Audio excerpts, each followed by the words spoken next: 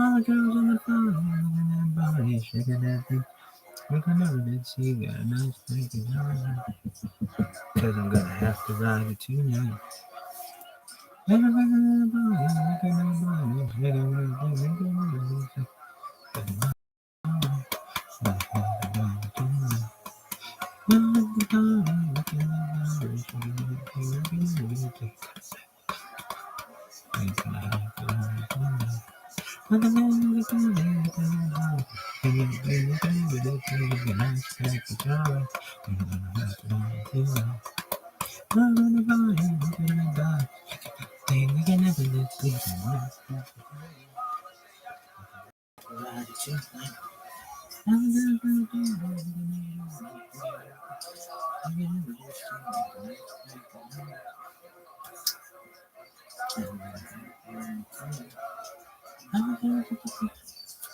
Looking at my life, shaking that thing, making everything see. I got a nice big number. Yeah, I'm gonna have to ride tonight. I'm gonna go to the see.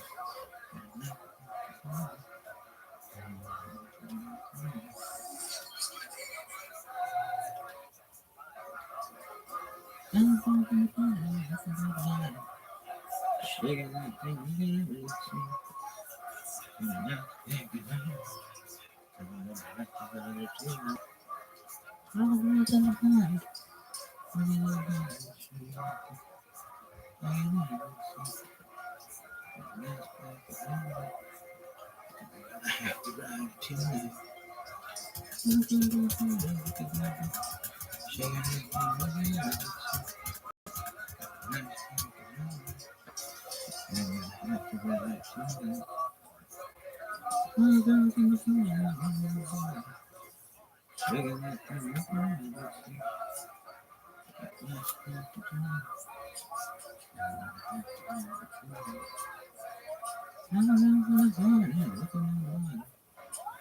Shaking that thing, making everything sweet.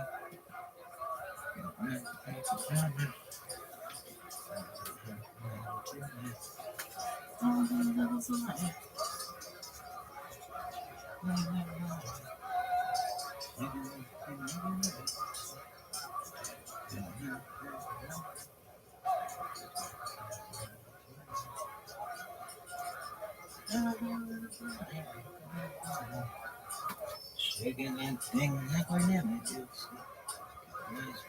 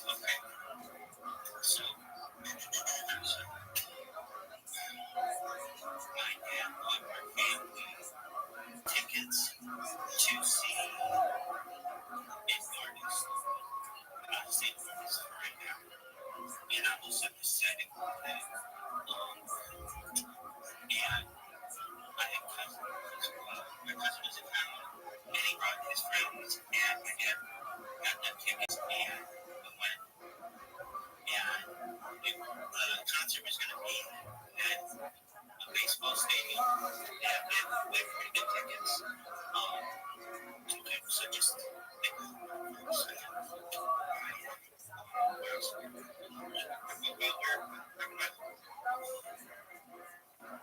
Cappuccino makers and espresso machines, coffee makers and all that. You should know that I have a thing that I say on this lot, which is there's a whole bunch of it. Okay, so you know about milking and fleshing, things and all of that. So we've got like dairy and we don't like to of anything that's obsessive compulsive. It says you are not to X to a kid, which is like an adult in its mother's milk. And we take that to mean that we can't even put things together. And you're not even really consistent about it, frankly, because Ashkenazi, we have lots. It's like a combination.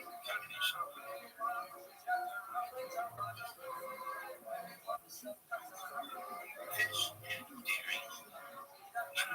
So far to do that. I mean, it's really become obsessive. And you got Moshe over here in the front row who is just working on his rose alert and with this Lisa Frank cover book. He's just going to freak out and start talking about these things. But Moshe, you should be. My name's Moshe. When I call you Moshe, just in my probably some derogatory way, but I love it. I mean, really, at my heart, I'm a Moshe. I'm somebody who is very strict. At a certain point, it's like when I hear some teachers, and like they say, it's like, I don't know, yeah, okay, cool. But really, it's obsessive in some ways. But that's okay. I'm better than everybody. So that means I'm kissing mezuzahs and pizzas and washing, remoting, better than everybody else. All that. But in my heart, I know that I'm just doing this because it's tradition. And I had read on Reddit that someone recently, a fellow rabbi, just basically said, I have a huge Orthodox family, non-Orthodox rabbi, and I think and it's like, especially in modern age, we feel that we can modernize these things. And especially with the smart home, we can work, have everything automated. With electric cars, you can program everything. Okay. And then, it really comes down to some of these things that finally there's not the same thing. And that perhaps a decision that was made that isn't accurate. It just isn't. Ask an electrical engineer about fire. They don't really know too much about it. They know about electricity. Ask a fire person about electricity. They know about fire. These are two separate realms, and I think that they're the same thing. Why don't we just include all kinds of other stuff? Yeah. Alright, so back. The last thing that we covered was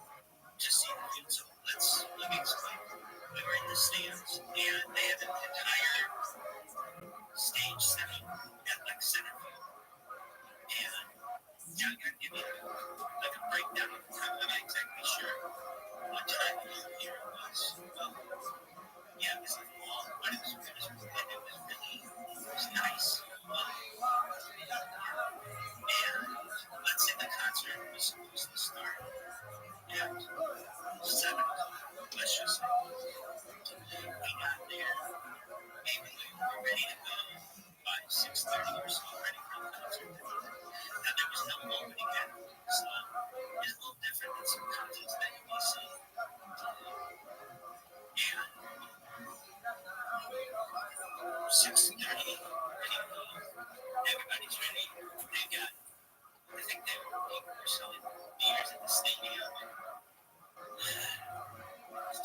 I was excited because I'm there with my cousins. My cousin and his friends. And, I was really excited. I knew Chuck Berry was. And I don't know if this is my first concert, but I kind of think it was.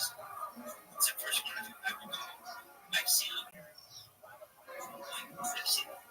Temptation, I've seen Bruce Lynch. Like this is an early concert for me. I don't know if it was my first one, so I'm 9, 10 years old. Alright, so we got this ice. And, everybody's who's of age is having beers in the whole stadium. Everybody's really excited to see Chuck Berry. I cannot tell you, everybody was just extremely excited to see Chuck Berry. And I mentioned it, we're excited to see Chuck Berry. Everybody. So 6:45 comes around. We are stoked. We are stoked that we're going to see Chuck Berry. It's really crazy. And it's we're like 15 minutes away from seeing it. We're so excited. We see the stage. It's in the middle of center field. The stadium is packed. It's got tons of people there. And I'm there with my cousin and his friends. And my parents are there. And we're just really, really excited. 7 o'clock comes around and we are ready for Chuck Berry. We're so ready for Chuck Berry. Everybody in the stadium is ready for Chuck Berry.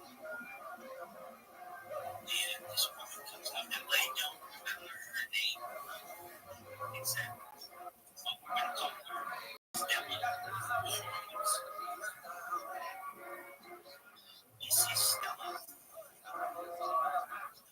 hobbling up the stairs of the stage, walking to the microphone. She puts this thing on. Hello, everyone. My name is Stella Horowitz. And not to alarm anyone, but I did want to make you aware that what I've heard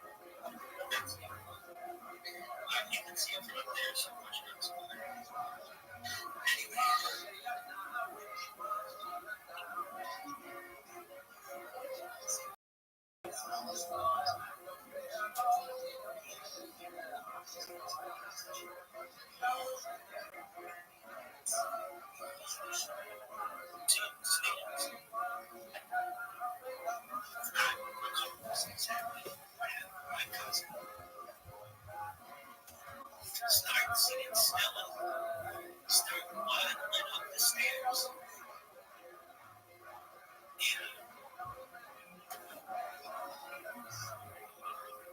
And he's like, what's going on? So she gets up. Hello, can you hear me? Hello, my name is Stella Horwitz. I want to make you all aware that we are making our best attempt to be able to connect with Chuckberry's management team. Please remain patient as we are doing our best to locate Mr. Berry. She starts crying. And my cousin, Alec starts a chant he started. And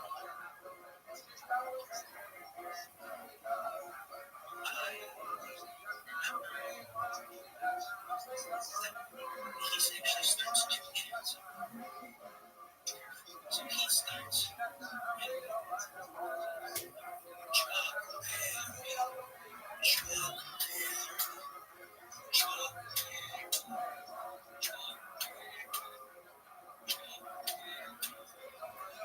it starts to run.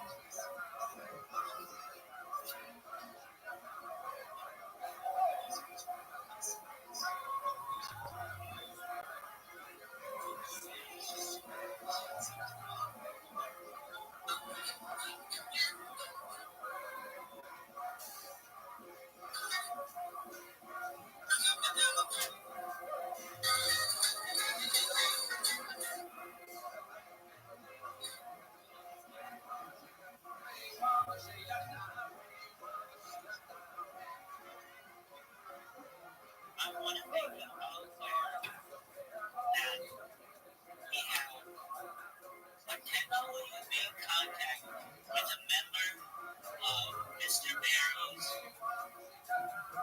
management team. We anticipate that Mr. Berry may perform tonight. When we have more information, we will let you know. Now, there's just a huge room that has to go through. And my cousin starts another chant. It's just three chants. He starts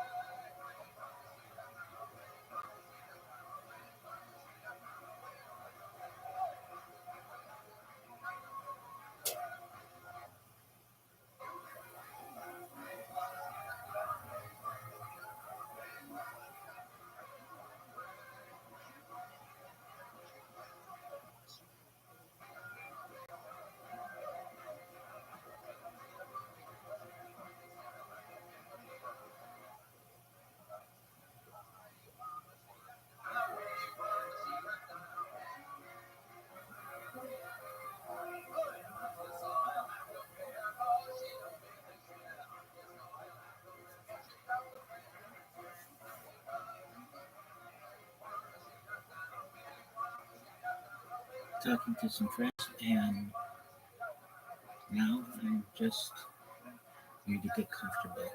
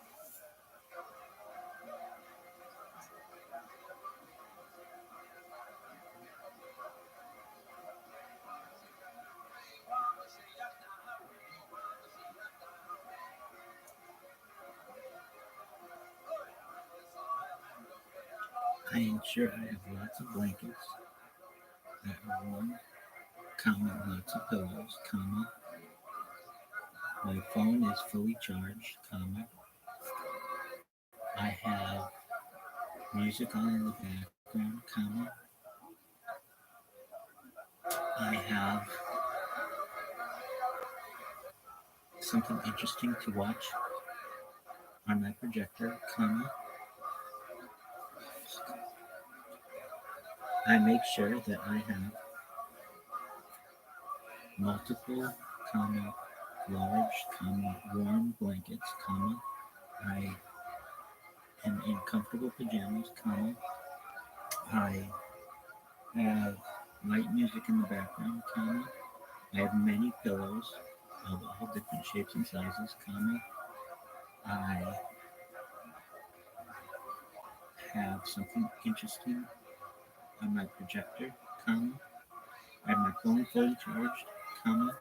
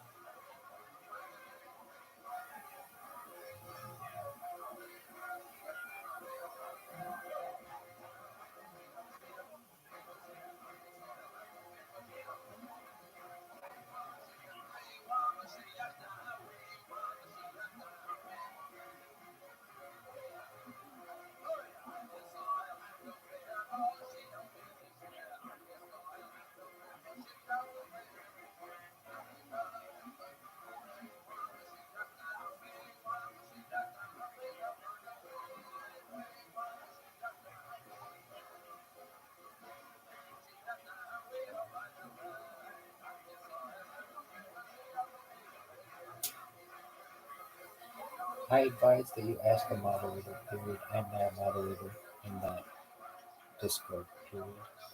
Hope this helps. Please let me know if you need any further assistance.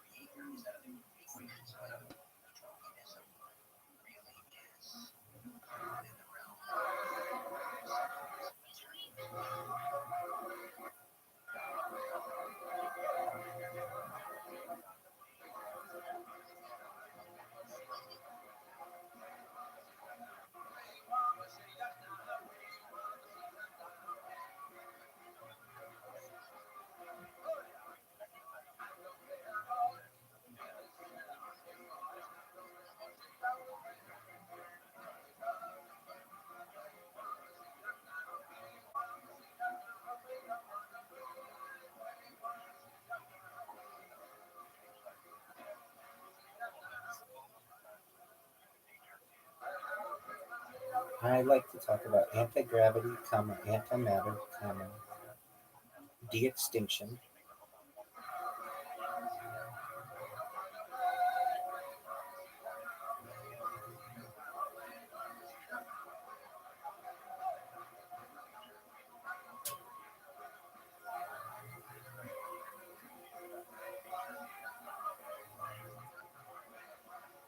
life extension technology,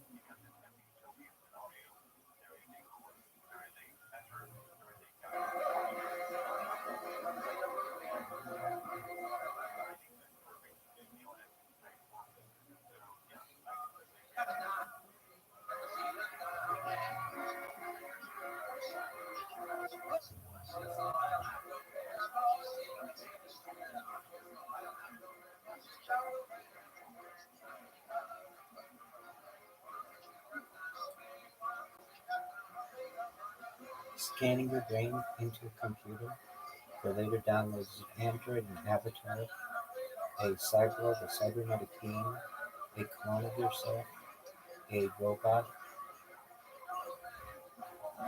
an ethereal being, whatever you want.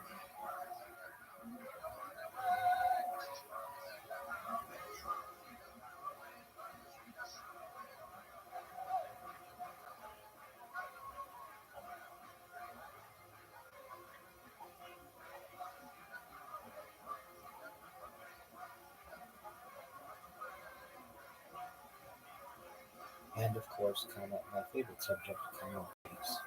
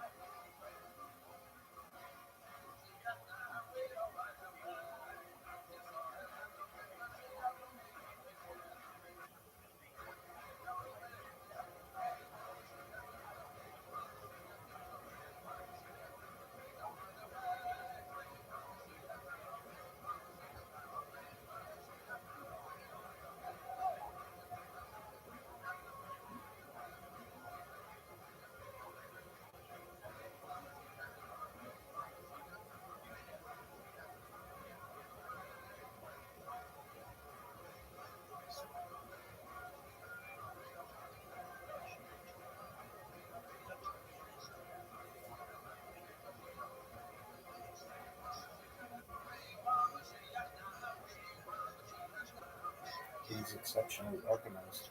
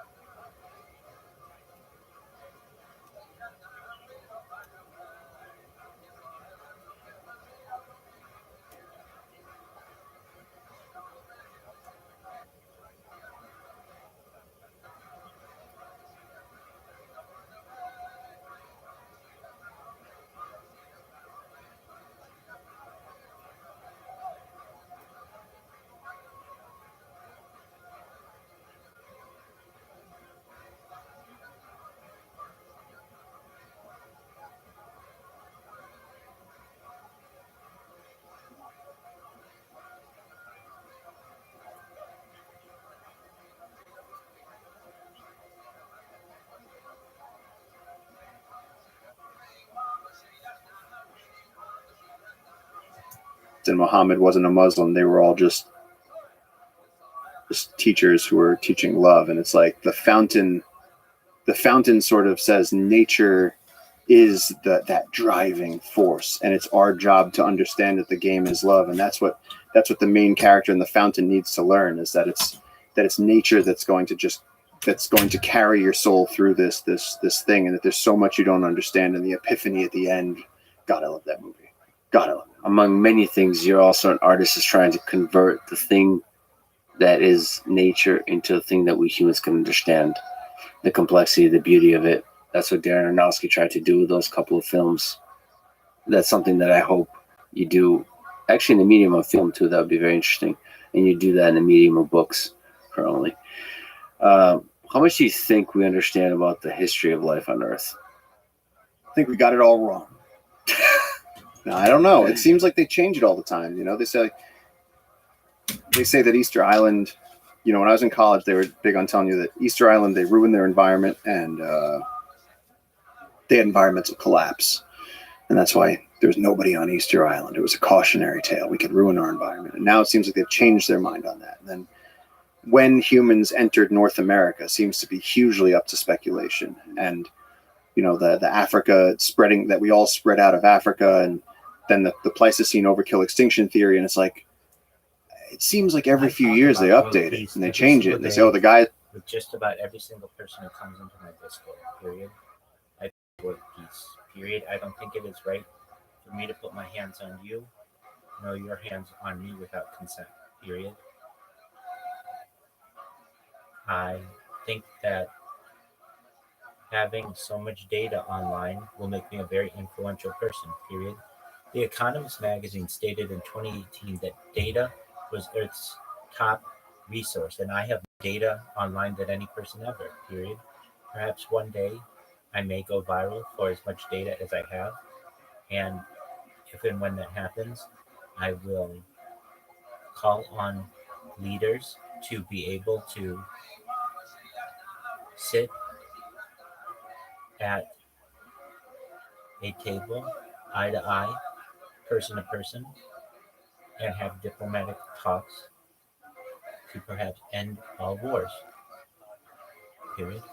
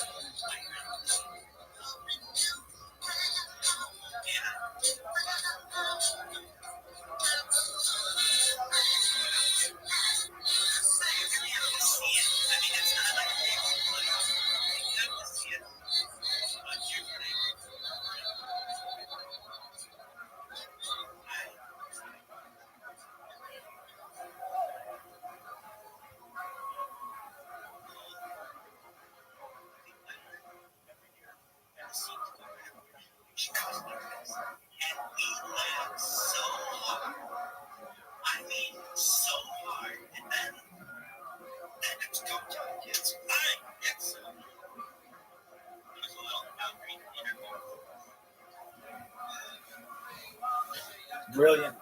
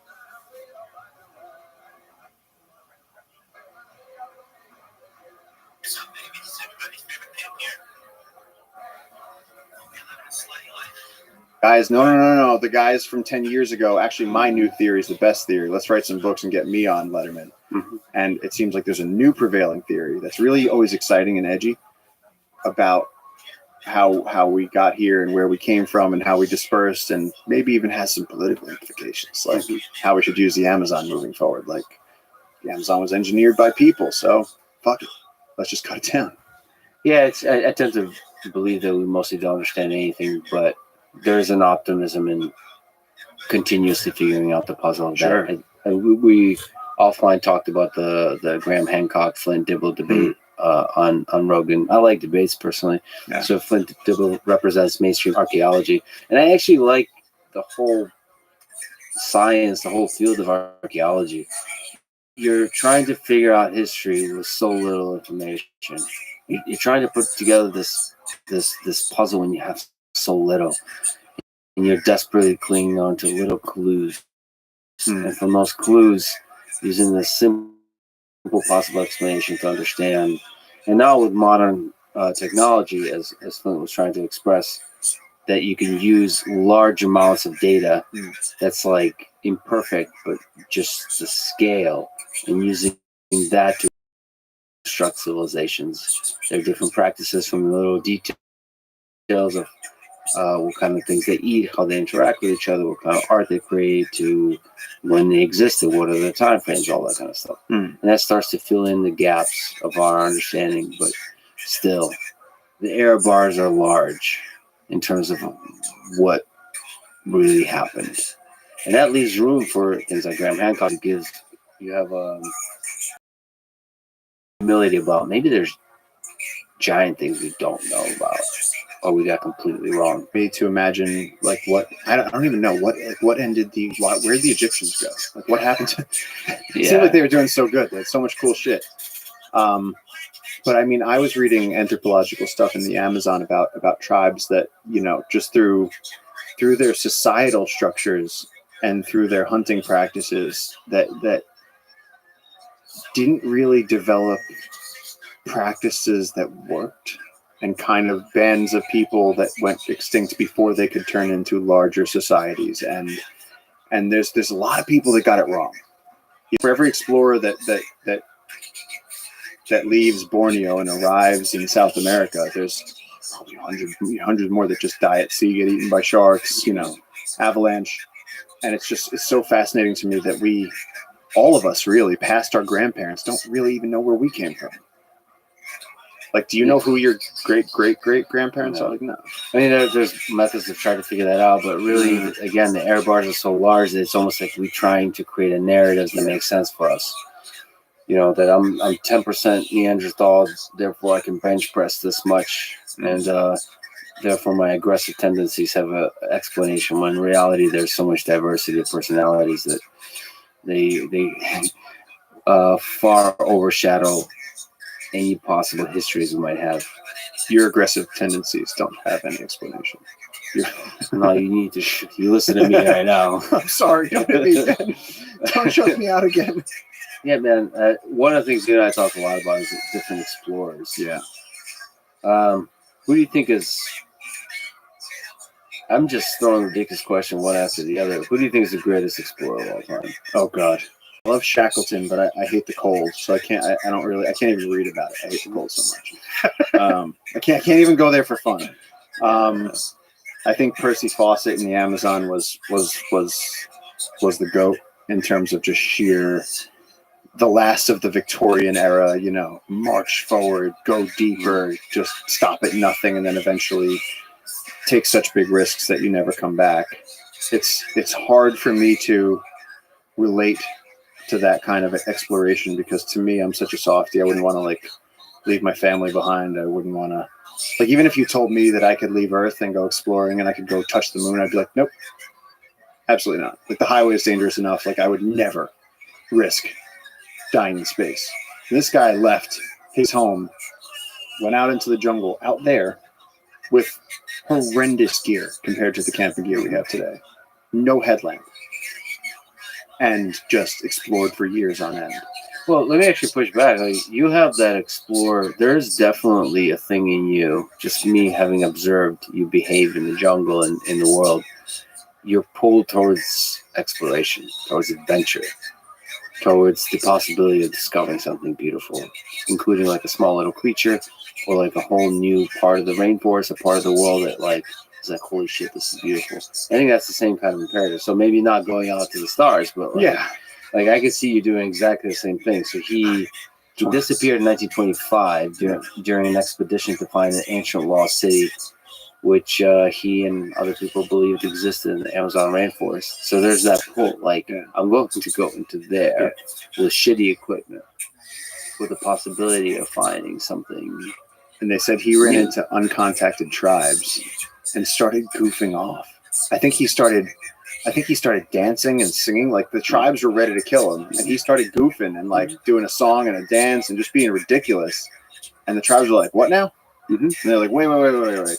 Don't shoot him yet. That's a funny one." Yeah. And they actually, he kind of like on a human level used humor to save his own life on multiple occasions, to the point where he de-escalated the situation. Was like, "Look, we're not here to fight. We have a pile of maps. You know, all my guys have beriberi, dengue, and malaria. Like, we're dying out here. If you guys just go on your merry way, we'll go on our merry way." And like, incredible. He was so tough. And then that guy from Shackleton's expedition ended up on one of Fawcett's expeditions, and you go, "Oh, yeah, he's a proven explorer. He's been through the Antarctic." And the guy was like, "Fuck the jungle." Absolutely fuck the jungle. He was like, and there's a great quote where he says, "Without a machete," and something, you know, I don't remember exactly the words he used, but he said, "Without a machete in this environment, you don't last." Yeah. And you know that now. Like you in that tangle, to just take 3 steps that way I would immediately be taking on, I mean, I'm not wearing shoes right now. Yeah. Bullet ants, venomous snakes, spikes through my feet, tripping over myself. I don't have a headlamp. Unbelievable risk right there. We're sitting on the edge of tragedy. Can you explain what the purpose of the machete in this situation is? Like, what is a machete? How does it work? How does it allow you to navigate in this exceptionally dense environment? So this is the tool that I spend most of my life carrying. This is in my hand for 90% of my time. And in the jungle, you really need a machete. There's so much plant life here that you have to cut your way through. And like a jaguar, an ocelot, a lot of these other animals that are more horizontally based and low to the ground, they can make it. Like when we got stuck in those bamboo patches and we were just hacking through them, and it's dangerous. And there's, as you hit the bamboo, it ricochets and there's spikes, and then one piece falls and it pulls a vine that has spikes on it, and that hits you in the neck. And the jungle is savage to humans. But if you are an agouti, a little rodent, or a jaguar, or a deer, you can kind of slip through this stuff. And the deer have developed really small antlers. They can just kind of weave through, low to the ground. And so for us, being these vertical beings walking through the jungle, it really helps to be able to move the sticks that are diagonally opposing your movement at all times. So a machete is just a very, very useful tool. It can help you pull thorns out of your body. As you saw last night, we can use it to find food. Mm-hmm. You went machete fishing. You cut a fish head off with a machete by it was swimming, and then you basically, macheted the water. And the other fascinating thing about that fish without its head, it kept moving. So that was amazing. It was just using, I guess, its nervous system to swim beautifully. I mean, there's so many questions there about how nature works. Well, let's explain it, because the way the machete hit this fish, it kind of took his eyes off of, and his lower jaw was still there. So it was really just like the brain and the top jaw that came off. And this fish, as the dust cleared in the stream, I found it very haunting in a very like interstellar way. Like it was just the programming was still there, but the brain was gone, and the fish was just still moving, and it was going to die, but it was still swimming, and it looked like a live fish. It was and he was still trying to catch it, which is interesting. And I still had to work to catch it, because every time I caught it, it would freak out, and then it would jump back in the water. And I'm programmed here from years and years of living in the Amazon that everything can hurt you. So you actually become quite, if a moth lands on you, you flick it because it could be a bullet ant. And so even the fish here, a lot of the fish here have spikes coming out of them. And so even though I know that fish, I know its name, I've eaten them many times, as I was holding it, when it would twitch with that explosive power, just like the caiman, I would get that fear response and release it. And so that happened 3 or 4 times before I finally said, this is stupid. Even though he's slippery, he hasn't got a head. I can hold on to him. I put him in my pocket. Yeah, you put him in the pocket. We fried him up. And he was delicious. So, and I'm grateful for his existence and for his role, and for my existence on this planet, this brief existence, that I was able to enjoy that delicious, delicious fish. So the machete is used to cut through this extremely dense jungle. There's vines, by the way. There's rope-like things that are extremely strong, and they go all kinds of directions. They go horizontal and all of this. I don't even... We have a tree right above us. That makes no sense. There's like a tree that kind of failed, and then a new tree was created on top of it.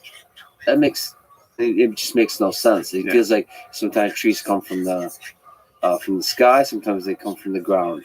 I don't really quite understand how that works, because there's new trees that grow on old trees, and the old trees rot away, and the new trees come. Yeah, That so whole mechanism. strangler figs. And so strangler figs, as you go across the world's ecosystems, that whole belt of, whether you're in rainforests in the Amazon, the Congo, Indonesia, all across the tropics, you have strangler figs. And the amazing thing that this species does, it's become a keystone species across the planet with a hyper influence on its ecosystem wherever it is, because they produce fruit in the dry season when the rest of the forest is making it hard for animals to find fruit. And so the bats, the birds, the monkeys, they all go to the strangler fig. They eat the fruit, and the fruit, of course, is just tricking the animals. The plants are tricking the animals into carrying their seeds to another tree. And so they're getting free transportation. Monkey takes a poop on another tree after eating strangler figs, and then that strangler fig sends out its vines, gets to the ground, and then as soon as it begins sucking up nutrients, repeats that tree for light, grows hyperdrive around the trunk of that tree, and then eventually that tree will die, and the strangler fig will win because it got a boost up to the top. Whereas these little trees down here, they're gonna have to wait their turn. They have to wait until a tree falls, until there's a light gap, and then they have enough food to grow quick. And so this whole thing is an energy economy. Everything is just trying to get sunlight. And so strangler figs, top-down trees growing, or parasitic top-down octopus trees growing over other giant trees. And you've seen the size of some of the trees here. So, back to Percy Fawcett and exploration. What do you think it was like for him back then, 100 years ago? God damn. Going to the jungle. Well, the thing is, those guys didn't go with the locals. They came down here with like mules, and they tried to do it their way. Yeah. And so he's one of the people that wrote about the green hell, the jungle as the oppressive war zone where there's nothing to eat and everything is killing you. And it's, I think that image is so wrong, because as you saw last night, we could go, if we went out with JJ right now, we would machete fish some fish. We could start a little fire. We'd do it all in shorts. Like to JJ, it's green paradise. And it's intense, but if you know what you're doing, which the local people surely do, well, then just beneath the sand, there's turtle eggs that you can eat. And inside the nuts on the ground, there's grubs that you can eat. And if you really needed to, you could just jump on a caiman and eat that, because their tails are pretty full of meat. And it's like, there's actually unending amounts of food here. And so they were pretty, they were strange. If you're able to tune into that frequency, I feel like you and JJ are able to tune to the frequency of the jungle that is a provider, not a destroyer of human life. Right? Yeah. Like, I think to be collaborated with, not fought against. Yes, but we're coming at that with our modern lens, because we're coming down here with, I've survived how many infections in the jungle where those probably would have killed me before.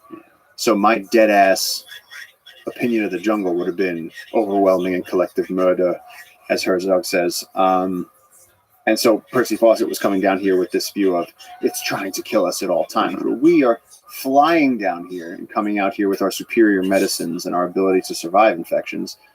And so it is different for us. It is different. We're coming at this very, very different. But Fawcett, to me, was like the last of like the real swashbucklers, like the really batshit crazy explorers that just went out into the dark spaces on the map. And it's very hard for me to identify with him. But with, for instance, Richard Evans Schultes from Harvard, that's someone where you go, okay, now we're getting to the point where I can start to understand.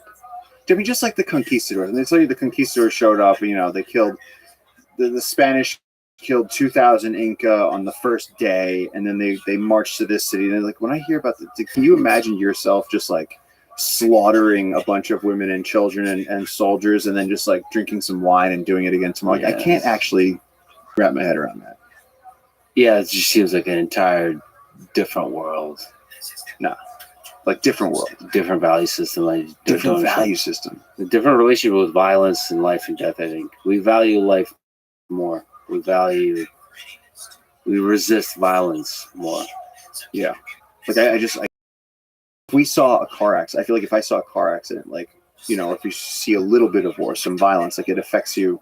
These people were so comfortable with those things. It was such a normal part of the Spartans, the Comanches, like they became so comfortable with war to the point that it became what they did. And they As a celebrated culture. it They too. celebrated it. And direct violence too, like taking that machete and murdering me. Or if I got to the machete first, me murdering you. Not a chance, bitch. All right.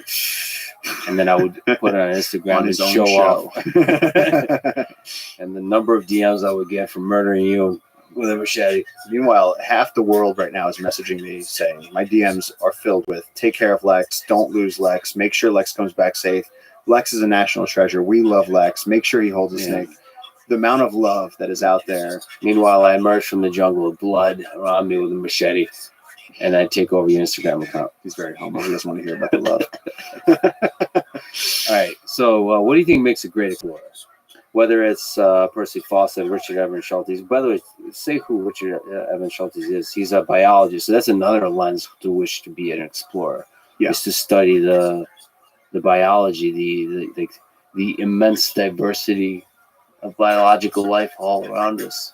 Richard Evans Schultes, I know about him from reading Wade Davis's book, One River, which is this big, hefty, 500 or 600 page tome about the Amazon. And it covers two stories. It's Richard Evans Schultes, and I think it's in the 40s. I think it's like pre-World War II era, where he's in the Amazon looking for the blue orchid and the cure for this and that. And he's pressing plants, and he's going to these indigenous communities where they still live completely with the forest, and they drink ayahuasca, and they talk to the gods, and he learns about how they believe that the anaconda came down from the Milky Way and swam across land and created the rivers. And sort of he came down and even though he was a Western scientist from Harvard, he embraced the indigenous perspective on the world, on creation, on spirituality, and he sort of resigned himself and gave himself fully to that, and spent years and years traveling around parts of the Amazon that had hardly been explored, and certainly never been explored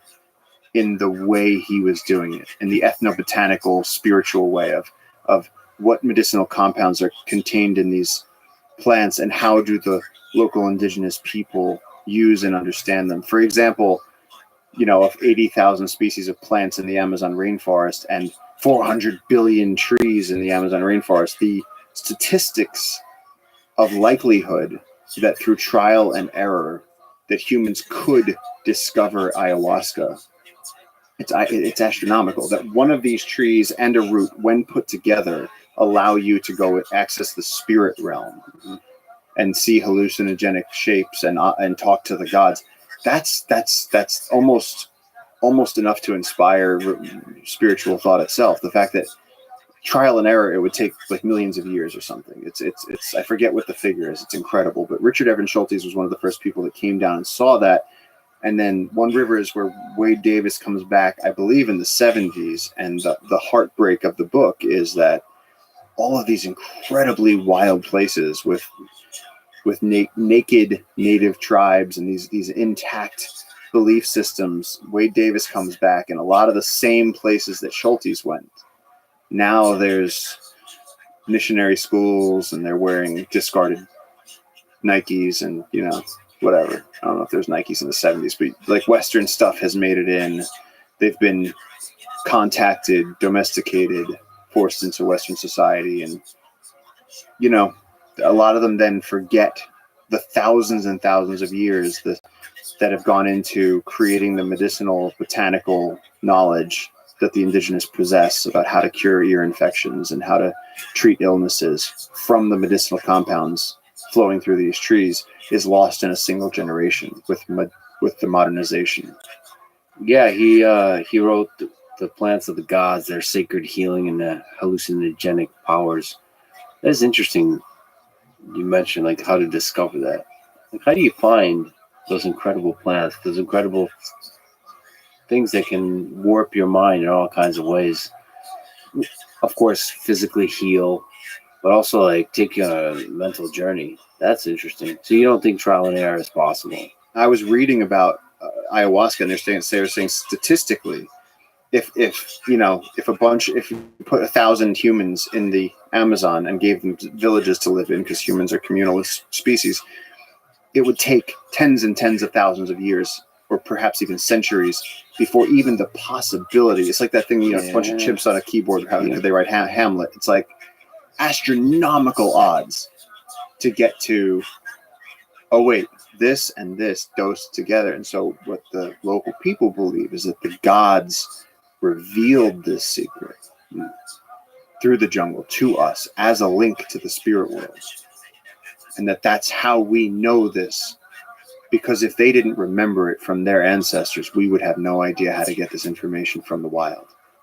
So I will likely do ayahuasca. What do you think exists in the spirit world that could be found by taking that journey?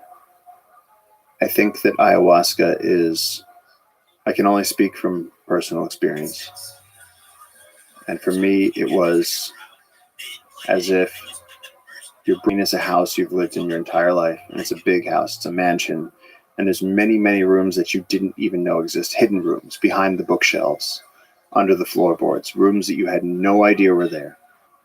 And some of them are fantastic, and some of them are terrifying basements. And ayahuasca takes you on a journey through that. At its most effective, you sit in front of the shaman with the candlelight, with the sounds of the jungle. You drink the substance, and after that, what happens is the journey is all inside, and the shaman's supposed to be able to guide you through that. But in my experience, you're so deep inside, like falling through nebulas, out in space, no physical form, or crawling through the jungle. It's really, really powerful. Like it's not like the recreational drugs that everyone does, like where you go, oh, I did mushrooms and I could see music, like. And I was talking to my friends, but no, like you're face down on the floor, usually vomiting, sometimes shitting, having dialogues with the creator. And that can be traumatizing as well as amazing. It's a really good way of looking at it. It's a big house and you get to open doors so you've never have before and discover what rooms are there inside you. You ever think about that? Like that there's parts of yourself you haven't discovered yet? Or maybe you've been suppressing? How much are you exploring the shadow? Oh boy.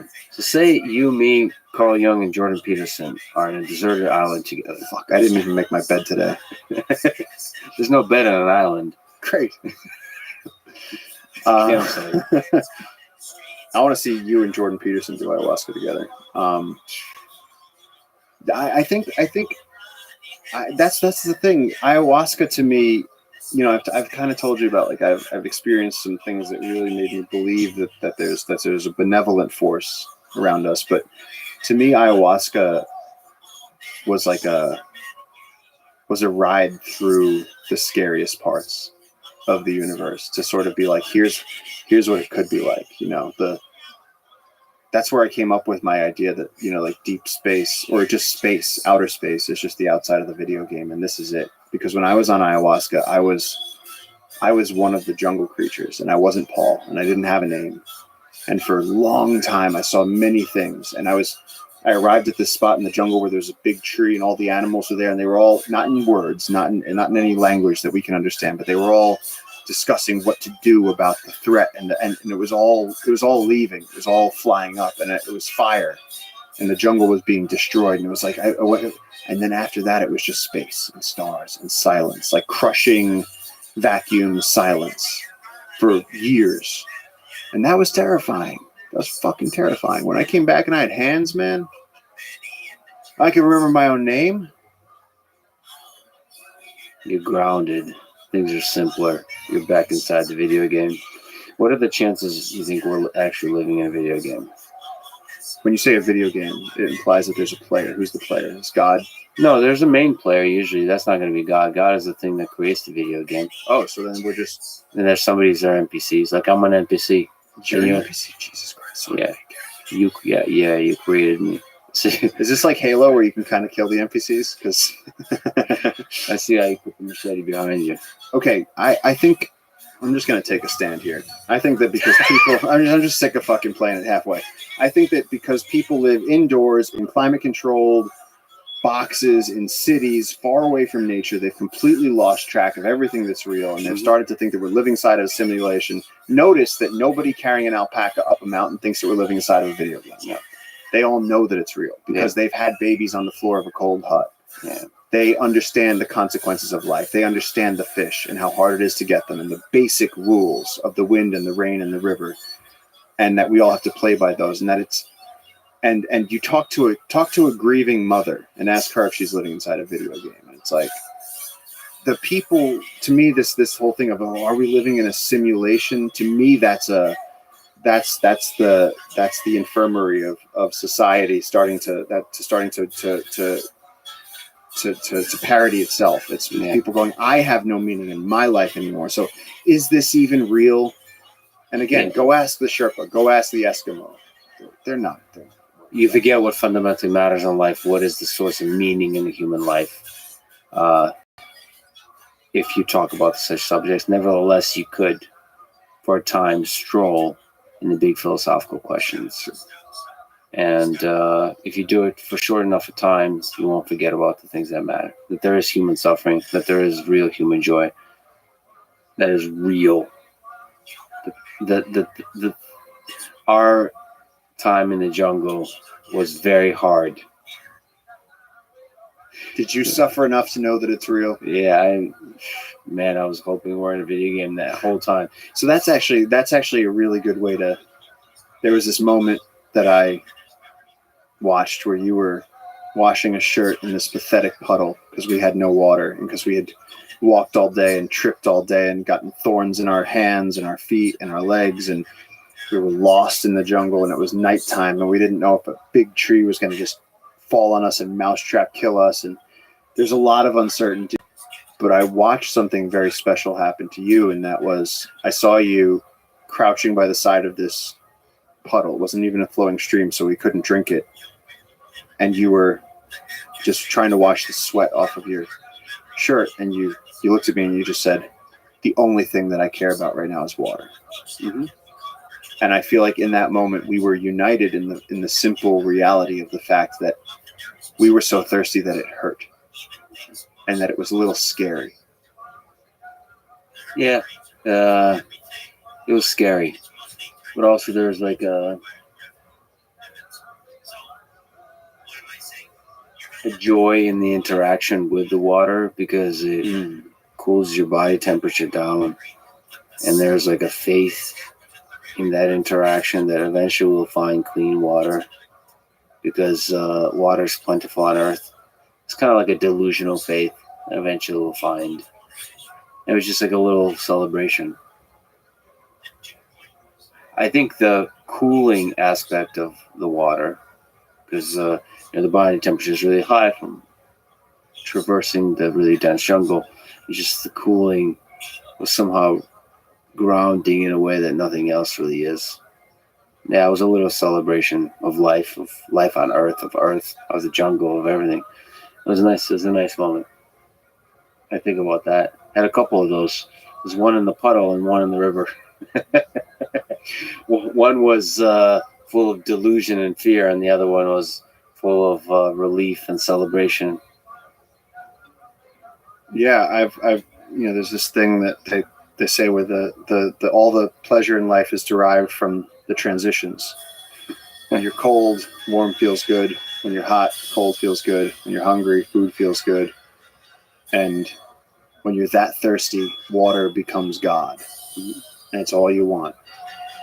And also the other thing is that when we're out there, it felt so good to be so lost and so tired and so like we're doing level like how would you describe the physicality of what we were doing, the level of physical exertion?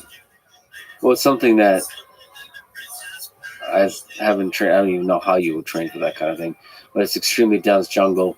So every single step is like completely unpredictable in terms of the terrain your foot interacts with. So the different variety of slippery that is on the jungle floor is fascinating, because some things, I mean, the slope matters, but some roots of trees are slippery, some are not. Some trees in the ground are already rotted through, so if you step through, you're going to potentially fall through. So it could be a shallow hole, or it could be a very deep hole with some leaves and vegetation covering a hole where if you fall through, you could break a leg and completely lose your footing, or fall rolling downhill. And if you roll downhill, I'm pretty sure there's a 99% probability that you'll hit a thing with spikes on it. So there's so many layers of avoiding dangers, of small dangers and big dangers all around you with every single step. So there's like a mental exhaustion that sets in, like just the perception, and you're just observing you're extremely good at perceiving, having situational awareness of taking the information in that's really important and filtering out the stuff that's not important. But even it's exhausting. And for me, it was completely exhausting, just paying attention to everything around you. So that exhaustion was surprising, because it's like, there's moments where you're like, I don't give a damn anymore. I'm just going to step. I'm just going to. And so that's it. You go, I don't care anymore. And you reach out and I'm just going to lean against this tree. And then what happens? Every time. Spikes in it. Yeah. And then you have to care. Yeah. And then there's just bad luck, because there is wasp nests. There's just like a million things. And that is physically, is mentally, psychologically exhausting, because there's the uncertainty. When is this going to end? It's up, in our particular situation, up and down hills, very steep downward, very steep upward, no water, all this kind of stuff. It's the most difficult thing I've ever done, but it's very difficult to describe what are the parameters that make it difficult, because I run long distances very regularly. I do extremely difficult physical things regularly that on some surface level could seem much more challenging than what we did. But no, this was another beast. This is something else. But it was also raw and real and beautiful, because it's like, it's what the explorers did. Yeah. It's what Earth is without humans. And also just like the massive scale of the trees around us was the humbling size difference between human and tree. It's both humbling in that, like, that tree is really old. It's a time difference, lifetime difference, and just the scale. It's like, holy shit. We live on an earth that can create those things. It makes me feel small in every way. That life is short. That my physical presence on this earth is tiny. How vulnerable I am. All of those feelings are there. And in that, the physical endurance of traversing the jungle, was the hardest journey that I remember ever taking. Every step. And then that made making it out of the jungle, and then made it the swim in the water that we could drink. That was just pure joy. It was probably one of the happiest moments in my life. Just sitting there with you, Paul, and with JJ in the water, full darkness. And it's level 10 cardio all day long. And you're sweating buckets and there's no water. It's like you would never put yourself through that voluntarily. You couldn't. You would never have the resolve to continue torturing yourself. Except for that we were trying to make it to freedom, to get out. And it's like the obsession of that with the compass and the machete and the navigation. I think there's something to be said about like the fact that we didn't think through much of that, and we just dived into it. I think we were like laughing and enjoying ourselves moments before, and once you go in, you're like, oh shit, and you just come face to face with it. Yeah. I think that's what, whatever that is in humans that goes to that, that's what the explorers do. And the best of them do it to extreme levels. Well, I think that what we did was to a pretty extreme level, because we we left the safety of a river, of knowing where we were, and voluntarily got lost in the Amazon with very little provisions. On a very, now that we're back, now that we experienced what we experienced, I really can't stop thinking about how fucking stupid it was that we did that. Yeah. Because if we had gotten lost, Pico was saying to me, even if if one of you had broken your leg, it's, days in either direction. Even if they'd sent help for us, help would take how long to scour all that jungle? Sound doesn't travel. Even a helicopter, even if they looked for us, they wouldn't be able to see us. How would we signal for help? Can't really build a fire. And so it's like, if anything had gone wrong, if we'd gone a few degrees different to the west, it would have taken us 2 more days. If we'd gotten injured, it'd be carried through that. Yeah. And so it somehow only afterwards am I really going, wow, thank God we got out of this. Thank God. After I see so many people going, make sure nothing happens to Lex Friedman. Yeah. I'd be the deadest motherfucker on earth. It somehow works out. It does seem to somehow work out. Let me ask you about Jane Goodall, another explorer of a different kind. What do you think about her? About her role in understanding this natural world of ours? I think that Jane is like a living historical treasure. Like, I think somehow she's alive, but she's already reached that level where it's like Einstein, Jane Goodall. Like, there's these incredible minds. And growing up as a child, my parents would read to me because I was so dyslexic. I didn't learn to read until I was quite old. And my mom was a big Jane Goodall fan, and all I wanted to hear about was Anne. So I would get read to about this lady named Jane Goodall, this girl who went to Africa and studied chimps and who broke all the rules and named her study subjects, even though that wasn't what she was supposed to do. And she became this incredible advocate for Earth and for ecosystems and she seemed, with that thing where she says we don't so much inherit the Earth from our ancestors, but borrow it from our children. We're just here. We're just passing through. And so if we destroy it, we're dimming the lights on the lives of future generations. And so she's been really, really cognizant of that. And she's been a light in the darkness. She's sort of, in terms of saying that animals have personalities and culture and their own inalienable rights and reasons for existing, and that human life is valuable. She's very big on that. Every day we influence the people around us and the events of the earth, even if you feel like your life is small and insignificant, that you do have an impact. And I think that's a really powerful little candle out there in the darkness that Jane carries. What do you think about her field work with the chimps? Badass. The fact that she did what she did at the age that she did, at the time that she did, is incredible. It's actually incredible. She has that explorer gene, and she also has that relentlessness is like this incredible quality. She just, she travels 300 days a year, educating people, talking around the world, trying to help bolster conservation now before it's too late. Mm-hmm. And traveling 300 days a year is not fun. Traveling at all can be not fun. So I started reading The River of Doubt, book you recommended to me on Teddy Roosevelt. Yeah. So that guy's badass on many levels, but I didn't realize how much of a naturalist he was, how much of a scholar of the natural world he was. So that book details his journey into the Amazon jungle.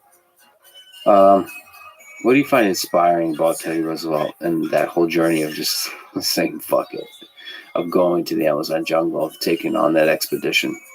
Well, I mean, Teddy Roosevelt, you could write volumes on what's inspiring about him. I think that, he was a weak, asthmatic little rich kid that wasn't physically able, that had no self-confidence. And he was he had pretty severe depression. He had tragedy in his life. And he was very, at least for me, he's been one of the people, like one of the first historical figures where he wrote about the struggle to overcome those things.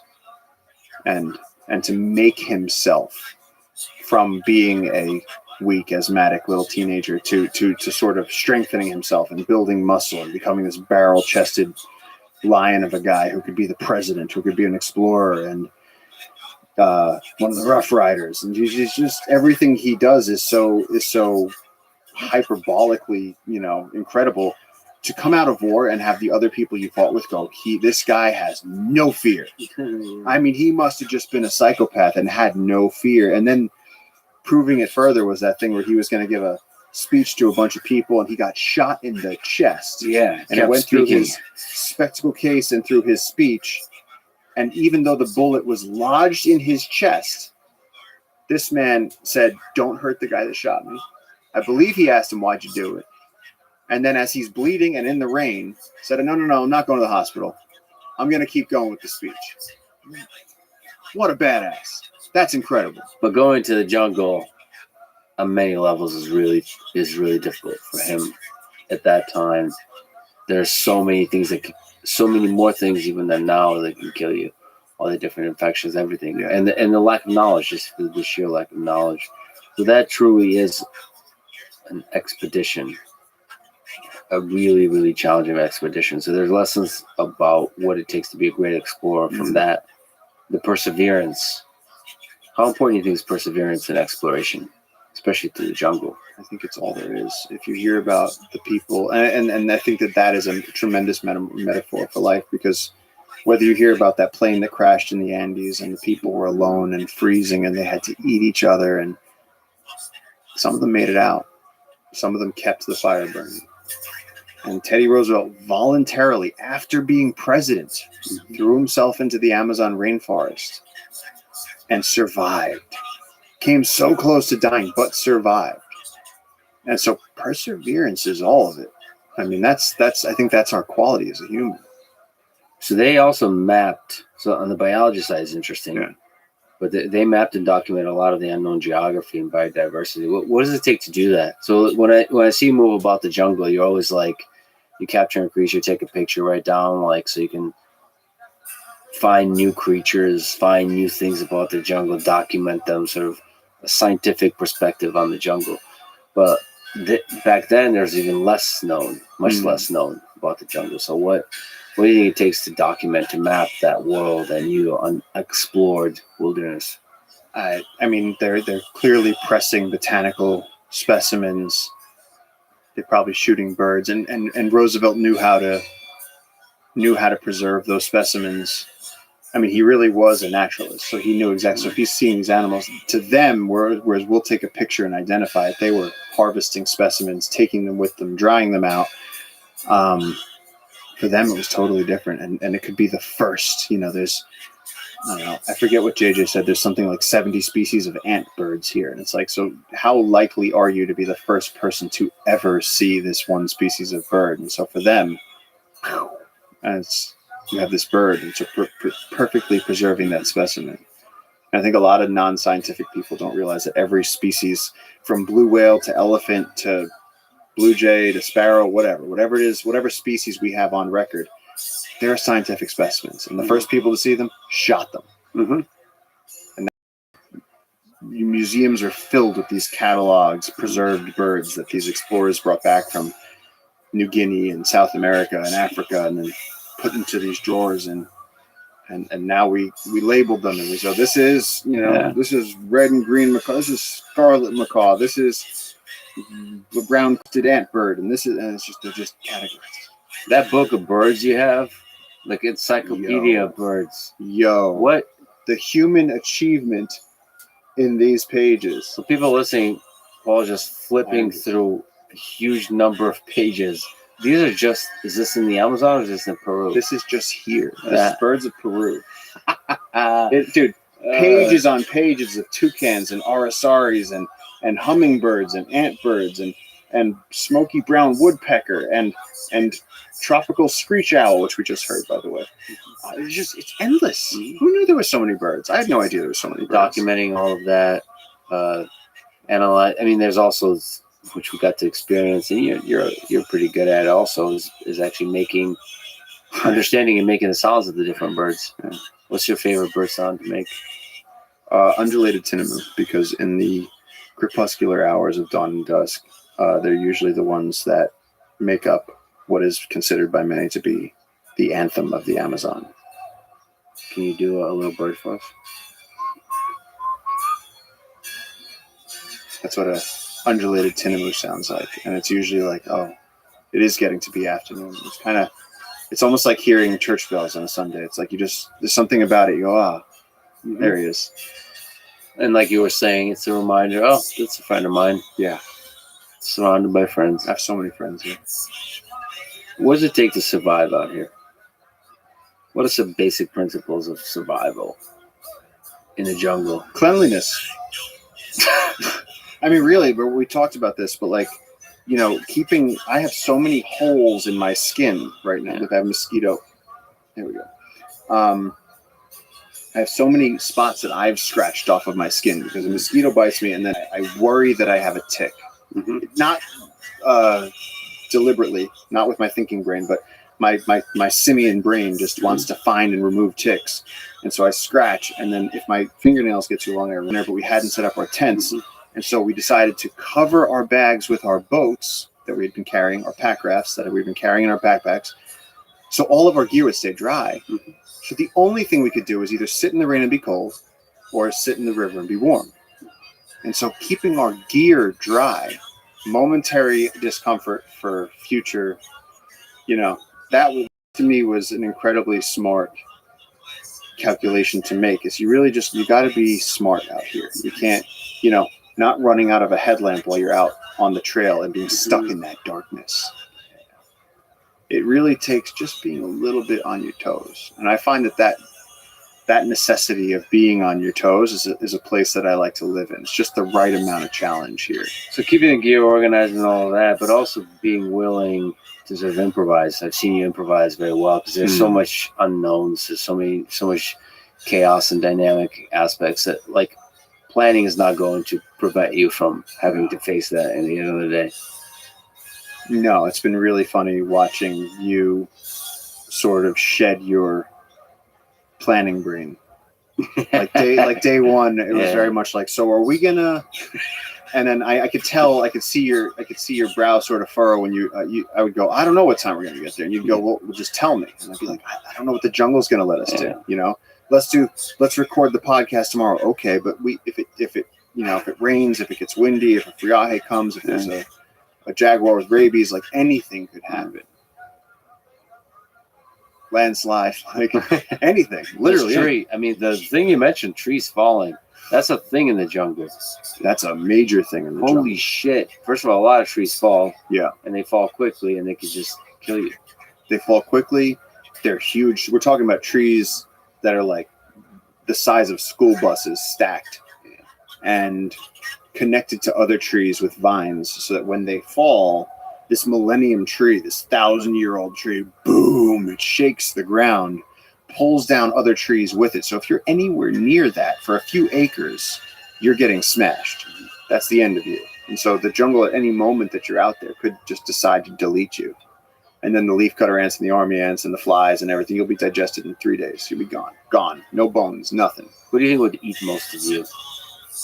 I would hope that like a king vulture with a colorful face would just dramatically just get in there, like right in the ass, just like Nature's Metal, just like when they like walk in through the elephant's ass. I'd want that on camera trap. I think that would be a great way to go. And we slowly look up and just kind of smile. Yeah, just rip out your intestines and just shake it. Victorious over your dead body. Well, but also honor a friend. Yeah, sure, but you look so, your white naked ass laying there in the jungle, you'd be like face down and shit. That's why you always have to look good. Any moment a tree can fall on you and a vulture just swoops in and eats your heart. That's right.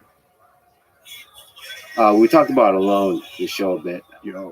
Rock House. Yeah, what do you think about that guy? Rock House, Roland Welker from season 7. He built the Rock House. He killed the muskox with bow and arrow, and then finished it with a knife.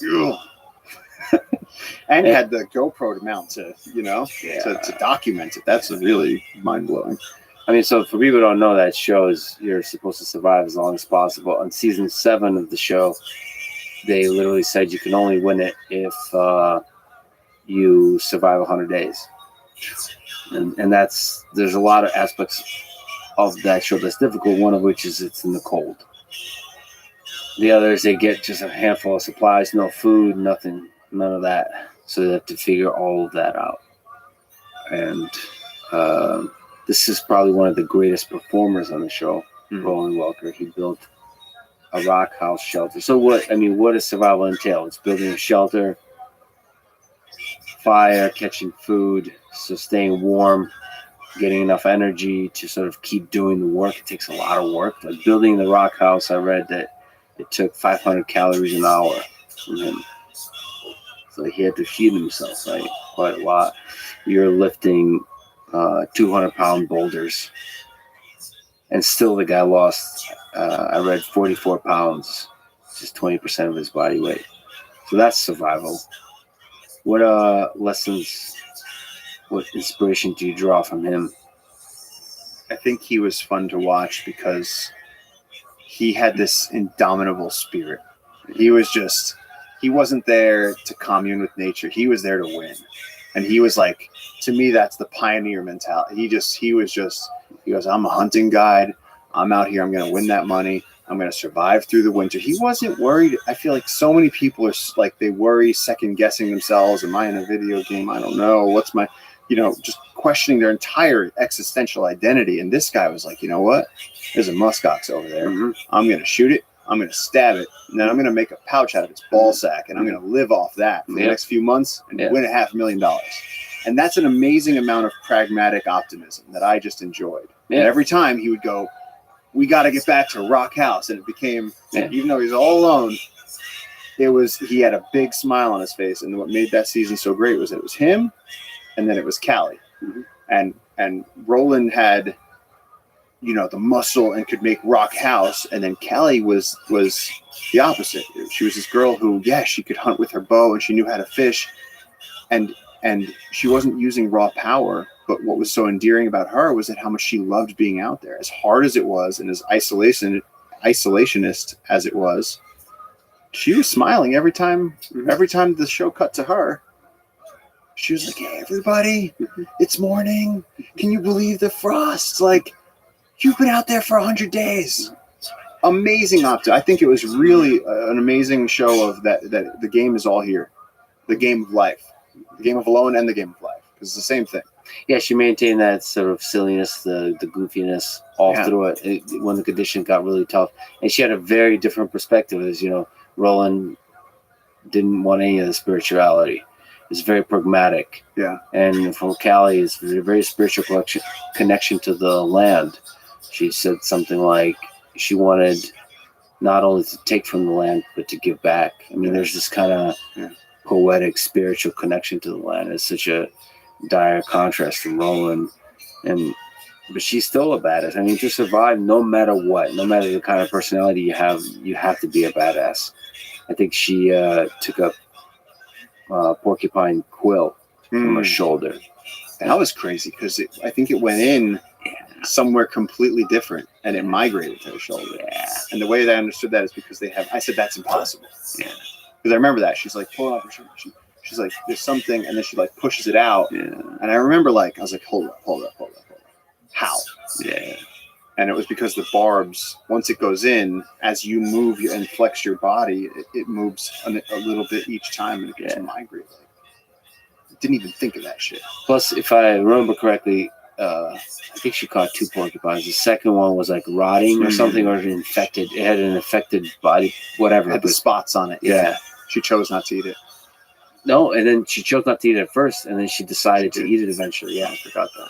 Yeah, and that was an insane, sort of really thoughtful, focused, collected decision. Waiting a day and then saying, "Fuck it, I need this fat." And that was the other thing, is like fat is important. Oh yeah, it's like meat is not enough. You learn about like what are the different food sources there. Apparently, there's like rabbit starvation is a thing because when you have too much lean meat, it doesn't nourish the body. Fat is the thing that nourishes the body, especially in cold conditions. So that's the thing. She was incredible, and I thought as brash and sort of fun as Roland was, she represented a much more beautiful take on it, and it was really heartbreaking when she lost because I mean, and like you said, still a badass. Yeah. It's kind of like Forrest Griffin versus Stefan Yeah. Bonner. Like, it was like, it doesn't matter who won. Yeah. You guys beat the shit out of each other. Like, And she didn't really lose, right? No, So she she got evac'd Yeah. because her toe was going frostbite. 100 days. You think you can do 100 days? Honestly, I'm 18 years in the Amazon, man. Yeah. I just, at this point, it's, I wouldn't sign up for another 100 days. Yeah. You know, at this point, I don't have to prove. I've survived in the wild, and I wouldn't want to voluntarily take 100 days away from everyone I know.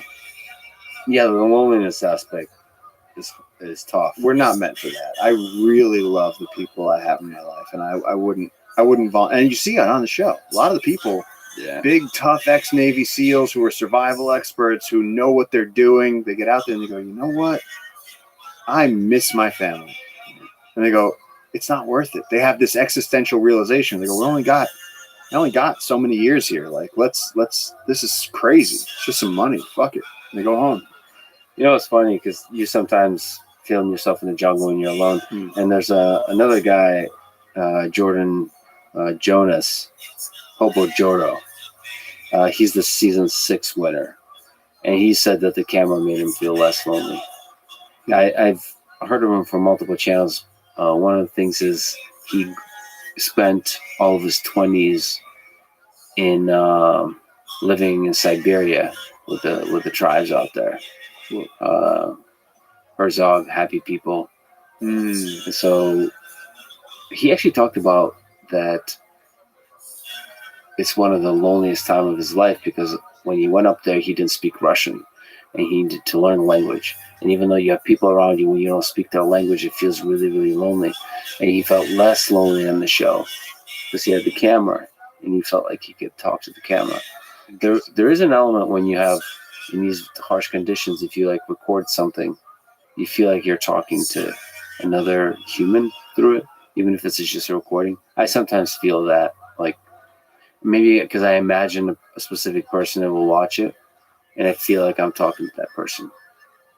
Well, I noticed that when things got especially hard, and they did get especially hard when we were out in the wilderness,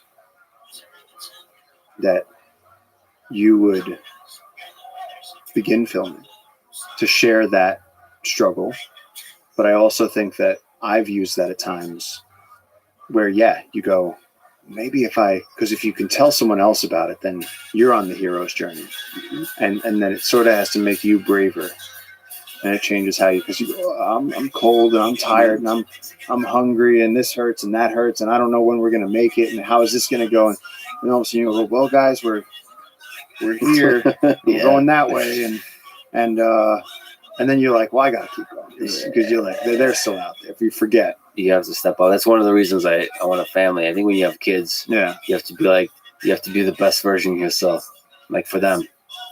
All my friends with kids that I've seen them go through, where until you have a family, you're just playing around, man. I mean, you could do important work. You can have skin in other games, but it's once you have a little tribe of humans that depends on you.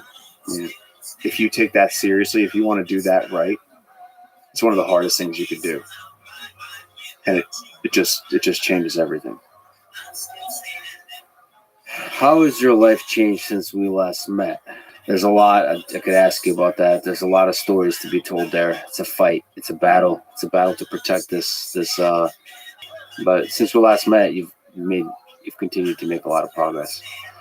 So what's the story of Jungle Keepers, leading up to the moment we met and after, and everything you're doing right now?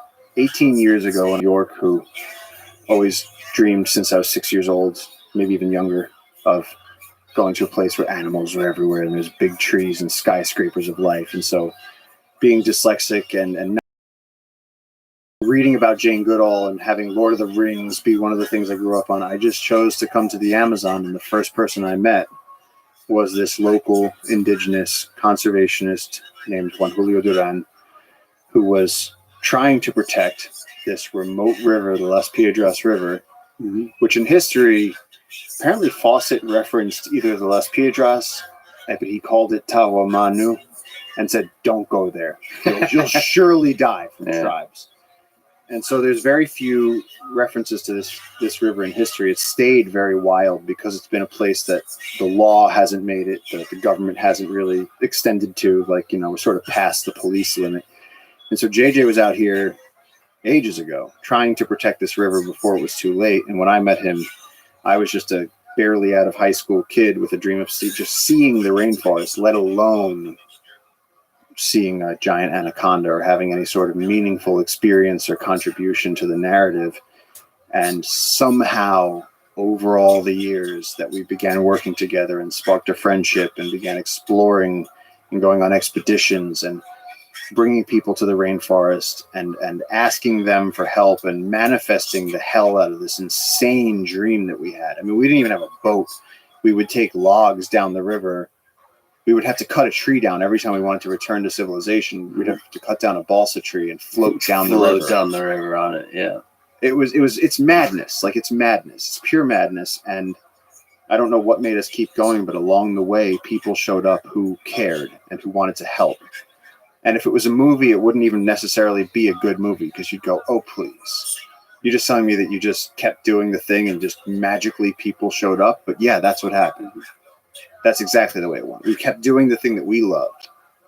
We said, it doesn't matter if we don't have funding or a boat or gasoline or friends or anything. We just kept going. And along the way, we found someone who could help us start a ranger program. And then we found Dax da Silva, who helped us fund the beginning of Jungle Keepers. And then people like Mosin and Stefan, who were there making sure that this thing actually took flight off the ground. And then right around the time that we were wondering what was going to happen and if we're all going to have to quit and get real jobs and if we could actually save the rainforest from the destruction that was coming, Lex Friedman sends me a DM and honestly changed the entire narrative.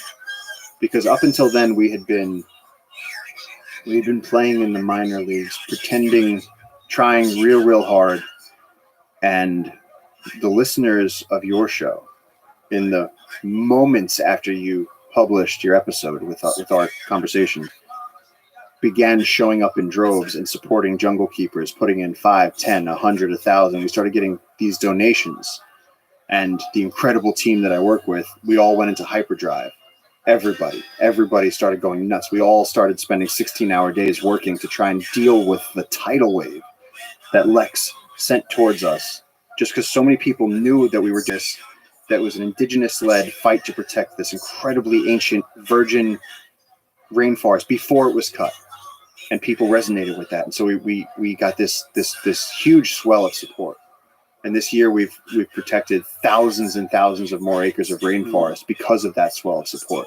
So current 50,000 acres, what's the goal? What's the approach to saving this rainforest? Since we printed this, it's gone up to 66,000 acres. And as you know, in each of those little acres are millions and millions of animal heartbeats and societies of animals. And the goal here is that we're between Manu National Park, Alto Puros National Park, the Tambopata Reserve. We're in a region that's known as the biodiversity capital of Peru, one of the most biodiverse parts of the Western Amazon. And we're fighting along the edge of the Trans-Amazon Highway. And so it's just a small group of local people and some international experts who have come together and used these incredibly outside of the box strategies to sort of crowdfund conservation. To go, look, we know that this incredible life is here. We have the scientific evidence. We have the national park system. If we can protect this before they cut it down, we could do something of global significance. All these jaguars, all these monkeys, all these undescribed medicines, the uncontacted tribes that we share this forest with could all be protected. And people have stepped up and begun to make that happen. And there's people from all over the world. And it's incredible. Well, what's the approach? So trying to, with donations, to buy out more and more of the land and then protect it. So the approach is that currently the government favors extractors. So if you're a gold miner or an illegal logger, or you just want to cut down and burn a bunch of rainforests and set up a cacao farm, the government's fine with that. Doesn't matter. You're not really breaking the law if you destroy nature. As long as you're producing something from the land, they don't see it as a loss. Then nature was destroyed permanently. Yeah, it's just wilderness. It's sort of just beyond the scope of it's not doesn't or the local people that technically own the land out here, the local indigenous people. For instance, we fought this year to help the community of Puerto Nuevo, who's been fighting for 20 years to have government recognized land. These are indigenous people in the Amazon fighting to protect their own land. And you know what it was that was holding them back? They didn't understand how the system of legal documents worked to certify that titled land. They didn't really have the funding to go from their very, very remote community into the offices. And so Jungle Keepers helped them with that. And so really all we're doing is helping local people protect the forest. That's it. If people donate, how will that help? If people donate to Jungle Keepers, what you're doing is you're helping someone like JJ, who's an indigenous naturalist, who has the vision, who has seen forest be destroyed. He's trying to protect it before it's too late. You're saving mahogany trees, ironwood trees, kapok trees, skyscrapers of life. Just monkeys, birds, reptiles, amphibians, birds, mammals, this entire avatar on Earth world of rainforest that produces a fifth of the oxygen we breathe and the water we drink. This incredible thing. As far as I know, it's the most direct way to protect that. And so the fact that we've, we have large funders who give us, $100,000 to protect this huge swath of land, and that goes through things like this and through Instagram. It goes directly to the local conservationists who work with the loggers to protect that land before it's cut. But one of the most impactful things that has happened this year in the wake of our last conversation was that I got an email from a mother, and she said, I'm a single mom and I work a few jobs and I can't afford to give you a ton of money, but me and my kids look at your Instagram often after dinner, and they really want to protect the heartbeats. They really want to protect the animals in the rainforest. And so we give $5 a month to Jungle Keepers. And it was, to me, that was so impactful because I used to be that little kid worried about the animals. And I saw how a few million raindrops can create a flood. Yeah. I ask that people donate to Jungle Keepers. You guys are legit. That money is going to go a long way. JungleKeepers.org. If you somehow were able to raise very large, so the raindrops would make a waterfall, a very large amount of money. I don't know what that number is.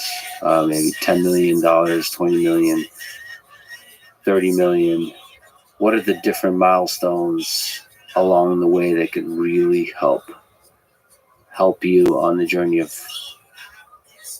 saving the rainforest?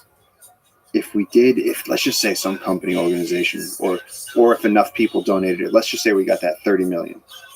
That money would go directly into stopping logging roads, into creating a corridor, a biological corridor that connects the uncontacted indigenous reserves with other tribal lands, with Manu National Park, with the Tambopata, which establishes essentially the largest protected area in the Amazon rainforest. And what makes this groundbreaking is that we're not doing this in the traditional way. We're doing this, take it to the people. And that's what's been so exciting is that, when he started this, when JJ started this 30 years ago, he had no idea. His father wanted him to be a logger. He didn't have shoes until he was 13 years old. He grew up bathing in the river.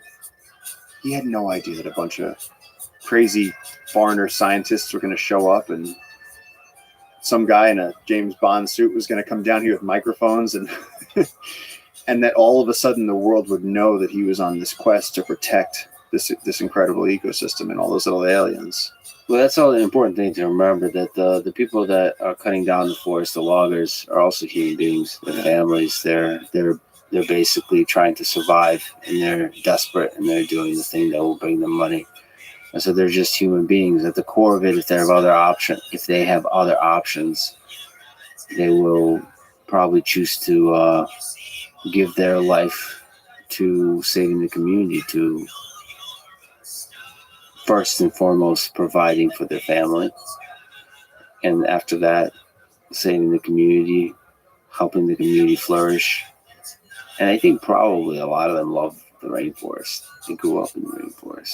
Yeah. I mean, look at Pico. Yeah. Pico used to be a logger, full-time logger, long-time logger. Now he loves conservation. Yo soy muy conservacionista. It's like, Yeah. you know, It's all about just providing people options. There's some dark stuff on the gold mine stuff you've talked about. You showed me parts of the rainforest where the gold mines are, and they're just kind of erasing the rainforest. Yeah. So at the edges, that's when the mining happens. And it's this ugly process of they're just destroying the jungle just for the surface layer of the sand or whatever that they process to collect just little bits of gold. And there's also very dark things that happen along the way as the communities around the gold mines are created.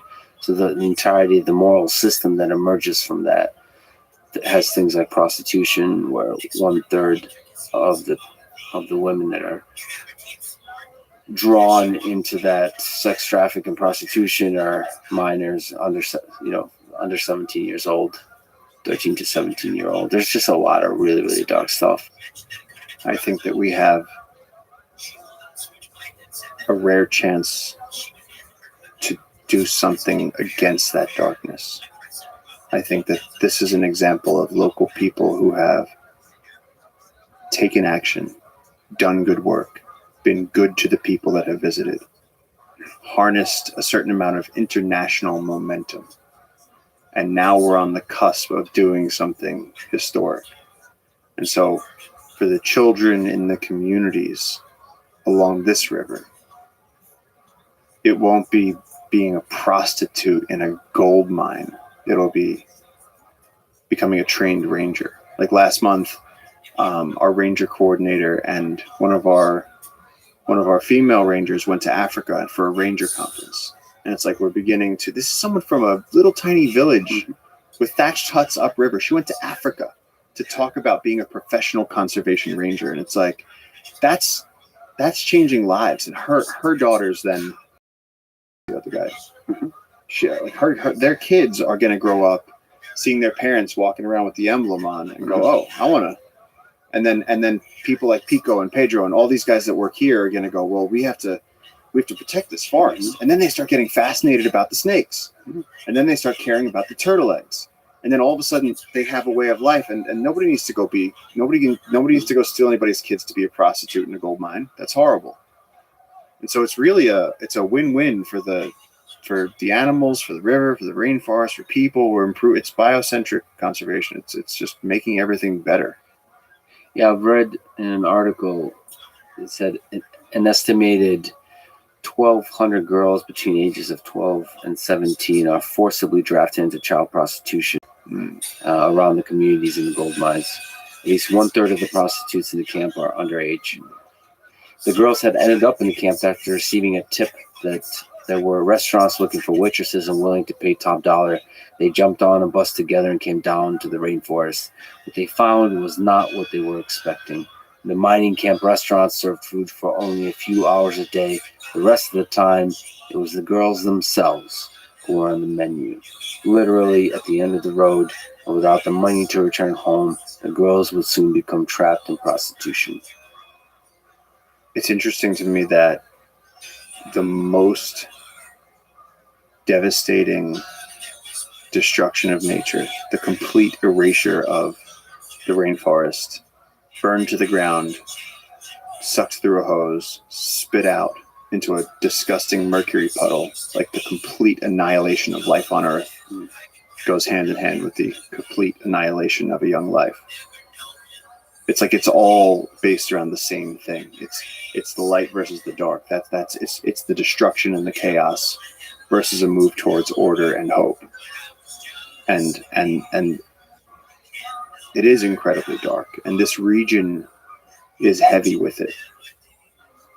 Well, I'm glad you're fighting for the light. Is there like a milestone in the near future that you're working towards, like financially in terms of donations? There is.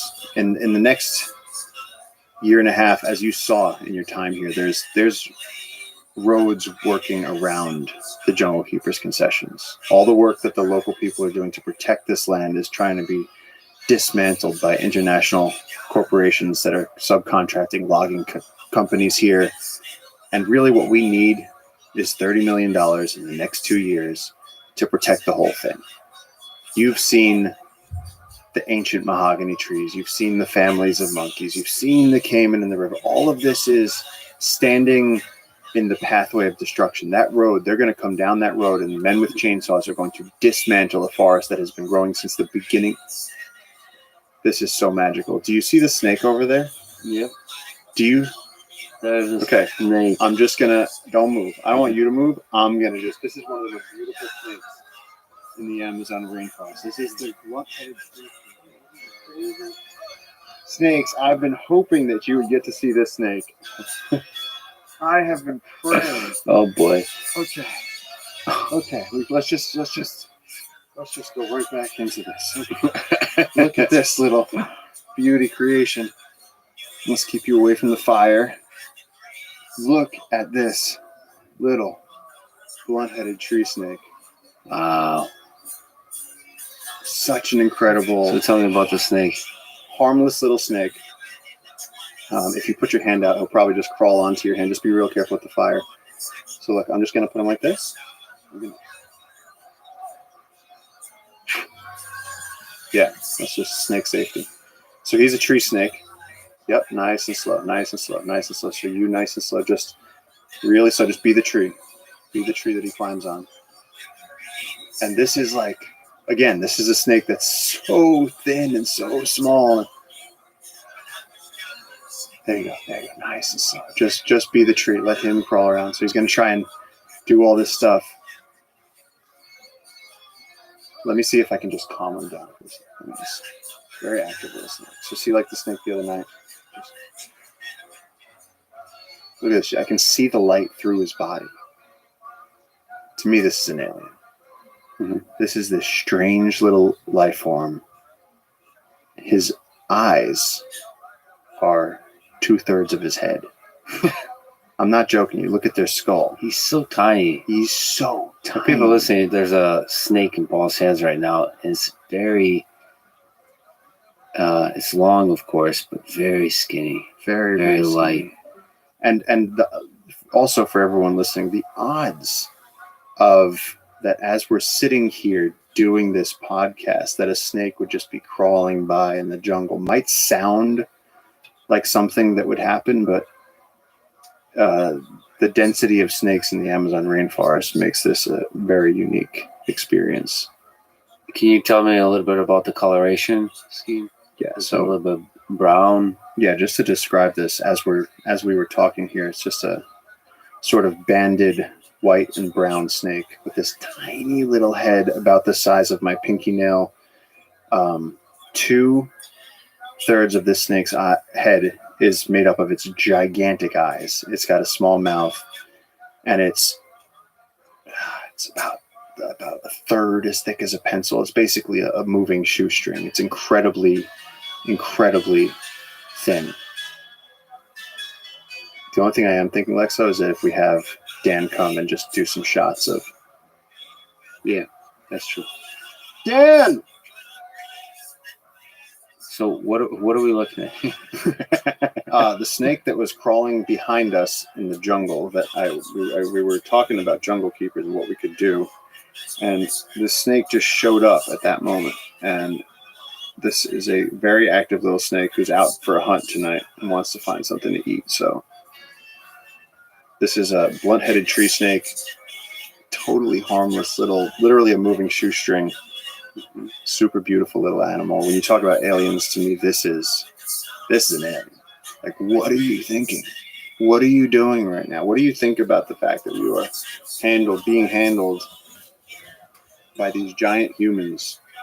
And as you were saying, it reaches up to the leaves. Yeah, You get the snake closer. just naturally knows to go, look, you just put him anywhere near leaves, and he's like, I got this. He just wants to go right up into that tree. I just want you to try holding him.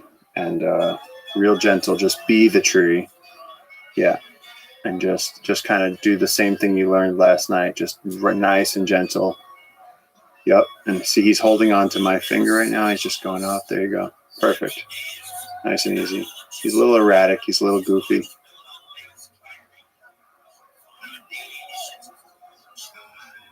Maybe he's camera shy. Maybe a fan of the podcast. And gigantic eyes relative to his body size. Oh, Jeez. hello, moth. Traffic.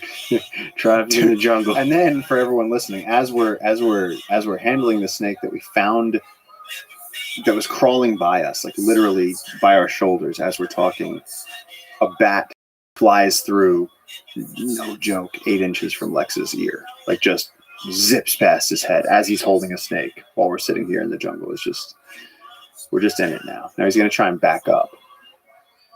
And how do you? Yeah, why don't you let's encourage him to come.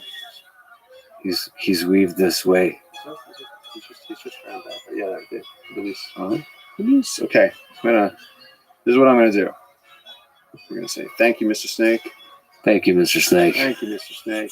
Back up into the tree. There we go. There you go. There you go. There you go. And then we can resume normal podcasting now. Because we really are in the jungle. We really are in the jungle. That's one of my favorite snakes. That's one of my favorite little aliens on this planet. Look at that. And it's going on some long journey. It's gonna To the canopy. carry the rest of the night. So that little snake is one of the millions of life forms, heartbeats that you're trying to protect. Exactly. To me, after almost 20 years down here, the people here have become my friends. The caiman on the river, the monkeys. When I fall asleep at night, I think about all the different heartbeats, all the different little creatures here that when they bulldoze this forest, when they chop down these trees, that they vanish, that we take away their world. And in that very evolutionary historical sense of remembering the primordial soup, it's like this little creature is surviving out here somehow, and we have the chance to save it. And even if you don't care about the little creature on the pale blue dot, the creatures contributes to this massive orchestral whole that creates climactic stability on this planet. And the Amazon is one of the most important parts of that, and each of these little guys is playing a role in there. So one of the other fascinating life forms is other humans, but living a very different kind of life. So uncontacted tribes. What do you find most fascinating about them?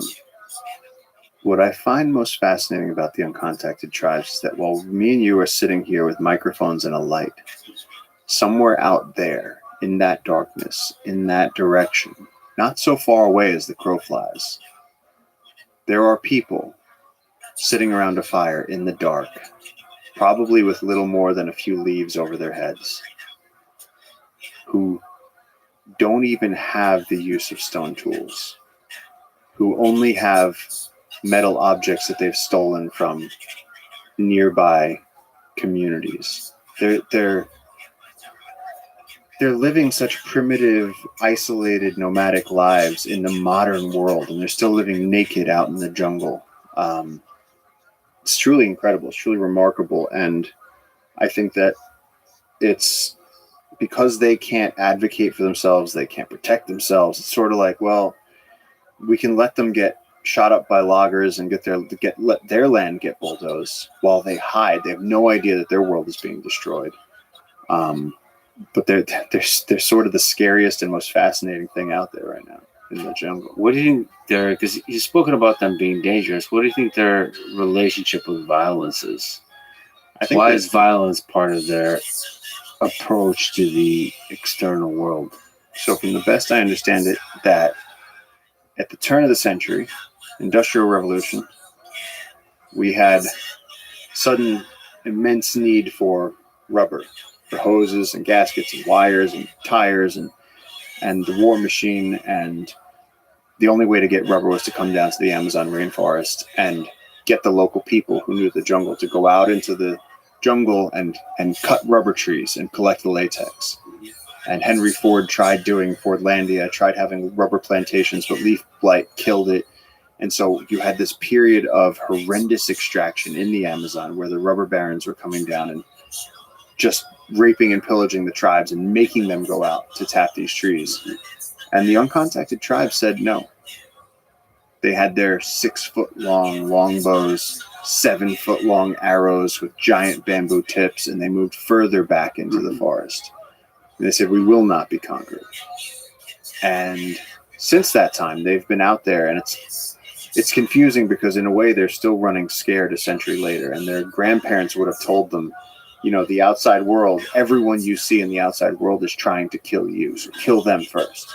So can you blame them for being violent? No. Is this river still wild because loggers were scared to go here for a long time, for almost a century late? That's why this forest is still here? Yes. And so is it a human rights issue that we protect the last people on earth that have no government, no affiliation, no language that we can explain? We don't know what their medicinal plant knowledge is. We don't know their creation myths. We know nothing about them. And they're just out there right now with bows and arrows, living in the dark, surviving in the jungle, naked, without even spoons. Forget about the wheel, forget about iPhones. They got nothing, and they're making it work. We don't know their creation myths. So they have a very primitive existence. But do you think their values... First of all, do you think their nature is similar to ours? And how do their values differ from ours? This is complicated because the anthropologist in me wants to say that they have a historical reason for the violent life that they have. You know, they experienced incredible generational trauma some time ago, and because they've been living isolated in the jungle, that has permeated to become their culture. They've become a culture of violence. But yet, the contacted modern indigenous communities that we work with, that are my friends that work here, just the other day we were speaking to one of them who was pulling spikes out of your hand while he was explaining that he tried to help them, the brothers, los hermanos. He tried to help them. He tried to give them a gift. And what did they do? They shot him in the head. Yeah, he said there are brothers, and he tried to give them bananas, plantains, boat full of plantains, and they shot at him. They shot 3 arrows at him, and one of them actually hit him in the skull and put him in the hospital, and he got helicopter evacuated from his community. And so he's brave for surviving, but he's a lucky survivor. They are incredibly accurate with those bamboo-tipped arrows, and those arrows are 7 feet long. So when you get hit by one, they come at a velocity that can rip through you. And the range on a shotgun is way shorter than the range on a longbow. You're talking about a couple 100 meters on a longbow. And they're deadly accurate. They can take spider monkeys out of a tree. And so there's stories of loggers, and I've seen the photos of the bodies of loggers who attacked one of the tribes. And the tribes hadn't done anything. These loggers came around a bend. They started shooting shotguns at the tribe, and the tribe scattered into the forest. And as the loggers' boat went around a bend, they just started flying arrows. Took out the boat driver, boat skidded to the side, and then everybody was standing in the river. You can't run. And the tribe just descended on them and just porcupined them full of arrows. Shotgun versus bow. There's a shotgun shell here, by the way. Yeah. From the loggers. Mm-hmm. Yeah, we picked that up yesterday. Was that yesterday? That was, I don't know. One of the things that happens here is time loses meaning in some kind of deep way that it does when you're in a big city in the United States, for example, and there's schedules and meetings and all this kind of stuff. It transforms the meaning, your experience of time, your interaction with time, the role of time, all of this. I've forgotten time, and I've forgotten the existence of the outside world. And how does that feel? It feels more honest. it also puts in perspective, like all the busyness, all the it kind of takes the ant out of the ant colony and says, hey, this you're just an ant. This is just an ant colony, and there's a big world out there. Yeah, it's a chance to be grateful, to celebrate this earth of ours and the things that make it worth living on, including the simple things that make the individual life worth living, which is water and then food. And the rest is just details. Of course, the friendships and the social interaction, that's a really big one, actually. That one I'm taking for granted because I didn't get a chance yet to really spend time alone. And when I came here, I've gotten a chance to hang out with you. And there's a kind of camaraderie, there's a friendship there. That if that's broken, that's a tough one too. I mean, you spent quite a lot of time alone in the jungle. You ever get alone out here? Yeah. I mean, the first 15 years we were doing this, there would be times that JJ would be busy in town with his family, and I would, for sheer love of the rainforest, I would have to come alone out here. And we didn't have running water. I didn't have running water. I didn't have lights. All I had was a couple of candles in the darkness and a tent, and I was 20-something years old, living in the Amazon by myself. The boat sunk. And yeah, it's incredibly lonely. I had to learn through experience, because I thought there's a period, I think when you're young, as a young man, I had this thing, like I wanted to prove that I could be like the explorers. I wanted to prove that I could handle the elements, that I could go out alone, that I could have these deep connective moments with the jungle. And it's like, I did that, and that's great. And you know what the kid from Into the Wild learned right before he died in that bus? That if you don't have somebody to share it with, it doesn't matter.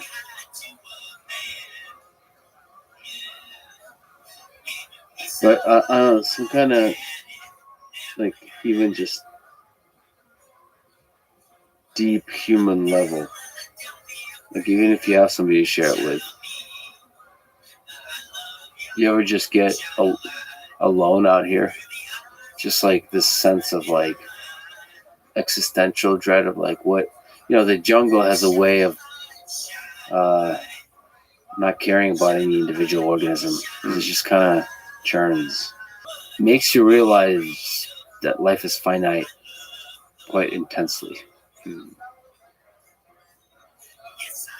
Yeah, for me, it's comforting being out here, because I find the rat race, the national narrative, the need to make money, to worry about war, to be outraged about the newest thing that politician said and what that actor did, and it just, there's always just this unending sort of media storm, and everyone's worried, and everyone's trying to optimize their sunlight exposure. First of all, I mean something out here because I can help someone. I can help people. I can help these animals. And so I find my meaning out here. But also, there's the losing the madness over the mountains. It's nature has always, and for many people, been where things make sense. And to me, I think I'm a simple analog type of person, that it makes sense that when it rains, you get in the river to stay warm. And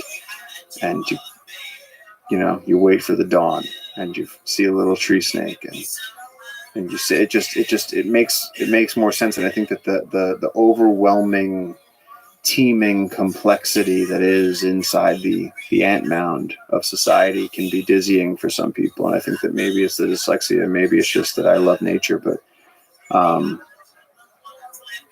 now when I land in JFK, I feel like a frightened animal. It's as if you release like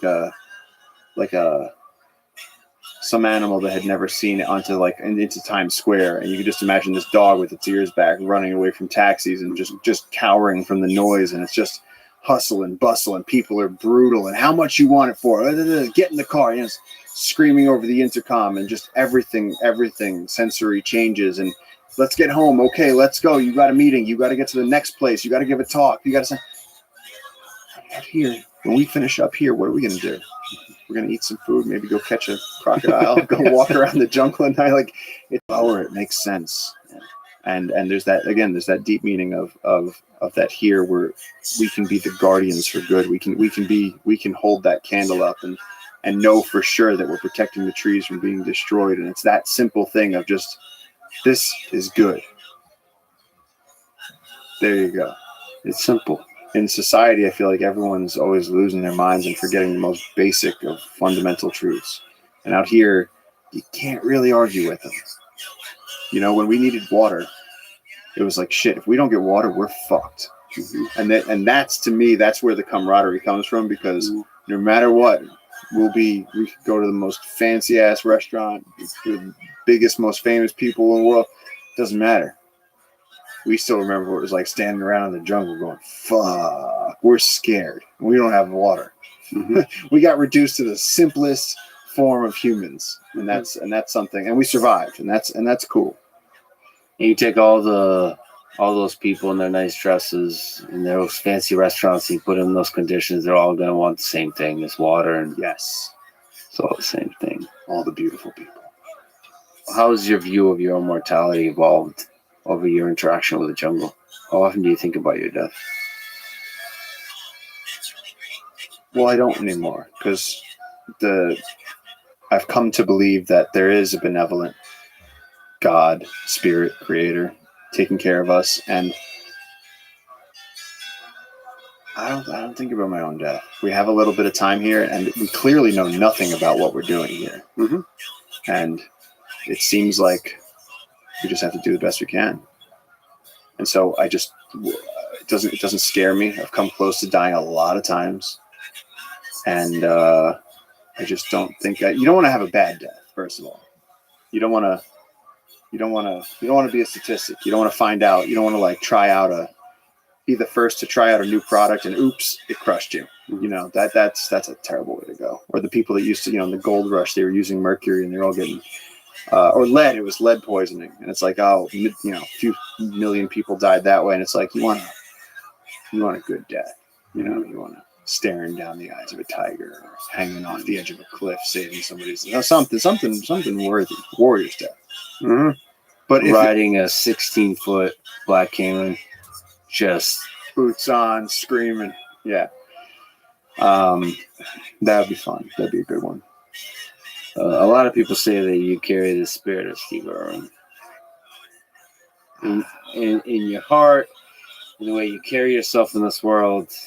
I mean, that guy was full of joy.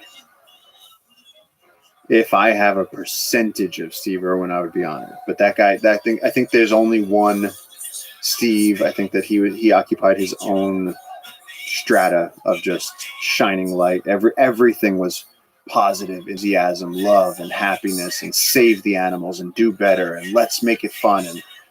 And that was so infectious that it sort of transcended his TV show. It transcended his conservation work. It transcended business and entrepreneurship. It just, through sheer magnetism and enthusiasm, everyone knew who Steve was. Everyone loved Steve. We still all love Steve. And so it's just amazing what one spirit can do. So if anybody, makes that comparison, I get really uncomfortable, because to me, Steve Irwin is like just the GOAT. And so I'm okay with that. Well, I at least agree with that comparison. Having spent time with you, there's just an eternal flame of joy. That is a dark question, but I think most likely I'll get whacked by loggers, but that would be heartbreaking too.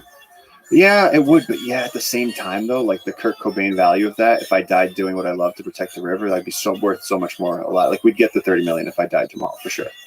So we've already talked about this with my friends. I'm like, if I get whacked, do the foundation, make the documentary, protect the river, protect the heartbeats, call it the heartbeats, Jungle Keepers, the heartbeats. Be ready for it, because these things do happen. People get pissed if you get in their way, and as many happy people whose lives were changing, there's also going to be some jealous, shitty, upset people who are mad that they can't make prostitutes out of young girls and keep destroying the planet, and so they might just erase you.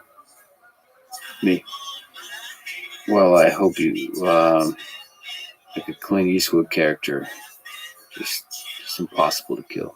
I like how you squinted your eyes.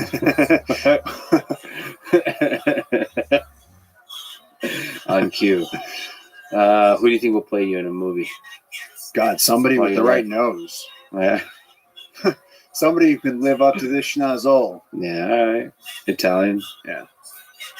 It's funny. Do you think of yourself as Italian or human, American? That's the thing. Ape? My life has been the United Nations of whatever. Like I don't. That's the other thing. You go back to society. Everyone's obsessed with race. To me, I'm like, look, leopards have black babies and yellow babies. One mother. Like they're all leopards. And I'm so colorblind and race blind and everything else. I've lived in India. My friends are Peruvian. My family, we got Italian, Filipino, just everything. And so I'm so immersed in it that when I find it very jarring and disconcerting how much time we spend talking about different religions and it's just the differences in humans. I'm like, dude, we're talking about whether or not our ecosystems are going to be able to provide for us. We're talking about nuclear. We're talking about this pretty serious shit on the table, and we're over here arguing over like shades of gray. It's so trivial, and that shit drives me crazy. And as does the outrage where it's like, no, you have to care. I've been criticized for not caring enough about that, and I'm like, who cares what the hell I am? Who gives a shit what the hell? I'm a human. We're all human. Yeah. It's not that easy, but it's kind of fun sometimes. And we're at a better time. And like when you think about like the Middle Ages, like even if you were a king, you still didn't have it that good. You didn't have pineapples in the winter. You didn't even know what the fuck a pineapple was. We have pineapples whenever we want them. Mm-hmm. We can fly on planes to other countries. Well, let's clarify. We, you mean a large fraction of the world. You know, I mentioned to you one of the biggest things I've noticed when I immigrated from the Soviet Union to the United States is how plentiful bananas and pineapples were. The fruit section, the produce section didn't have to wait in line at the grocery store. Could just eat as many bananas and pineapples and cherries and watermelon as you want. That's not everybody has that. No, that's true. Not everybody has that, but everybody could be that king. No, but a growing number of people today can feast on pineapple. And have toasters and new distracting apps all the way until the grave. That's the thing that I also noticed is I don't think so much about politics when I'm here, or we haven't even talked about it. Don't talk about the stupid differences between humans. Nah. Except to just kind of laugh at the absurdity of it on occasion. Too busy trying to survive glaciers and jungles and avalanches and all kinds of shit. Do you think nature is brutal?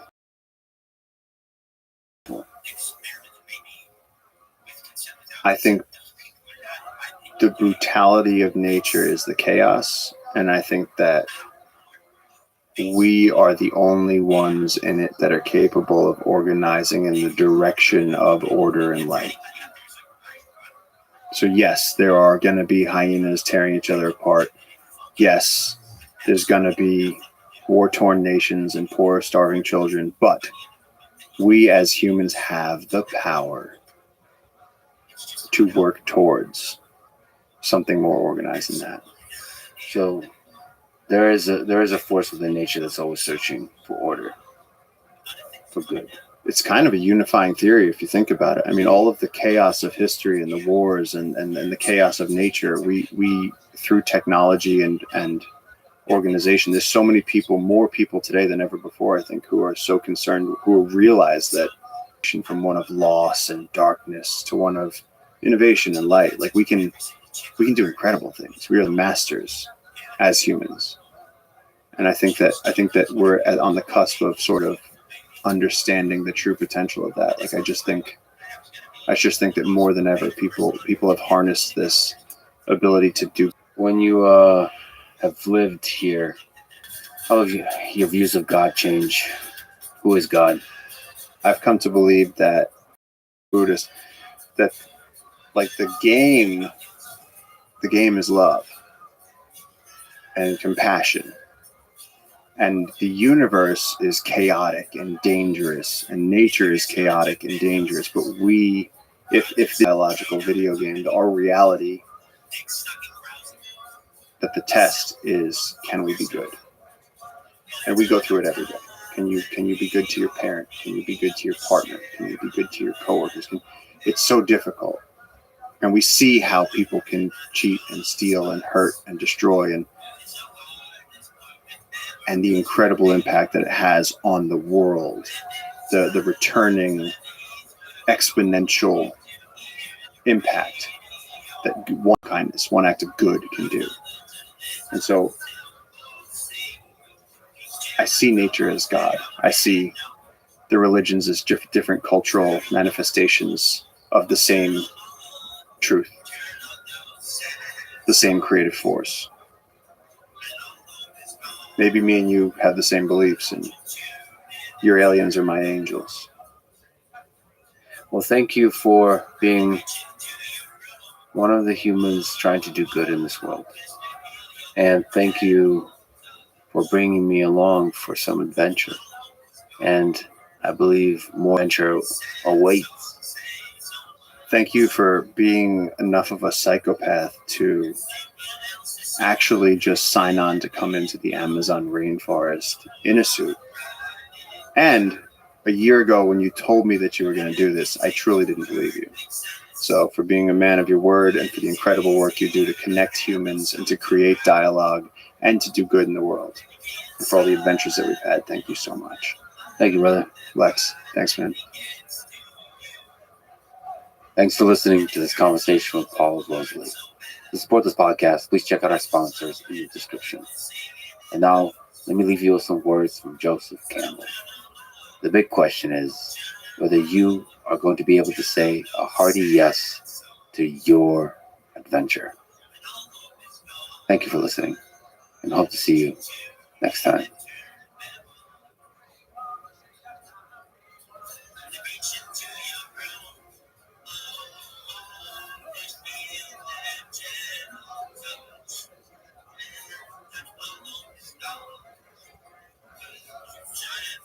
The whole point of relativity is to say there's no such thing as right now when you're far away. And that is doubly true for what's inside a black hole. And you might think, well, the galaxy is very big. It's really not. It's some tens of thousands of light years across and billions of years old. So you don't need to move at a high fraction of the speed of light to fill the galaxy. The number of worlds is Very big. very, very, very big. Where do those worlds fit? Where do they go? The short answer is the worlds don't exist in space. Space exists separately in each world. The following is a conversation with Sean Carroll, his third time on this podcast. He is a theoretical physicist at Johns Hopkins, host of the Mindscape podcast that I personally love and highly recommend, and author of many books, including the most recent book series called The Biggest Ideas in the Universe. The first book of which is titled Space, Time, and Motion, and it's on the topic of general relativity. And the second, coming out on May 14th, so you should definitely pre-order it, is titled Quanta and Fields, and that one is on the topic of quantum mechanics. Sean is a legit active theoretical physicist, and at the same time is one of the greatest communicators of physics ever. I highly encourage you to listen to his podcast, read his books, and pre-order the new book to support his work. This was, as always, a big honor and a pleasure for me. This is the Lex Fridman Podcast. To support it, please check out our sponsors in the description. And now, dear friends, here's Sean Carroll. In book one of the series, The Biggest Ideas in the Universe, called Space, Time, Motion, you take on classical mechanics, general relativity, by taking on the main equation of general relativity and making it accessible, easy to understand. So maybe at the high level, what is general relativity? What's a good way to start to try to explain it? probably the best way to start to try to explain it is special relativity, which came first, 1905. It was the culmination, right, of many decades of people putting things together, but it was Einstein in 1905. In fact, it wasn't even Einstein. I should give more credit to Minkowski in 1907. So Einstein in 1905 figured out that you could get rid of the ether, the idea of a rest frame for the universe, and all the equations of physics would make sense, with the speed of light being a maximum. But then it was Minkowski, who used to be Einstein's professor in 1907, who realized the most elegant way of thinking about this idea of Einstein's was to blend space and time together into space-time, to really imagine that there is no hard and fast division of the four-dimensional world in which we live into space and time separately. Einstein was at first dismissive of this. He thought it was just like, oh, the mathematicians are over-formalizing again. But then he later realized that if space-time is a thing, it can have properties. And in particular, it can have a geometry. It can be curved from place to place. And that was what let him solve the problem of gravity. He had previously been trying to fit in what we knew about gravity from Newtonian mechanics, the inverse square law of gravity, to his new relativistic theory. It didn't work. So the final leap was to say gravity is the curvature of space-time. And that statement is basically general relativity. And the tension with Minkowski was he was a mathematician. Yes. So it's the tension between physics and mathematics. In fact, in your lecture about this equation, one of them, you say that Einstein... A little bit of a joke there, right? Yeah. Because we all give Einstein a lot of credit, but then we also, partly based on fact, but partly philosophically get over his objections to that. And I think that story about the latter part is completely wrong, like almost 180 degrees wrong. I've taken much more seriously about that. And what he achieved in trying to think these problems, placed his efforts in hopes for unifying electricity and magnetism with gravity that didn't really work out very well. All of us, try things that don't work out. I don't hold that against him. But in terms of IQ points, in terms of trying to be a clear-thinking physicist, he was really, really great. What does greatness look like for a physicist? So how difficult is it to take the leap from special relativity to general relativity? How difficult is it to imagine that, to consider space-time together, and to imagine that there's a curvature to this whole thing? Yeah, that's a great question. I think that if you want to make the case for Einstein's greatness, which is not hard to do, there's two things you point at. One is in 1905, his famous miracle year, he writes 3 different papers on 3 wildly different subjects, all of which would make you famous just for writing that one paper. Special relativity is one of them. Brownian motion is another one, which is just, the little vibrations of tiny little dust specks in the air. But who cares about that? What matters is it proves the existence of atoms. He explains Brownian motion by imagining there are molecules in the air and deriving their properties. Brilliant. And then he basically starts the world on the road to quantum mechanics with his paper on, which again is given a boring label of the photoelectric effect. What it really was is he invented photons. He showed that light should be thought of as particles as well as waves. And he did all 3 of those very different things in 1 year. Okay. But the other thing that gets him genius status is, like you say, general relativity. So this takes 10 years, from 1905 to 1915. He wasn't only doing general relativity. He was working on other things. He invented a refrigerator. He did various interesting things. And he wasn't even the only one working on the problem. There were other people who suggested relativistic theories of gravity. But he really applied himself to it. And I think, as your question suggests, the solution was not a matter of turning a crank. It was something fundamentally creative. In his own telling of the story, his greatest moment, his happiest moment, was when he realized that if the way that we would say it in modern terms, if you were in a rocket ship accelerating at 1g, at 1 acceleration due to gravity, if the rocket ship were very quiet, you wouldn't be able to know the difference between being in a rocket ship and being on the surface of the Earth. Gravity is sort of not detectable, or at least not distinguishable from acceleration. So number one, that's a pretty clever thing to think. But number two, if you or I had that thought, we would have gone, we're pretty clever. He reasons from there to say, okay, if gravity is not detectable, then it can't be like an ordinary force, right? The electromagnetic force is detectable. We can put charged particles around. Positively charged particles and negatively charged particles respond differently to an electric field or to a magnetic field. He realizes that what his thought experiment showed, or at least suggested, is that gravity isn't like that. Everything responds in the same way to gravity. How could that be the case? And then this other leap he makes is, it's because it's the curvature of space-time, right? It's a feature of space-time. It's not a force on top of it. And the feature that it is curvature. And then finally, he says, okay, clear differential geometry, relativity. What about the step of including time as just another dimension? So combining space and time. Is that a simple mathematical leap, as Minkowski suggested? It's certainly not simple, actually. It's a profound insight. That's why I said I think we should give Minkowski more credit than we do. He's the one who really put the finishing touches on special relativity. Again, many people had talked about how things change when you move close to the speed of light, what Maxwell's equations of electromagnetism predict, what their symmetries are. So people like Lorentz and Fitzgerald and Poincaré, there's a story that goes there. And in the usual telling, Einstein sort of puts the capstone on it. He's the one who says, all of this makes much more sense if there just is no ether. It is undetectable. We don't know how fast. Everything is relative, thus the name relativity. But he didn't take the actual final step, which was to realize that the underlying structure that he had invented is best thought of as unifying space and time together. I honestly don't know what was going through Minkowski's mind when he thought that.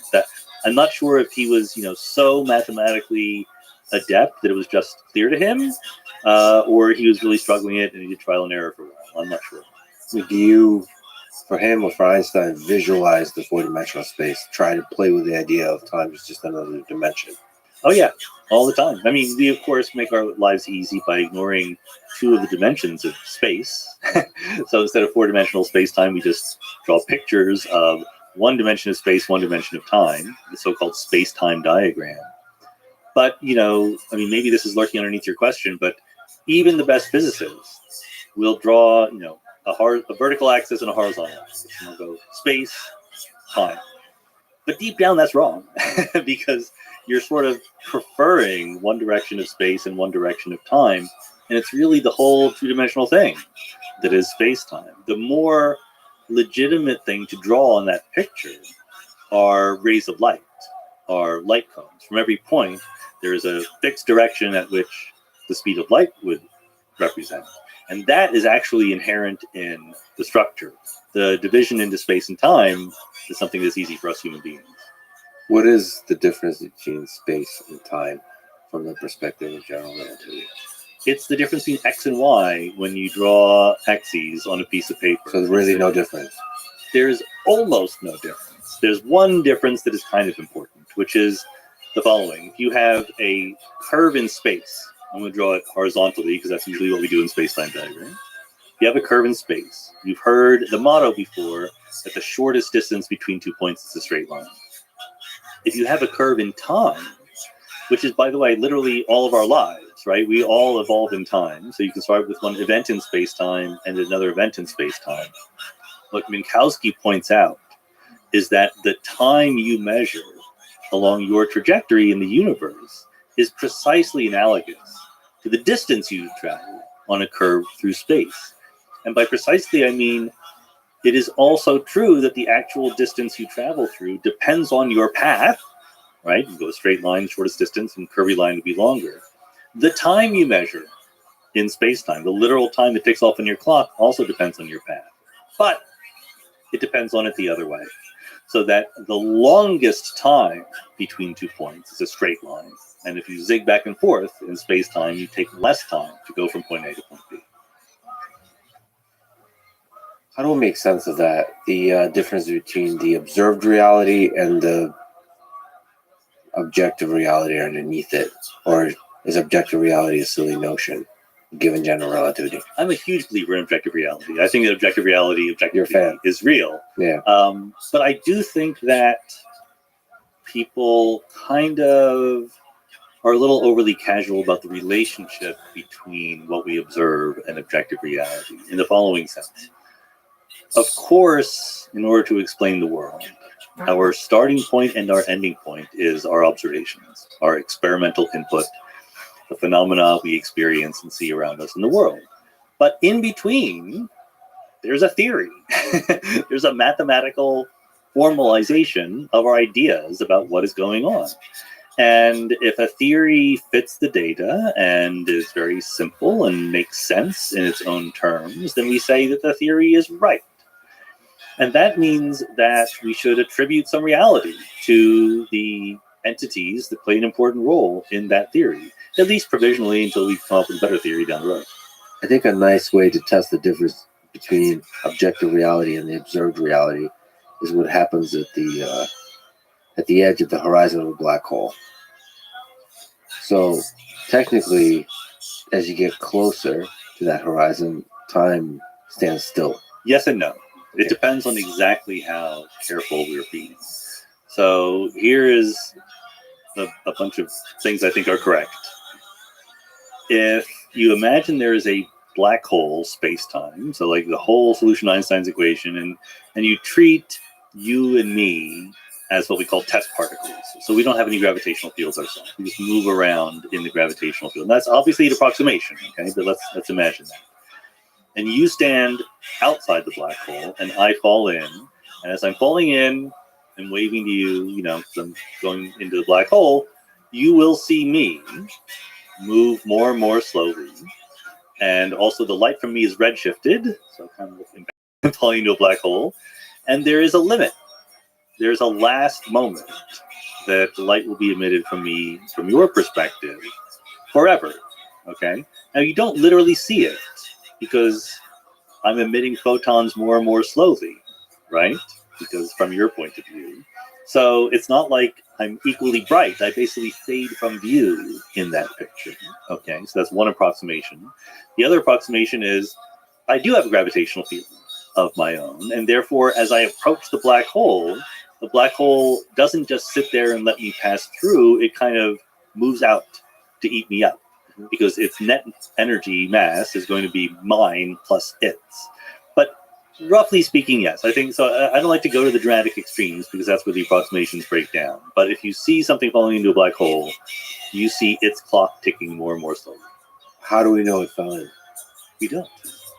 I mean, how would we? Because it's always possible that right at the last minute, it had a change of heart and starts accelerating away, right? If you don't see it pass in, you don't know. And let's point out that as smart as Einstein was, he never figured out black holes, and he could have. It's kind of embarrassing. It took decades for people thinking about general relativity to understand that there are such things as black holes, because basically Einstein comes up with general relativity in 1915. 2 years later, Schwarzschild, Karl Schwarzschild, derives the solution to Einstein's equation that represents a black hole, the Schwarzschild solution. No one recognized it for what it was until the 50s, David Finkelstein and other people. And that's just, one of these examples of physicists not being as clever as they should have been. Well, that's the singularity. That's the kind of the edge of the theory, the limit.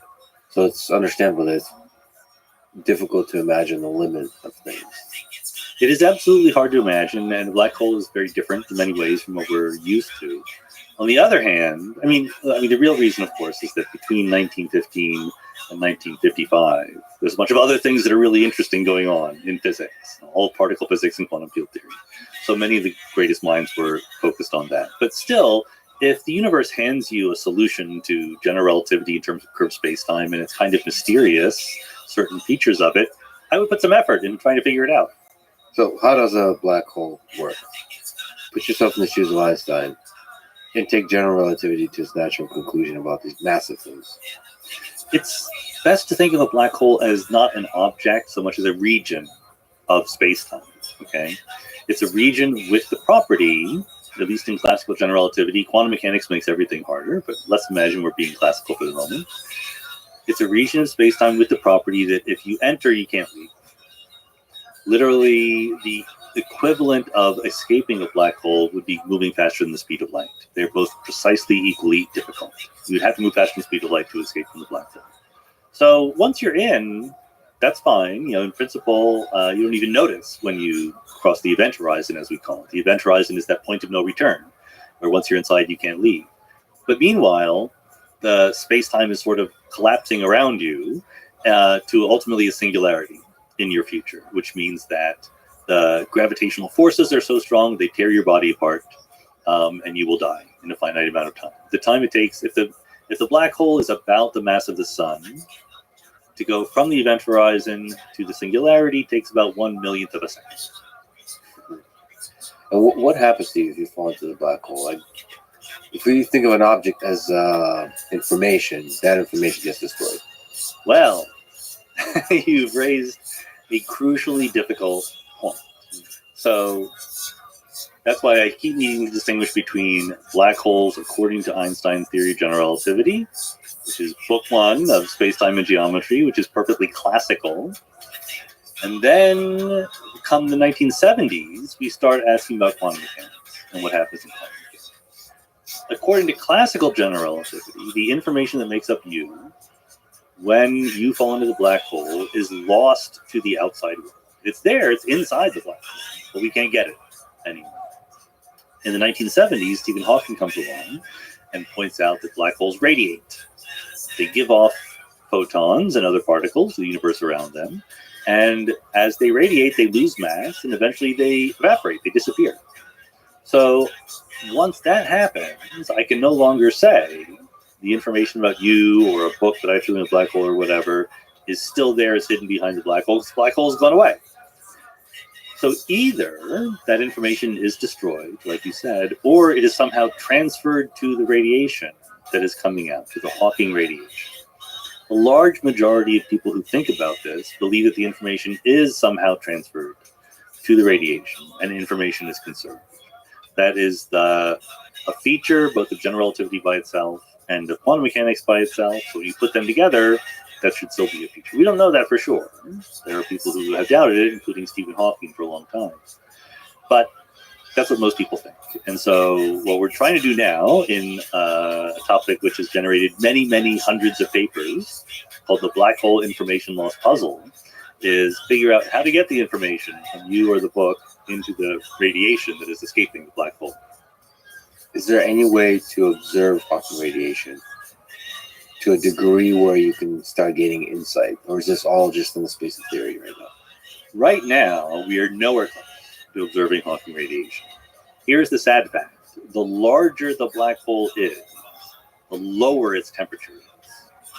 So a small black hole, like a microscopically small black hole, might be very visible. It's giving off light. But something like the black hole at the center of our galaxy, 3 million times the mass of the sun or something like that, Sagittarius A star, that is so cold and low temperature that its radiation will never be observable.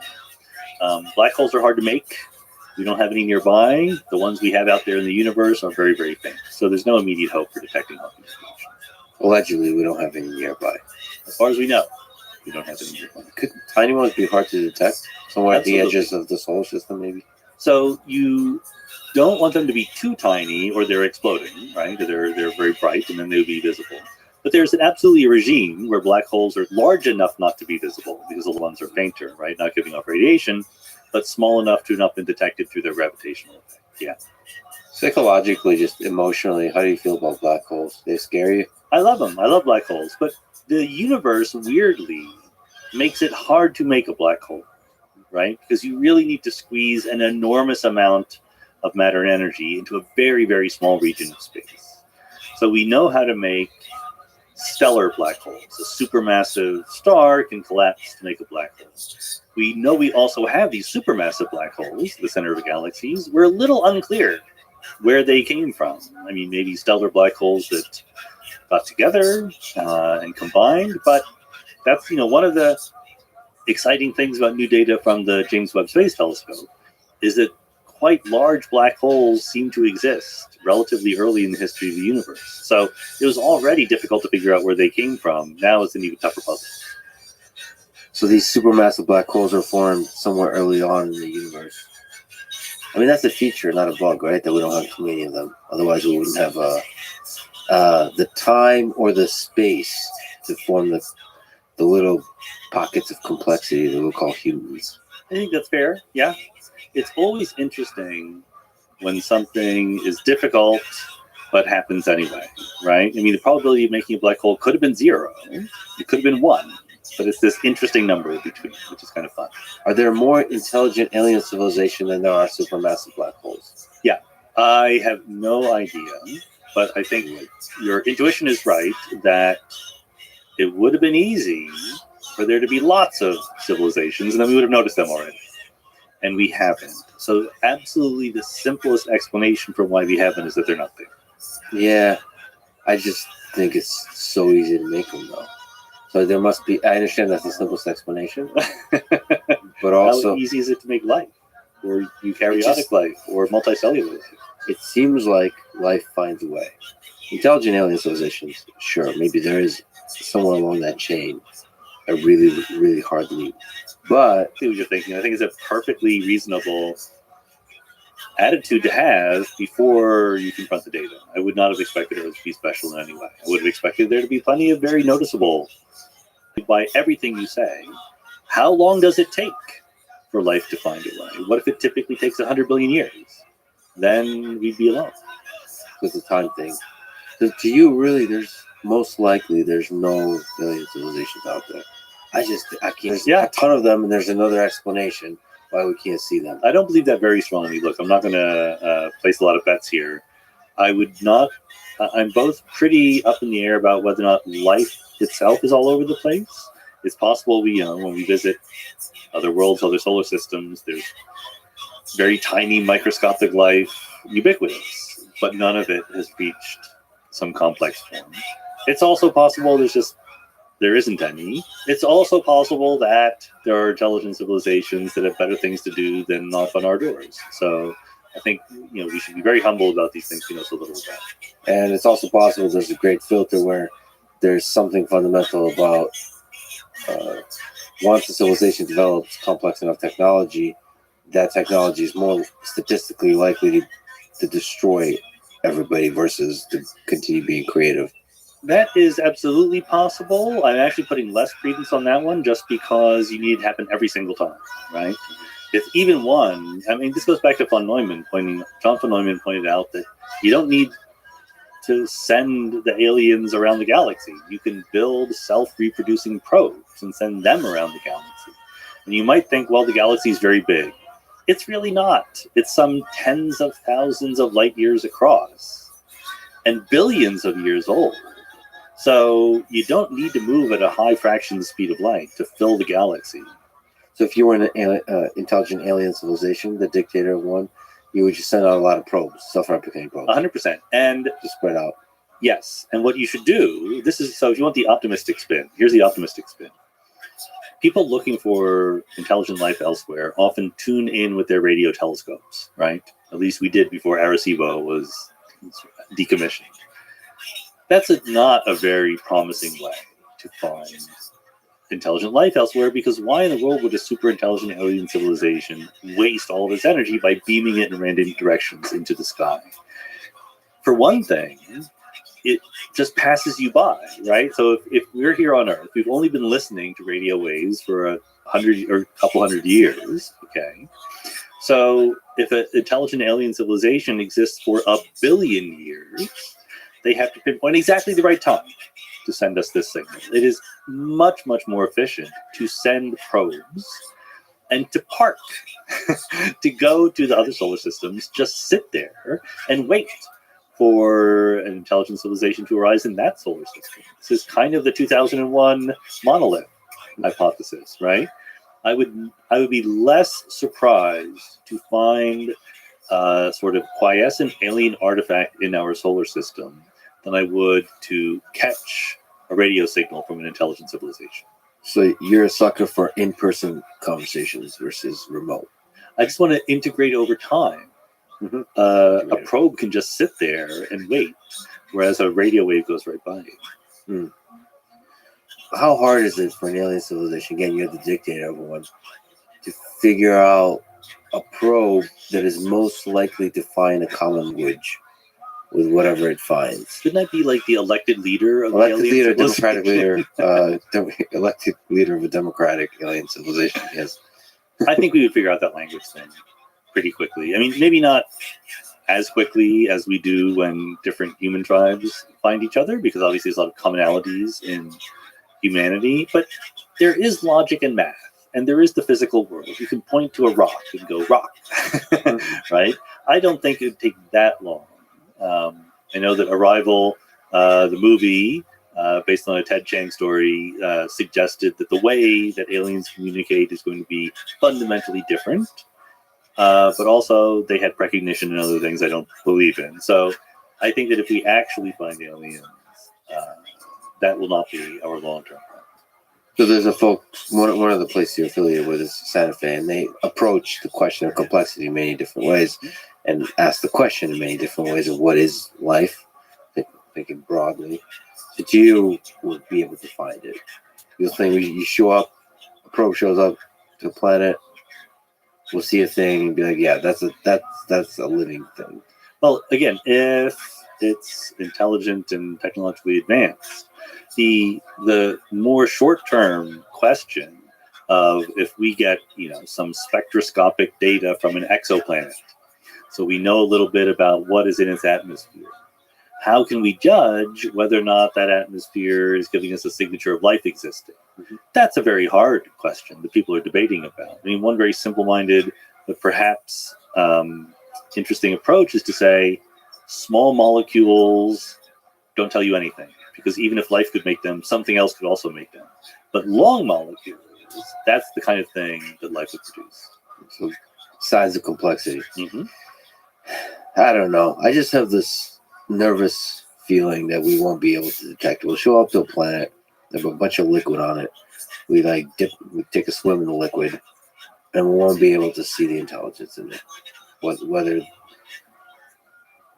that intelligence looks like something like ants or movement, perhaps strange movement, but we won't be able to see the intelligence in it or communicate with it. I guess if we have nearly infinite amount of time to play with different ideas, we might be able to. I'm in favor of this kind of humility, this intellectual humility that we won't know, because we should be prepared for surprises. But I do always keep coming back to the idea that we all live in the same physical universe. And let's put it this way. The development of our intelligence has certainly been connected to our ability to manipulate the physical world around us. And so I would guess, without 100% credence by any means, but my guess would be that any advanced kind of life would also have that capability. Both dolphins and octopuses are potential counterexamples to that, but I think in the details there would be enough similarities that we recognize it. I don't know how we got on this topic, but I think it was from supermassive black holes. So if we return to black holes and talk about the holographic principle more broadly, you have a recent paper on the topic. I've been thinking about the topic in terms of rigorous research perspective and just as a popular book writer. Mm-hmm. So what is the holographic principle? Well, it goes back to this question that we were talking about with the information and how it gets out. In quantum mechanics, certainly, arguably even before quantum mechanics comes along in classical statistical mechanics, there's a relationship between information and entropy. Entropy is my favorite thing to talk about. I've written books about and will continue to write books about. So Hawking tells us that black holes have entropy. And it's a finite amount of entropy. It's not an infinite amount. But the belief is, and now we're already getting quite speculative, the belief is that the entropy of a black hole is the largest amount of entropy that you can have in a region of space-time. It's sort of the most densely packed that entropy can be. And what that means is there's sort of a maximum amount of information that you can fit into that region of space, and you call it a black hole. And interestingly, you might expect, if I have a box and I'm going to put information in it, and I don't tell you how I'm going to put the information in, but I ask, How does the information I can put in scale with the size of the box? You might think, well, it goes as the volume of the box because the information takes up some volume and I can only fit in a certain amount. And that is what you might guess for the black hole, but it's not what the answer is. The answer is that the maximum information, as reflected in the black hole entropy, scales as the area of the black hole's event horizon, not the volume inside. So people thought about that in both deep and superficial ways for a long time, and they proposed what we now call the holographic principle, that the way that space-time and quantum gravity convey information or hold information is not different bits or qubits for quantum information at every point in space-time. It is something holographic, which means it's sort of embedded in or located in or can be thought of as pertaining to one dimension less of the 3 dimensions of space that we live in. So in the case of the black hole, the event horizon is 2-dimensional, embedded in a 3-dimensional universe. And the holographic principle would say all the information contained in the black hole can be thought of as living on the event horizon rather than in the interior of the black hole. I need to say one more thing about that, which is that this was an idea. What the idea I just told you was the original holographic principle put forward by people like Gerard de Tooft and Leonard Susskind, super famous physicist. Leonard Susskind was on my podcast and gave a great talk. He's very, very good at explaining these things. Mindscape podcast. Mindscape Everybody should podcast. listen. That's right. Yes. And you don't just have physicists on. I don't. I love Mindscape. Oh, thank you very much. Curiosity driven. Yeah, ideas. Exploration of ideas ideas. from smart people, yeah. But anyway, what I was trying to get at was Susskind and also at Tooft were a little vague.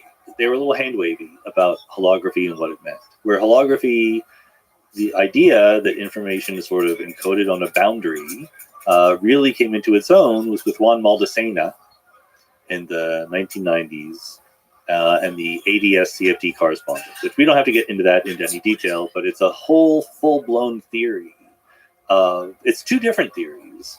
One theory in n dimensions of space-time without gravity, and another theory in n+1 dimensions of space-time with gravity. And the idea is that this n-dimensional theory is, casting a hologram into the n+1 dimensional universe to make it look like it has gravity. And source of interest for theoretical. The fact that you can store all the information you could think of as all the information that goes into a black hole can be stored at the event horizon. Yeah, I mean, it's a good question. One of the things that quantum field theory indirectly suggests is that there's not that much information in you and me compared to the volume. We are not information dense, right? The density of information in us or in a book or a CD or whatever, computer RAM, is indeed encoded by volume. Like there's different bits located at different points in space, but that density of information is super duper low. So we're just like the speed of light or just like the Big Bang. For the information in a black hole, we are far away in our everyday experience from the regime where these questions become relevant. So it's very far away from our intuition. We don't really know how to think about these things. We can do the math, but we don't feel it in our bones.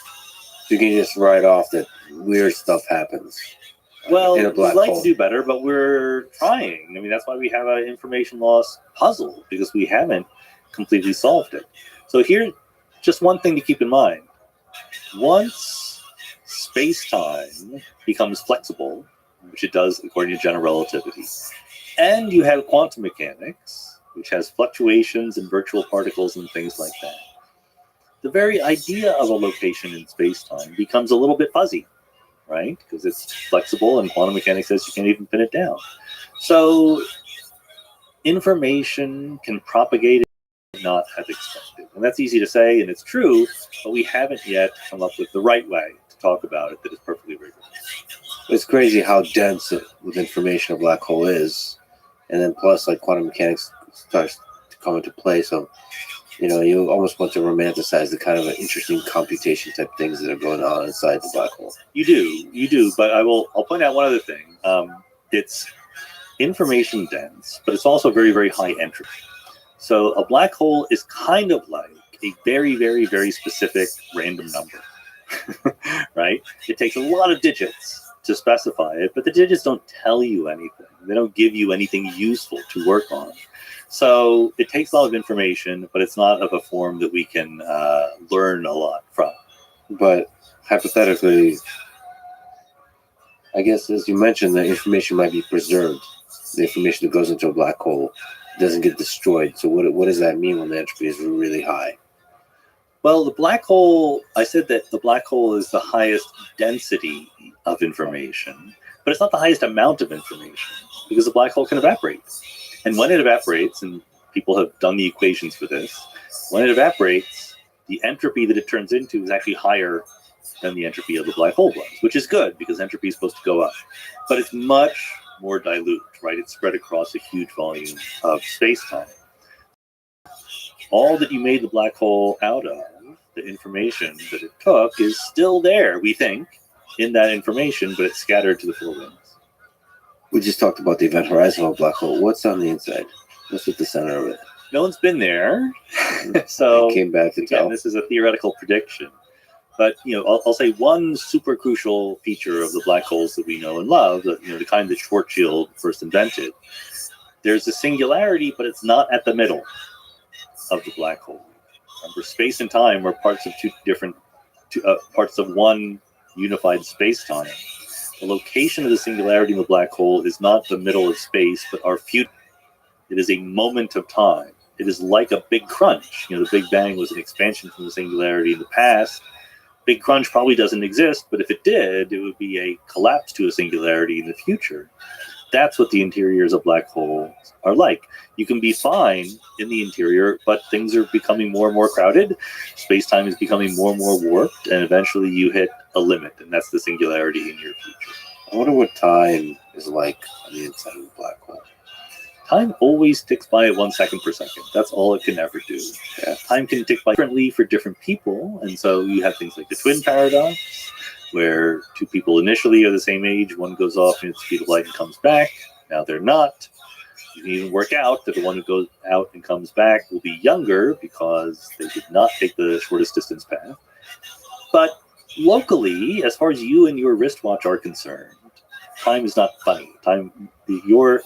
Your neurological signals in your brain and your heartbeat and your brain happening to them is happening to all of them at the same time. So time always seems to be ticking along at the same time. Well, if you fall into a black hole and then I'm an observer just watching it, and then you come out once it evaporates 1 million years later, I guess you'd be exactly the same age. Have you aged at all? You would be converted into photons. You would not be you anymore. Right. So it's not at all possible that information is preserved exactly as it went in. It depends on what you mean by preserved. It's there in the microscopic configuration of the universe. It's exactly as if I took a regular book, made of paper, and I burned it. The laws of physics say that all the information in the book is still there in the heat and light and ashes. You're never going to get it. It's a matter of practice, but in principle, it's still there. But what about the age of things from the observer perspective, from outside the black hole? From outside the black hole, doesn't matter because they're inside the black hole. No, so but isn't there? Okay, there's no way to escape the black hole, right? Except To let it evaporate. to let it evaporate. But also, by the way, just in relativity, special relativity, forget about general relativity, it's enormously tempting to say, okay, here's what's happening to me right now. I want to know what's happening far away right now. The whole point of relativity is to say there's no such thing as right now when you're far away. And that is doubly true for what's inside a black hole. So you're tempted to say, well, how fast is their clock ticking? Or how old are they now? Not allowed to say that according to relativity. Because space and time are treated the same, and so it doesn't even make sense. But what happens to time in the holographic principle? As far as we know, nothing dramatic happens. We're not anywhere close to being confident that we know what's going on here yet. So there are good unanswered questions about whether time is fundamental, whether time is emergent, whether it has something to do with quantum entanglement, whether time really exists at all. Different theories, different proponents of different things. But there's nothing specifically about holography that would make us change our opinions about whatever they happen to be. But holography is fundamentally about this is the question of space. It really is, yeah. Okay, so time is just like a Time just goes along for the ride, as far as we know. Yeah. So all the questions about time is just almost like separate questions, whether it's emergent and all that. Yeah, kind of I mean, that might be a reflection of our ignorance right now, but yes. if we figure out a lot, millions of years from now about black holes, how surprised would you be if they travel back in time and told you everything you want to know about black holes? How much do you think there is still to know, and how mind-blowing would it be? It does depend on what they would say. I think that there are colleagues of mine who think that we're pretty close to figuring out how information gets out of black holes, how to quantize gravity, things like that. I'm more skeptical that we are pretty close. I think that there's room for a bunch of surprises to come. So in that sense, I suspect I would be surprised. The biggest and most interesting surprise to me would be if quantum mechanics itself were somehow superseded by something better. As far as I know, there's no empirical evidence-based reason to think quantum mechanics is not 100% correct. But it might not be. That's always possible. So, and there are, again, respectable friends of mine who speculate about it. So that's something that's the first thing I'd want to know. Oh, so like the black hole would be the most clear illustration. Yeah, that's where it would if show there's up. something new, would show up there. I mean, maybe. The point is that black holes are mysterious for various reasons. So, yeah, if our best theory of the universe is wrong, that might help explain why. Do you think it's possible we'll find something interesting like black holes sometimes create new universes, or black holes are a kind of portal through space-time to another place, or something like this? And then our whole conception of what is the fabric of space-time changes completely because black holes, it's like Swiss cheese type of situation. Yeah, that would be less surprising to me because I've already written papers about that. We don't have, again, strong reason to think that the interior of a black hole leads to another universe. But it is possible, and it's also very possible that that's true for some black holes and not others. This is stuff we don't know. It's easy to ask questions we don't know the answer to. The problem is the questions that are easy to ask that we don't know the answer to are super hard to answer. Because these objects are very difficult to test and to explore. The regimes are just very far. So either literally far away in space, but also in energy or mass or time or whatever. You've published a paper on the holographic principle, or that involves the holographic principle. What can you explain the details of that? Yeah, I'm always interested in, since my first published paper, taking these wild speculative ideas and trying to test them against data. And the problem is when you're dealing with wild speculative ideas, they're usually not well defined enough to make a prediction, right? Like it's kind of I know it's going to happen in some cases. I don't know what's going to happen in other cases. So we did the following thing. As I've already mentioned, the holographic principle, which is meant to reflect the information contained in black holes, seems to be telling us that there's less information, less stuff that can go on than you might naively expect. So let's upgrade naively expect to predict using quantum field theory. Quantum field theory is our best theory of fundamental physics right now. Unlike this holographic black hole stuff, quantum field theory is entirely local. In every point of space, something can go on, and then you add up all the different points in space. Okay, not holographic at all. So there's a mismatch between the expectation for what is happening, even in empty space, in quantum field theory, versus what the holographic principle would predict. How do you reconcile these two things? So there's one way of doing it that had been suggested previously, which is to say that in the quantum field theory way of talking, it implies there's a whole bunch more states, a whole bunch more ways the system could be than there really are. And the answer, and just I'll do a little bit of math, just because there might be some people in the audience who like the math. If I draw two axes on a two-dimensional geometry, like the surface of the table, I can't draw three vectors that are all perpendicular to each other, right? They need to overlap a little bit. That's true for any numbers of dimensions. But I can ask, okay, how much more vectors into a vector space than the dimensionality of the vector space? Can I make them almost perpendicular to each other? And the mathematical answer is, as the number of dimensions gets very, very large, you can fit a huge extra number of vectors in that are almost perpendicular to each other. So in this case, what we're suggesting is the number of things that can happen in a region of space is correctly described by holography. It is somewhat overcounted by quantum field theory, but that's because the quantum field theory states are not exactly perpendicular to each other. I should have mentioned that in quantum mechanics, states are given by vectors in some huge dimensional vector space. Very, very, very, very large dimensional vector space. So maybe the quantum field theory states are not quite perpendicular to each other. If that is true, that's a speculation already, but if that's true, how would you know? What is the experimental deviation? And it would have been completely respectable if we'd gone through and made some guesses and found that there is no noticeable experimental difference because, again, these things are in regimes very, very far away. We've stuck our necks out. We've made some very, very specific guesses as to how this weird overlap of states would show up in the equations of motion for particles like neutrinos. And then we made predictions on how the neutrinos would behave on the basis of those wild guesses. And then we compared them with data.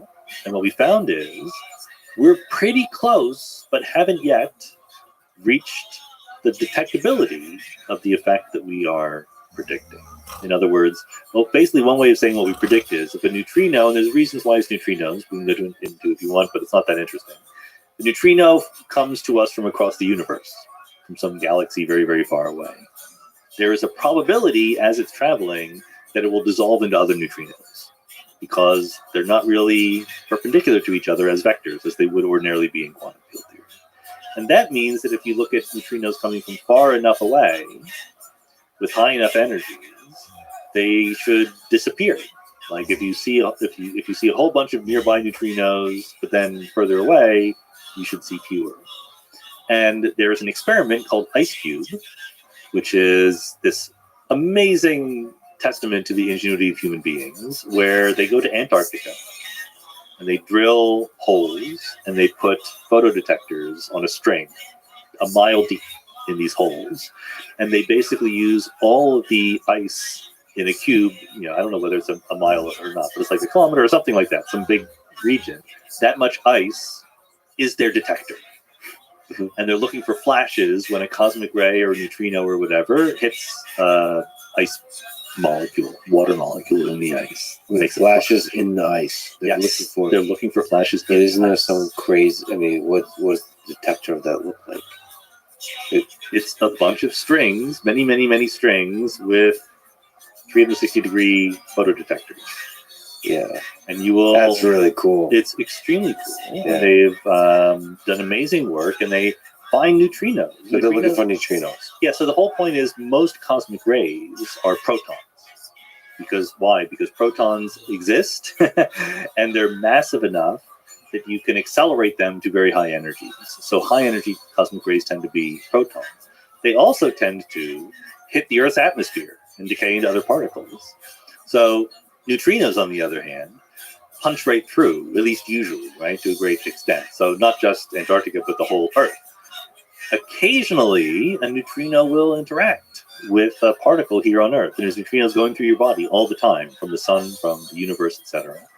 And so if you're patient enough and you have a big enough part of the Antarctic ice sheet to look at, the nice thing about ice is it's transparent. So you've built yourself, nature has built you a neutrino detector. So why IceCube does. Why ice? So is it just because of the low noise and you get to watch this thing and it's much more dense than air, but it's transparent. So you have much more dense, so high probability, and then it's transparency, and then it's also in the middle of nowhere, so you can. Well, that's all you need. There's not that much love ice, right? Yeah. So there's Humans more are the ice in best. Antarctica than anywhere else, right? So anyway, you can go and you can get a plot from the IceCube experiment. Yeah. How many neutrinos there are that they've detected with very high energies. And we predict in our weird little holographic guessing game that there should be a cutoff. You should see neutrinos as you get to higher and higher energies, and then they should disappear. If you look at the data, their data gives out exactly where our cutoff is. That doesn't mean that our cutoff is right. It means they lose the ability to do the experiment exactly where we predict the cutoff should be. Oh boy. Okay. But why is there a limit? Oh, just because there are fewer high energy neutrinos.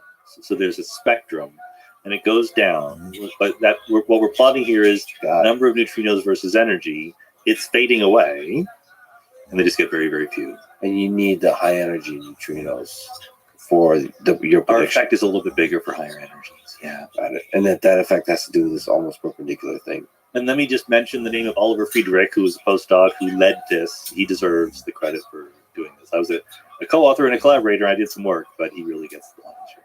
Thank you, Oliver. Thank you for pushing this wild science forward. Just to speak to that, the meta process of it, how do you approach asking these big questions and trying to formulate as a paper, as an experiment that can make a prediction, all that kind of stuff? What's your process? There's a very interesting things that happens once you're a theoretical physicist, once you become trained. You're a graduate student, you've written some papers and whatever. Suddenly you are the world's expert in a really infinitesimally tiny area of knowledge, right? And you know not that much about other areas. There's an overwhelming temptation to just drill deep, right? Just keep doing basically the thing that you started doing. But maybe that thing you started doing is not the most interesting thing to the world or to you or whatever. So you need to separately develop the capability of stepping back and going, okay, now that I can write papers in that area, now that I'm sort of trained enough in the general procedure, what is the best match between my interests, my abilities, and what is actually interesting? And honestly, I've not been very good at that over my career.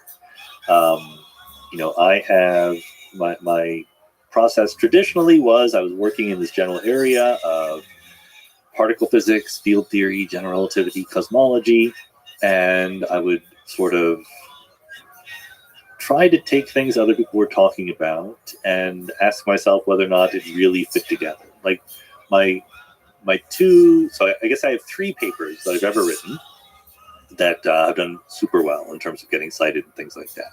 One was my first ever paper that I get very little credit for. That was my advisor and his collaborator, set that up. The other 2 were basically my idea. One was right after we discovered that the universe was accelerating. So in 1998, observations showed that not only is the universe expanding, but it's expanding faster and faster. So that's attributed to either Einstein's cosmological constant or some more complicated form of dark energy, some mysterious thing that fills the universe. And people were throwing around ideas about this dark energy stuff. What could it be? And so forth. Most of the people throwing around these ideas were cosmologists. They worked on cosmology. They think about the universe all. Since I like to talk to people in different areas, I was sort of more familiar than average with what a respectable working particle physicist would think about these things. And what I immediately thought was, you guys are throwing around these theories. These theories are wildly unnatural. They're super finely tuned. Like any particle physicist would just be embarrassed to be talking about this. But rather than just scoffing at them, I sat down and asked myself, okay, is there a respectable version? Is there a way to keep the particle physicists happy, but also make the universe exciting? And I realized that there is some very specific set of models that is relatively natural. And guess what? You can make a new experimental prediction on the basis of those. And so I did that. People were very happy about that.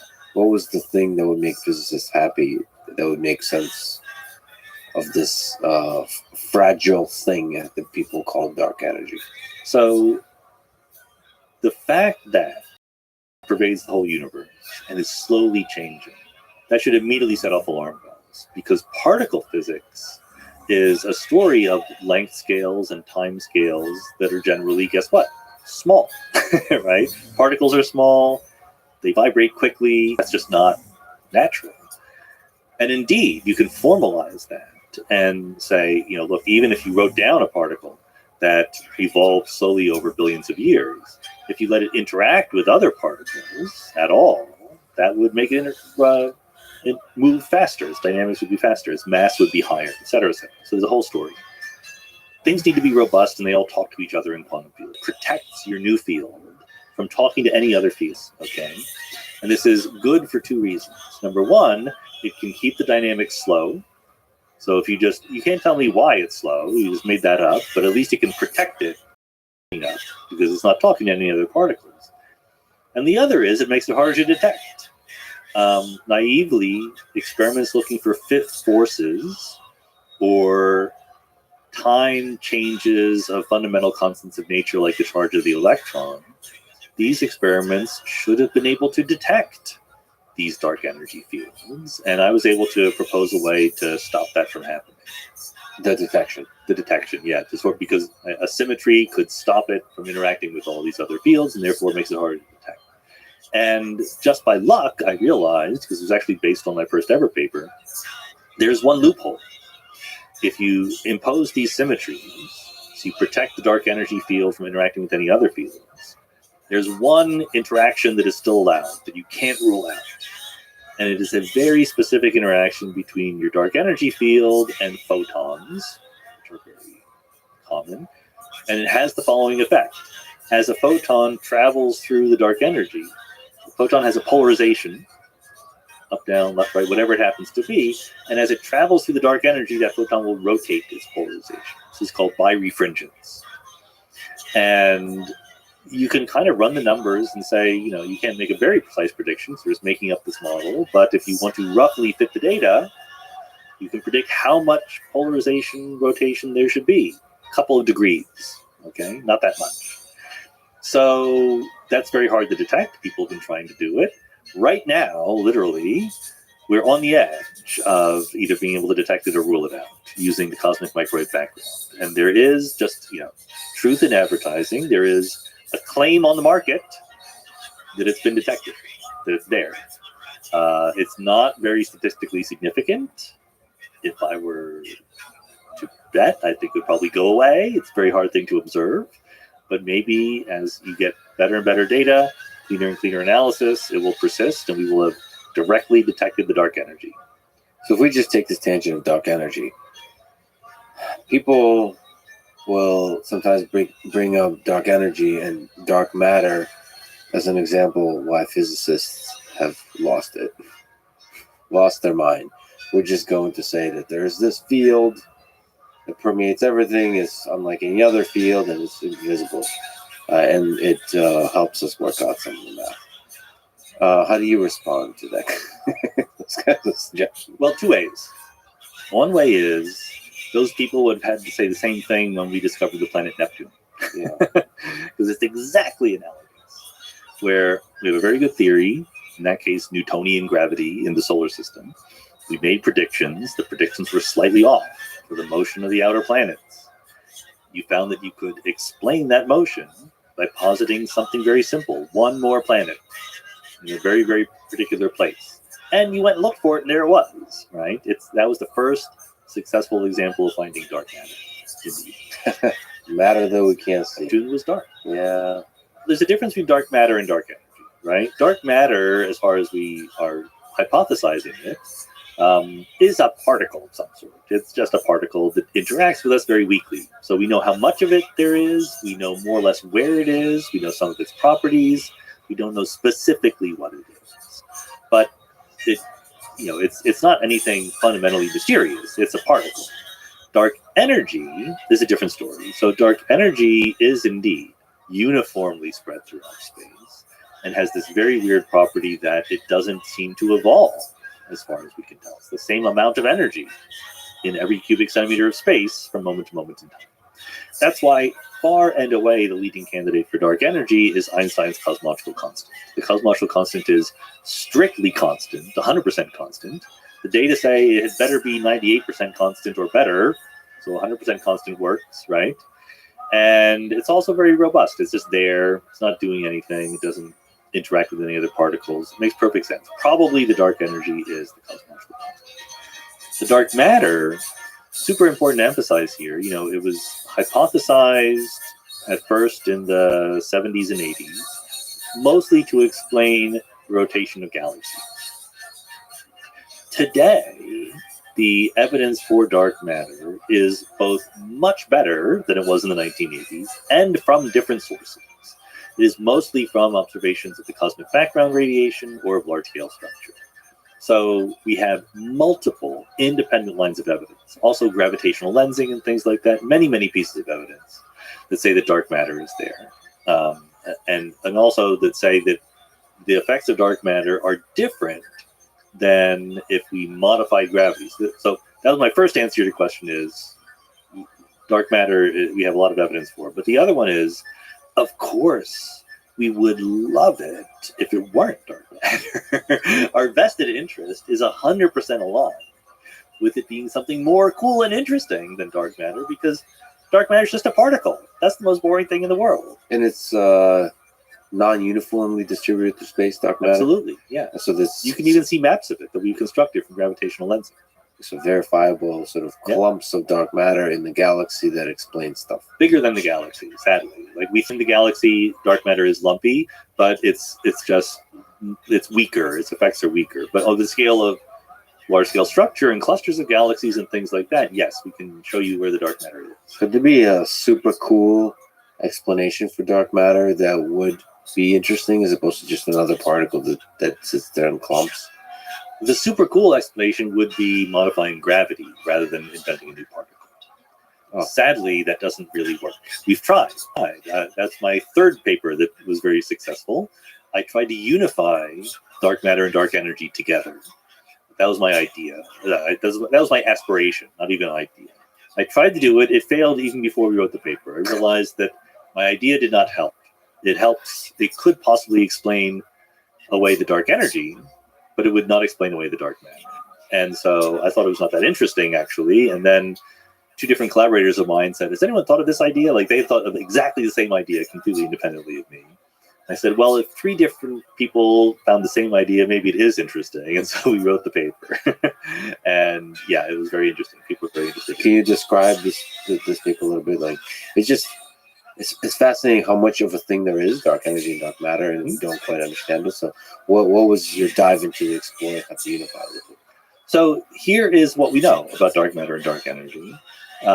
They become important in regimes where gravity is very, very, very weak.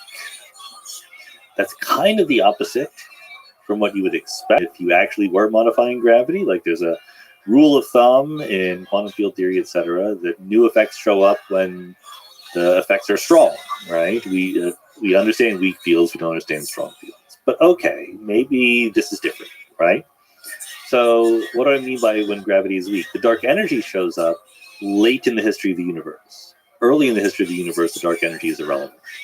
But remember, the density of dark energy stays constant. The density of matter and radiation go down. So at early times, dark energy was completely irrelevant compared to matter and radiation. At late times, it becomes important. That's also when the universe is dilute and gravity is relatively weak. Now think about galaxies, okay? A galaxy is more dense in the middle, less dense on the outside. And there's a phenomenological fact about galaxies that in the interior of galaxies, you don't need dark matter. That's not so surprising because the density of stars and gas is very high there and the dark matter is just subdominant. But then there's generally a radius inside of which you don't need dark matter to fit the data, outside of which you do need dark matter to fit the data. So that's, again, when gravity is weak, right? So I asked myself, of course we know in field theory, new effects should show up when fields are strong, not weak, but let's throw that out of the window. Can I write down a theory where gravity alters when it is weak? And we've already said what gravity is. What is gravity? It's the curvature of spacetime. So there are mathematical quantities that measure the curvature of spacetime. And generally, you would say, like, I have an understanding Einstein's equation, which I explained to the readers in the book, relates the curvature of space-time to matter and energy. The more matter and energy, the more curvature. So I'm saying, what if you add a new term in there that says the less matter and energy, the more curvature? No reason to do that, except to fit the data, right? So I tried to unify the need for dark matter and the need for dark energy. That would be really cool if that was the case. Like, super cool, right? It'd be the best. It'd be great. but it didn't work. It'd be really interesting if gravity did something funky when there's not much of it. Like almost like at the edges of it, it gets like noisy. That was exactly the hope. But Oh the man. great thing about physics is there are equations, right? I mean, you can come up with the words and you can wave your hands, but then you got to write down the equations, and I did. And I figured out that it could help with the dark energy, the acceleration of the universe. It doesn't help with dark matter. It just sucks at the scale of galaxies and scale of solar systems. The physics is kind of boring.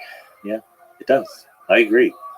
Again, that's why it is a little bit, I tear my hair out when people who are not physicists think, accuse physicists, like you say, of sort of losing the plot because they need dark matter and dark energy. I don't want dark matter and dark energy. I want something much cooler than that. I've tried, but you got to listen to the equations and to the data. You mentioned 3 papers. Your first awesome paper ever, and your second awesome paper ever. Of course, you wrote many papers, so you're being very harsh on the others. But. Well, by the way, this is not awesomeness. This is impact, right? Sure. There's no correlation between awesomeness and impact. Right. Some of my best papers fell without a stone. Tree vice versa, right? Yeah. The first paper was called Limits on the Lorentz and Parity Violating Modification of Electromagnetism, or Electrodynamics. So we figured out how to violate Lorentz invariance, which is the symmetry underlying relativity.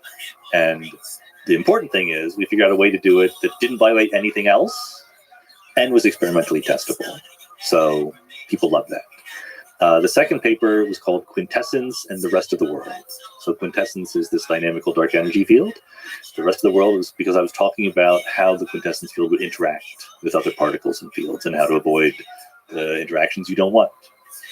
And the third paper was called Is Cosmic Speed Up Due to Gravitational Physics? Something like that.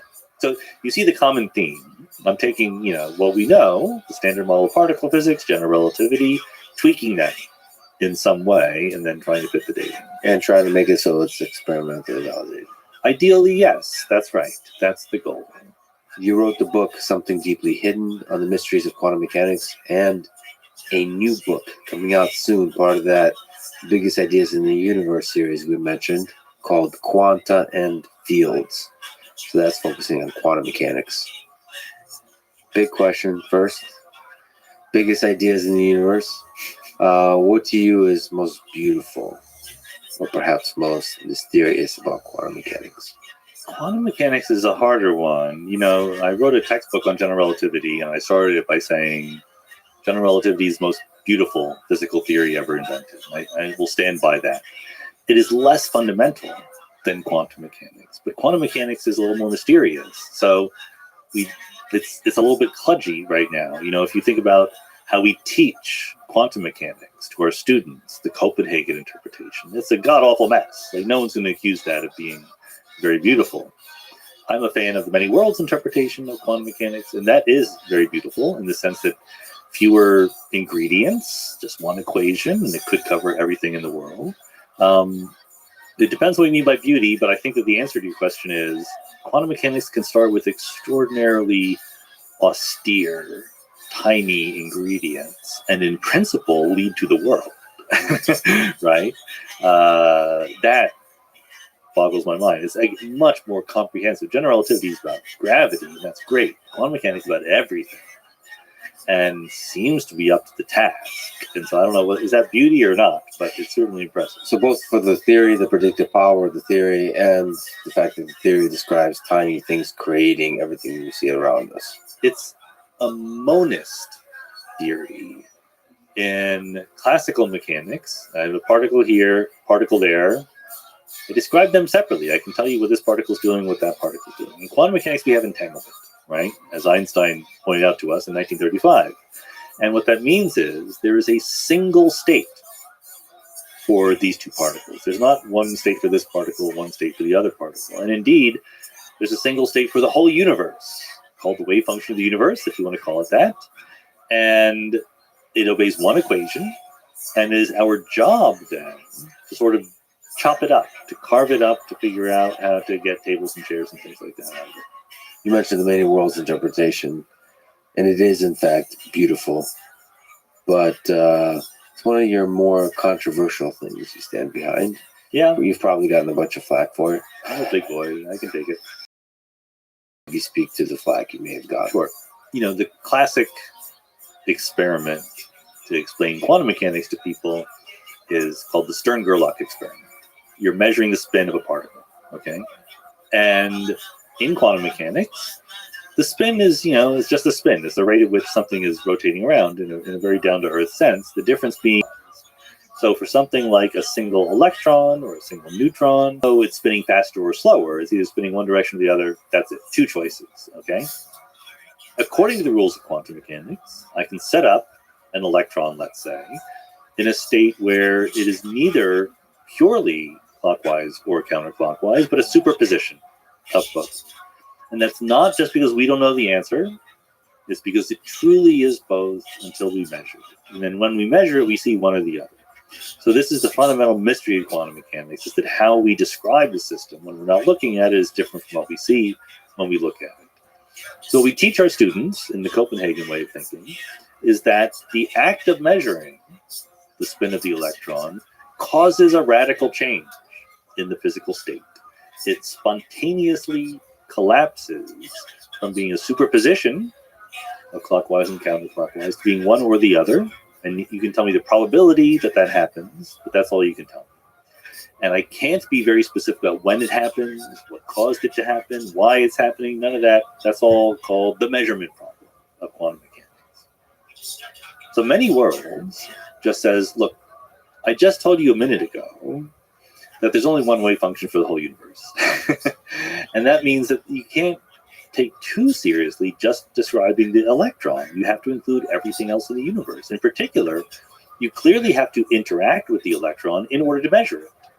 So whatever is interacting with the electron should be included in the wave functions that you're describing. And look, maybe it's just you. Maybe your eyeballs are able to perceive it, but okay, I'm going to include you in the wave function.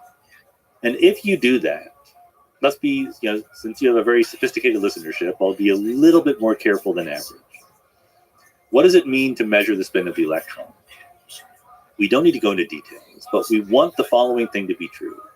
If the electron were in a state that was 100% spinning clockwise, then we want the measurement to tell us it was spinning clockwise. We want your brain to go, yes, the electron was spinning clockwise, right? Likewise, if it was 100% counterclockwise, we want to see that, to measure that. The rules of quantum mechanics, the Schrodinger equation of quantum mechanics, is 100% clear. That if you want to measure it clockwise when it's clockwise, and measure it counterclockwise when it's counterclockwise, then when it starts out in a superposition, what will happen is that you and the electron will entangle with each other. And by that I mean that the state of the universe evolves into part saying the electron was spinning clockwise and I saw it clockwise, and part of the state is the superposition with the part that says the electron was spinning counterclockwise and I saw it counterclockwise. Everyone agrees with this. Entirely uncontroversial. Straightforward consequence of the Schrodinger equation. And then Niels Bohr would say, and then part of that wave function disappears. And we're in the other part. And you can't predict which part it will be, only the probability. Hugh Everett, who was a graduate student in the 1950s, who was thinking about this, says, I have a better idea. Part of the wave function does not magically disappear. It stays there. The reason why that idea, Everett's idea, that the whole wave function always sticks around and just obeys the Schrodinger equation, was not thought of years before, is because naively you look at it and you go, okay, this is predicting that I will be in a superposition, that I will be in a superposition of having seen the electron be clockwise and having seen it be counterclockwise. No experimenter has ever felt like they were in a superposition. You always see an outcome, okay? Everett's move, which was kind of genius, was to say, the problem is not the Schrodinger equation. The problem is you have misidentified yourself in the Schrodinger equation. You have said, oh, look, there's a person who saw counterclockwise. There's a person who saw clockwise. I should be that superposition of both. And Everett says, no, you're not. Because the part of the wave function in which the spin was clockwise, once that exists, it is completely unaffected by the part of the wave function that says the spin was counterclockwise. They are apart from each other. They are uninteracting. They have no influence. What happens in one part has no influence in the other part. So Everett says the simple resolution is to identify yourself as either the one who saw spin clockwise or the one who saw spin counterclockwise. There are now two people. Once you've done that experiment, the Schrodinger equation doesn't have to be messed with. All you have to do is locate yourself correctly in the wave function. That's my rule. The number of worlds is Very big. very, very, very big. Where do those worlds fit? Where do they go? The short answer is the worlds don't exist in space. Space exists separately in each world. So, I mean, there's a technical answer to your question, which is Hilbert space, the space of all possible quantum mechanical states. But physically, you know, we want to put these worlds somewhere. That's just a wrong intuition that we have. There is no such thing as the physical spatial location of the world, because space is inside the world. One of the properties of this interpretation is that you can't travel from one world to the other, That's right. which kind of makes you feel that they're existing separately They are existing separately and Yeah. simultaneously, and simultaneously without locations in space. without locations in space. How is it possible to visualize them existing without a location in space? The real answer to that, the honest answer, is the equations predict it. Yeah. If you can't visualize it, so much worse for you. The equations are crystal clear about what they're predicting. Is there a way to get to the closer to understanding and visualizing the weirdness of the implications of this? You know, I don't think it's that hard. It wasn't that hard for me. You know, I don't mind the idea that when I make a quantum mechanical measurement, there is later on in the universe multiple descendants of my present self who got different answers to that measurement. I can't interact with them. Hilbert space, the space of all quantum wave functions, was always big enough to include all of them. I'm going to worry about the parts of the universe I can observe. So let's put it this way. Many worlds comes about by taking the Schrodinger equation seriously. The Schrodinger equation was invented to fit the data, to fit the spectrum of different atoms and different, you know, emission and absorption experiments. And it's perfectly legitimate to say, well, okay, you're taking the Schrodinger equation, you're extrapolating, you're trusting it, believing it, beyond what we can observe.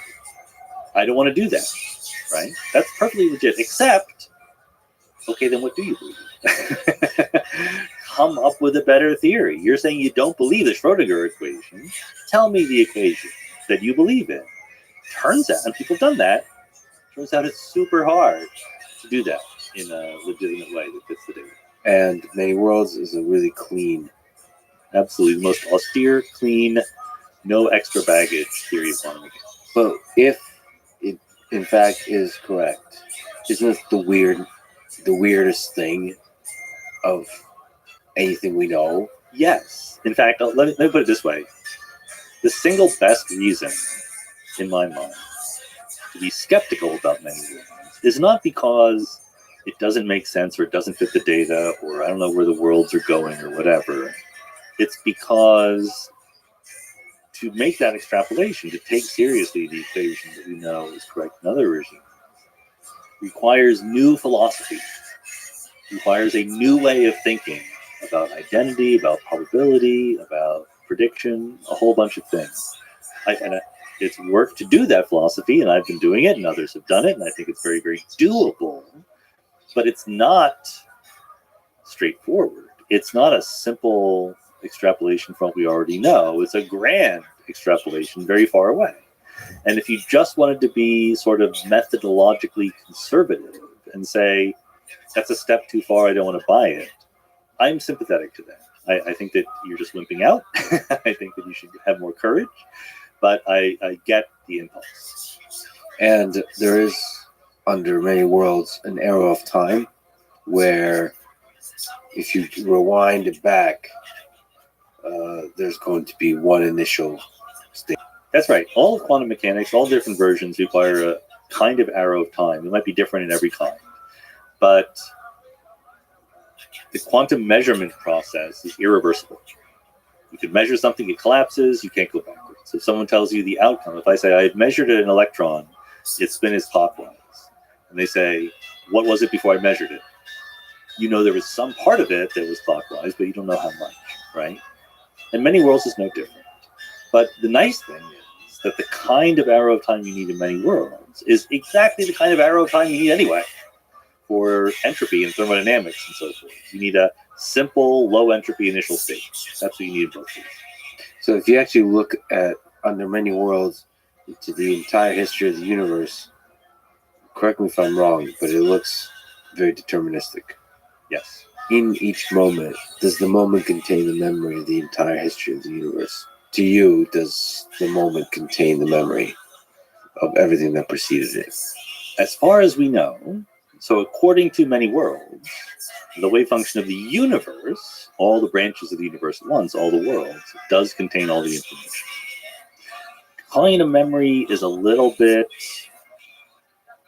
dangerous, because it's not the same kind of memory that you and I have in our brains, because our memories rely on the arrow of time. And the whole point of the Schrodinger equation or Newton's laws is they don't have an arrow of time built in. They're reversible. The state of the universe not only remembers where it came from, but also determines where it's going to go in a way that our memories don't do that. But our memories, we can do replay. Can you do this? We can, but the act of forming a memory increases the entropy of the universe. It is an irreversible process also, right? You can walk on a beach and leave your footprints there. That's a record of your passing. It will eventually be erased by the ever-increasing entropy of the universe. Well, but you can imperfectly replay it. I guess, can we travel back in time imperfectly? It depends on the level of precision you're trying to ask that question. You know, the universe contains the information about where the universe was, but you and I don't. We're nowhere close. And it's what? Computationally very costly to try to consult the universe. Well, it depends on, again, exactly what you're asking. Like, there are some simple questions. Like, what was the temperature of the universe 30 seconds after the Big Bang? We can answer that, right? That's kind of amazing. We can answer that to pretty high precision. But if you want to know where every atom was, then no. What to you is the Big Bang? Why did it happen? We have no idea. I think that's a super important question that I can imagine making progress on. But right now, I'm more or less maximally uncertain about what the answer is. You think black holes will help? No. Potentially? Not that much. Quantum gravity will help, and maybe black holes will help us figure out quantum gravity, so indirectly, yes. But we have the situation where general relativity, Einstein's theory, unambiguously predicts there was a singularity in the past. There was a moment of time when the universe had infinite curvature, infinite energy, infinite expansion rate, the whole thing. That's just a fancy way of saying the theory has broken down. And classical general relativity is not up to the task of saying what really happened at that moment. So it is completely possible there was, in some sense, a moment of time before which there were no other moments. The Big Bang. Even if it's not a classical general relativity kind of thing, quantum mechanics is involved, maybe that's what happened. It's also completely possible there was time before that, space and time, and they evolved into our hot Big Bang by some procedure that we don't really understand. And if time and space are emergent, then the before even starts getting real weird. Well, I think that if there is a first moment of time, that would be very good evidence, or that would fit hand in glove with the idea that time is emergent. If time is fundamental, then it tends to go forever because it's fundamental. Well, yeah. I mean, the general formulation of this question is what's outside of it. Well, what's outside of our universe? So in time and in space. I know it's a pothead question, Sean. I understand. I apologize. That's my life. My life is asking pothead questions. Okay. Some of them, the answer is that's not the right way to put it. Okay, but is it possible to think at all about what's outside our universe? it's absolutely legit to ask questions, but you have to be comfortable with the possibility that the answer is there's no such thing as outside our universe. That's absolutely on the table. In fact, that is the simplest, most likely to be correct answer that we know. But it's the only thing in the universe that wouldn't have an outside. If the universe is the totality of everything, it would not have an outside. It's so weird to think that there's not an outside. We want there to be. We want there to be sort of a creator, a creative force that led to this. An outside, like this is our town, and then there's a bigger world, and there's always a bigger world. And because that is our experience. That's the world we grew up in, right? The universe doesn't need to obey those rules. Such a weird thing. When I was a kid, that used to keep me up at night. Like, what if the universe had not existed? Right. And it feels like a lot of pressure that if this is the only universe, and we're here, one of the few intelligent civilizations, maybe the only one. It's the old theories that we're in the center of everything. It just feels suspicious. That's why Many Worlds is kind of exciting to me, because it is humbling in all the right kinds of ways. It feels like infinity is the way this whole thing runs. There's one pitfall that I'll just mention, because there's a move that is made in these theoretical edges of cosmology that I think is a little bit mistaken, which is to say, I'm going to think about the universe on the basis of imagining that I am a typical observer. This is called the principle of typicality, or the principle of mediocrity, or even the Copernican principle. Nothing special about me. I'm just typical in the universe. But then you draw some conclusions from this, and what you end up realizing is you've been hilariously presumptuous, because by saying I'm a typical observer in the universe, you're saying typical observers in the universe are like me. And that is completely unjustified by anything. So I'm not telling you what the right way to do it is, but these kinds of questions that are not quite grounded in experimental verification or falsification are ones you have to be very careful about. That to me is one of the most interesting questions. There's different ways to approach it, but like, what's outside of this? How did the Big Bang start? How do we get something from nothing? That's always the thing you're sneaking up to. When you're studying all of these questions, you're always sneaking. That's where the black hole and the unifying, getting quantum gravity, all this kind of stuff. You're always sneaking up to that question. Where did all of this come from? So, Yeah, and I think that's fair. probably an answerable question, right? No. It doesn't have to be. Do you think there could be a turtle at the bottom of this that refuses to reveal its identity? Yes. I think that specifically the question, why is there something other than nothing? Yeah. Does not have the kind of answer that we would ordinarily attribute to why questions.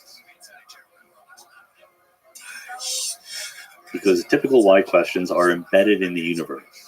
And when we answer them, we take advantage of the features of the universe that we know and love.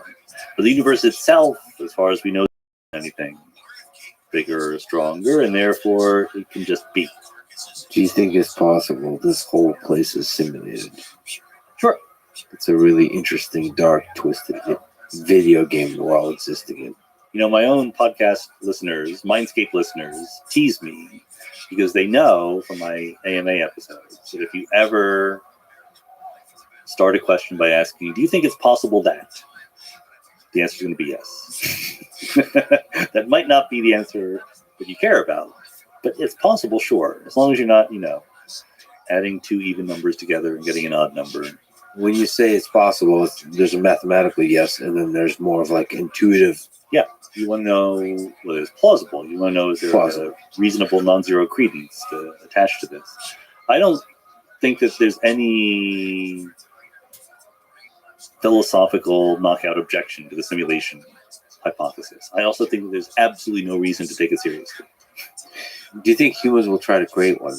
I guess that's how I always think about it. I see what I've spent quite a bit of time over the past few years, and a lot more recently, in virtual worlds, and just am always captivated by the possibility of creating higher and higher resolution worlds. And as we'll talk a little bit about artificial intelligence, sort of the advancement on the Sora front, you can automatically generate those worlds.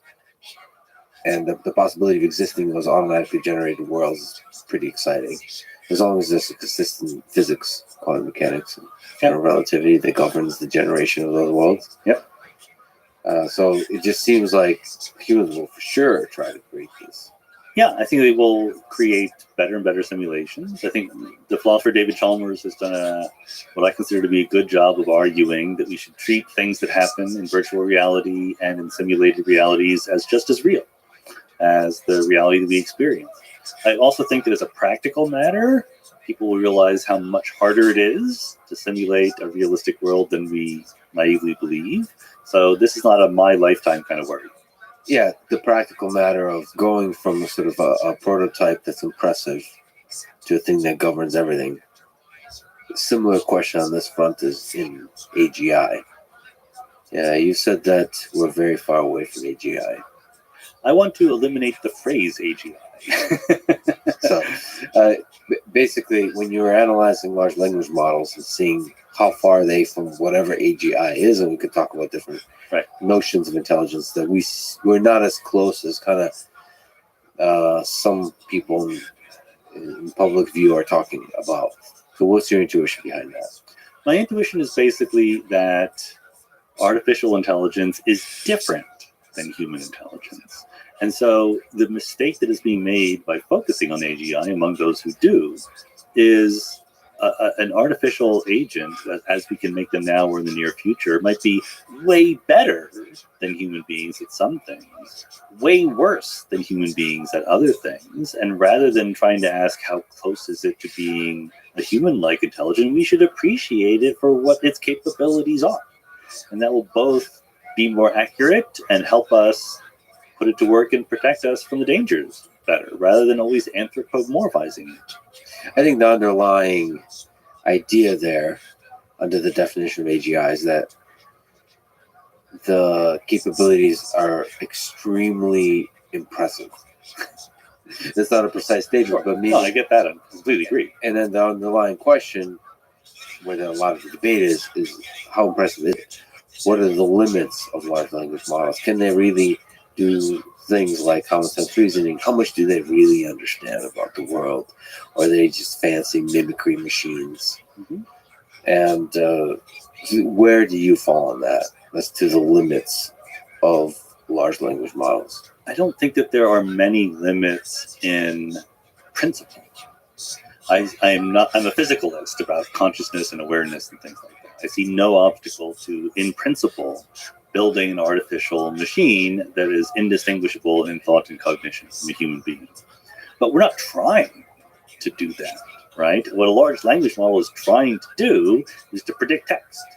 That's what it does. And it is leveraging the fact that we human beings, for very good evolutionary biology reasons, attribute intentionality and intelligence and agency to things that act like human beings. As I was driving here to get to this podcast space, I was using Google Maps, and Google Maps was talking to me, but I wanted to stop to get a cup of coffee. So I didn't do what Google Maps told me to do. I went around a block that it didn't like. And so it gets annoyed, right? It says like, no, why are you doing it? It doesn't say exactly in this, but you know what I mean. It's like, no, turn left, and you turn right. It is impossible as a human being not to feel a little bit sad that Google Maps is getting mad at you. It's not even trying to. It's not a large language model. There's no aspirations to intentionality, but we attribute that all the time. Dan Dennett, the philosopher, wrote a very influential paper on the intentional stance. The fact that it's the most natural thing in the world for we human beings to attribute more intentionality to artificial things than are really there, which is not to say it can't be really there. But if you're trying to be rational and clear thinking about this, the first step is to recognize our huge bias towards attributing things below the surface to systems that are enabled that are able to, at the surface level, act human. So if that huge size of intentionality is there in the data, in the human data, in the vast landscape of human data that AI models, large language models, and video models in the future are trained on, don't you think that intentionality will emerge as fundamental to the behavior of these systems naturally?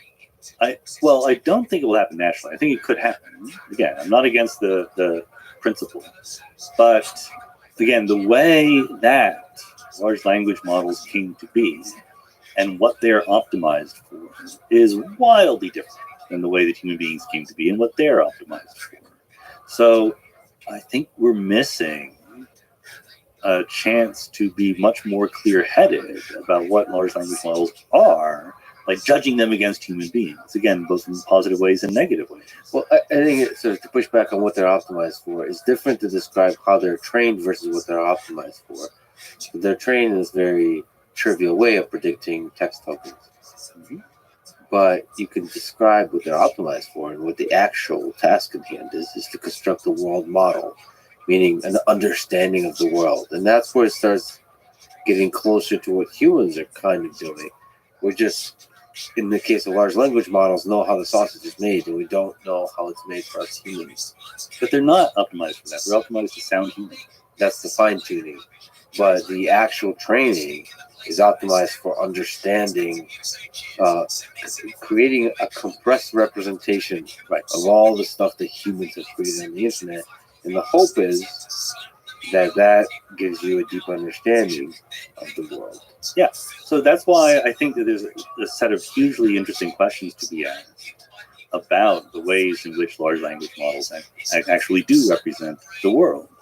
Because what is clear is that they're very good at acting human. The open question in my mind is the easiest, most efficient, best way to act human to do the same things that human beings do? Or are there other ways? And I think that's an open question. I just heard a talk by Melanie Mitchell at Santa Fe Institute, as an artificial intelligence researcher. And she told two stories about two different papers, one that someone else wrote and one that her group is following up on. And they were modeling Othello. Othello, the game was a little rectangular board, white and black squares. So the experiment was the following. They fed a neural network the moves that were being made in the most symbolic form, like E5. Just means that you put a token down E5.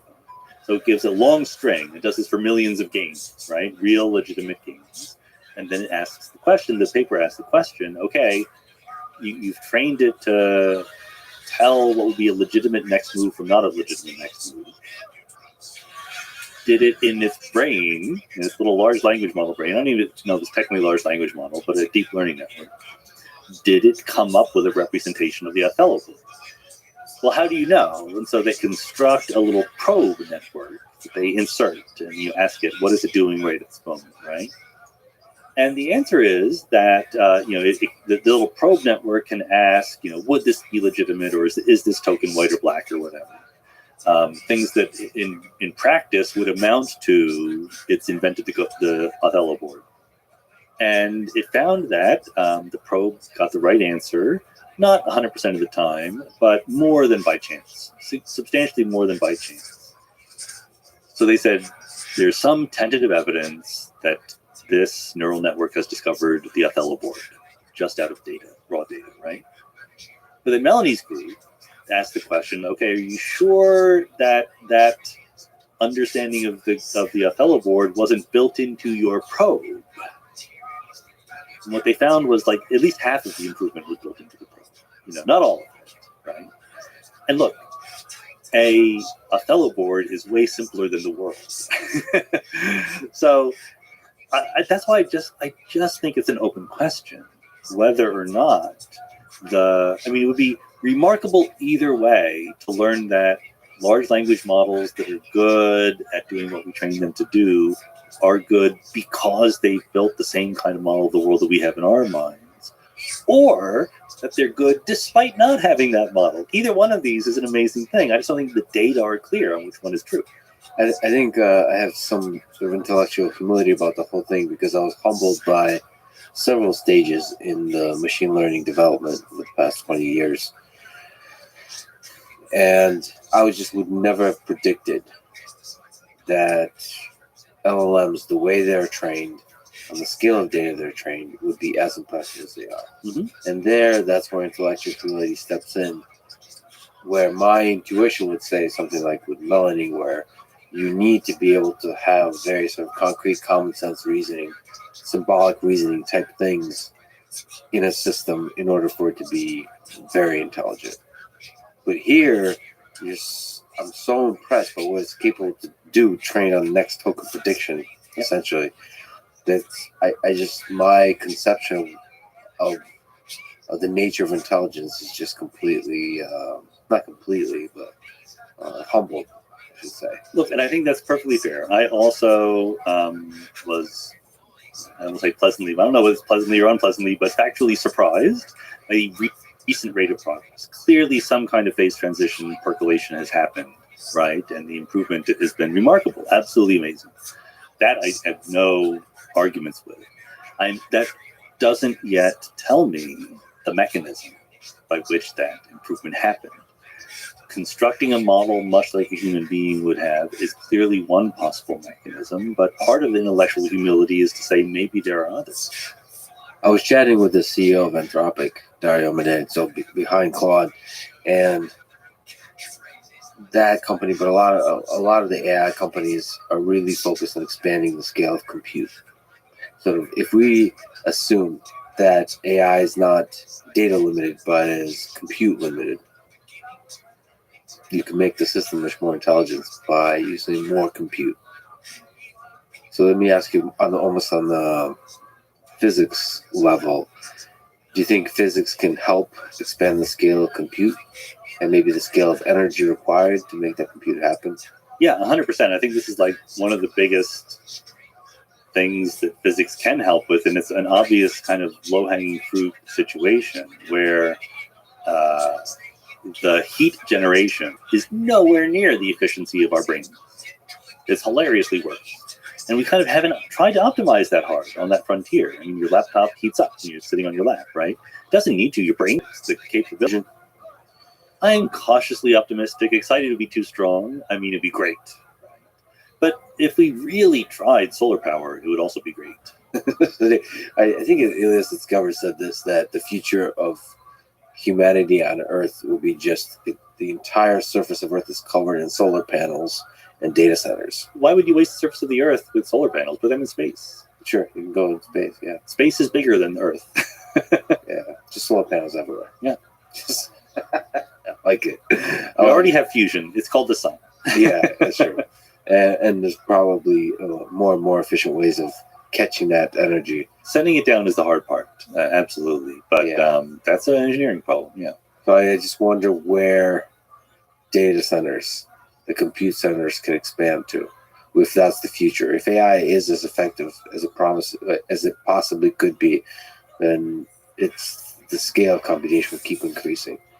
And perhaps it's a race between efficiency and scale. There are constraints, right? You know, there's a certain amount of energy, a certain amount of damage we can do to the environment before it's not worth it anymore. So, yeah, I think that's a new question. In fact, it's kind of frustrating because we get better and better at doing things efficiently, but we invent more things we want to do faster than we get good at doing them efficiently. So we're continuing to make things worse in various ways. I mean, that's the dance of humanity, where we're creating better technologies that are potentially causing a lot more harm. And that includes for weapons, it includes AI used as weapons, it includes nuclear weapons, of course, which is surprising to me that we haven't destroyed human civilization yet, given how many nuclear warheads are out there. Look, I'm with you. Between nuclear and bioweapons, it is a little bit surprising that we haven't caused enormous devastation. Of course, we did drop 2 atomic bombs on Japan, but compared to what could have happened or could happen tomorrow, it could be much worse. Yeah, it does seem like there's an underlying, speaking of quantum fields, there's like a field of goodness within the human heart that, like, in some kind of game theoretic way, we create really powerful things that could destroy each other, and there's greed and ego and all this kind of power hungry dictators that are at play here in all the geopolitical landscape, but we somehow always don't go too far. Yeah, but that's exactly what you would say right before we went. Right before we went too far, and that's why we don't see aliens. So you're, like I mentioned, associated with Santa Fe Institute. I just would love to take a stroll down the landscape of ideas explored there. So they look at complexity in all kinds of ways. What do you think about the emergence of complexity from simple things interacting simply? I think it's a fascinating topic. I mean, that's why I'm thinking about these things these days rather than the papers that I was describing to you before. All of those papers I described to you before are guesses. What if the laws of physics are different in the following way? And then you can work out the consequences. At some point in my life, I said, what is the chance I'm going to guess right? Einstein guessed right, Steven Weinberg guessed right, but there's a very small number of times that people guessed right. Whereas with this emergence of complexity from simplicity, I really do think that we haven't understood the basics yet. I think we're still kind of pre-paradigmatic. There have been some spectacular discoveries. People like Jeffrey West at Santa Fe and others have really given us true insights into important systems, but still there's a lot of the basics I think are not understood.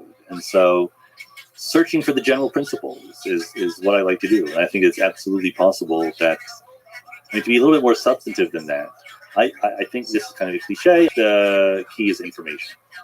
And I think that what we see through the history of the universe as you go from simple to more and more complex is really subsystems of the universe figuring out how to use information to do whatever, to survive or to thrive or to reproduce. I mean, that's the sort of fuel, the leverage, the resource that we have for a while anyway, until the heat death. But that's where the complexity is really driven by. Yeah, but the mechanism of it, you mentioned Jeffrey West. What are interesting inklings of progress in this realm? And what are systems that interest you in terms of information? So, for me, just as a fan of complexity, just even looking at simple cellular automata is always just a fascinating way to illustrate the emergence of complexity. So for those of the listeners who don't know, viewers, cellular automata come from imagining a very simple configuration. For example, a set of ones and zeros along a line. And then you invent a rule that says, okay, I'm going to evolve this in time. And generally, the simplest ones start with just each block of 3 ones and zeros have a rule that they will deterministically go to either 1 or a 0. And you can actually classify all the different possibilities. There's a small number of possible cellular automata of that form. And what was discovered by various people, including Stephen Wolfram, is some of these cellular automata have the feature that you start from almost nothing, so 0, 0, 0, 0, 1, 0, 0, 0, 0, and you let it rip, and it becomes wildly complex. Okay? So this is very provocative, very interesting. It's also not how physics works at all. Because as we said, physics conserves information. You can go forward or backwards. These cellular automata do not. They're not reversible in any sense. You've built in an arrow of time. You have a starting point, and then you evolve. So what I'm interested in is seeing how in the real world, with the real laws of physics and underlying reversibility, but macroscopic irreversibility from entropy in the arrow of time, etc. How does that lead to complexity? I think that that's an answerable question. I don't think that cellular automata are really helping us in that one. So what is the landscape of entropy in the universe look like? Well, entropy is hard to localize. It's a property of systems, not of parts of systems, right? Having said that, you can do approximate answers to the question. The answer is black holes are huge in entropy. Let's put it this way. The whole observable universe that we're in had a certain amount of entropy before stars and planets and black holes started to form. 10 to the 88. I can even tell you the number. Okay. The single black hole at the center of our galaxy has entropy, 10 to the 90. Single black hole at the center of our galaxy has more entropy than the whole universe used to have not too long ago. So most of the entropy in the universe today is in the form of black holes. Okay, that's fascinating, first of all. But second of all, if we take black holes away, what are the different interesting perturbations in entropy across space. Where do we Earthlings fit into that? The interesting thing to me is that if you start with a system that is isolated from the rest of the universe, and you start it at low entropy, there's almost a theorem that says if you're very, very, very low entropy, then the system looks pretty simple. Because low entropy means there's only a small number of ways that you can rearrange the parts to look like that. So if there's not that many ways, the answer is going to look simple. But there's also almost a theorem that says when you're at maximum entropy, the system is going to look simple. So it's all smeared out. If it had like interesting structure, then it would be complicated. Right? So entropy in this isolated system only goes up. That's the second law of thermodynamics. But complexity starts low, goes up, and then goes down again.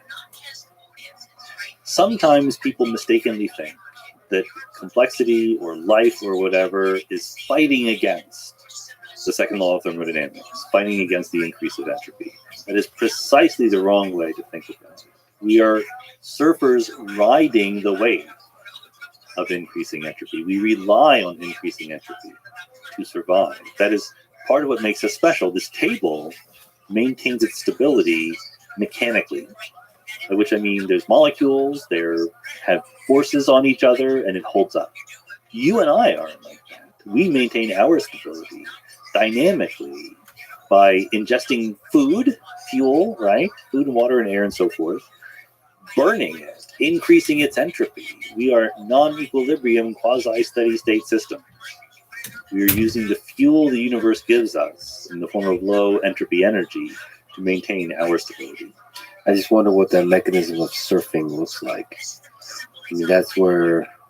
First of all, I mean, one question to ask: do you think it's possible to have a kind of science of complexity where you have very precise ways or clearly defined ways of measuring complexity? I think it is, and I think we don't. It's possible to have it. I don't think we yet have it. Because, in part because complexity is not a univalent thing.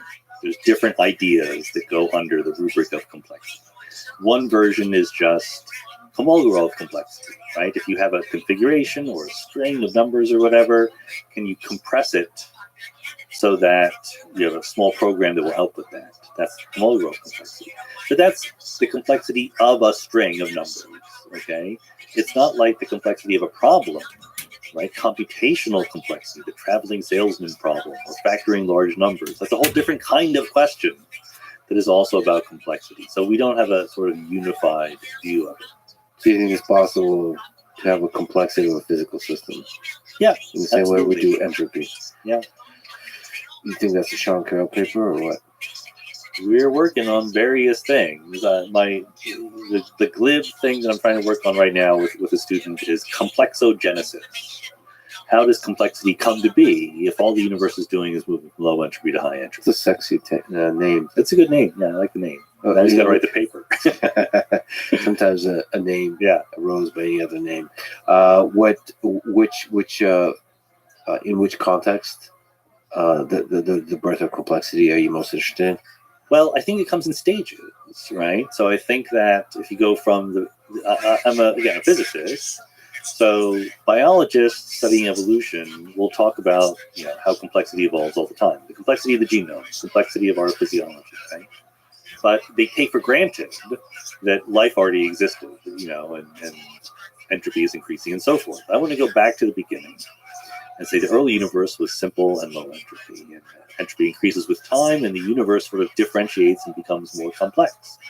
But that statement, which is indisputably true, has different meanings because complexity has different meanings. So sort of the most basic primal version of complexity is what you might think of as configurational complexity. That's what Kolmogorov gets at. How much information do you need to specify the configuration of the system? Then there's a whole other step where subsystems of the universe start burning fuel, right? So in many ways, a planet and a star are not that different in configurational complexity. They're both spheres with density high at the middle and getting less as you go out. But there's something fundamentally different because the star only survives as long as it has fuel, right? I mean, then it turns into a brown dwarf or a white dwarf or whatever. But as a star, as a main sequence star, it is an out of equilibrium system. but it's more or less static, right? Like if I spill the coffee mug and it falls, in the process of falling, it's out of equilibrium, but it's also changing all the time. A specific kind of system is where it looks sort of macroscopically stationary, like a star, but underneath the hood, it's burning fuel to feed the band in order to maintain that stability. So as stars form, that's a different kind of complexity that comes to be. Then there's another kind of complexity that comes to be, roughly speaking, at the origin of life. Because that's where you have information really being gathered and utilized by subsystems of the universe. And then arguably there's any number of stages past that. I mean, one of the most obvious ones to me is, we talk about simulation theory, but you and I run simulations in our heads. They're just not that good, but we imagine different hypothetical futures, right? Bacteria don't do that. So that's the kind of information processing that is a form of complexity. So I would like to understand all these stages and how they fit together. Yeah, imagination. Mental time travel. Yeah, the things going on in my head when I'm imagining worlds are super compressed representations of those worlds, but I get to the essence of them. And maybe it's possible with non-human computing type devices to do those kinds of simulations in more and more compressed ways. There's an argument to be made that literally what separates human beings from other species on Earth is our ability to imagine counterfactual hypothetical futures. Yeah, I mean, that's one of the big features. I don't know if it's Everyone has their own favorite little feature, but that's why I said there's an argument to be made. I did a podcast episode on it with Adam Bully. It developed slowly. I did different podcasts. Sorry to keep mentioning podcast episodes I did, but Malcolm McIver, who is an engineer at Northwestern, has a theory about one of the major stages in evolution is when fish first climbed on the land. And of course, that is a major stage in evolution, but in particular, there's a cognitive shift. Because when you're a fish swimming under the water, the attenuation length of light in water is not that long. You can't see kilometers away. You can see meters away. And you're moving at meters per second. So all of the evolutionary optimization is make all of your decisions on a time scale of less than a second. When you see something new, you have to make a rapid fire decision what to do about it. As soon as you climb onto land, you can essentially see forever, right? You can see stars in the sky. So now a whole new mode of reasoning opens up where you see something far away. And rather than saying, look up table, I see this, I react, you can say, okay, I see that thing. What if I did this? What if I did that? What if I did something different? And that's the birth of imagination eventually. You've been critical on panpsychism. Yes, you've noticed that, right? Can you make the case for panpsychism and against it? So panpsychism is the idea that consciousness permeates all matter. Maybe it's the fundamental force or it's a physics of the fabric of the universe.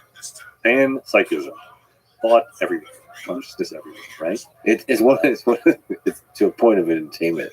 The idea frustrates you, which sort of as a fan is wonderful to watch. And you've had great episodes with panpsychists on your podcast where you go at it. I had David Chalmers, who's one of the world's great philosophers, and he is panpsychism curious. Yeah, He doesn't commit to anything, but he's certainly willing to entertain it. Philip Goff, who I've had, who's a great guy, but he is devoted to panpsychism. In fact, he is almost single-handedly responsible for the upsurge of interest in panpsychism in the popular imagination.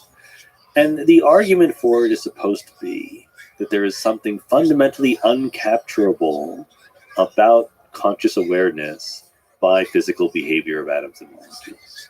So the panpsychist will say, look, you can tell me maybe someday through advances of neuroscience and what have you, exactly what happens in your brain and how that translates into thought and speech and action.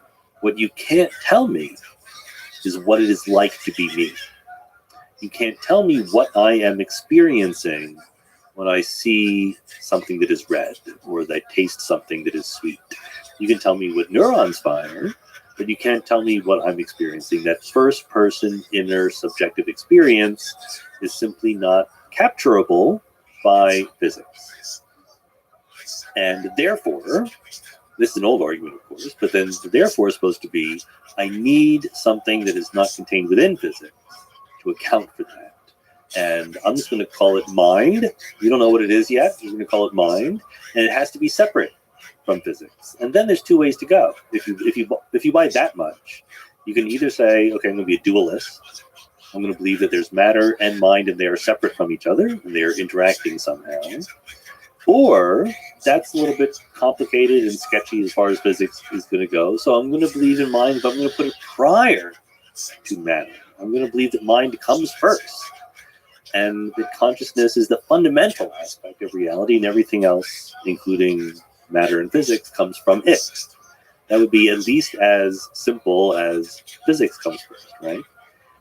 Now, the physicalists, such as myself, will say, I don't have any problem explaining what it's like to be you or what you experience when you see red. It's a certain way of talking about the atoms and the neurons, etc., that make up you. Just like the hardness or the brownness of this table, these are words that we attach to certain underlying configurations of ordinary physical matter. Likewise, sadness and redness or whatever are words that we attach to you to describe what you're doing. And when it comes to consciousness in general, I'm very quick to say I do not claim to have any special insight on how consciousness works, other than I see no reason to change the laws of physics to account for it. If you don't have to change the laws of physics, where do you think it emerges from? Is consciousness an illusion? It's almost like a shorthand that we humans use to describe a certain kind of feeling we have when interacting with the world. Or is there some big leap that happens at some stage? I almost never use the word illusion. Illusion means that there's something that you think you're perceiving that is actually not there. Like an oasis in the desert is an illusion. It has no causal efficacy. If you walk up to where the oasis is supposed to be, you'll say you were wrong about it being there. That's different than something being emergent or non-fundamental, but also real. Like this table is real, even though I know it's made of atoms. That doesn't remove the realness from the table. I think that consciousness and free will and things like that are just as real in tables and chairs. Oasis in the desert does have causal efficacy in that you're thirsty. Well, it leads you to draw incorrect conclusions about the world. Sure, but imagining a thing can sometimes bring it to reality, as we've seen, and that has a kind of a causal efficacy. Sure, but your understanding of the world in a way that gives you power over it and influence over it is decreased rather than increased by believing in that oasis. That is not true about consciousness or this table. You don't think you can increase the chance of a thing existing by imagining it existing? Unless you build it or make it. No, that's what I mean. Like imagining humans can fly. If you're That's the right different than brothers, imagining that humans are flying. right? In terms of counterfactuals in the future, absolutely, imagination is crucially important. But that's not an illusion. That's just a Okay. So imagination. the possibility of the future versus what reality is. I mean, the future is a concept. So time is just a concept, so you can play with that. But yes, reality. So to you, for example, I love asking this. So Donald Hoffman thinks that the entirety of the conversation we've been having about space-time is an illusion.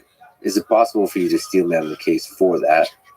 Can you make the case for and against reality, as I think he writes, that the laws of physics as we know them, or space-time, is a kind of interface to a much deeper thing that we don't at all understand, and that we're fooling ourselves by constructing this.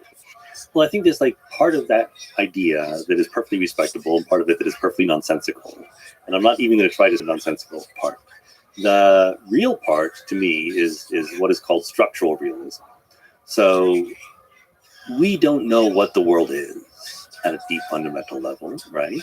But let's put ourselves in the minds of people living 200 years ago. Like they didn't know about quantum mechanics. They didn't know about relativity. That doesn't mean they were wrong. about the universe that they understood. They had Newton's laws, right? They could predict what time the sun was going to rise perfectly well. In the progress of science, the words that would be used to give the most fundamental description of how you were predicting the sun would rise changed, because now you have curved space-time and things like that, right? And you didn't have any of those words 200 years ago. But the prediction is the same. Why? Because that prediction, independent of what we thought the fundamental ontology was, the prediction pointed to something true about our understanding of reality. To call it an illusion is just wrong, I think. We might not know what the best, most comprehensive way of stating it is, but it's still true. Is it true in the way, for example, belief in God is true? Because for most of human history, people have believed in a God or multiple gods, and that seemed very true to them as an explanation for the way the world is. Some of the deeper planar.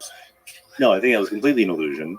I think it was a very, very reasonable illusion to be under. There are illusions. There are, substantive claims about the world that go beyond predictions that we can make and verify.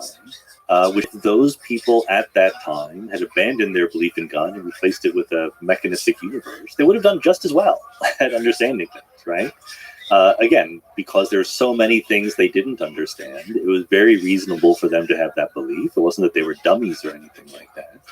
But that is, as we understand the universe better and better, some things stick with us, some things get replaced. So, like you said, you're a believer in the mechanistic universe. You're a naturalist, and as you described, a poetic naturalist.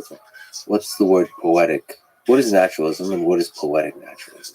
Naturalism is just the idea that all that exists is the natural world. There's no supernatural world. You can have arguments about what that means, but I would claim that the argument should be about what the word supernatural means, not the word natural. The natural world is the world that we learn about by doing science. The poetic part means that you shouldn't be too, I want to say, fundamentalist about what the natural world is. As we went from Newtonian space-time to Einsteinian space-time, something is maintained there. There is a different story that we can tell about the world. And that story in the Newtonian regime, if you want to fly a rocket to the moon, you don't use general relativity. You use Newtonian mechanics. That story works perfectly well. The poetic aspect of the story is that there are many ways of talking about the natural world. And as long as those ways latch on to something real and causally efficacious about the functioning of the world, then we attribute some reality and truth to them. So the poetic really looks at the let's say the pothead questions at the edge of science. It's more open to them. It's doing double duty a little bit, so that's why it's confusing. The more obvious respectable duty it's doing is that tables are real. Even though you know that it's really a quantum field theory wave function, right? Tables are still real. They're a different way of talking about the underlying deeper reality of it. The other duty it's doing is that we move beyond purely descriptive vocabularies for discussing the universe onto normative and prescriptive and judgmental ways of talking about the universe.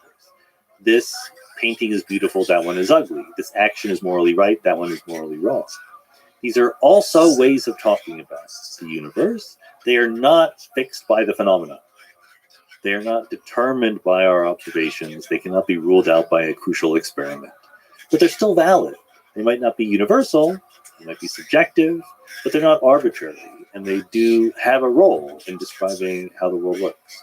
So you don't think it's possible to construct experiments that explore the realms of morality and even meaning? Those are subjective. The tools of science have not expanded enough to incorporate the human experience. No, I don't think that's what it is. I think that what we mean by aesthetics or morality are we're attaching categories, prop K, and the faster we recognize that and deal with it, the better off we'll be. But if we that will absolutely be helpful in explaining why certain people have certain moral beliefs. It won't justify. The Observer, very thorough theory of how that morphing actually happens. That's a very pothead question, Lex. But that's What do you think is possible? the answer is yes. I think that there's no. I think that we're part of the physical world and the natural world.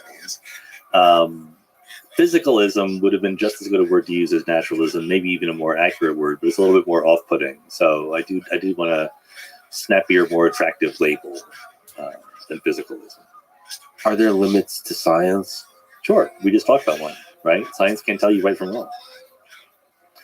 You element your ideas about right and wrong. If you are functioning on the basis of an incorrect view of how the world works, you might very well think you're doing right, but actually be doing wrong. But all the science in the world won't tell you which action is right and which action is wrong. You know, dictators and people in power will sometimes use science as an authority to convince you what's right and wrong. Studying Nazi science is fascinating. Yeah. But there's an instrumentalist view here. You have to first decide what your goals are.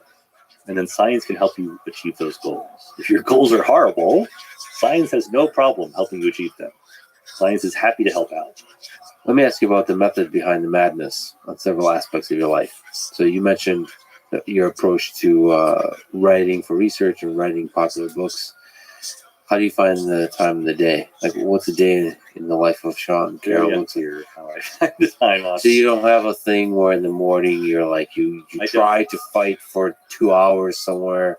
I don't. I'm really terrible at that. You know, my strategy for finding time is just to ignore interruptions and emails. But it's a different time every day. Some days it never happens. Some weeks it never You're able happens. to pull it off because you're extremely prolific. So like you're able to have days where you don't write Oh my God. and still write the next day. Oh wow, that's a rare thing, right? A lot of prolific writers will Yes, it's true. will carve out Right. 2 hours because otherwise it just disappears. Right. No, I get that. Yeah, I do. And yeah, it's just like everyone is, has their foibles or whatever. So I'm not able to do that. Therefore, I have to just figure it out on the fly. And what's the actual process look like when you're writing popular stuff? You get behind a computer. Yeah, get behind a computer. And my way of doing it, so my wife, Jennifer, is a science writer.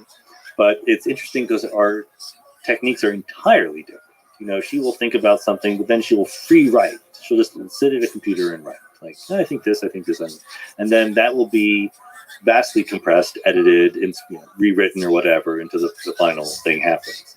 I will just sit there silently thinking for a very long time, and then I will write what is almost a final.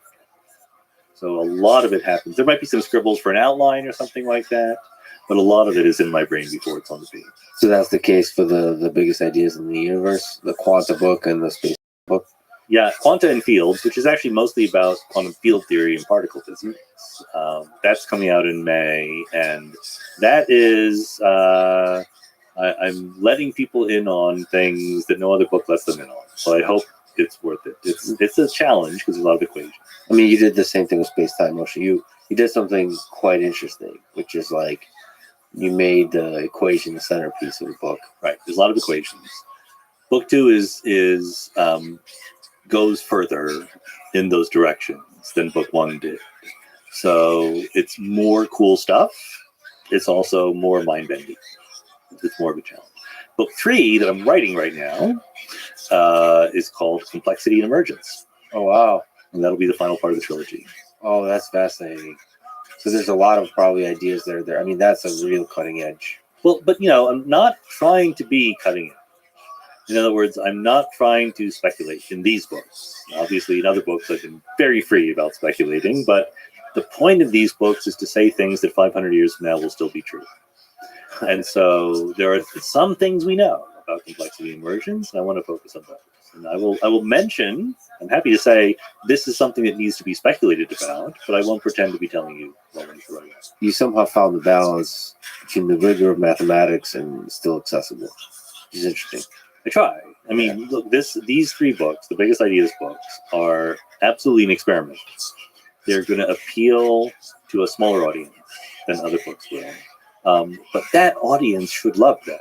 Like my 16-year-old self would have been so happy to get these books. I can't tell you. Yeah, in terms of looking back in history, those are books. The trilogy would be truly special in that way. Worked for Lord of the Rings, so I figured, why not me? You and Tolkien. Yeah, Different styles, different topics. same ultimate reality. Like we mentioned, Mindscape podcast. I love it. You interview a huge variety of experts from all kinds of fields. So, just several questions I want to ask you. How do you prepare? How do you prepare to have a good conversation? How do you prepare in a way that satisfies, makes your own curious mind happy? All that kind of stuff. Yeah, no, these are great questions, and I've sort of struggled and changed my techniques over the years. It's an over 5-year-old podcast. It might be approaching 6 years old now. I started out over preparing when I first started. Like I had a journey that I was going to go down. Many of the people I talked to are academics or thinkers who write books, so they have a story to tell. I could just say, okay, give me your lecture, and then an hour later stop, right? So the mistake is to sort of anticipate what the lecture would be and to ask the leading questions that would pull it out of that. What I do now is much more, here are the points. Here are like the big questions that I'm interested in. And so I have a much sketchier outline to start and then try to make it more of a real conversation. I'm helped by the fact that it is not my day job. So I strictly limit myself to 1 day of my life per podcast episode on average. Some days take more. And that includes not just doing the research, but inviting the guest, recording it, editing it, publishing it. So I need to be very, very efficient at that. Yeah. You enforce constraints for yourself in which creativity can emerge. That's right. And look, sometimes if I'm interviewing a theoretical physicist, I can just go in. And where interviewing an economist or a historian, I have to do a lot of work. Do you ever find yourself getting lost in rabbit holes that serve no purpose except satisfying your own curiosity and then potentially expanding the range of things that can help your actual work and research and writing? Yes, on both counts. I do. Some people have so many things to talk about that you don't know where to start or finish, right? Others have a message. And one of the things I discovered over the course of these years is the correlation with age. Like there are brilliant people, and I try very hard on the podcast to sort of get all sorts of people, right? Different ages and things like that. And bless their hearts, the most brilliant young people are not as practiced at wandering past their literal research, right? They have less mastery over the field as a whole, much less how to talk about it. Whereas certain older people just like have their pat answers, and that's kind of boring, right? So you want somewhere in between. The ideal person who has a broad enough a scope that they can wander outside their specific papers they've written, but they're not overly practiced, so they're just giving you their canned answers. I feel like there's like a connection to the metaphor of entropy and complexity, as you said there. Edge of chaos. Yeah. You also do incredible AMAs, and people should sign up to your Patreon, and because you can get to ask questions, Sean Carroll. Well, for several hours, you just answer in fascinating ways some really interesting questions. Is there something you could say about the process of finding the answers to those? That's a great one. Again, it's evolved over time. Them publicly, and they overwhelmingly voted yes. So I do that. So the Patreon supporters ask the questions. Everyone can listen. And also at some point, I really used to try to answer every question. So now there's just too many, so I have to pick, and that's fraught. Standard for picking questions to answer is what are the ones I think I have interesting answers to give for, right?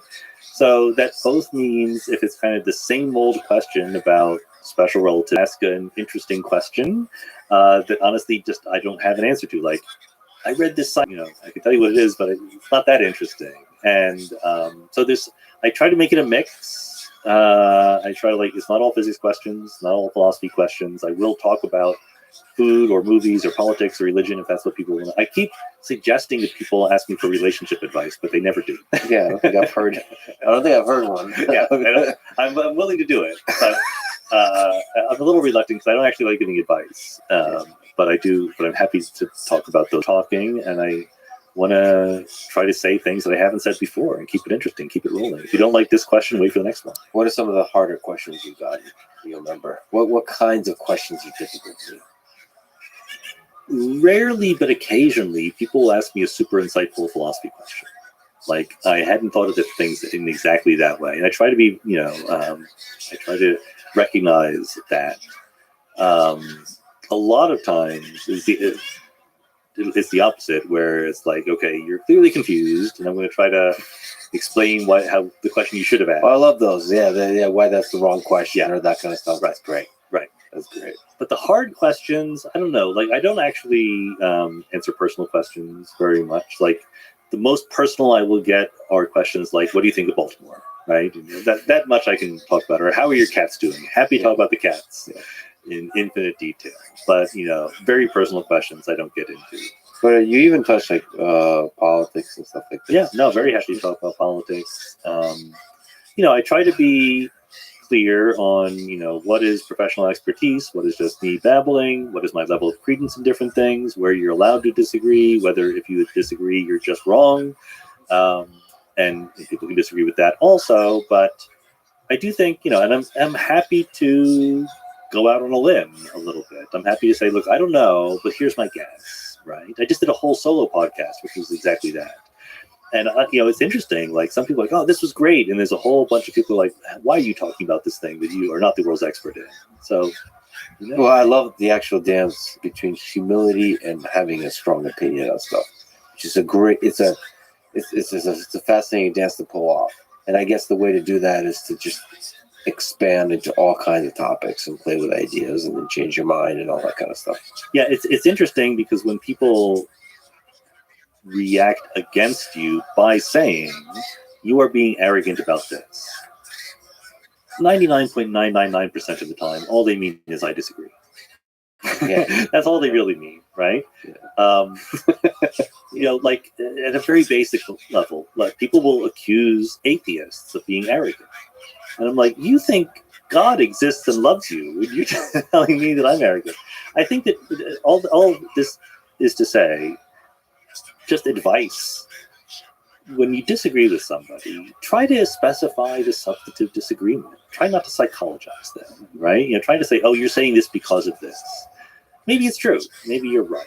But if you had an actual response to what they were saying, that would be much more interesting. Yeah, I wonder why it's difficult for people to say or to imply, I respect you, I like you, but I disagree on this. And here's why I disagree. Like, I wonder why they go to this place of like, well, you're an idiot, or you're egotistical, or you're confused, or you're naive, or you're, all the kinds of words. As opposed to like, I respect you as a fellow human being exploring the world of mysteries all around us, and I disagree. I will complicate the question even more, because there's some people I don't respect or like. And I once wrote a blog post. I think it was called The Grid of Disputation. And I had a 2x2 grid, and it's, are you someone I agree with or disagree with? Are you someone who I respect or don't, right? And all four quadrants are very populated. And so what that means is there are people who I like and I disagree with. And there are people who agree with me and I have no respect for at all. The embarrassing allies quadrant. That was everyone's favorite. So, and I just think being honest, right? Like trying to be honest about where people are. But if you actually want to move the conversation forward, forget about whether you like, explain the disagreement, explain the agreement. But you're absolutely right. I completely agree. Like as a society, we're not very good at disagreeing. We instantly go to the insults. Yeah, and I mean, even on a deeper level, I think at some deep level, I respect and love the humanity in the other person. Yep. You said that general relativity is the most beautiful theory, Sean? So far. What do you find beautiful about it? Let's put it this way. When I teach courses, there's no more satisfying subject to teach than general relativity. And the reason why is because it starts from very clear, precisely articulated assumptions, and it goes so far, right? And when I give my talk, you can find it online. I'm probably not going to give it again. The book one of the biggest ideas talk, right, was building up from you don't know any math or physics. An hour later, you know Einstein's equation for general relativity. And the punchline is the equation is much smarter than Albert Einstein. Because Albert Einstein did not know about the Big Bang. He didn't know about gravitational waves. He didn't know about black holes, but his equation did. And that's a miraculous aspect of science more generally, but general relativity is where it manifests itself in the most absolutely obvious way. A human question. What do you think of the fact that Einstein didn't get the Nobel Prize for general relativity? Tragedy. He should have gotten maybe 4 Nobel Prizes, honestly. That certainly should have got the photoelectric effect was 100% worth a Nobel Prize because, and people don't quite get this, who cares about the photoelectric effect? That's like this very minor effect. The point is his explanation for the photoelectric effect invented something called the photon. That's worth the Nobel Prize. Max Planck gets credit for this in 1900, explaining black body radiation by saying that when a little electron is jiggling in an object at some temperature, gives off radiation in discrete chunks rather than continuously. He didn't quite say that's because radiation is discrete chunks. Right? It's like having a coffee maker that makes 1 cup of coffee at a time. It doesn't mean that liquid comes in 1 cup quanta, right? It's just that you are dispensing it like that. It was Einstein in 1905 who said light is quanta, and that was a radical thing. So that clearly, that was not a mistake. But also special relativity clearly deserved the Nobel Prize, and general relativity clearly deserved the Nobel Prize. Not only were they brilliant, but they were experimentally verified, like everything you want. So separately, you think? Yeah, absolutely. Oh, humans. Yeah. Whatever the explanation there. Edwin Hubble never won the Nobel Prize for finding the universe is expanding. Yeah. But even the fact that we give prizes is almost kind of silly, and we limit the number of people that get the prize and all that. I think the prize has enormous problems. I think it's probably a net good for the world because it brings attention to good science. Yeah. I think it's probably a net negative for science because it makes people want to win the Nobel Prize. Yeah, there's a lot of fascinating Yeah. human stories underneath it all. Science is its own thing, but it's also a collection of humans. And it's a beautiful collection. There's tension, there's competition, there's jealousy, but there's also great collaborations and all that kind of stuff. Daniel Kahneman, who recently passed, is one of the great stories of collaboration in science. So all of it, that's what humans do. And Sean, thank you for being the person that makes us celebrate science and fall in love with all of these beautiful science, for writing amazing books, for being legit and still pushing forward the research science side of it, and for allowing me and these pothead questions, and also for educating everybody through your own podcast. It's everybody should stop everything and subscribe and listen to every single episode of Mindscape. So thank you. I've been a huge fan forever. I'm really honored that you would speak with me in the early days when I was still starting this podcast. I appreciate it. Thanks very much for having me on. Now that you're a big deal, still having me on. Thank you, Sean. Thanks for listening to this conversation with Sean Carroll. To support this podcast, please check out our sponsors in the description. And now, let me leave you with some words from Richard Feynman. Study hard what interests you the most in the most undisciplined, irreverent, and original manner possible. Thank you for listening, and hope to see you next time.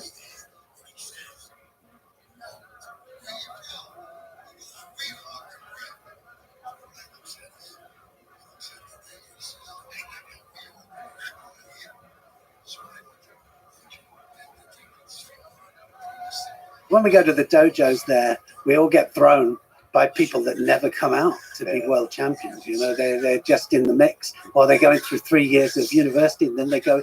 We had a guy. Yeah. We had a guy that came in. He was a business guy. He came in with his suitcase and his tie up like that, and he's in his lunch hour. He's in his lunch hour, right? Yeah. So it's got to be quick. Yeah. So he comes in and he goes through. He's working his way through the whole of the British team.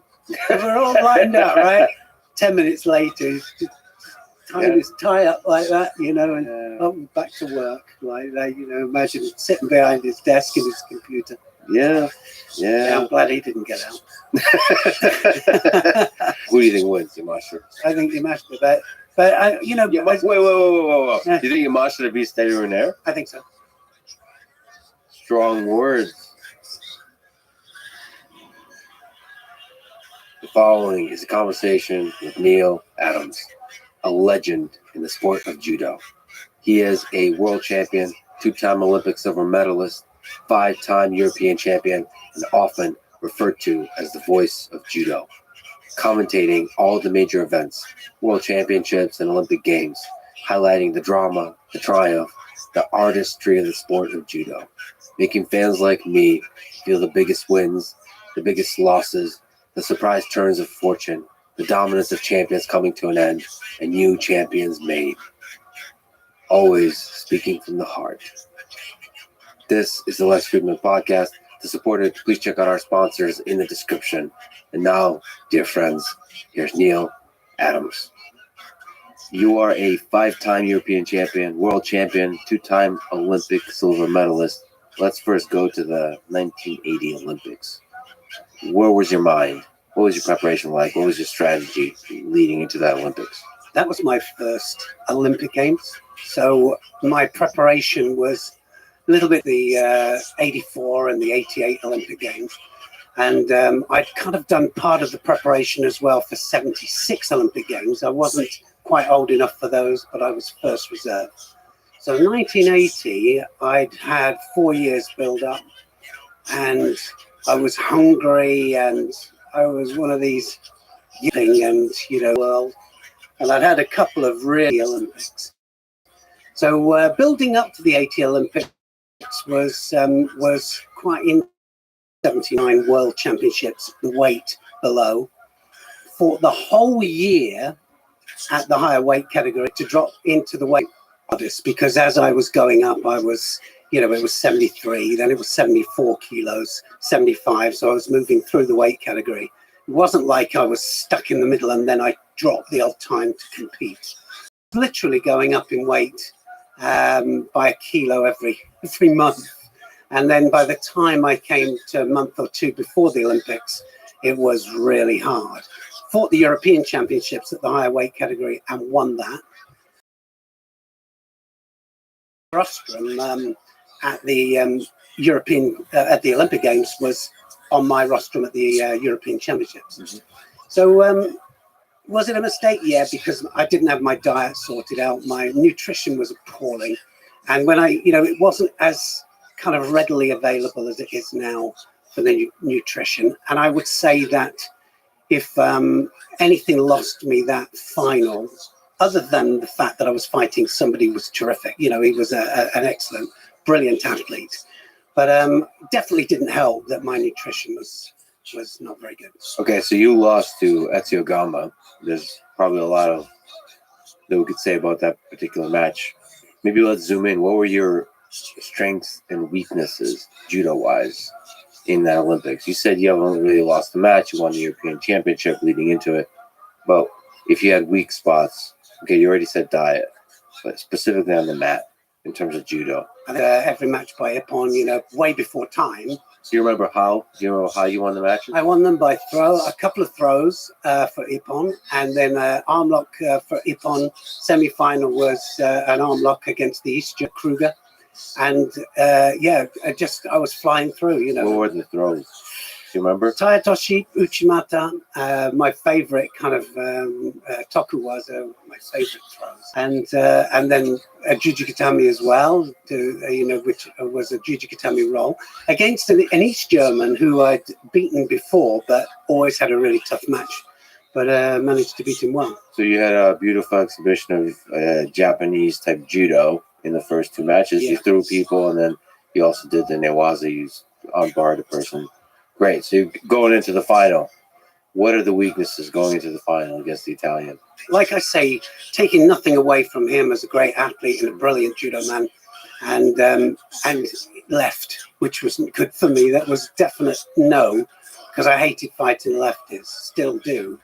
But I'll tell you why in a minute. I just did. Great. It's one of those. But I think as I went through the contest, we had an 8-hour break from the semi-final to the final. They took us back to the Olympic Village.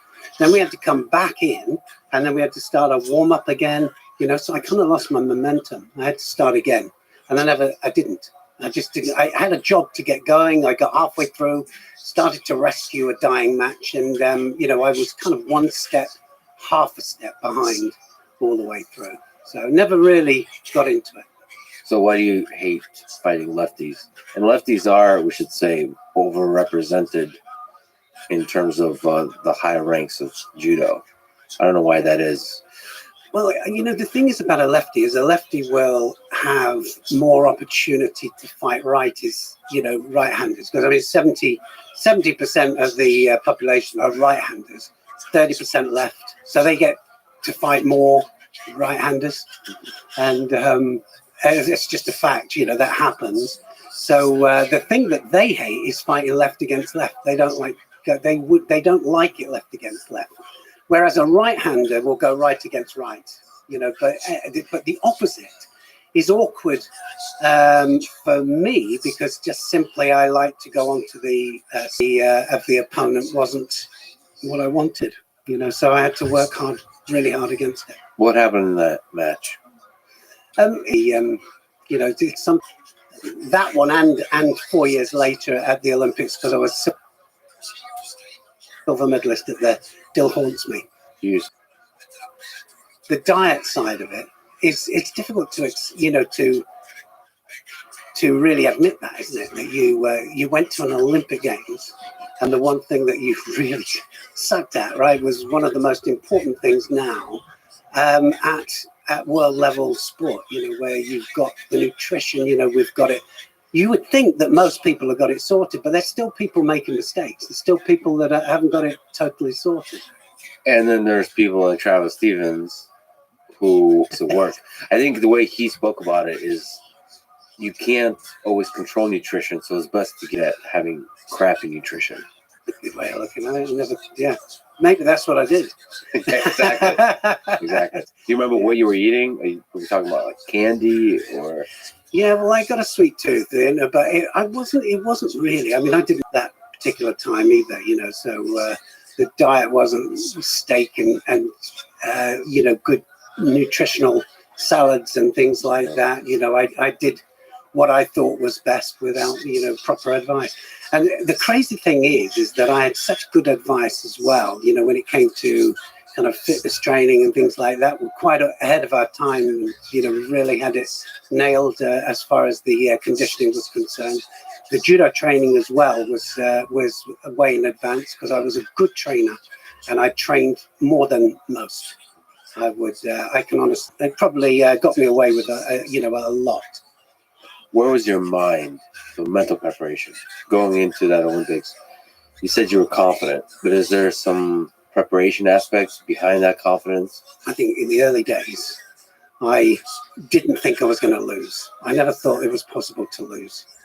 And I think that I went into every contest expecting to win. So when it didn't quite go my way, I didn't lose that many contests, so the only ones I lost were in the final of the World Championships or in the final of the Olympic Games.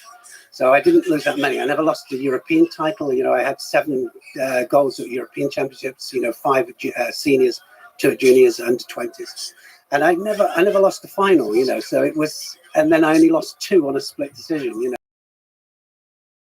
And my attitude was that I wasn't going to lose, and I couldn't lose, so I was always surprised when something happened. In Neil Adams' A Life in Judo, written in 1986, you wrote Ever since I can remember, I have wanted to win. It wasn't the ordinary feeling that children have when they take part in their first primary school sack race on a grass track, or even the keen determination of a young swimmer prepared to train early in the cold winter mornings in order to make it into the county side. With me, the desire to win was, and still is, as much a part of me as my arms and legs. In other words, it wasn't something I learned as I grew older, but rather was deeply rooted in me.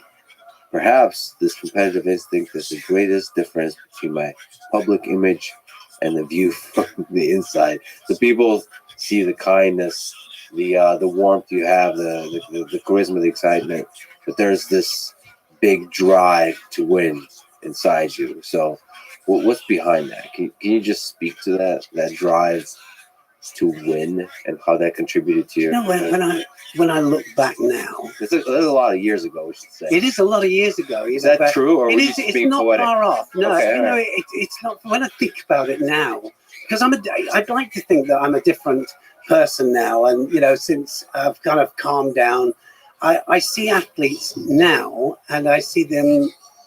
They you know, and they're kind of arrogant. They're walking, it's a strut, you know, and it's a kind of a confidence, isn't it? You know, and as we're older, and as I've become older, I've calmed down, but you know, it doesn't matter what I'm doing. It's still that will to win, you know, and I'm much better at masking it now if I don't, but it still bothers me as much. You talk about like, I don't know, even just like stupid, silly things, like I don't know, a game of pool or something like Yeah. this, or just anything. Yeah, I'm still trying to win. You know, like so my son loves to play me at bowls because I'm useless. You know, and I just can't throw a straight bowl. So he loves playing me at that. You know, but it bugs me that I'm not Yeah. better. You know, and Yeah. there are certain things that I do. It really bugs me when I'm not good at it. And I guess it's one of the reasons that, you know, long after I'd finished competitions, judo, people still want to train with you, you know, and even at a like kind of an older age, even now, if I do in a seminar or, you know, they still, you know, do you still do you want to still go? And can I feel it? And, you know, one of the things that's in me is that I just, all the way up to 40 years of age. So from 30 when I finished competition up to 40, I could still train with the best and I could still go with anybody. And then when 40 hit, kind of things started to fall off a little bit, you know, and I used to get, you know, either my hips or the legs and the knees. And I realized that I had to pick my practices, and that rankled as well. And I had to then just calm it down a little bit. Otherwise, I was going to be injured, and I was going to be, you know, it's not a good thing when you're getting older and you've still got the same competitive mind. So things change. So it's still there. You get on the mat, probably even now, right? You get on the mat with a world champion, you're still the current world champion. There's still a little part of you like, could I still toss this guy? You know, and Kids these days are soft. I No, do. Well, you know what? Some of these athletes, I mean, like, I give you a prime example, right? Is Ilyas. Yeah. All right. I mean, he is a monster, right? Yeah. And you just, of course, you couldn't, you know, because you just at 60 something, you couldn't. But you like to think that you could, you know. And, You could. You never no, know. You got to but- find out. you know what you would do? What you can do is you can cause them problems, and they feel it immediately, but it lasts a minute, you know. So you've trained with Ilyas Leotis. So I've gotten a chance to train with him as well. He's a really nice guy. Really great. He's He really trained with me. We were training together. Every hotel that we used to go into, we were doing weight training and, you know, the different things. Watching these two madmen doing. I'm glad we weren't on a mat. That achieved a lot of success when he was young. 17. They're not physically as developed as they, you know. So for me, for example, I for European champion, without a doubt, to come out, throw this kid, you know, and junior. And he was like thick and shredded, like he's a He man. was shredded. Like there's a picture of him in his judogi, and his judogi is just cut. It's, you know, and he looks the business. And there's me in this baggy, like, skinny kid inside this baggy. And the thing is that the more he tried and the harder he tried and the more he panicked, the further it went away from him. And so, you know, of course, he got the decision at the end, and deservedly. But I worried him, you know, and so for me that was a massive step forward, because a year later I was, you know, starting to fill out, and 2 years later I was competing for the Olympic title. So I don't know if I remember, but Iliadis is interesting because even at 17, I feel like he was doing big throws, like literally lifting them with just rips them out of the ground, you know. And I was saying to Nikki, you know, my wife, and she said, "What would you do now that was different than the way you did then?" You know, and I said, "I never had any pickups, you know. I didn't. That's not what we did." You know, but you have a look at the young Ukrainians or the you know, young Russians or the young Eastern Bloc Mongolians, and they're ripping people out the ground. I mean, it's just different style of judo, and it just looks different. But now they're starting to do traditional style judo as well. So can you speak to that? What are the different styles of judo? So for you, you mentioned Uchimata, Taitoshi. These how would you describe them? They're like these effortless, less lifting off the ground and power and like strength and explosive, and more timing and position, movement, momentum, all this kind of stuff. That's more traditionally associated with Japanese judo. Because like for Japanese judo, the traditional judo, like you're supposed to throw people in a big way without much effort. And of course, we 1990 we saw the introduction of all these Eastern Bloc countries. You know, there were so many more. I mean, it was Soviet Union when I was competing, and then of course in 1990 everything changed, and then there were so many more of them out there, different countries. You know, that their wrestling styles were introduced into judo. You know, put a jacket on them and let's get into judo. So judo kind of changed shape. It changed shape from this upright standing, you know, and having to know the technicalities of how to get a body that's weighing 40, you know, 14 stone or, you know, whatever it is, up into the air, and using the momentum and the balance and the direction and the skill to do that, and knowing how to do it, you know, and how to use movement. And then you get, you know, the wrestlers and there's the leg picks and the double legs, single leg, double legs, and you know, and it kind of by 1995, you know, judo was bent over, and so it was the IOC that went to IJF, International Judo Federation, and they said, "You got to change this, or we're just going to have one wrestling style. It looks like wrestling with judo, with judo jackets on. So you either change it, or we're going to take one of you out." By the way, we should sort of clarify. When we say people are bent over, that's usually how you see freestyle wrestling. Wrestlers are more bent over to defend the legs and so on. And traditional judo, people are more standing up because that's the position for which you can do the big throws and all that kind of stuff. But I think the other case to make for banning leg grabs is, you know, a lot of people are using it for stalling and not for beautiful big throws and all that kind of stuff. Yeah. So it's not just not to make it different from wrestling. It's also like you want to maximize the amount of epic throws and dynamic judo and exciting stuff to watch, right? Yeah, win by judo, not by wrestling. And I think that, you know, the ones that were shouting about it were the wrestlers, right? Because they like to compete with both. They want to do both. They want to do, you know, their wrestling matches and then come into judo. So basically, I mean, what we've said is, then learn to do judo, and there's nothing stopping you then from doing both, right? But not from the other way around. All right. So rules always dictate development. They'll always dictate which direction it goes. So if you introduce states that you cannot dive at the legs and just pick up, then you'll have to do it standing up. And also it increases the possibility of defense with the hips. Because actually, good defense, judo-wise, standing up, is with the hips, as opposed to sticking your arms out and then sticking your backsides out there just to defend. All right, so if you attack me and I move my body in the wrong place, so I'm in the wrong place at the right time, so you don't hit the right target, and then also I use my hips. So again, it's a form of judo that was being lost. So now we got it back.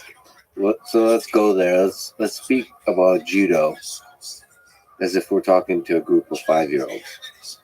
So what is judo? What are some defining characteristics of judo as a sport, as a martial art, as a way of life, all that kind of stuff? I think, when you say it is a way of life, I mean, I think the great advantage that we have in judo, my young grandson, so I got two little boys that are 3.5 years of age, love going to our dojo. They love it, So dojo was the first word that they used. It was one of the first. So when they come to see us, so to see my wife and I, it's like, dojo. It's not grandma, granddad, it's a dojo. So dojo, they take their shoes off going into the dojo, so they have respect for where they're at, and I think it has that kind of feeling that, like I tried to build my dojo with a feeling of reverence. It's kind of almost peaceful, so I'm not religious. I'm not a religious person, but I like going to old churches because when I go into an old church, it doesn't matter, what the religion within the church, but there's a reverence in there. Reverence is a good word.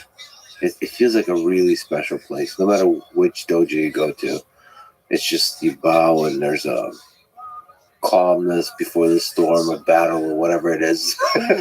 And respect, Yeah, I mean, respect. look at the respect. We were just talking about it just before we came. There is animosity other than them fighting, So I'm not saying that, and one of the championships might even win the Olympic Games. But a great champion for me is somebody who treats who does the right thing when they lose. So when you see them lose, that's when you see the true them. And actually that was one of the lost at Olympic Games in Moscow, and also the one in Los Angeles. The hardest thing is when the microphone's in there and you've got to be respectful and nice, and the hardest thing is to smile. But actually, some of the great champions, they'll go, that's just one match. I remember we've got one great champion, Agbegnanu. She's a 5-time world champion, she's an Olympic champion. She's favourite as well to get this Olympic gold medal, French. What a great champion she is, because she lost one of the matches. I mean, she'd come back and she'd given birth, come back after giving birth, and everybody was going, well, was she, but then she lost one of the matches on the way through, and she said, well, don't be upset, it's just one match, it's just one contest, next time I'm going to put it right. And she did put it right, and now she's back up there and she won the world title back. So these are great champions for me. Yeah, I mean, that's the right way to see it, but it's also tragic to lose the Olympic Games, Twice.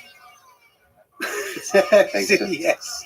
It is tragic, and I do have sleepless nights. I mean, that's the magic of the Olympic Games. Anything can happen. And your 1980 Olympics were very different from the 1984. But we just link on the 80, and just what we're talking about, how much you wanted to win. Do you love winning or hate losing more? I hate losing more, but I love winning. When I won the world title a year later, and I had no doubt when I went in that day that I was going to be world champion. No doubt. So you won the 81 World Championship At the higher weight. at the height of the 78 Yes. kg. Actually, can we go there? What was going through your mind? You ended up armbarring a Japanese fighter. I talked to Jimmy Pedro, a friend of yours, somebody who said you were a mentor to him for many years. And he told me a bunch of different questions to ask you, but he said that was a really special time. That was a really special, dominant run you had. And especially finishing with an armbar against a Japanese player. So take me through that. What do you remember from that? I think that it was, so my weight was better.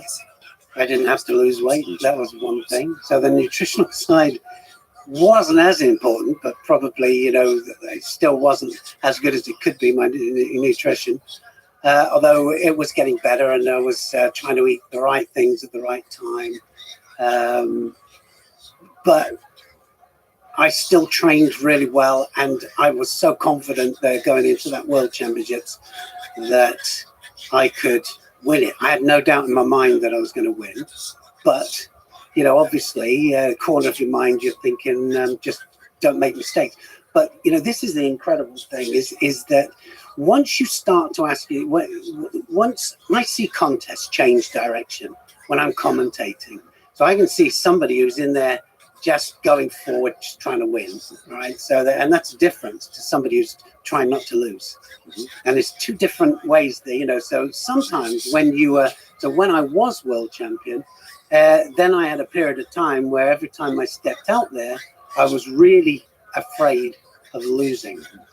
And I think that that's what happens later on in your competitive career. You know, the great champions managed to come through that.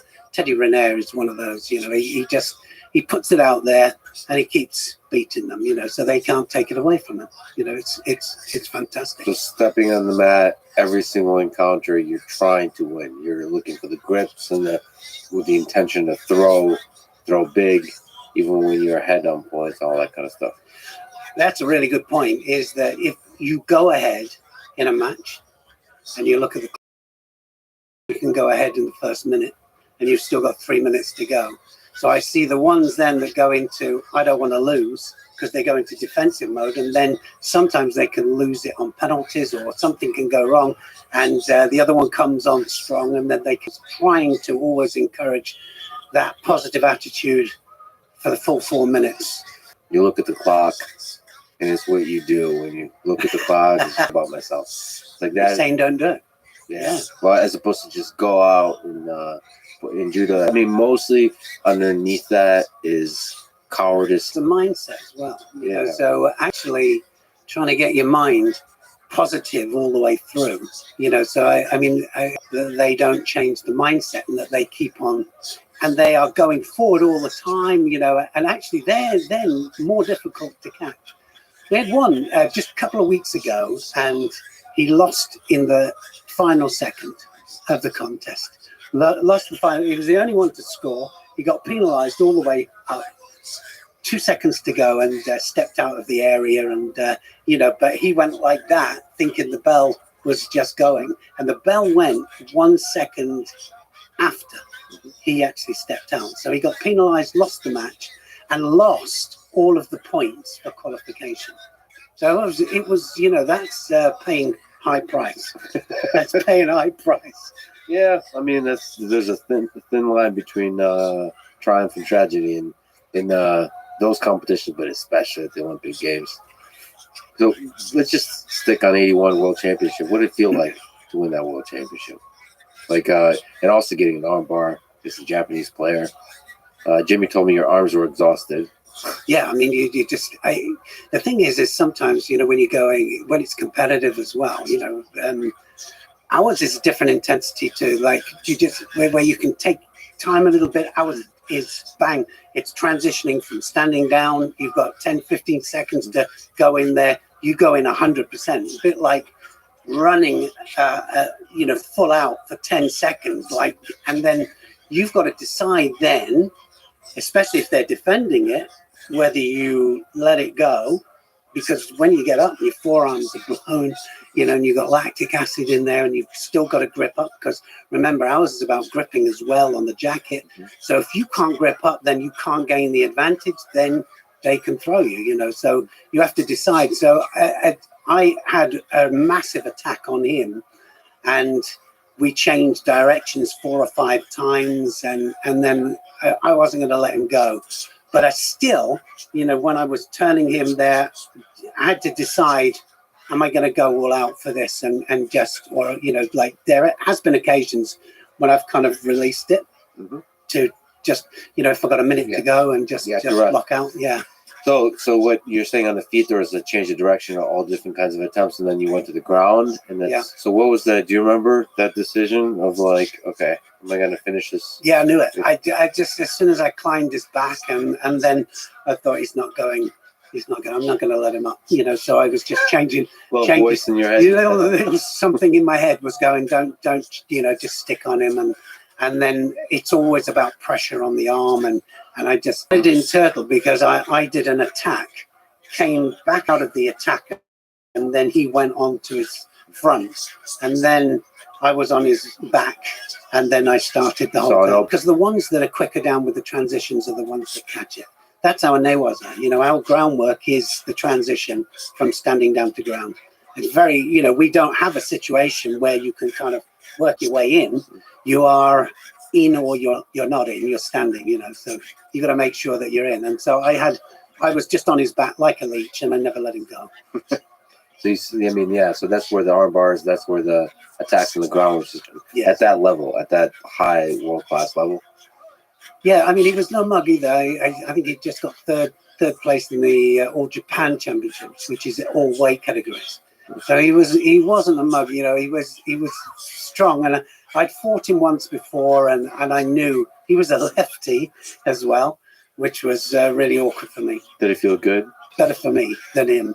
Did it? It did. It felt amazing, because it was almost like all these things, disappointments and everything had kind of come to this one point where I was at last kind of champion of the world. It's everything I said as a kid, that I had no idea how difficult it was going to be. So as a kid, as a 14-year-old kid, I remember saying, I'm going to be world champion. I'm going to be the best of the world. I had no idea how difficult that was going to be. Well, there's wisdom to that, right? Like there's power and stupidity of youth. I like that. Right? Like, Yeah, it is. Just like I'm going to be a world champ, I'm going to win this without knowing how hard it is. And then once you go after it, it's you're trapped. You're going to have to do the work. Yeah. Well, you still look with parents as well, don't Yeah. you? Parents, how little Johnny is, he's amazing, and he's this, that, and the other. They have no idea what's, out there. I remember the very first time I stepped out, 1974, into the European cadets, and I remember that we were fighting. I'd only ever fought in Great Britain. I was the top, I was unbeaten in the juniors, kids, and went out there, and there were these different fighters out there that were treating me with total disdain. And I remember thinking, how dare they, and I realized when I came back from that event, there's other people out there. There's just a whole, and there are different levels of, the majority of people are just not informed as to what's out there and the different levels that there are out there. Do you remember like a certain opponent that for the first time you felt like, holy shit? Like, Yeah. There's like somebody just gripped you up and you're like, there's another level to this game. Ezio was one of them, and I fought him, and I beat him in the European Championships. I beat him in, two times, and then lost to him in the Olympic Games 2 months after I'd beaten him in the European Championship. Wow. Yeah. So it wasn't that So made it even more your difficult, right? Nemesis there. Yeah. Wow. So that made it more difficult, and so Ezio was one. And getting hold of, I remember getting hold of Nishida of Japan, and he had me going up and down, and I thought, wow, this guy is amazing, and I'd never fought, first time I ever fought Japanese. Japan to train, I could go, everybody's throwing you, and that's difficult to accept. And the reason that kind of danger and that kind of and like there's a certain part like Eastern European judo, you feel like you're screwed the whole way through. Like the gripping, you're really feeling the gripping. It's the gripping that does it. But with Japanese, like really good Japanese style judoka, you don't. It's a terrifying calmness. But at least the experiences I've had, you don't really feel it in the gripping. You just feel like anywhere you step, you're getting thrown. It's a different It's a different thing, isn't It's it? a different thing. So, I mean, mine was kind of a mixture. I liked it to be a mixture because there was the gripping is definitely the key point. So if you get high level guys that are gripping up, and I always used to put this to the referees when we were doing referee seminars when we first started them. And I'd say, how many, because like they would referee to their understanding of the match. So they were penalizing for certain grips that were, and actually, so as an ex-athlete, high level, I would say, have you ever gripped up with high level? All right, because if you haven't, you need to do it. Because then you will understand why they do certain things with the grips. Because these guys are like, when somebody grips you and you think, you're going to go. When Iliadis puts his arm over your back, all right, and you're going to go up and over. Yeah. You're going to go over. That's it. It's a cool feeling. It's like Not whatever. for me. Well, I understand, but it's like, I mean, because it's not. It feels way more powerful than it should. Yeah. It's weird. I don't know. You want to attribute it to strength and all that kind of stuff. Like people say you have like immense upper body strength, but it's probably something else. It's like technique. Yeah. It's some kind of weird. It's a mix of everything. Just like something hardened through lots of battles and Randori and that kind of stuff. Yeah. But it's cool that humans are able to generate that kind of power. It's cool.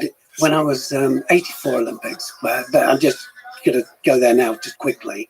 But there was, we had a freestyle wrestler. He's American actually, but he had the English nationality. So he competed for Noel Loban, his name is. And he competed for Great Britain. He got third place at the Olympics in 84. But he was training, we were training at Budokai, and he was training, he came to do some judo and put jacket on. And of course, he was training with some of the lower levels and he was really handling himself well. And then he said, I need to feel, when we did Randori, so he did some Randori with me. And I immediately thought, I got to catch it. I got to stop single leg and double leg because he was really quick, right? So strong as well, 90-something kilos. He was like, he's a big guy. So I caught his sleeve, immediately caught and controlled him. And then he couldn't start, right? So he said, I needed to feel the difference. So then I thought, I better reciprocate this. So I said, well, so we did the Randori and I threw him a couple of times. He said, I'm really glad we did that. So then I said, I need to feel the difference as well. So we take the jackets off. So we took the jackets off and he was a nightmare. This guy was a nightmare and like a monster, and he was like single legging me. And it was just totally different, so it was like the jacket makes a massive difference, huge difference to something, and people think it's just a jacket that we're wearing, but it isn't. It's our only tool, actually. Yeah, and it's control. I mean, it's a way of establishing control over another body. Yeah, and it's a whole art form and a science. And I don't even know if you understand it really. You understand it sort of subconsciously through time. Yeah, because there's so much involved. Because pulling on one part of the jacket pulls other parts of the jacket, and like the physics of that is probably insane to understand. It's absolutely insane. And then they changed the rules for a little while, and they changed the rules so that you couldn't hold. That certain grips were not allowed. You only allowed a certain amount of time, and there were a lot of penalties from it. And then they had some of the ex-fighters into the referee commission. And so we were pushing for just let them grip, because that's our game. That's what makes us different. Again, if grip up with somebody like, so they were on about Teddy Riner. Yeah. Teddy Riner comes out, takes the sleeve, big arm over the top, and then he throws people, right? So they were saying, yeah, but stop. You can't stop him doing it. This guy is 6'9", and he is built like Garth. He's like, and he's and not only that, he's skillful as well. And he's got that mentality of a winner. He has got that mentality of a winner. There, he just wins important matches. And he goes over the top of the grip. Where's that land now in terms of rules over the top? Because those are some of the most epic, awesome types of grips. Yeah, just like over the top, just big grab. yeah. Well, as long as they're thrown from it, Mhm. so they can take any grip, as long as you move them and then catch them, kind of action reaction, really. You know, as long as you catch them on the move, then you can do it. So as long as you're not using it to stall, that kind of stuff. Yeah, you can't block out. Yeah. I mean, like for example, if I've got dominant grip on you, and I just block out, and I just stop you attacking me. So then what? I get you 3 penalties, get you off, and you haven't done an attack. So you've got to stop that. You can't have that. Yeah, definitely. You were the favorite to win the 1984 Olympics. But you got silver. I watched that match several times. You probably have it playing in your head. So there was a nice change of direction by your opponent, German Frank Winecki. Yeah. It was a fake right Uchimata, and then to a left drop Seoinage. How did that loss feel? Devastating is not, it's not enough really. Because the strange thing is coming into that Olympics, I was tired, really tired. So my mental state wasn't the best, wasn't certainly the same as it was coming into the previous. And I remember thinking I just need to get this over with, and then I'm going to have a break and just have a rest, and that's totally the wrong attitude. It's just not good for going into an Olympic Games. And so I was coming in there with a different mindset.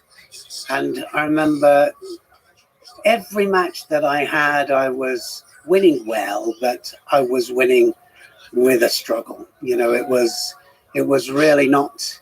I fought Novak, and I was pretty of France, who was one of the strongest physically.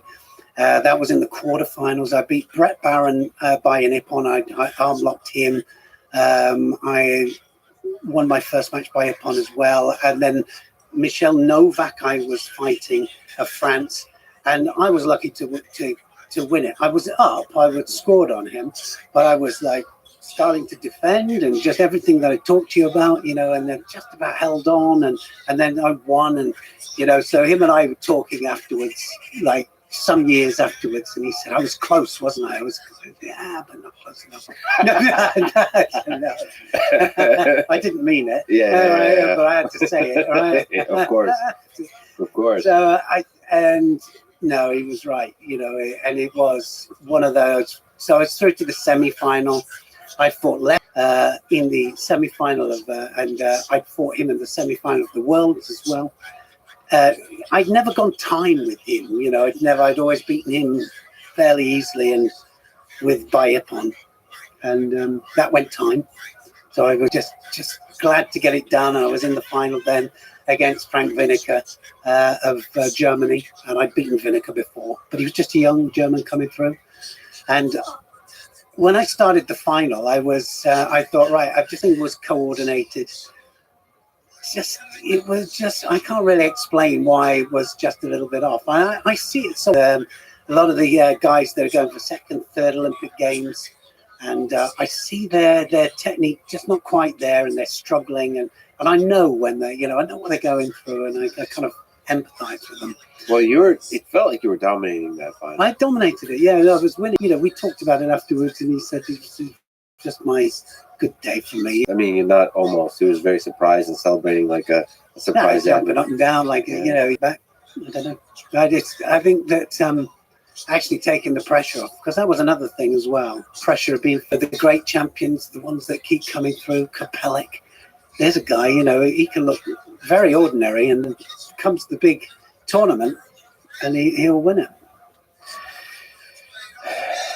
The tragedy of the Olympic Games. I mean, you were the favorite, and just like that, like split moment, you lost it.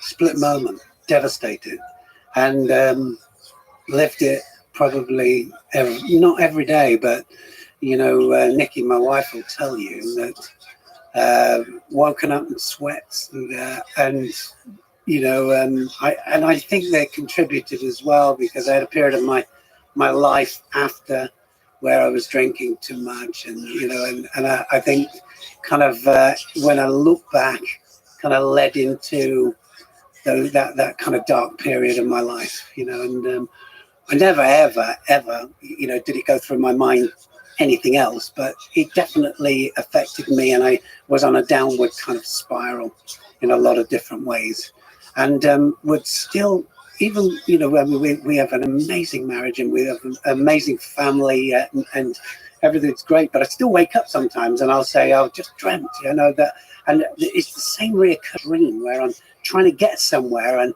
I'm trying to put it right, and I've got this chance of putting this Olympic final right, in this dream. I've got a chance of doing, but I can't get there, and the traffic's stopping me, or something stops me, and and then I wake up and I'm sweating, and you think, well, after all this time, that's not possible, but it is, and it happens.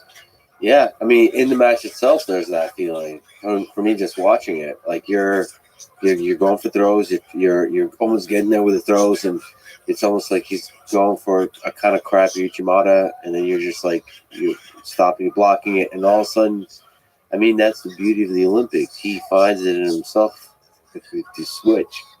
Yeah. And that, like, against favorite, against sort of the great British judoka, just finds the perfect drop Sanagi.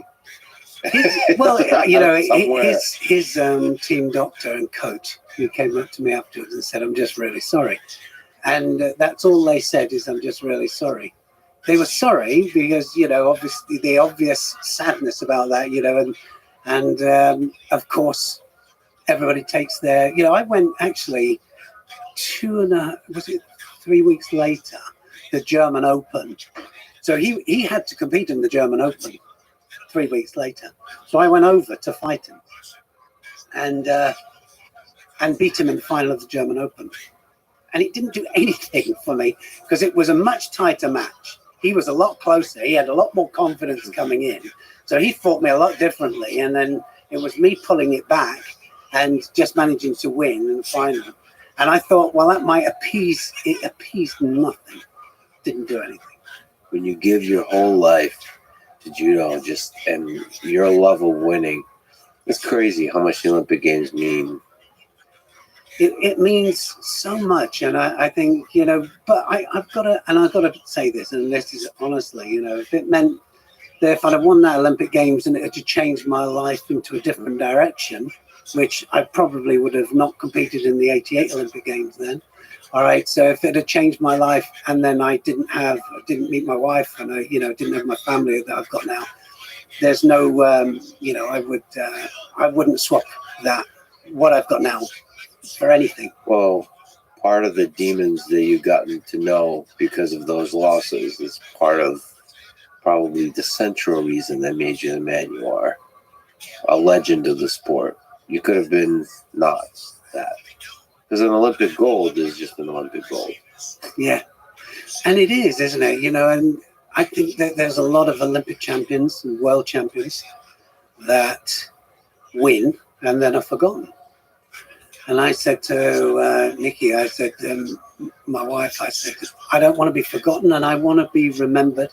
So if I'm going to do anything I do, if I'm going to do commentary or whatever it is, or coaching, I want to do coaching to a high level. And I want to commentate at a high level. I remember the first commentary I ever did, it was terrible. And I just thought, I've got to do better than this. And I thought, I need to do it well. And I've got to do it professionally.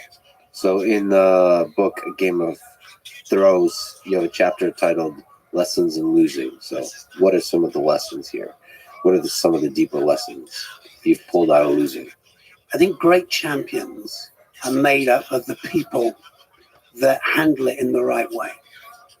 And you could say, well, I don't like losing, and and you could throw your dummy up the pram, and you can be a bad loser in front of everybody. And actually, people pick up on that very, very quickly. You know what it's like in broadcasting, right? Mm-hmm. Somebody has a bad word to say about somebody, and but actually, the ones that endear themselves to you are the ones that handle it in the right way. The correct way.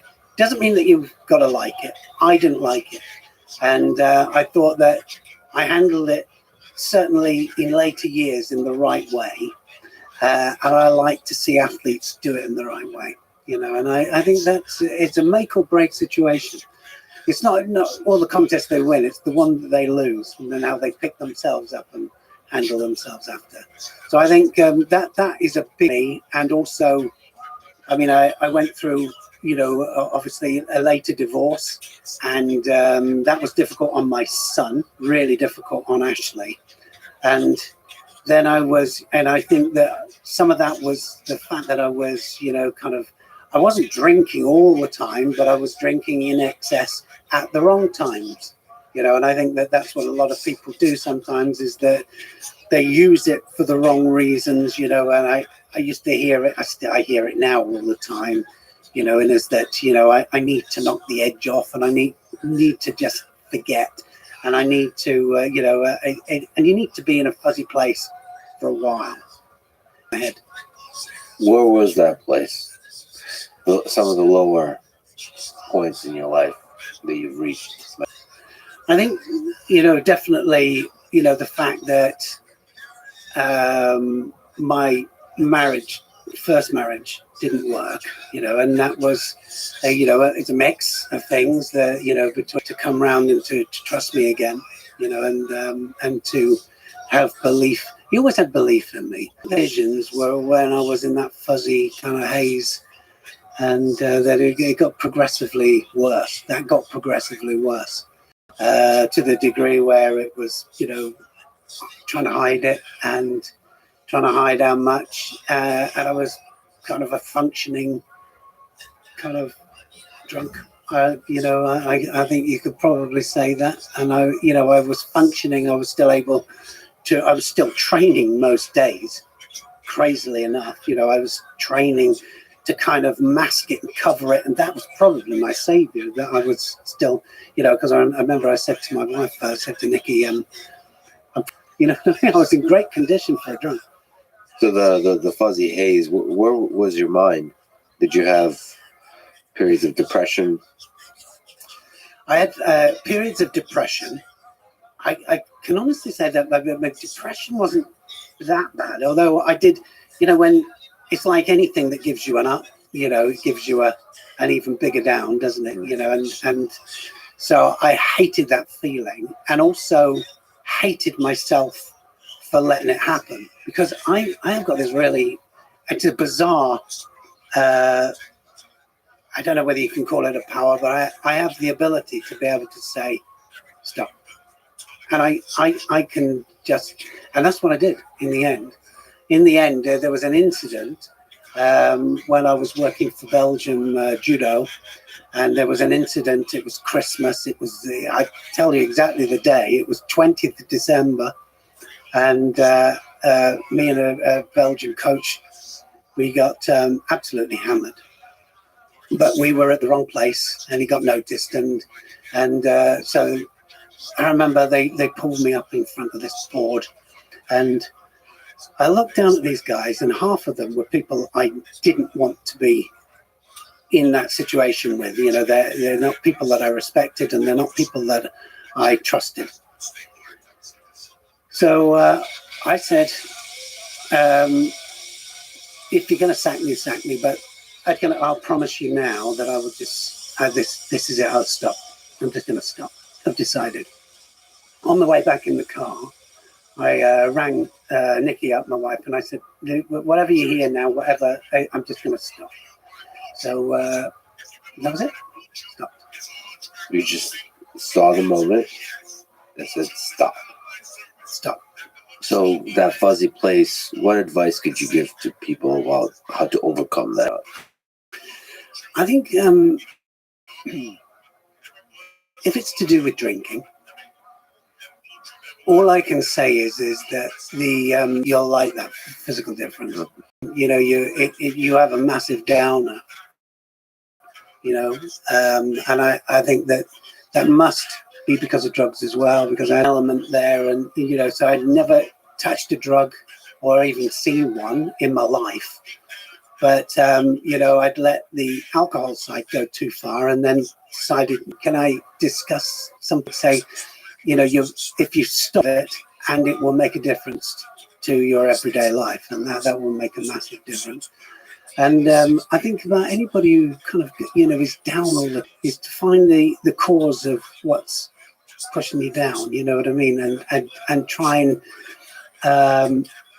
attack that. I mean, because it's never, somebody once said to me, they said, whatever you got, we've got something special. I mean, we have a great life, and I've had a great competition record. It could have been better, but it was great. But I've had success with my business, and we're still out there, and we have a great life. We travel all the world, and there's people out there that would live in your house at the drop of a hat, wherever you are. They drive your car, no matter what car it is. Some people haven't got a car, and whatever food you're having, and you're moaning about food, right? There's somebody out there that would take that and gladly eat that. All right, so there's always somebody worse off than you, and I think that we tend to sometimes, look at the things that we haven't got rather than things we have got. Yeah, it's a skill probably to be grateful for the things you have, exactly as you said. And sometimes the little things like food and cars and all that kind of stuff, just to have gratitude for it, and family, all this kind of stuff. But it's still, I having talked to a bunch of Olympic athletes, there's when you give so much of your life to winning, and then you lose, sometimes even when you win, but when you lose at the very top, it's a tough thing to go through. The most difficult thing, I think, for anybody is when they have to decide when to stop. Yeah. And that all of a sudden, and I see the ones that are going second Olympic Games and then third Olympic, and the ones that are there and they're holding on and they're in their 30s now, different to when they were 19 years of age. 30 something is different to 19, and then what are you going to do afterwards? And then how do you become just a normal person? You're never going to be a normal person as such, but I think you've got to do normal things, and then you've got, I remember the first time that when I finished competition, I had good sponsors. This was, 40 years ago, but I had two really good sponsorships, Vitamin Company and also Judoki Company. And I had a car, and I had money. I just, and I was going all over the world. I was successful, and then I stopped. And they took everything back. They took my car. They did it within 2 weeks as well. They stopped my funding. And the Vitamin Company said, "Thank you very much. It's been a great. We've done well by you. Bye." This was after your last Olympics. 88 Olympics. Yeah. Just, when that finished, and then that was it. And then it's right. Okay. First time I had to go in there and buy a tracksuit and a pair of training shoes. Wow. Yeah, those are different. Sitting there in the evening by yourself. So you go from 7 days a week or 6 days a week going into the gym, and you're working out the dojo, and then you don't have to do it. And that's why you get a lot of, when they finish competition, they finish that 30 to 40. It's still, Ilias is still doing it now. He's still in there, and he's still, and because he can, right? Okay, and it's natural. And I did exactly the same. And then, like I say, you just get to an age, and you just think, I'm just going to kind of take a step back. Which is why, there's certain athletes like Rio Kotani never stops. It just dominates for 14 years. Probably one of the winningest athletes in judo. Yeah. 7-time world champ, 2-time Olympic champ, medaled at 5 Olympics. So it's always impressive. Never stopped. Never stopped. So that's an option. If you're the greatest ever. It'd be interesting, wouldn't it, just to see what they're doing now, because at some stage you have to get a normal You do job. have to stop. You do have to stop, so it's either coaching, or if you're not in coaching, then it's into voiceover. So I did this voiceover, and that was back in 1982. I did that. So you've been commentating since 1982. I did some voiceovers. I wouldn't call it commentating. European Championships, World Championship kind of events, and I did the voiceovers for it. and the way that it was done, for me to do an event, and when you listen to the intonation of the voice and stuff like that, it was coming from the heart, do my thing, and it was just me, really, just my style. Well, I've listened to your commentary from a while back. I don't know if it's the 80s, but it's still there. I think it's timing as well, isn't it? It's like, you know, you get your timing a bit better and know when to go in, when to come out, when to say something, when not, you know. And I think that in the early days, I tended to think, I tended to want to talk all the time, and you don't have to. Building up to the setup and the throw and all that kind of stuff. But also, you're very good at, while radiating passion, being very precise and specific about the details of the throw and the setup and why something worked and didn't. Yeah, I think there's two kinds of commentating. You can commentate what you see, and then you commentate what you see, you know. And so if you've got somebody that is not really understanding of what's happening in the inner part of the game, so it might be a technical thing, or it might be the tactical part of the play here that's going on. And if you can introduce that as well, then you've got an advantage. Quick pause. I need a bathroom break. Okay, good stuff. So we just took a little break and went to judotv.com, which is, I guess, an IGF website. And IGF is the organization behind a lot of the big judo events in the world. And I just signed up. You should sign up too. It's great. Absolutely. You can sign up. Cheaper the price. Cheaper the price. Yeah. And you can watch basically any match from the Grand Slams and going back to history, I guess. Yeah, I've got to say, Lex, I mean, everybody, still people saying to me, oh, you know, we need more judo on television. They've got judo on television every other week that they can access. All of the top people in all the top events. And it costs $100 a year. You know, it's to access everything, and they can play all the videos. I mean, we've just accessed this here, the Paris tournament, and we're going to have a look at Teddy Riner. But you know, it's so cheap at the price. So we're now at Paris Grand Slam 2024 Teddy Riner final. By the way, super cool. Like, you click on the draw, and you can just look at any of the matches. You go at the bottom of the finals, you can go. Yeah, to any one. Any one of them. That's so cool. It's really well done. Really well done interface. Anyway, let me first ask the ridiculous big question. Who do you think is the greatest of all time? Teddy Riner in the writing? He's the greatest judo winner of all time. Of that, there's no doubt.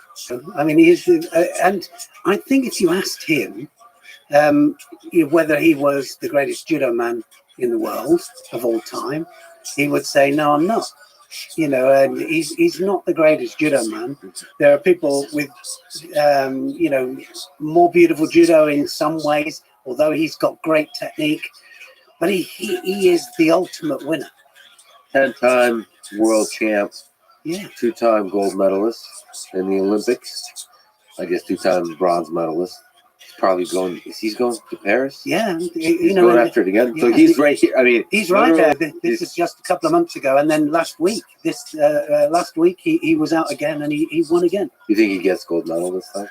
There's people getting closer to him, right? Because he's obviously, you know, his age-wise and the amount of time that he's been there, he's obviously somebody that is starting not quite at his best as he was when he was younger, but he, like I say, he still puts it on the line. He lays it on the line every single time, and then not only does he lay it on the line, but he beats them all. You know, and last week he just beat Saito, who was a young up-and-coming Japanese fighter, and he beat him in the final. It was close, and he did well.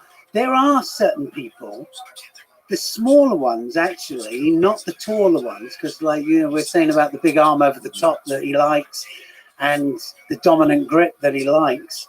There are people that can give him a hard time. Now, if at the Olympic Games he has 2 or 3 of those on the trot, it might work against him, you know, and it's by no means an absolute certainty that he's going to win the Olympic gold medal. But he's got to be one of the favourites, top favourite. You know, no matter what happens now, Teddy Riner is the greatest winner that, you know, and if you asked the great Yamashita, he would say the same. You know, there's nobody that's, you know, and Yamashita was unbeaten in international competition. And I trained with Yamashita a lot over a 2-year period and got to know him quite well. And he was one of the greatest of all times. You know, for me, he was one of the greatest judo men. And I'm talking about from a technical point of view, from a spectacular judo point of view, understanding the fundamental principles of how techniques work. Sometimes having, you know, different techniques that work for you. You know, so if one doesn't work and one particular direction doesn't work, you can change the direction completely. In case people don't know, Yamashita is this legendary judoka heavyweight. Teddy Riner, heavyweight. That's plus 100 kg. So He would have caused him all sorts of problems. Oh yeah, that's cool. Who do you think wins, Yamashita? Yes, I think Yamashita. But you know, Wait. You think Yamashita beats Teddy Riner? I think so. Strong words. You think so? Yamashita is on the shortest side, right? Yeah, interesting confrontation. And I think if you ask Yamashita, he would probably say, you know, that Teddy Riner, he's very gracious. He's really gracious. It would be really good. It would have been an unbelievable matchup. And I've got to say this, that, you know, Teddy Riner is the greatest winner of all time. Competition-wise. So it's interesting.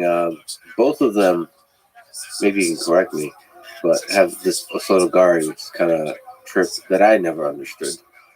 Yeah. Like it's a very tricky thing to do, right? It's very easy to do maybe as a white belt. You roll in. Any of the top guys now, especially if they're second time out, you know, so like they might catch somebody by surprise. They come out and they go bang, and you go, that was amazing, right? But if they fought again, fighters adapt like that. Get it over and over in the match. Yeah, sometimes they'll hit first time and it won't go, and then you make a readjust. The easy way of understanding it is that if we're shooting at a target and all of a sudden you start moving that target, you know, it's different in target. We're trying to throw a moving target. It's trying to throw up. It's like Shimada. It's like it's different. It's different. And there's not many people like that where it's like the same attack. I mean, there's other attacks also, but they'll just go after the same thing over and over and over. When I watch great athletes, most of them can throw over both flanks. Not always going left and right, you know, though our sport always, I mean, the katas are always demonstrated left and right. So if you do something on one side, you know, then can you demonstrate it on the other side, right? Okay, so can you do it equally? No, but you do it differently, right, on the other side. So, you know, when I'm teaching, I don't teach left and right. I teach, so if I was teaching you to do a technique, first thing I'd do is say, I need you to take the sleeve and the lapel. All right, so I'd let you decide what was left and right. Okay, because often what happens is we impart on people whether they're going to be left or right when we start teaching. You know, you get a lot of teachers do that. All right, and they'll say immediately, what do you write with, left or right hand? And it's no indicator actually as to how we do judo, because I'm left-handed and I do more predominantly right-handed because I lead off my strongest hand. And actually most people do, you know, so actually left and right is a bit of a trap sometimes, you know, when we're teaching. Better to get, you know, because we can go. So my point is that a lot of people can go both flanks. So they'll do something over this side and something over there. But anyway, it was one-sided. He was one-sided, but he could switch it. So he had a Cianagi as well on the other side. So he could switch it if he had. Yeah. And by the way, your opponent in '84, was he righty or lefty? He was a righty. So that drop left. Yeah. So where did that come from? Well, I mean, again, it was, you know, he could have probably in other contests he'd hit me with it several times, and I just stopped it, you know, and just at the wrong place at the right time for him. Right place and the wrong time for me. Right. That's life. Yeah. All right, let's watch some Teddy Riner. This is final of Paris tournament. And this is against the Korean. The Korean had a great day, actually. Again, shorter. Again, shorter, so he does find that difficult. Have a look Lefty. at Teddy Riner. Teddy Riner will try and catch the sleeve. He's after the sleeve and then the right arm over the top. That's the key point for Teddy Riner. And of course, what he has done, if he can't always catch the big Osotogari over his right hand side, he's been doing something to the opposite side. And the Queen just went for a drop sale. And Teddy Riner blocked with the hips. And he's Like I He's a say, he big has boy. difficulty always against somebody smaller, dropping with the Cianagis. Has Teddy Riner ever been thrown for Ippon? Never You seen him remember? run for- Getting close. Yeah, and Tusayev in the final of the World Championships, they had a strange situation there where Tusayev was a technique down and then pulled off a counter, and they didn't count it. But then they overruled it. Unfortunately, I was commentating at the time, and I went for a score for Tusayev. And anyway, they overruled it, and then they awarded a second gold medal to Tusayev. What can you say about Tamerlan Bashayev, who also gave him trouble? Yeah, Bashayev and Tusayev are the two that could possibly go to the Olympics. So that was a close one there from Riner. That was the closest that he'd actually been there. Oh, wow. So didn't have the sleeve, and he relies on the sleeve greatly. Big support there from the French in the crowd. And also, maybe can you explain the penalties for stalling? Yeah, so if they don't attack, if they've got a grip and they've got sleeve lapel or they got two hands on, if they're too passive and they don't attack, they've got dominant sleeve grip, they don't attack. That was quite close as well from the Korean. So the Korean here, you can see, is having a real go. You know, the penalties will come if they don't attack at the right time. Step outside the yellow area, they'll get penalised as well. That That's dedication for absolutely. I mean, it was really Koichi. close, wasn't it? A nice little Koichigari there from the Korean. And if they touch below the belt line with the arms, so if they're not allowed to grab the legs. They've stopped grabbing the legs. Wow, the Koreans really going. The Koreans having a real good go at it. I guess every single person in that division is probably training for Teddy Riner, right? I think that Teddy Riner's been there a long time. You know, and he's got another guy here, Teddy Riner's side. They want him to win, and the Korean's out there on his own with his coach. But also the pressure on Teddy Riner. Amazing pressure. You know, we interviewed him after this, and he said, "I've got pressure." You know, people go, "Well, is he going to do it at the Olympic Games? Can I do it in Paris?" He wanted to go to Paris. I mean, really, the last Olympic Games should have been it, shouldn't it? Last should have been the final one. But he's gone, no, I've got to do another 4 years. 2 penalties are on the board already for the Korean. That Korean is really having a great go. He's at got Teddy Riner. a bit of a lift on him. He's going after it. He's really going after it. You know, it's an amazing effort there from the Korean.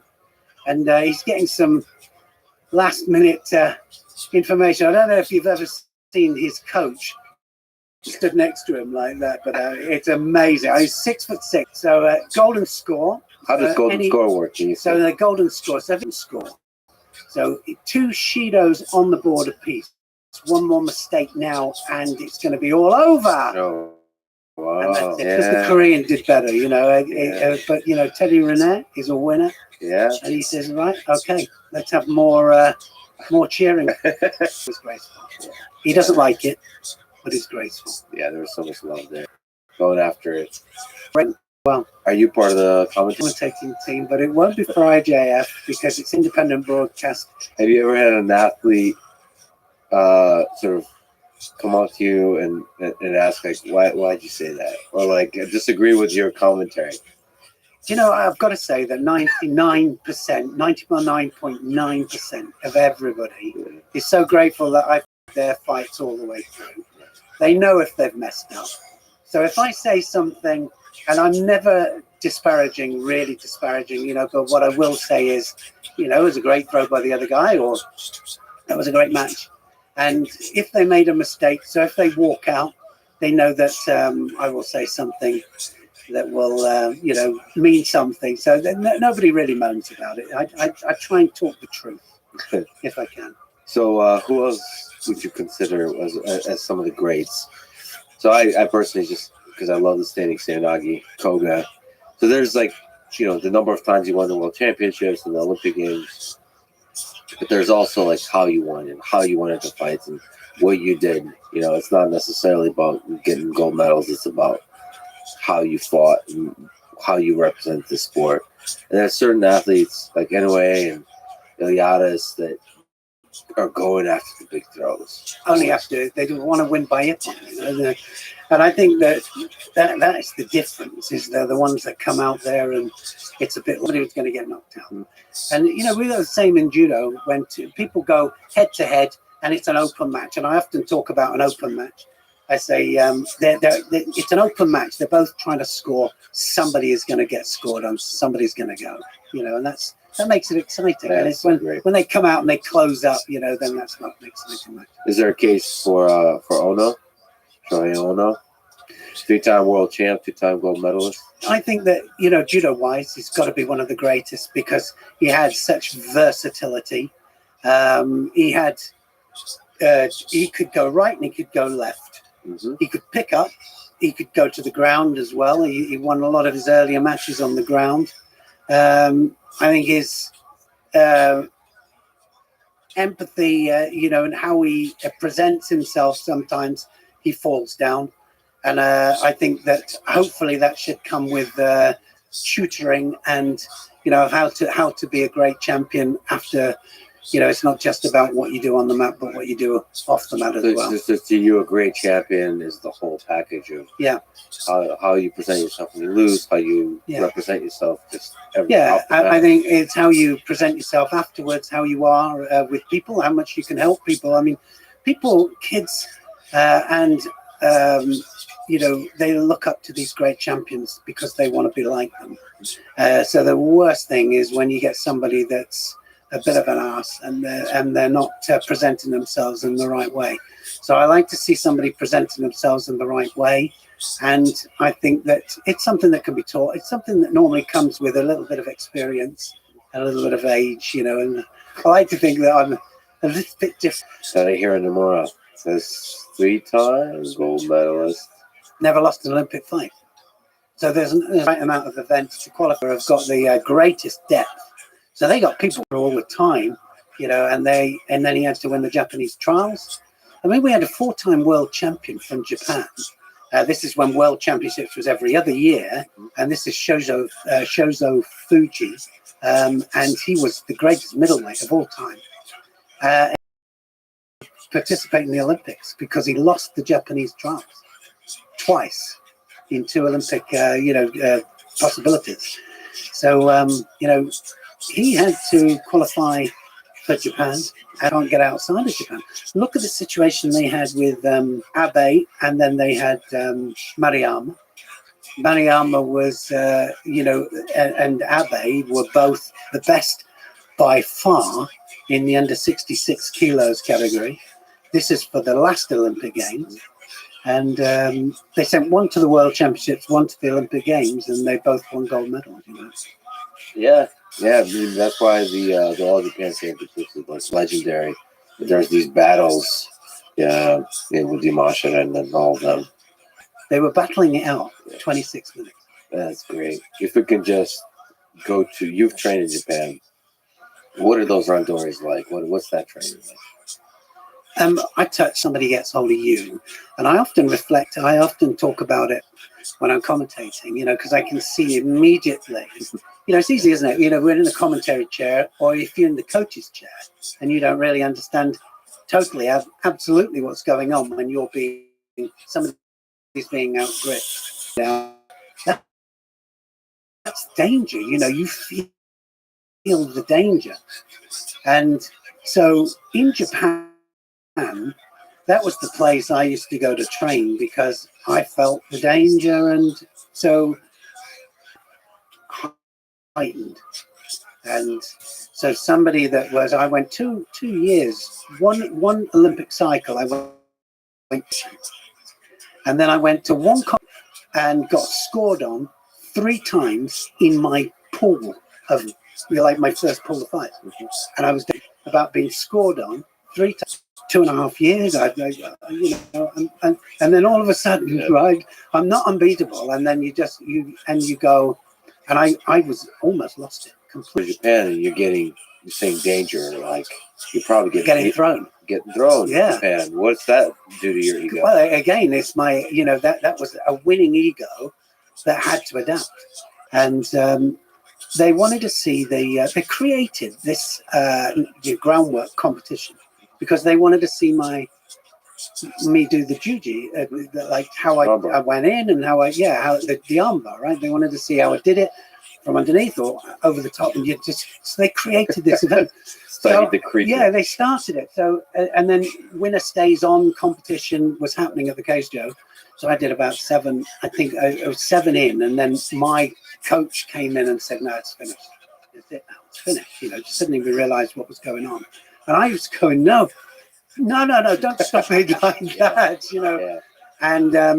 And it was one of those moments where, you know, the boot was on my foot, you could say, you know, rather than the other side, the other way, because I had been to Japan in situations. I remember as a 16-year-old, I got such a drumming from one of the Japanese guys, older students, and he had a gold tooth. And so he was gold tooth to me, you know, and he was my nightmare. And I remember it kept coming out to fight him because he kept throwing me, and I was crying and I was upset, and I was like, and then that was another occasion where I got dragged away, and I said no, and so I wanted to go back and fight him, and I went back to the same dojo every year to fight him. He was on my mind, morning, noon, night. He was on my mind. Gold 218 was totally different. Scheme.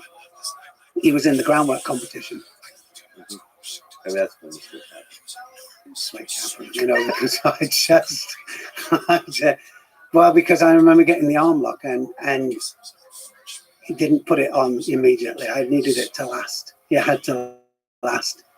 So I spread it as long as I could possibly get it. And it was a long memory. Yeah. As I was looking down at him. And now he has nightmares about you. No, he had. I wonder what nicknames he has for you. I'm hoping that he remembers me as a photo of you know, he probably doesn't say, it doesn't bat an eyelid, doesn't say a thing about it. Well, I mean, can you just speak to that training with those folks? You know, you said crying, just the frustration of being thrown. Yeah. I mean, how do you, it's such a beautiful part of the process of becoming great. Yeah. And then at this level, it never happened. And then I went out in my first European cadet, and all of a sudden I wasn't this top guy. I was in the mix. And then I had to work myself to the top of that mix, and then to the top of the next one, you know, because I went to the European Senior Championships. And, you know, again, you're not the top, and, you know, you work your way to the top of that. And I think it is a frustration, you know, but I think it's that kind of hatred of losing and also being out of control. I think that the first fight a Frenchman for 3rd place, but he totally outgrit that he totally he did outgrit me, and I was more upset. And I fought him a year later and outgrit him. Right, so the building up afterwards. All friends that are what I'm saying is that when we go to the dojos there, we all get thrown by people that never come out to be world champions. You know, they're just in the middle like that. And so he decides he's going to come in, and he gets changed. Right, so it's got to be quick. Yeah. So he comes in and he goes through he's working his way through the whole of the British team. We're all lined up, right? Yeah. He's just working his way through the whole of the British team, and I knew it's my turn next. So, That is one so job. I get hold of him and I throw him immediately. And then it was what we were talking about. It happens in the first few seconds of the practice. So then I had 4 minutes of him coming at me, and I'm going up into the air and I'm twisting off and I'm like that.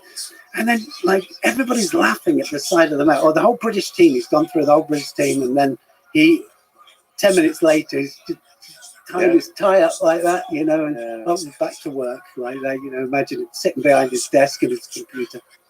Yeah. I'm glad he didn't get out. Hopefully he listens to this. Hopefully. Anybody else I didn't mention as part of the greats that just kind of jumped in? Kashiwazaki Sensei is the my favorite of all favorites. He is what I would call a judo genius. I don't know if you can get him up here. Can we get him up? Yeah. So go into 1981 World Championships, and I'll talk you through the great Kashiwazaki. He was 1 year in Great Britain, and he was a guy that was so much a genius. Right, so you want the final of the under 65 kilograms there, the one at the top. This is him. He is 2 weight categories below my weight category that I won the World Championships. Same year, I won it. So this is, it's not, I'm not sure if this is going to show his final of, watch this. This he did in the final of the world. For right? people just listening, he did an incredible sacrifice throw. Yeah, and then he was on top for the Newaze, and renowned for his groundwork. And he was on top against a really strong Romanian guy. All right, so his transition was just phenomenal. Yeah, let me go back and look at that. What just happened? So he's just showing you. So he does this coachy thing just to create space, and it's his follow through into groundwork that is best of all. And then the Romanian really strong, like I say, he'd gone all the way through to the final of the World Championships, winning most by Ippon, I think, the Romanian, and he's defending really, really well here. And you can see that how persistent he knows exactly what he wants. He's just got to get his leg out. Now watch, he's tied the arm up, and then he'll pull the top leg towards him, and then he'll push the bottom one off. Always working. With both feet. Always working. Readjust the balance. Still 1 leg trapped. Final of the World Championships. Good referee, because he's refereeing something here that's happening, you know, that's going to decide as to whether. So he doesn't call it to stand it up at all. Watch him pull the top one now, and he'll push the bottom one. There's a calmness on his face. Calm. Which is great to see. Calm. Pushes the bottom leg out. Job done. All finished. This is him again. Watch this. This is another technique that he does. And then just, again, sacrifice directly into the Newaza. Transition is everything, isn't it? In judo. Yeah. You know, it's... Well, in anything, really, but judo especially pays off. Yeah, I mean, because we haven't got that long. I mean, we had more time to get the attacking situation that we want. Because, you know, I remember I was teaching in America to some jiu-jitsu guys, and they were saying, oh, we'd never give you our back.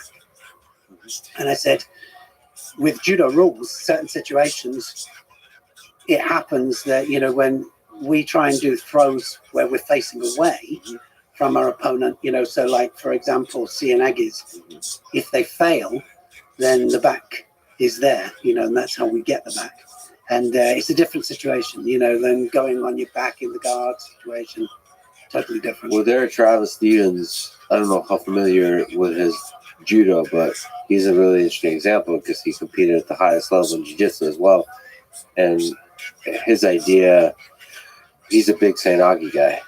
And he basically threw all that away.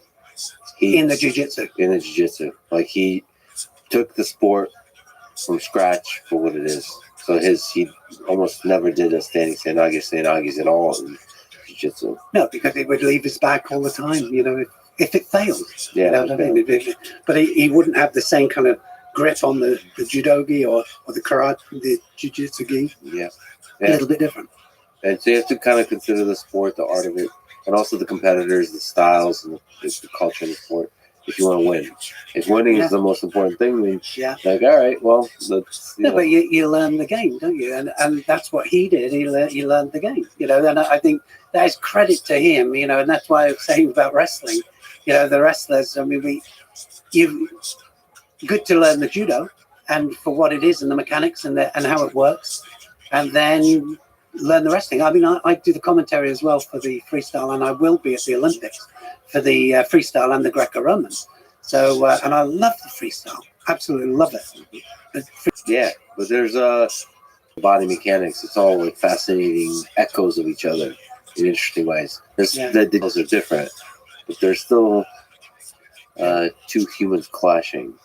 Yeah, we've got some amazing crossovers with people like the Mongol Georgians. I mean, the Georgians do massive pickups and different techniques. And if you ask the fighters whether grabbing the legs, a lot of them would say some of the wrestling styles, the Georgians and the Mongolians might say, yeah, I'd like to be able to take the legs. But a lot of them just adapted. You get Iliadis, for example. He just adapted. So he thought, well, I'll take my arm over the top and I'll just rip them out the floor that way. Yeah. You know what I mean? They're still doing the big lifts. They're still doing the big ripping, but they just don't grab the legs. Yeah. It's weird. They figured it out. And they figured it out like that. Yeah. You would think it'd take a long time. No. It was like a month. Yeah. No, exactly. The highest level, which is crazy. So you mentioned jiu-jitsu a little bit. What's an interesting difference between jiu-jitsu and judo that you've observed? Because you're one of the greatest ever on the ground in judo, and so jiu-jitsu is primarily focused on similar type of stuff on the ground. What do you use an interesting difference there? They're a different approach, different time scale to them, and they have a different way in.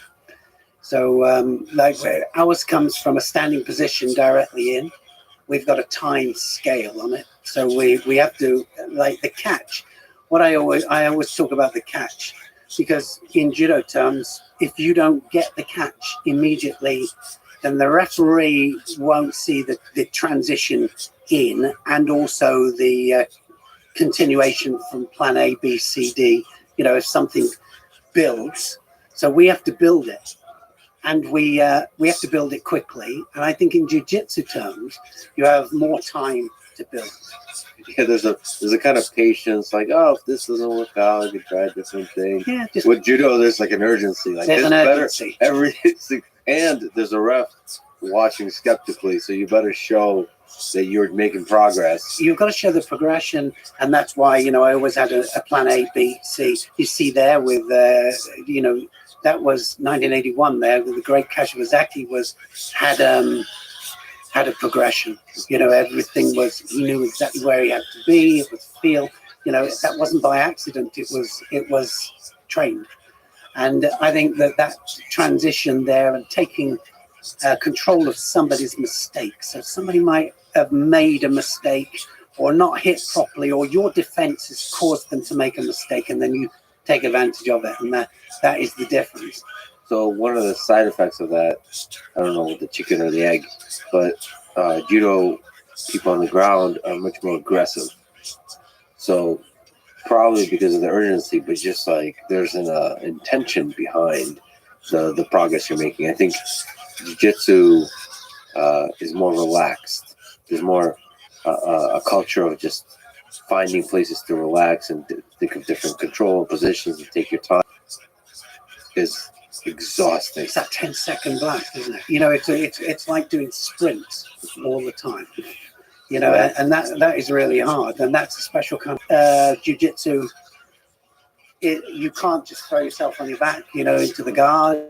You have to throw into the situation. You know, so you have got, and so he came to the Budokai and he was learning off Ray Stevens, and you know they were doing really a lot. Yeah, well, he's a fascinating study because he does the most base. A white belt learns the techniques he's using, and he just does it. Amazing, isn't it? Yeah.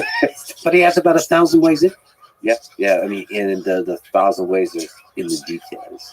So it kind of might even look the same. What's coming next against the best people in the world, and you should be able to defend it, but nobody can. It's crazy. I think there's the power element. You know, when somebody's directed in a particular way, then you have that doing a technique.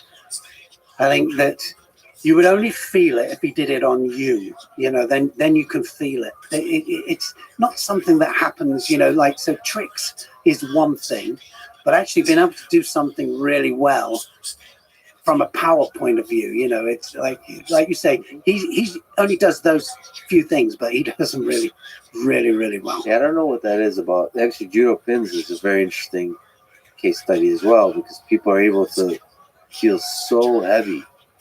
One of the things judoka are able to do is pin extremely well. Yeah. And it makes you realize that it's not about the weight. It's about some kind of technique that makes people feel like they weigh 1,000 pounds. It's about weight distribution and change of balance. You know what? A lot of people don't realize that there's huge changes of balance on the ground. Massive. You know what it's like. I mean, you know, you're a jiu-jitsu man, and you know, the detail of the techniques is what really interests me. You know, I mean, I'm always looking small ideas. You know, I'm always looking at the jiu-jitsu, and it fascinates me. You know, I would have done jiu-jitsu for sure, but I wouldn't have forgotten the judo way in to the techniques. You know, I mean, I think that you've got to differentiate the two.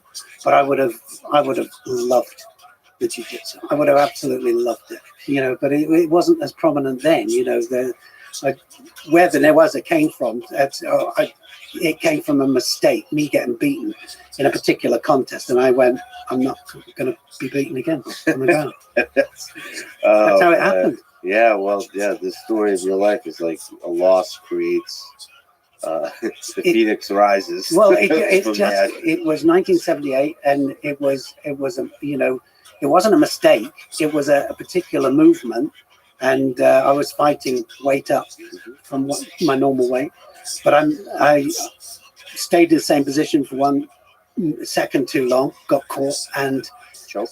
Sangaku, triangle. Wow. And I said, I literally, just the same as I said to you when I said, I'm not going to drink anymore. I came up and I said, I'm never going to get caught again. Boots on the ground. And I never lost in my whole competitive career again. Wow. But yeah, I should mention that there's nothing like a pin from a judo person. I actually know if people in jiu-jitsu have made sense of that, like loaded that in. But it's not part of the game, is it? You know, the pin, it's submission. Yeah, but you know, control is part of the game, right? And nobody controls a human body the way judo people do on the ground. Like they have understood the science of control, and I think control is extremely useful in jiu-jitsu as well. Just that people don't, because there's so many other domains of exploration. But this is interesting. I mean, just and especially when you apply jiu-jitsu to the fighting setting, so mixed martial arts, that control, that side control, that pin control is really, really, really important. So, but then you add punching to the thing, and it becomes that puts a whole different thing on it, doesn't it? I mean, there's an alternate history where you would have been part of the early UFCs if time was a little different, you know. Maybe a few years later, because your style of judo and jiu-jitsu and the transitions and the aggression and all of that would have worked really well in the early UFCs. I'm sure I was being set up at one stage by one of the Gracies, and that was when he was winning all the matches. Yeah, but he came in with a couple of the cousins to one of my seminars. Nice. And he was one of the first ones, wasn't he, that that's how I love to see the kind of UFC, because it was different martial arts, different more, armbar. That was a revelation. That was how I saw it. Yeah. And The family clash together, and it's both sides. It's not just about big guys swinging. Hated in the UFC since then, which is always interesting how they adapt. Without, when you take off the gi, how can you still throw people? I think one of the biggest things for the judoka is we've never, shock, if you wish. When you get punched in the face. you get punched in the face, and you're not used to that. That's not what we're used to. Some people are able to get punched in the face better than others. Yeah, for sure. Then again, there's Ronda Rousey who doesn't need to get punched in the face. She just gets in close, throws a person, armbar right there. Yeah. And Kayla. Kayla Harrison. Wow. That's another. Just winning Olympic gold medal after Olympic gold medal, but chose to. Whatever, she decides. I mean, Ronda as well, whatever they decided to do, they're great athletes. They hate losing. I don't know anybody that hates losing more than those two. Yeah. They don't like it. And Kayla Harrison, I don't know anybody that works as hard as her. That's a crazy, crazy, crazy work ethic. Well, let me ask you about training. Again, Jimmy Pedro said he learned a lot from you. He learned how to do Tai Toshin, the armbar Jujikatami, but he also learned from you training methodology. So, what's he talking about? He told me about this. What's your approach to training throughout your career and as it developed?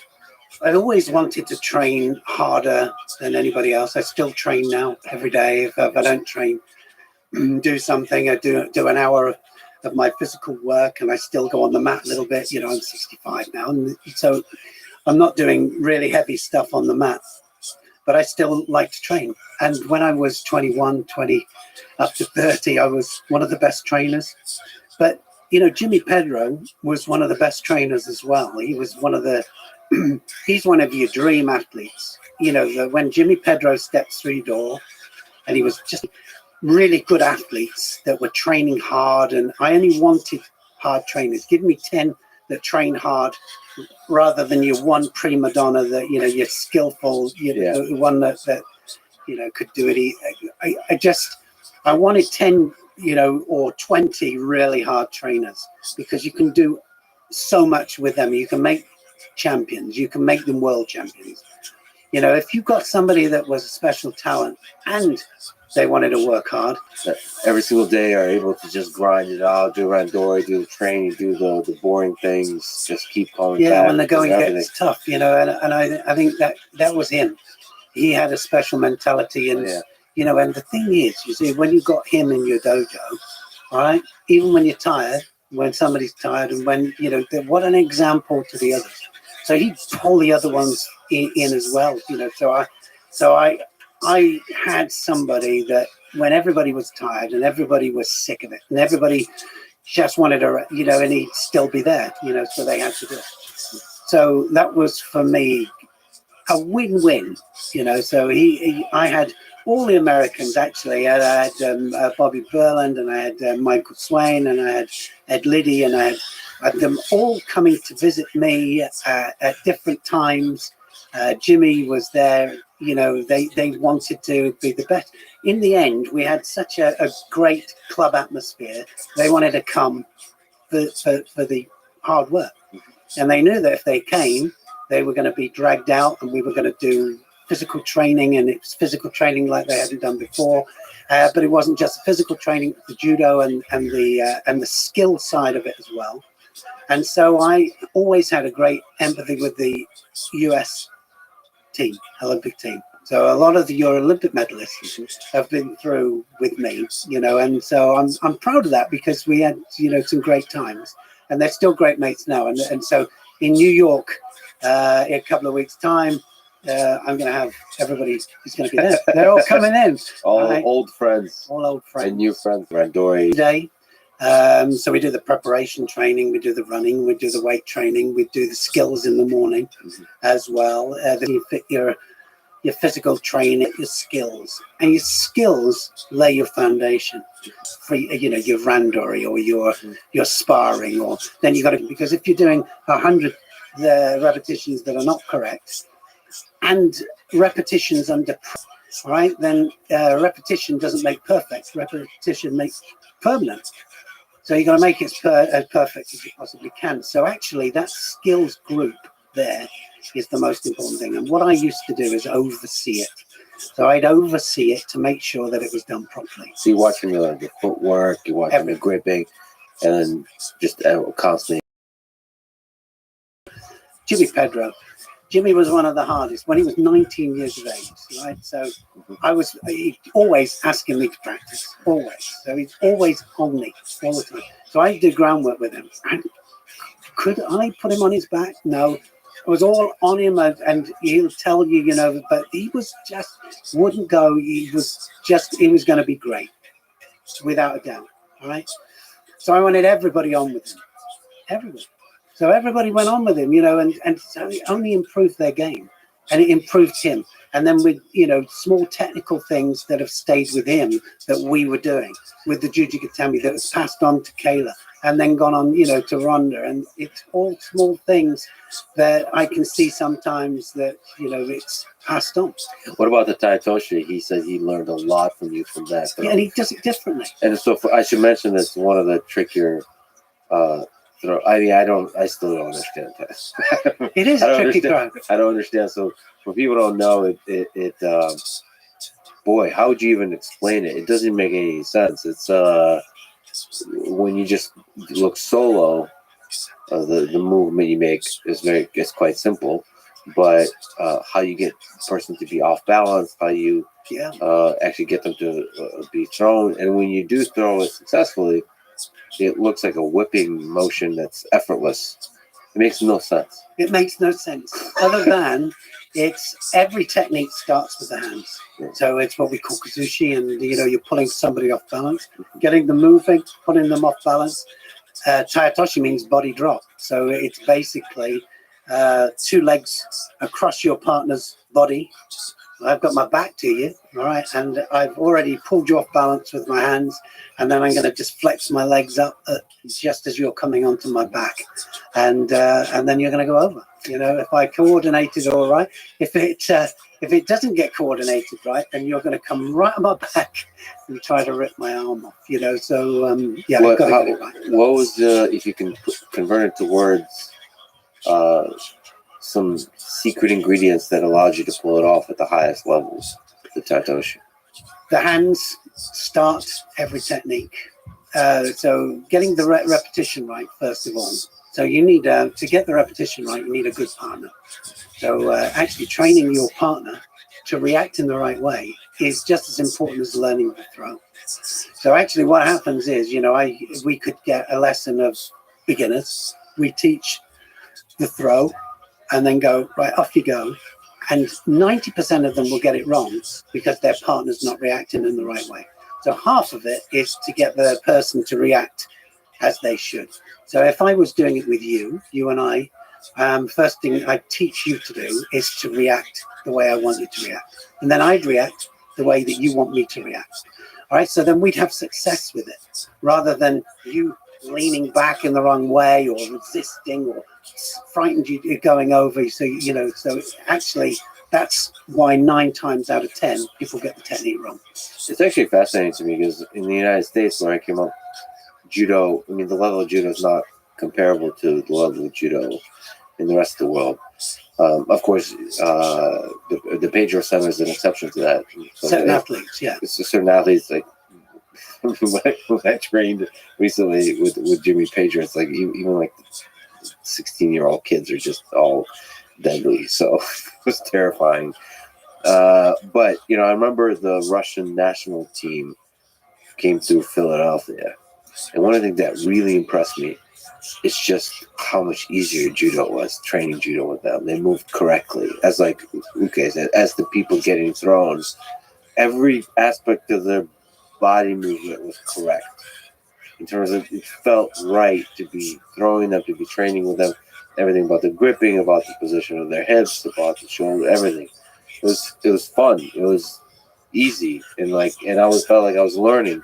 I think all of that is loaded in, I guess, into proper training. So you're developing through the throws, you're developing the right technique. Yeah, you have to develop between, I always had training partners that I trained with up to each Olympic Games, and we worked together. So we did the skills together, and then we worked together in order to make techniques work, and we got it moving as quickly as we could.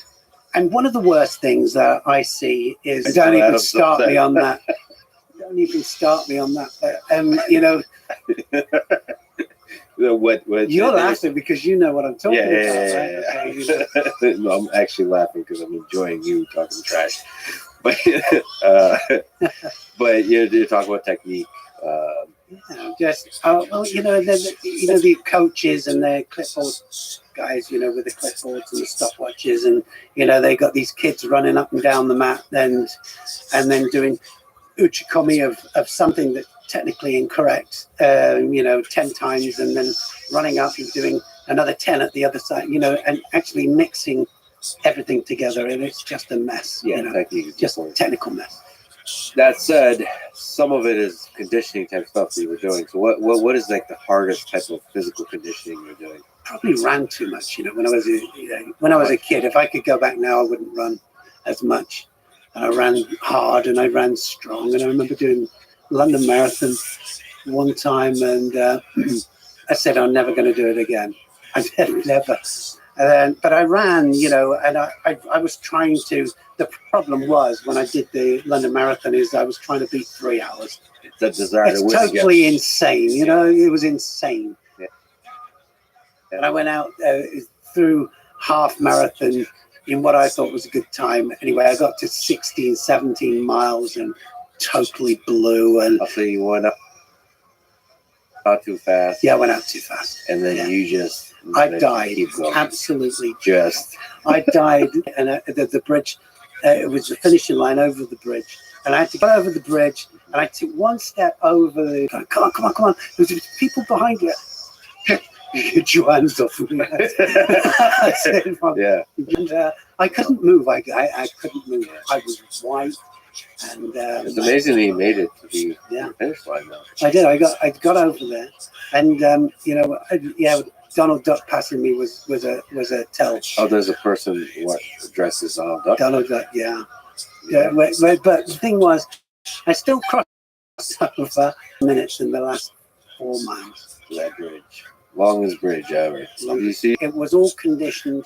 So, it was never the same training, weight training, judo, same judo all the time. It was always pretty scientific. Good variety. There was a good variety, and it had build up, and it had a speed phase, and it had a power phase, and it had a base conditions that are not getting enough rendering. They're not rendering enough.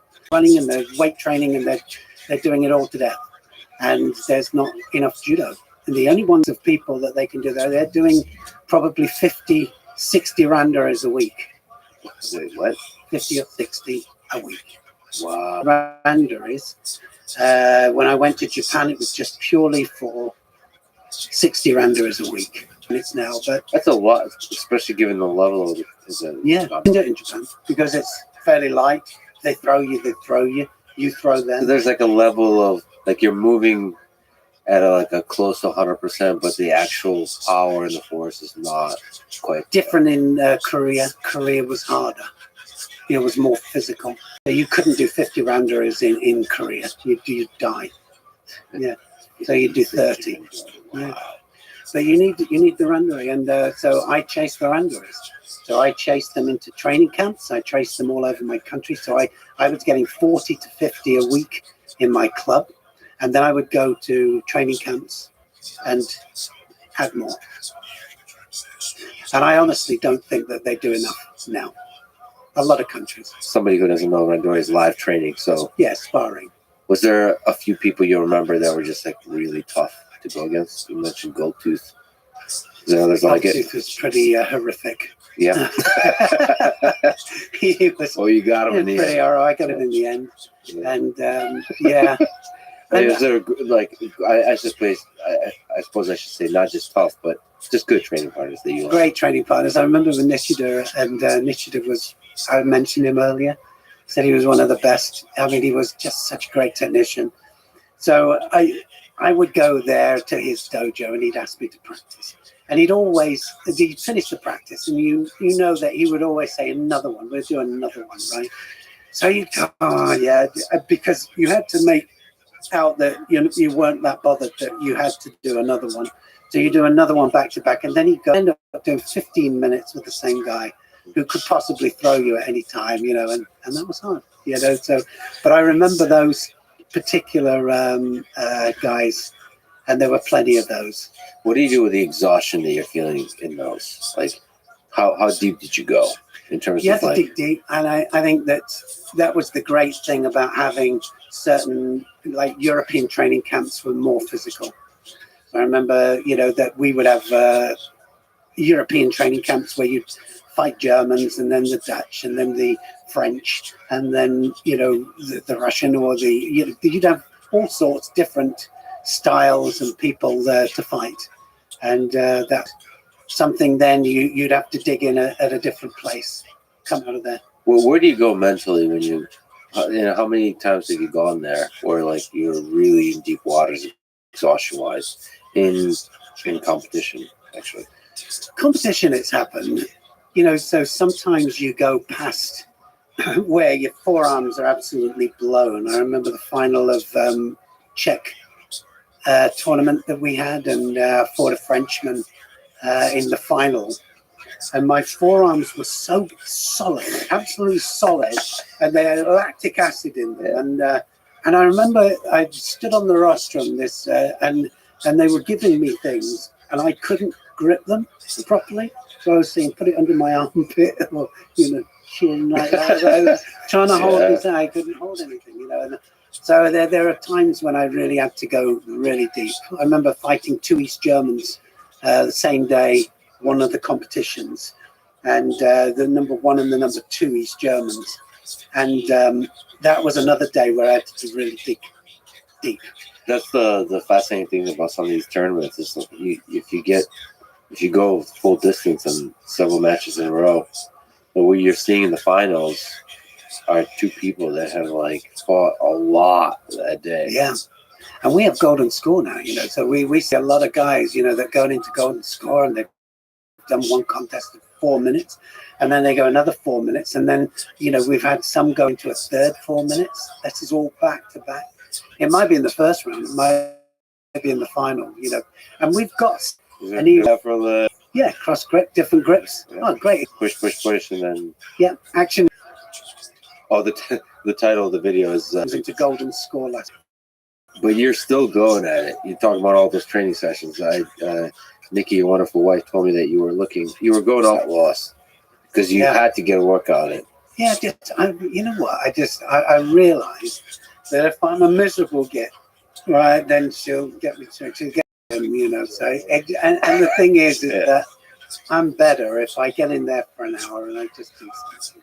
At least 30, 35 to 40 minutes cardio, and then I do some weights and more high repetitions. It's not so much heavy weights now, but more functional stuff. You travel all over the world for the commentary of the competitions. So is it sometimes a challenge to figure out how? Well, during COVID, then they closed all the gyms, but we were still going out. We were one of the first ones out. The judo were some of the first out. The competitions were behind closed doors. Mm-hmm. So we were in the hotel.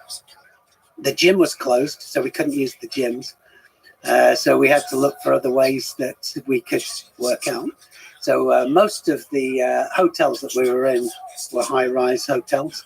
So we were in the steps. We were doing the steps all right the way up, So I started it, and so I started off with me going up, and then 1 or 2 of the others, and the referees started to go up with me. And so in the end, we'd have this trail of people going up the steps and down, and every place we went to, we had the steps. So, that was an interesting situation. So we were sick of steps in the end. What advice would you give to beginners, people starting out in judo, how to how to develop their game, how to find room and said, right, get on with it. Yeah. You'd have mayhem, right? And I think that whatever sport you're doing, so intense that winning is the only thing. And I think that if you look at 90% of the people that practice martial arts are doing it with really good instruction. Because with really good instruction and a good foundation, and also I mean, you do hear, don't you, somebody's been doing judo for 8 years and then they're in, and I think it happened, one of the French, Chimeo, she went to the Olympic Games in 2012 and she'd been doing judo for 8 years. But then she started to lose, so she had a relative success early on. The Olympics was one of them. She got a silver medal. But then she went off the boil and then she came back and now she's been there she's still competing. And she's been there for well over 13 years. So I think that, any foundation is like anything. If you lay a really solid foundation, generally lasts longer. yeah, but that foundation again, is that technique, or is there what does it take to build that foundation? I think technique, you get away with murder. You with technique you can get away with having bad condition. But I mean, you get found out in the end. But you can go out and you can win certain things by doing really nice technique. But I think if you've got the mixture, if you've got the whole package, then you can go the whole way. So for people who somehow don't know, you've commentated some of the greatest judo matches ever. You've done Grand Prix, you've done all these events, Olympics, championship, everything. What just looking at the history of judo, what stands out to you? What events stand out to you? What are some good memories that pop your head? I think some of the Paris tournaments are amazing because the crowd, they're there. They're on the mat. They're all judoka. They're well educated to the sport. Every time somebody twitches, they're very biased towards their own, which is kind of you expect. But sometimes I haven't been able to hear myself speak, and that's very unusual. You've got headphones on and you're blocked out. And like sometimes Teddy Reneur's been walking out there and the crowd are going crazy and they're on their feet, when somebody twitches and then you get the crowd silences. We had one of those last week. Everybody's cheering their man and then bang, their man goes over.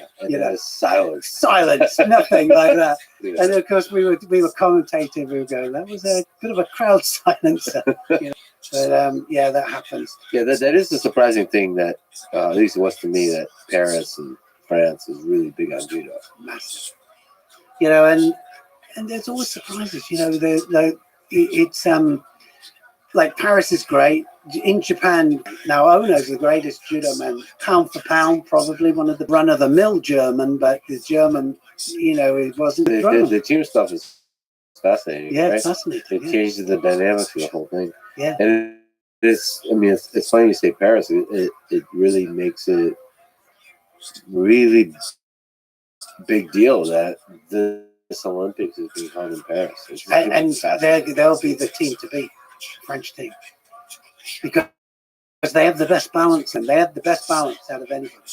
And you can get nervous. I get nervous. Well, I get really nervous right now, but given especially because it's the Olympic properly, right? And it's everything for them. Yeah, all of this played over and over. Yeah. Now throw, and then have an empathy to the one that's been thrown. Because it's not the best feeling in the world, especially in Olympic finals. Can you imagine that? Yeah. Must be terrible. Must be terrible. Yeah. Just reflecting. So I have a bit of empathy there, and I try and say the right thing, because they always do come up to me and say, "You commentated my fights." Yeah, you're the voice of the biggest triumphs and the biggest tragedies for these athletes, for the world that watches and admires these athletes. No pressure. You're the voice. Don't screw it up, yeah. Don't screw it up. Your voice is in my head when I watch these. It's fascinating. It's fascinating. But you're a master of it. It's a huge honor that you would talk with me. Thank you for everything you've done for the sport of judo, for the Olympics, for just sports in general, just celebrating greatness in all of its forms. Thank you for talking today. Keep going. I can't wait to listen to you in Paris. Thank you for having me, and it's just been an honor to be here with you. Thanks for listening to this conversation with Neil Adams. To support this podcast, please check out our sponsors in the description. And now, let me leave you with some words from Miyamoto Musashi. There's nothing outside of yourself that can ever enable you to get better, stronger, richer, quicker, or smarter. Everything is within. Everything exists. Seek nothing outside of yourself. Thank you for listening, and hope to see you next time.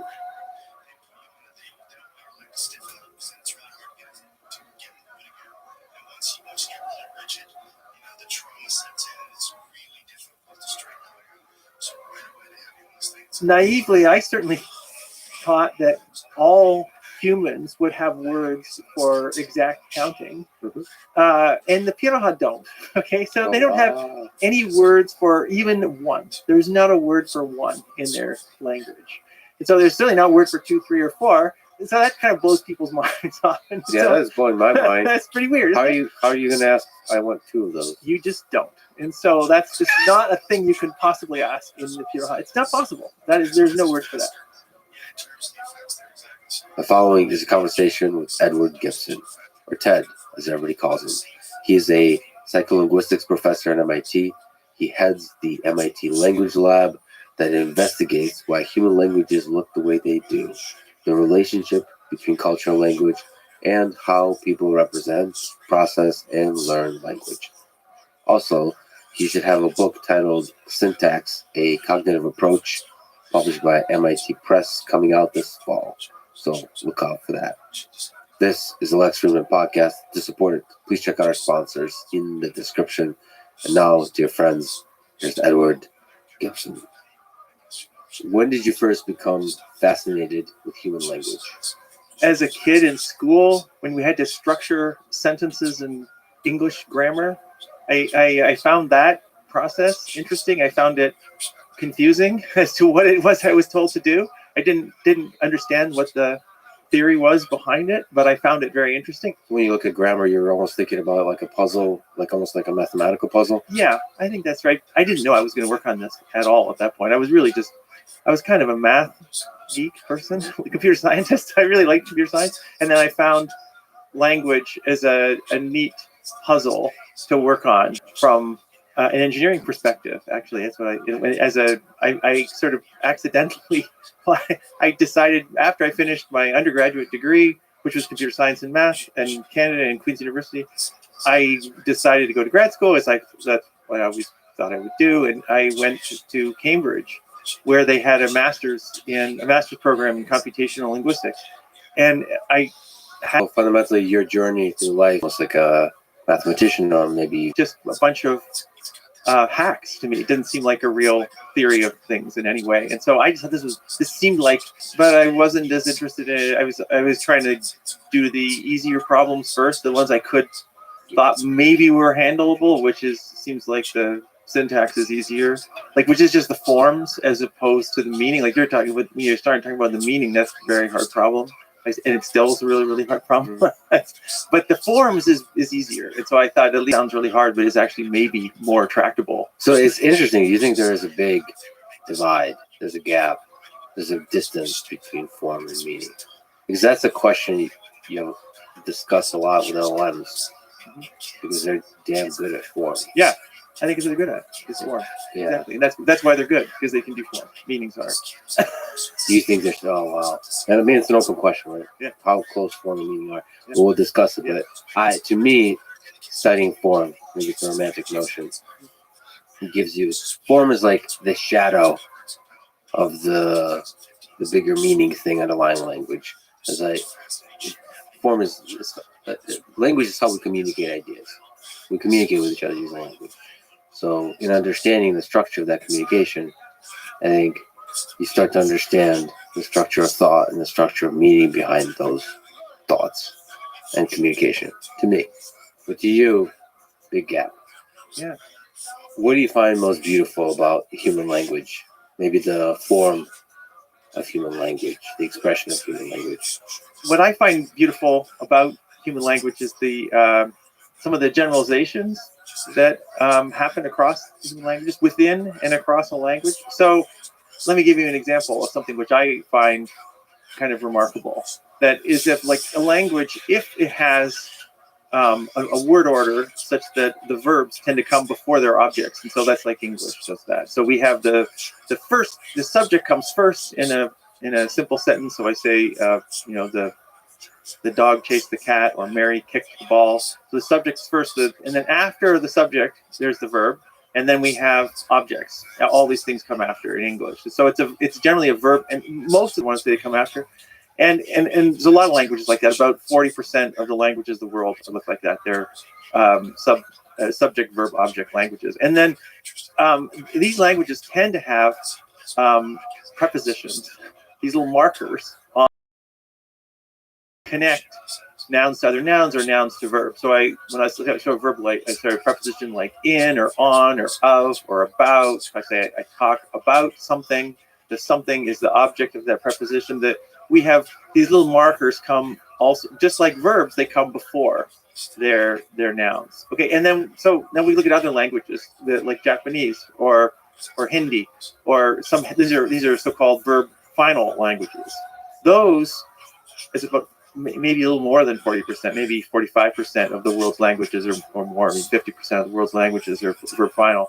Those tend to be postpositions. Those markers, they have the same kinds of markers as we do in English, but in Japanese or in Hindi, we do the opposite, and the talk comes at the end. So the marker there, the preposition, it's a postposition in these languages. And so the fascinating thing to me is that within a language, if one or the other, it's either verb initial or verb final, but then you'll have prepositions, prepositions, or postpositions. And so that's across the languages that we can look at.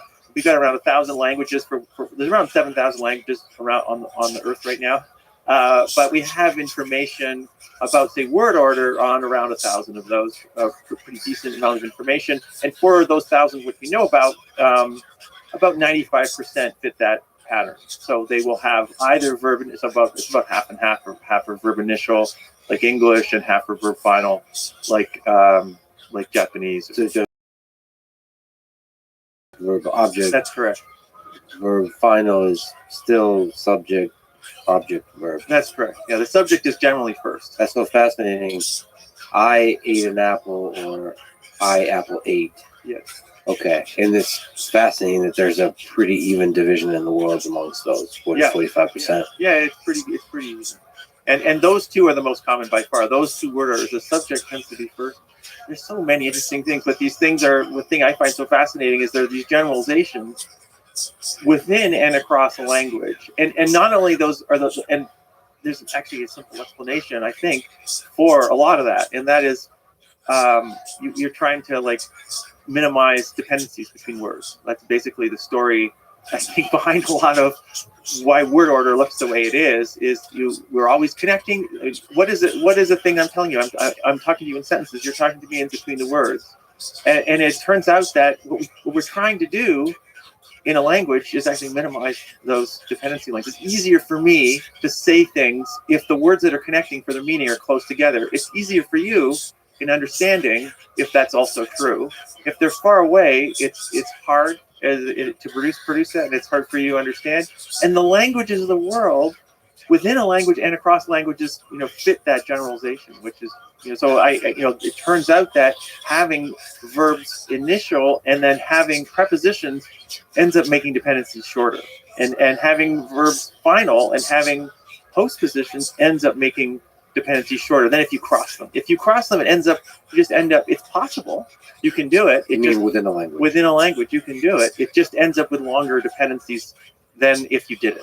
And so languages tend to go that way. They tend to they call it harmonic.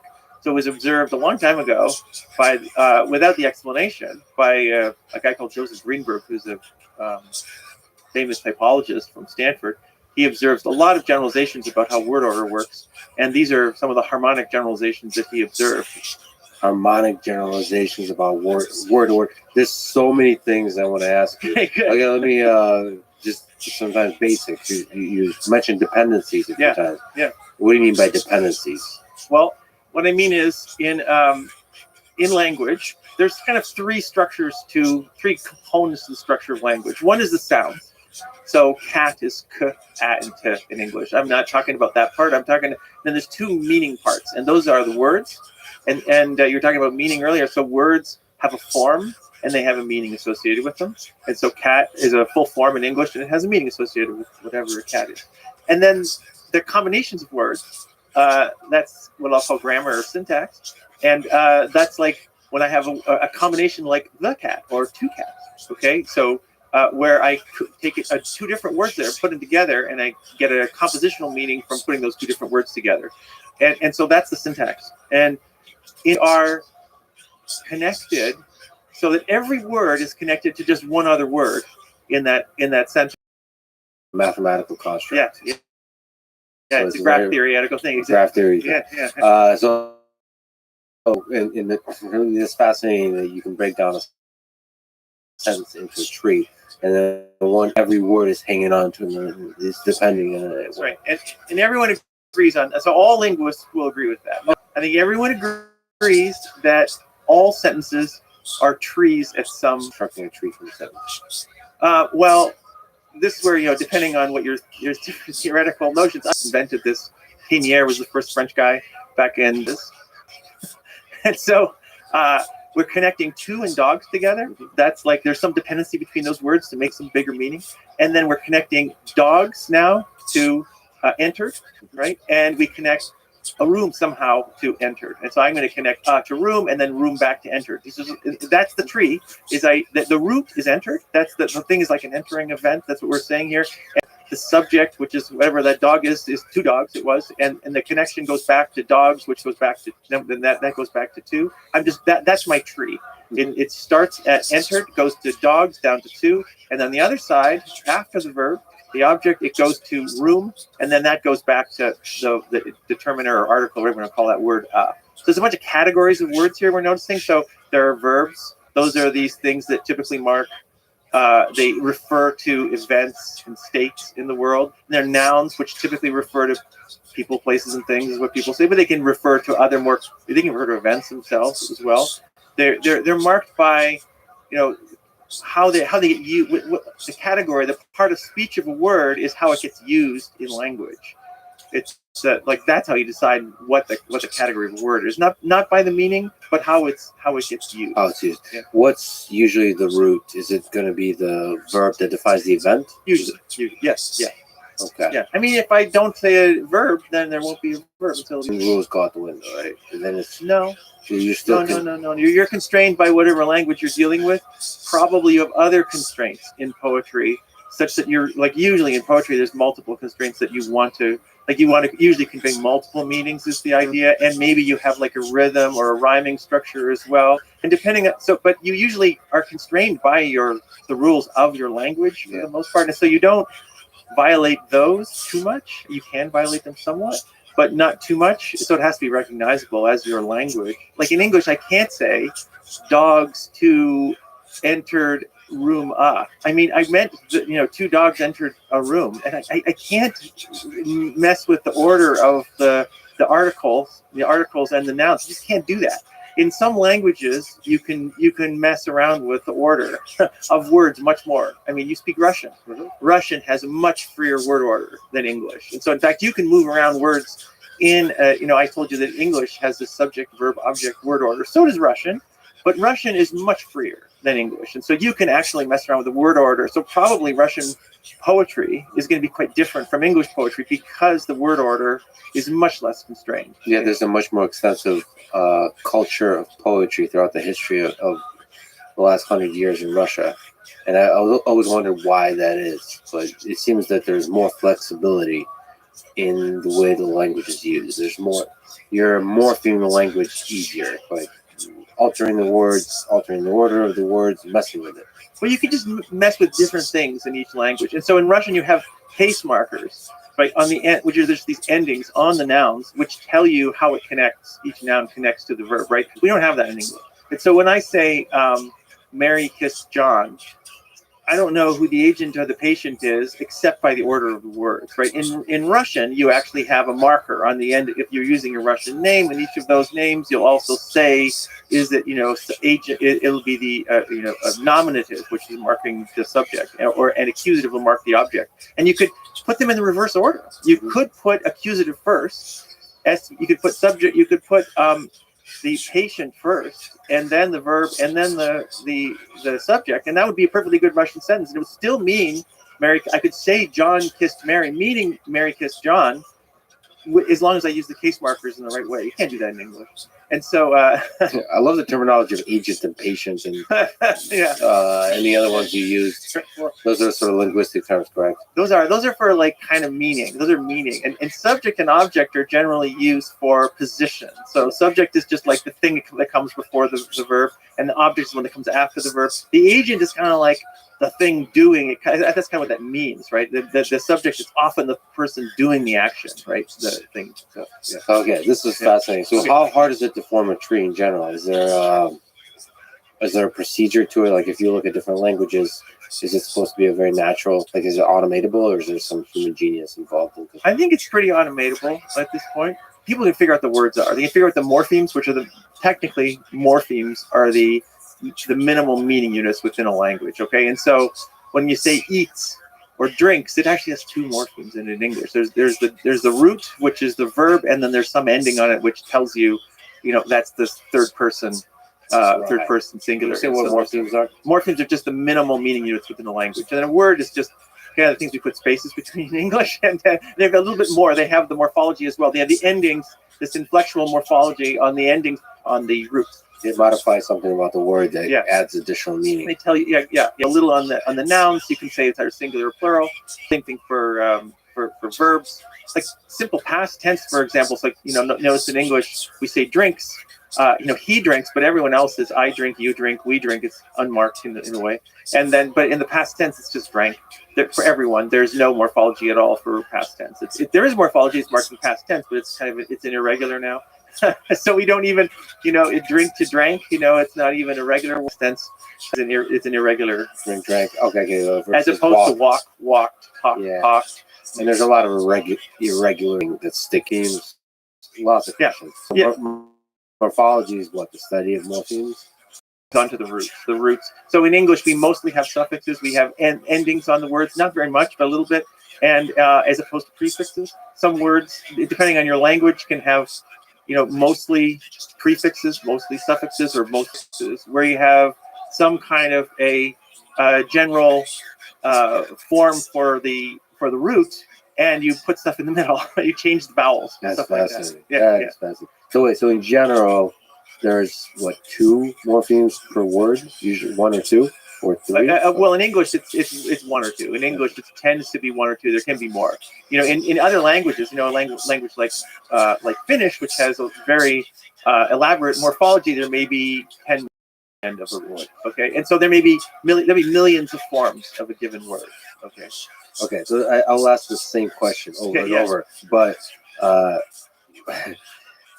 how does sometimes to understand things like more? It's nice to just ask the question, how does these kinds of things evolve? So you have a great book studying sort of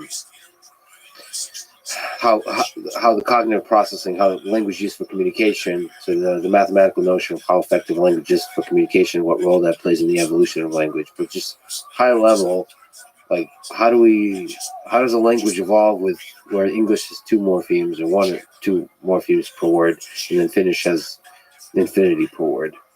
So how does that happen? Is it just people? That's a really good question. Yeah, that's a very good question. It's like, why do languages have more morphology versus less morphology? Yeah. And I don't think we know the answer to this. I think there's just like a lot of good solutions to the problem of communication. And so I believe, as you hinted, that language is an invented system by humans for communicating their ideas. And I think it comes down to we label things we want to talk about. Those are the the morphemes in words. Those are the things we want to talk about in the world, and we invent those things, and then we put them together in ways that are easy for us to convey, to process. But that's like a naive view, and I think it's probably right. It's naive and probably right. Well, But that's the notice. I don't know if it's naive. I think it's simple. simple. Yeah. I think naive is Okay. naive is an indication that it's incorrect somehow. It's a trivial, Yeah.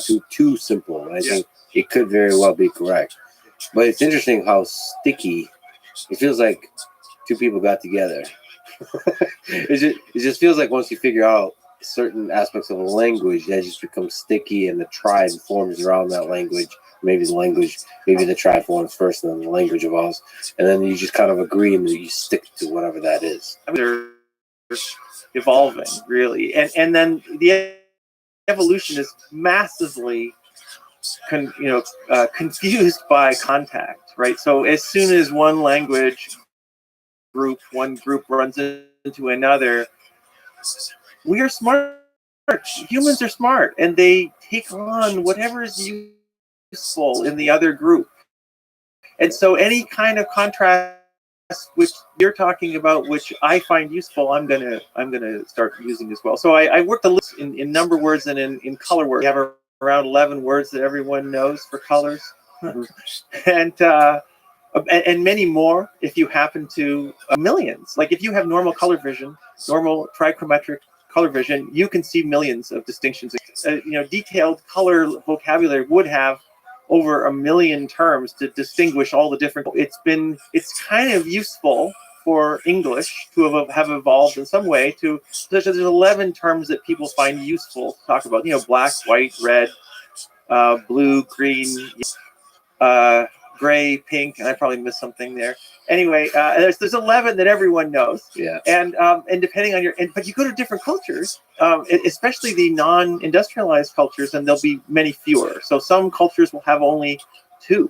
Believe it or not, that the Danai in Papua New Guinea have only 2 labels that the group uses for color. Those are roughly black and white. They are very, very dark and very, very light, which are roughly black and white. And you might think, oh, they're dividing the whole color space into light and dark or something. And that's not really true. They mostly just only label the black and the white things. They just don't talk about the colors for the other ones. And so, and then there's other groups. I've worked with a group called the Chimani down in Bolivia in South America, and they have 3 words that everyone knows, but there's a few others that several people, that many people know.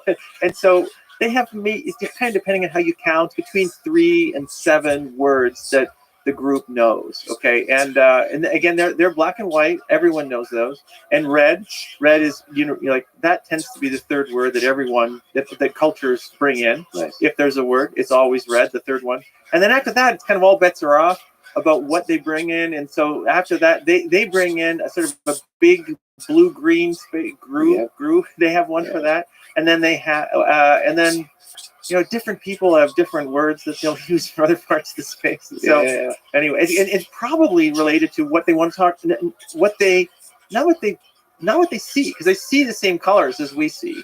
So it's not like they have a weak, a low color palette in the things they're looking at. They're looking at a lot of beautiful scenery. Okay, a lot of different colored flowers and berries and things, and so there's lots of things of very bright colors, but they just don't label the color in those cases. And the reason, probably we don't know this, but we think probably what's going on here is that why you label something is you need to talk to someone else about it. And why do I need to talk about a color? Well, if I have 2 things which are identical and I want you to give me that's different, and the only way it varies is color, then I invent a word which tells you, this is the one I want. So I want the red sweater off the rack, not the green sweater, right? There's 2, and so those things will be identical, because these are things we made and they're dyed, and there's nothing different about them. And so in industrialized society, we have, everything we've got is pretty much arbitrarily colored. But if you go to a non-industrialized group, that's not true. And so it's not like they're not interested in color. You bring bright colored things to them. They like them just like we like them. Bright colors are great. They're beautiful. But they just don't need to talk about them. They don't have. So probably color words is a good example of how language evolves from sort of function. When you need to communicate the use of something, I think so. then you kind of invent different variations, and basically you can imagine that the evolution of a language has to do with what the early tribes doing, like what they want, what kind of problems are facing them, and they're quickly figuring out how to efficiently communicate the solution to those problems, whether it's aesthetic or functional, all that kind of stuff, running away from a mammoth or whatever. But it's so I think what you're pointing to is that we don't have data.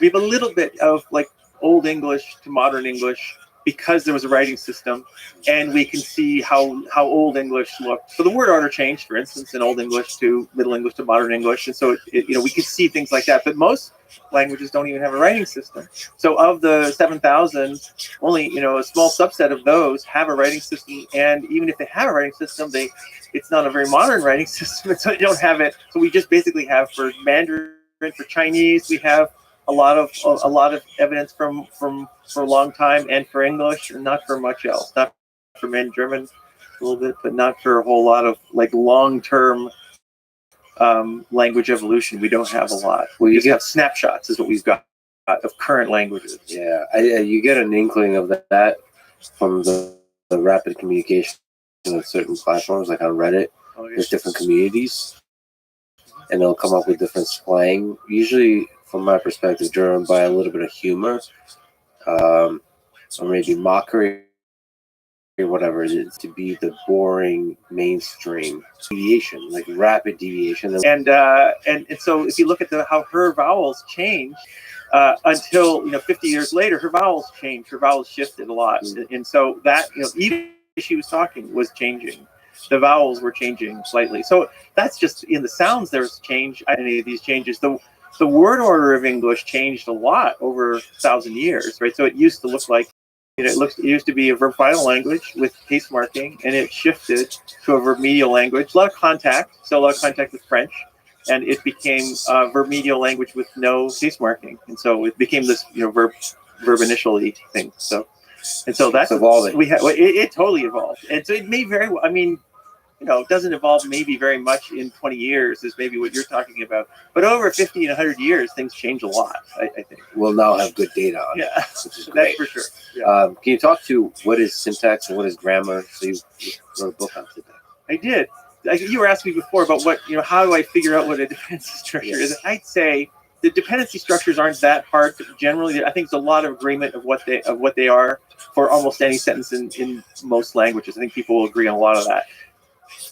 There are other parameters in the mix such that some people think there's a more complicated grammar than just a dependency structure. And so, like Noam Chomsky, he's the most famous linguist ever, and he is famous for proposing a slightly more complicated syntax. So he invented phrase structure grammar. So he's well known for many things, but in the 50s and in the early 60s, but late 50s, he was basically figuring out what's called formal language theory.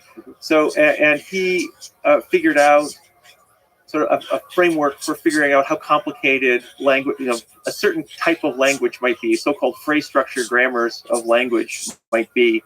And so his idea was that maybe we can think about the complexity of a language by how complicated the rules are, okay? And the rules will look like this. They will have a left-hand side and it'll have a right-hand side. Something on the left-hand side will expand to the thing on the right-hand side. So we'll start with an S, which is like the root, which is a sentence, okay? And then we're going to expand to things like a noun phrase and a verb phrase is what he would say, for instance, okay? An S goes to an NP and a VP is a kind of a phrase structure rule. And we figure out what an NP is. An NP is a determiner and a noun, for instance, and a verb phrase is something else, is a verb and another noun phrase, another NP, for instance. Those are the rules of a very simple phrase structure, okay? And so he proposed phrase structure grammar as a way to sort of cover human languages. And then he actually figured out that, well, depending on the formalization of those grammars, you might get more complicated or less complicated languages. So he said, well, these are things called context-free languages. That rule that he thought human languages tend to be what he calls context-free languages, and but there are simpler languages, which are so-called regular languages, and they have a more constrained form to the rules of the phrase structure of these particular rules. So he basically discovered and kind of invented ways to describe the language, and those are phrase structure, a human language. And he was mostly interested in English initially in his work in the 50s. So quick questions around all this. So formal language theory is a big field of just studying language. System which is generating some set of expressions in a language, and those could be like the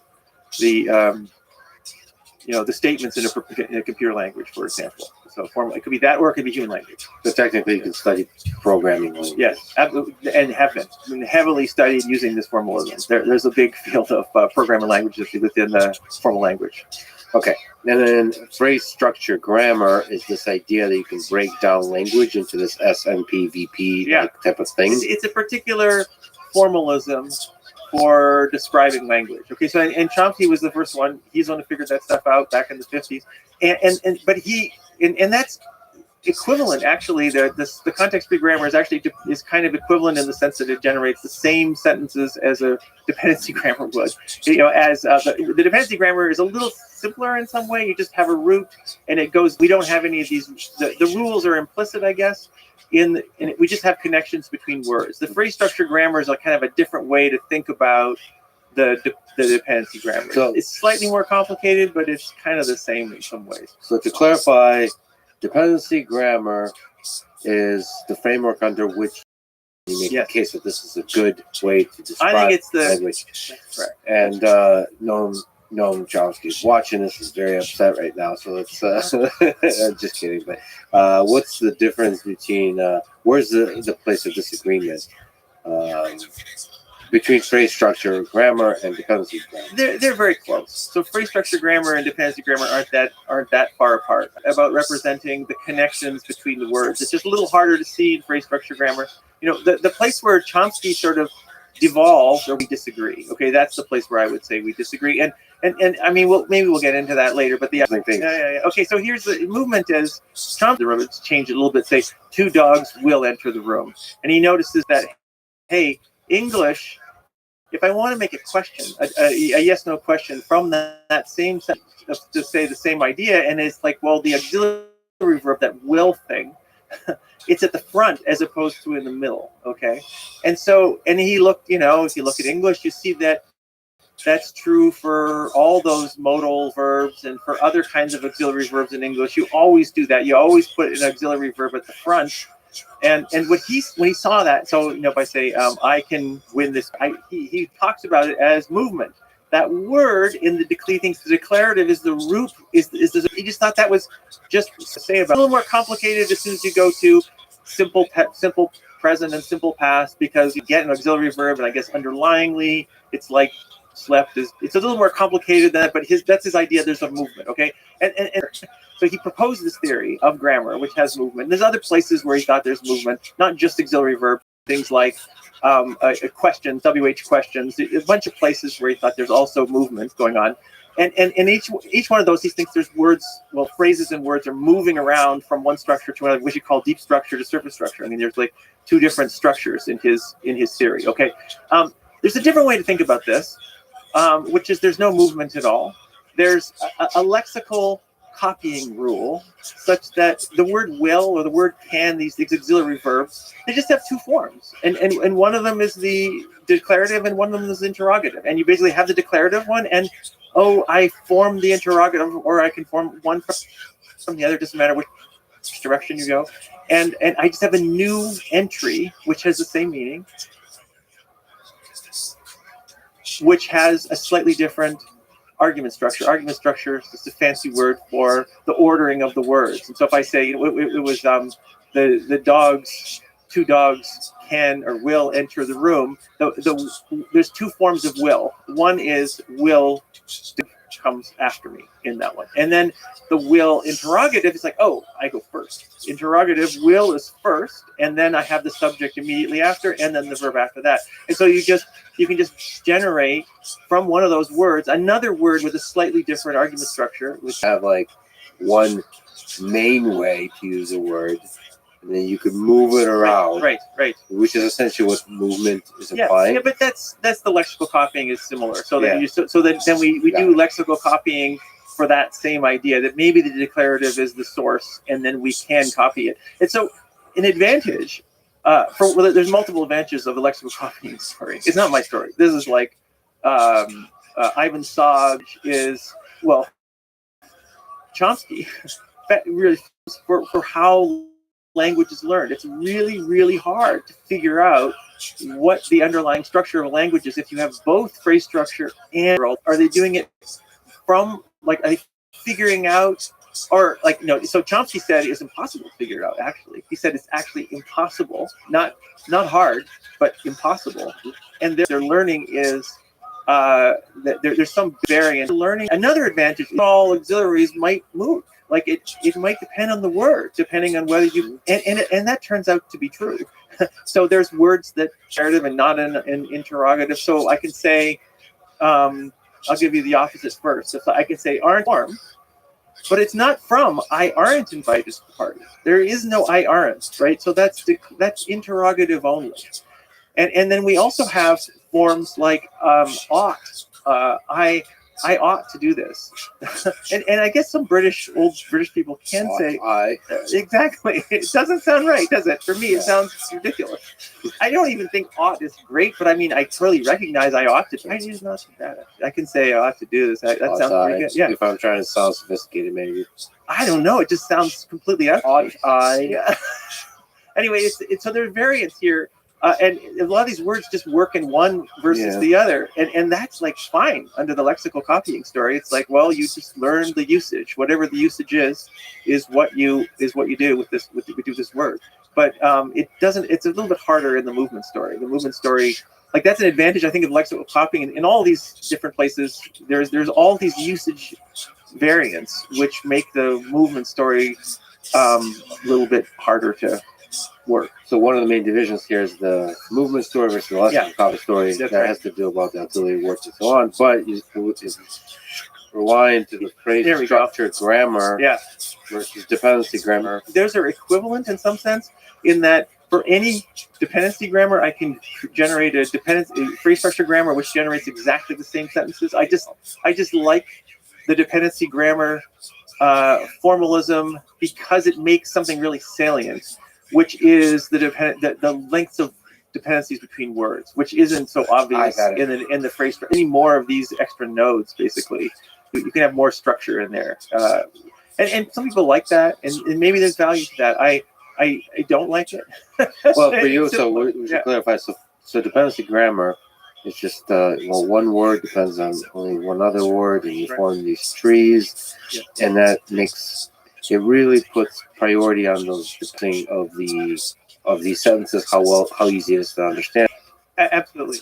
Just continue on the thread of Chomsky because it's really interesting. Because as you're discussing disagreement, so you mentioned context free versus regular. Does that distinction come into play for dependency grammars? No, not at all. I mean, at least context free. Maybe a little bit more, a little bit harder than that. But so there's something called context sensitive as well, where you can have this is just the formal language description. In a context free grammar, you have one. This is like a bunch of formal language theory we're doing here. But I love it. Okay, so you have a left hand side category, and you're expanding to anything on the right. That's a context free. So the idea is that category on the left expands things, whatever there are on the right. It doesn't matter what. And a context sensitive says, okay, I actually have more than one thing on the left. I can tell you only in this context, maybe you have a left and a right things in that way. Okay, so it's context sensitive. It doesn't allow anything on the right. It allows basically it's one very complicated rule is kind of what a regular language is. And so it doesn't have any long distance dependencies. It doesn't allow recursion, for instance. There's no recursion. Yeah, recursion is where which is human languages have recursion. They have embedding. and you can't. Well, yeah, it doesn't allow center embedded recursion, which human languages have, which is what. Center embedded We're recursion. gonna So get within to a that. sentence, within a sentence. Yeah, within a sentence. So here we're going to get to that. But I the formal language stuff is a little free, and then he was most in for human, because that was kind of stuff he did for formal languages. And what he kind of interesting, it's a very, I agree, it's kind of a very interesting history. So there's this, so he proposed this multiple theories, 57 and then 65. There lead to learning problems. That there's cases where which rule is obviously right, and they're word specific, and they kind of work, but they don't work across various other words in the category. And so it's easier to just think of these things as lexical copies. And I think he was very obsessed with words. And words are words of words. I think that it's my language network in a few minutes, in like 15 minutes. And what you do is I listen to a language I know, I listen to, maybe some language I don't know, or I listen to muffled speech, or I read sentences, and I read non-words. Like I can do anything like this, anything that's sort of really like English, and anything that's not very like English. So I've got something like it and not, and I got to control. And the voxels, which is just the 3D pixels in my brain that are responding most is a language area, and that's just left lateralized in my head. And wherever I look in that network, if you look for the combinations versus the words, it's everywhere. It's the same. That's fascinating. And so it's like hard to find. There are no areas that we know. I mean, it's a little overstated right now.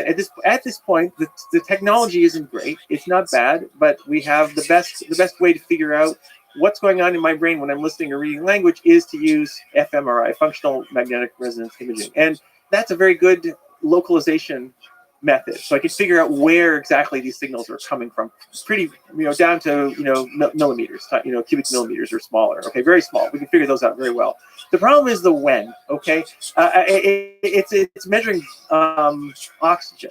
Okay, and oxygen takes a little while. We listen fast, and I can probably understand things really fast. So a lot of stuff happens in 2 seconds. And so to say that we know what's going on, that the words right now in that network, our best guess is that whole network is doing something similar, but maybe different parts of that network are doing different things. And that's probably the case. We just About the history of the study of language. What other interesting disagreements, and you're both at MIT, or were for a long time, what kind of interesting disagreements there, tension of ideas are there between you and Noam Chomsky? And we should say that Noam was in the linguistics department, and you're, I guess, for a time where you've been. he just doesn't do that. So he has never. I mean, not all linguists. Some of the linguists, depending on what you do, more speech oriented, they do more quantitative stuff. But in the meaning, words and it's combinations of words, syntax, semantics, they tend not to do. It's a mathematical approach. Yeah, I mean, I'm a psychologist, so I was MIT's old psychology department.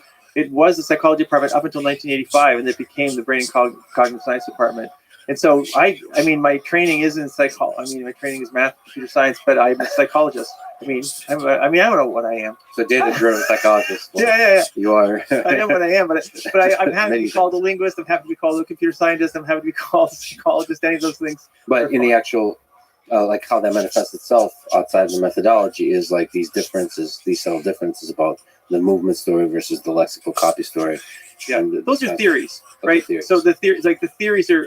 But I think the reason we differ in part is because of how we evaluate the theories. So I evaluate theories quantitatively, and Noam doesn't. Got it. Okay, well let's explore the theories that you explore in your book. Let's return to this dependency grammar framework of looking at language. What's a good justification why the dependency grammar framework is a good way to explain language? What's your intuition? So the reason I like dependency grammar, as I've said before, is that it's very transparent about its representation of distance between words. So it's like all it is you've got a bunch of words, you're connecting together to make a sentence, and it's that the further apart the pair of words are that you're connecting, the harder it is to do the production, the harder it is to do the comprehension. It's harder to produce, it's hard to understand when the words are far apart. When they're close together, it's easy to produce and it's easy to comprehend. Let me give you an example. Okay, so we have, in any language, we have mostly local connections between words, but they're abstract. The connections are abstract. They're between categories of words. After a noun, so a noun in English comes before a verb. The subject noun comes before a verb, and then there's an object after, for example. So I can say what I said for, or something like that. So I can modify dog. If I say something more about dog after it, then what I'm doing is, indirectly, I'm lengthening the dependence between dog and answered by adding more stuff to it. So I just make it explicit here. If I say the boy who the cat scratched cried. We're going to have a mean cat here, and so what I've got here is the boy cried would be a very short, simple sentence, and I just told you something about the boy. And I told you it was the boy who the cat scratched. Okay. So the cry is connected to the boy. The cry at the end is connected to the boy in the beginning. Right. And so I can do that. I can say that. That's a perfectly fine English sentence. And I can say the cat which the dog chased ran away or something. Okay. I can do that. But it's really, it's really hard now. I've got, what I have here. I have the boy who the cat. Now let's say I try to modify cat. Okay. The boy who the cat, which the dog just to understand. It's not so bad. At least I've got intonation there to sort of mark the boundaries and stuff. But that's really complicated. That's sort of English in a way. I mean, that follows thing about that is that what I'm doing is, and then I'm modifying that with a clause, another clause, which happens to have a subject and a verb relation. I'm trying to find on the second one. And what that does is it lengthens out the dependence. Multiple dependents actually get lengthened out in a way that was uninterpretable in English. So clarify, the distance of the dependency is whenever that dependence, the more, no matter the language, brain will be working, and over time. Yeah, they will have a hard time either producing or comprehending it, but somehow that combination will be very, very. So well, I'm giving you an explanation. Right. So I'm giving you two kinds of explanations. I'm telling you that center embedding, that's nesting, those are synonyms for the same concept here. And the explanation for what, which is long distance connections, always have long distance connections between the dependents. So that's not necessarily the right explanation. It just I can go through reasons why that's probably a good explanation, and it's not really just about one of them. So probably it's a pair of them or something of these dependents that you get long that drives you to be really confused in that case. And so with the behavioral consequence there, this is kind of methods, like how do we get at this? You could try to do experiments to get people to produce these things. They're going to have a hard time producing them. You can try to do experiments to get them to understand them. To see how well they understand them. Can they understand them? Another method you can do is give people partial materials and ask them to complete them. Those center embedded materials, and they'll fail.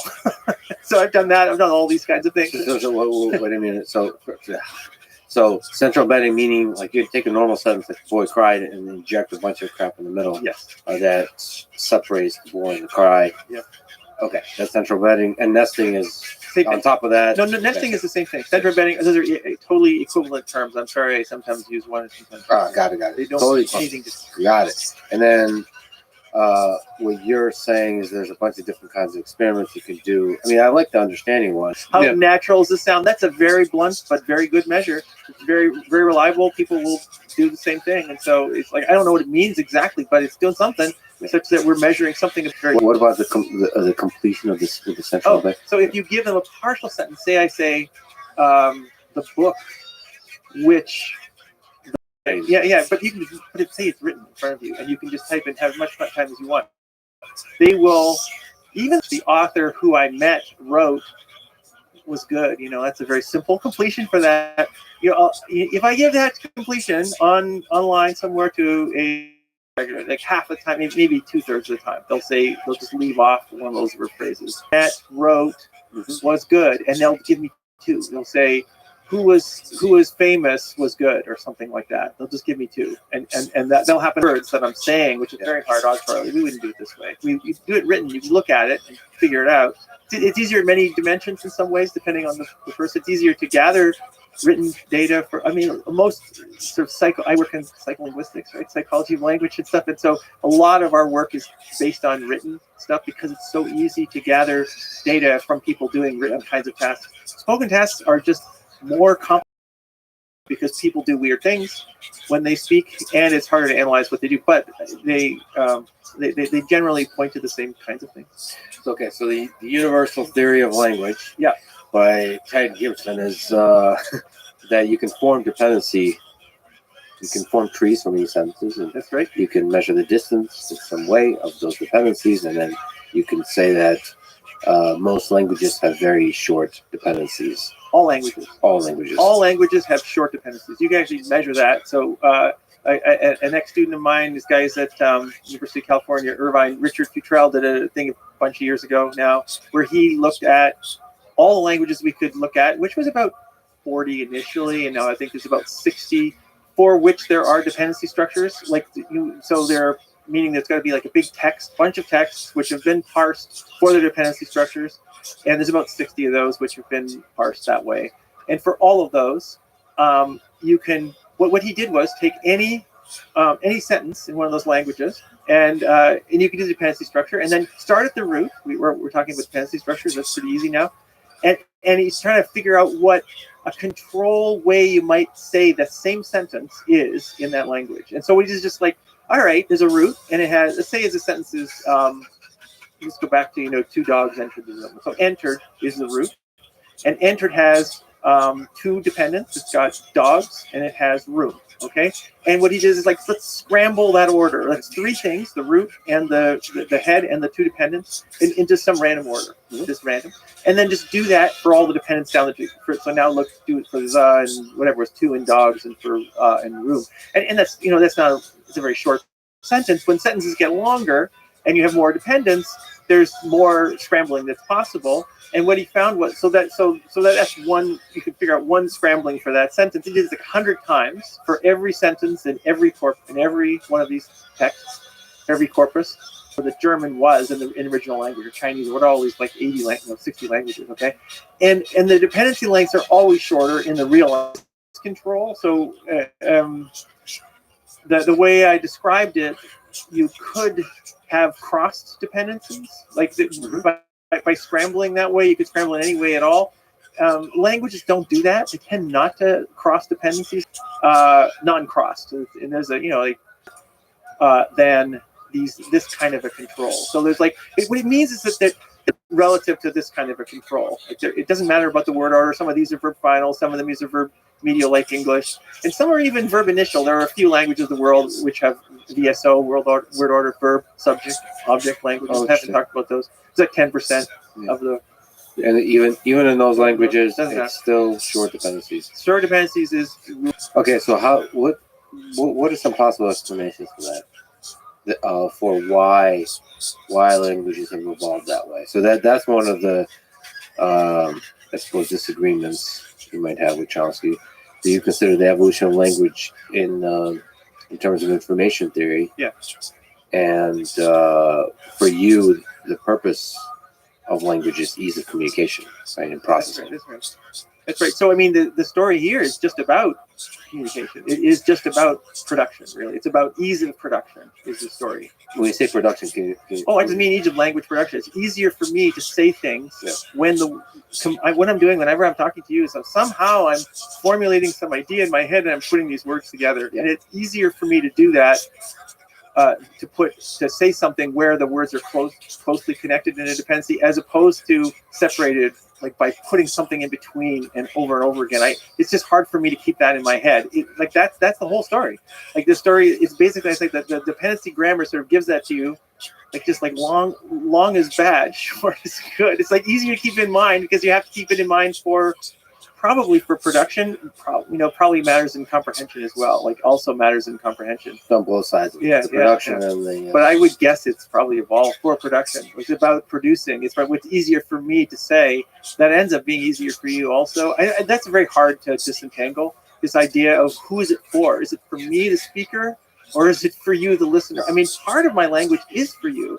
The way I talk to you is going to be different from how I talk to different people. So I'm definitely angling what I'm saying to who I'm saying, right? It's not like I'm just talking the same way to every single person. And so I am sensitive to my audience. But how does that work itself out in the dependency length differences. I don't know. Maybe that's about just the words, that part, which words I select. My initial intuition is that you optimize language for the audience. Yeah.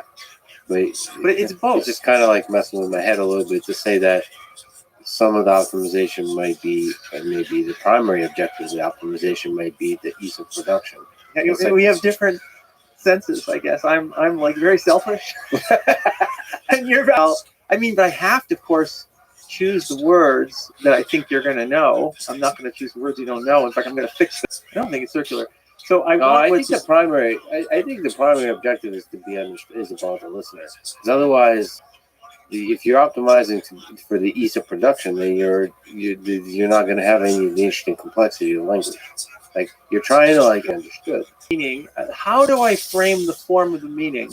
Is all I'm talking about. It is I need to say, like I got to pick the right words, and I'm going to pick the order so that it's easy for me. That's what I think is probably. I think I'm still tying meaning and form together in my head. But you're saying if you keep the meaning of what you're saying constant, what the optimization? Yeah, it could be the primary objective of that optimization is for production. That's interesting. I'm struggling to keep constant the meaning. It's just so. I'm a human, right? So for me, the form, without having introspected on this, the form and the meaning are tied together, like deeply, because I'm a human. Like for me, when I'm speaking, because I haven't thought about language, like in a rigorous way about the. And of course, I use the same words there all the time. I could have referred to the dogs as a Dalmatian. And then how am I going to describe that to get that to you? It kind of depends on what you need to know, right? And what I think you need to know. But I'm like, let's get control for all that stuff and not, and it's like, I'm just like choosing about, I'm doing something simpler than you're doing, which is just forms. Yes. Just words. To you specifying the species, the breed of dog and whether they're cute or not is changing the meaning. That might be, yeah, that would be changed. Well, that would be changing the meaning for sure. Right, so you're just That's changing the meaning. But so even if we keep that constant, we can still talk about what's easy or hard for me, right? The listener and the which phrases, which combinations, which. This is so fascinating and just like a really powerful window into human language. But I wonder still throughout this how vast the gap between meaning and form. I just have this like. Maybe romanticized notion that they're close together, that they evolve close, like hand in hand. So you can't just simply optimize for one without the other being in the room with us. Like it's kind of like an iceberg. Form is the tip of the iceberg, and the rest, the meaning is the iceberg. But you can't But I think that's why these large language models are so successful, is because they're good at form, and form isn't that hard in some sense. And meaning is tough still, and that's why they don't understand what they're. We're going to talk about that later, maybe, but like we can distinguish forget about large language models like humans. Maybe we'll talk about that later too. Is like the difference between language, which is a communication system, and thinking, which is meaning. So language is a communication system for the meaning. It's not the meaning. And so that's why, and there's a lot of interesting evidence we can talk about relevant to that. Well, that's a really interesting question. What is the difference between language, written, communicated, versus thought? What do you use the difference between them? Well, you or anyone has to think of a task which they think is a good thinking task, and there's lots and lots of tasks which would be good thinking tasks, and whatever those tasks are, let's say it's playing chess, or that's a good thinking task, or playing some game, or doing some complex puzzles, maybe remembering some digits, that's thinking, remembering a lot of different tasks we might think, maybe just listening to music is thinking, or there's a lot of different tasks we might think of as thinking. There's this woman in my department, S. Fedorenko, she's done a lot of work on this question about what's the connection between language and thought. And so she uses, I was referring earlier to MRI, fMRI, that's her primary method. And so she has been really fascinated by this question about what language is, okay? And so, as I mentioned earlier, you can localize my language area, your language area in a few minutes. Okay, like 15 minutes, I can listen to language, listen to non-language or backward speech or something, or I can read sentences, anything at all that I understand. If I understand it, then it'll activate my language network. So right now, my language network is going like crazy when I'm talking. I'm married to this woman at Fedorenko, and so I've been scanned by her over and over and over since she's Point in as you grow out from baby to adult. and the scanner is loud, and you're in this tiny little area. You're claustrophobic, and it doesn't bother me at all. I can go to sleep in there. But some people are bothered by it, and little kids don't really like it, and they don't like to lie still. And you have to be really still because you move around. That messes up the coordinates of where everything is. And so, try to get. Your question is how and when are language developing? How does this left lateralized system come to play? Where's it? And it's really hard to get a 2-year-old to do this task.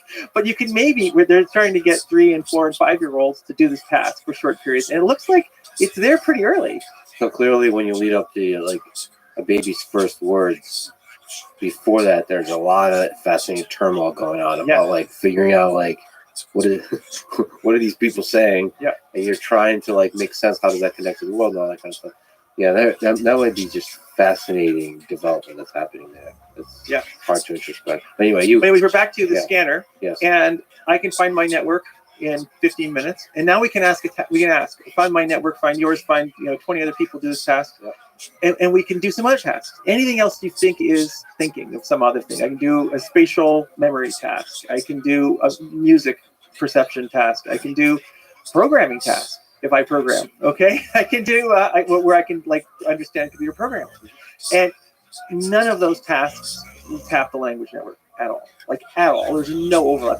They're highly activated in other parts of the brain. There's a bilateral network, which I think she tends to call the multiple demands network, which does anything kind of hard and so anything that's kind of difficult in some ways will activate that multiple demands network. I mean, music will be in some music area. There's music-specific kinds of areas, and so, but none of them are activating the language area at all, unless there's words. Like, so if you have music and there's a song and you can hear the words, then you get the language area. Are we talking about speaking and listening, or are we also talking about reading? This is all comprehension of any kind, and so that is fascinating. So what this network doesn't make any difference if it's written or spoken. So the thing that she calls, Fedorenko calls the language network is this high level language. So it's not about the spoken language, and it's not about the written language. It's about either one of them. And so when you do speech, you're sort of you either listen to speech and you subtract away some language you don't understand, or you subtract away backward speech, which sounds like speech but it isn't. And then so you take away the sound part altogether. Yeah. And then if you do written, you get exactly the same network. So for just reading the language versus reading sort of nonsense words. And so it's just about high level comprehension of language. Yeah, in this case, and on there is that the gibberish. Yeah. The more language like it is, the higher it goes in the language network, and that network is there from when you speak, from as soon as you learn language, and it's there. Like you speak multiple languages, the same network is going for your multiple languages. So you speak English, you speak Russian. Both of them are hitting that same network. If you're fluent in those languages. So programming, not at all. Isn't that amazing? Even if you're a really good programmer, that is not a human language. It is not conveying the same information, and so it is not in the language network. And so that is mind blowing as I think. That's pretty weird. Cool. That's weird. It is amazing. That's and really so one set of data. This is hers. Like shows that what you might think is thinking is not language. Language is just this conventionalized system that we've worked out in human languages.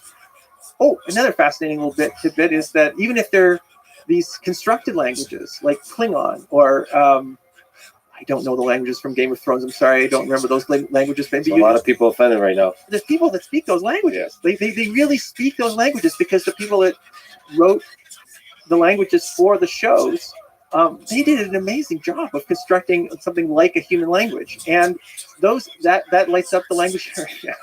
That's like because they can speak, pretty much arbitrary thoughts in a human language. It's a constructed human language. Probably it's related to human languages because the people that were constructing them were making them like human languages in various ways. But it also activates the same network which is pretty cool. Anyway, Sorry to go into a place where you may be a little bit philosophical, but is it possible that this area of the brain is doing some kind of translation into a deeper set of almost like concepts? so it has to be doing. So it's doing in communication, right? It is translating from thought, whatever that is more abstract, and it's doing that. That's what it's doing. Like it is that is kind of what it is doing. It's like kind of a meaning network, I guess. Yeah, like a translation network. Yeah. But I wonder what is the for at the bottom of it. Like, what are thoughts? Are thoughts to me like I don't know. thoughts and words? Are they neighbors, or are is it one turtle sitting on top of the other? Meaning, like, is there a deep set of concepts that we Well, there's connections right between what these things mean, and then there's probably other parts of the brain that what these things mean. And so about whatever it is I want to talk about, if it's it'll be represented somewhere else. That knowledge of whatever that is will be represented somewhere else. Well, I wonder if there's like some stable, meaning. nicely compressed encoding of meanings that's separate from language. That link, you know. I guess the implication here is that That's so interesting. So people, I mean, this is like hard to do experiments on, but there is this idea you're just thinking or whatever. You know, about 70 or 80% of people will say yes. Most people have an inner voice. I don't.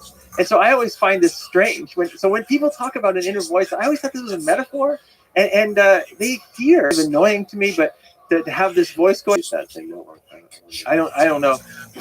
I don't know. But I mean, this could be speechy, right? So I don't think people have an inner voice. People have this strong percept of hearing sound in their heads when they're just thinking. I refuse to believe that's the majority of people. Majority, absolutely. What? It's like 2/3 or 3/4. It's what minority. It could be a self-report flaw. It could be. You know, when I'm reading inside my head, I'm kind of like saying the words. It's probably the wrong way to read, but I don't hear a voice. There's no percept of a voice. I refuse to believe the majority of people have it. But anyway, it's a fascinating. The human brain is fascinating, but it still blew my mind that that language does appear, comprehension does appear to be separate from thinking. Mm-hmm. So that's one set of data from Fedorenko's group is that no matter what task you do, if it doesn't have words and combinations of words in it, then it won't light up the language network. And it'll be active somewhere else, but not there. So that's one. And then this other piece of evidence relevant to that question is it turns out there are this group of people who've had a massive stroke on the left side and wiped out their language network. And as long as they didn't wipe out everything on the right as well, in that case they wouldn't be cognitively functionable.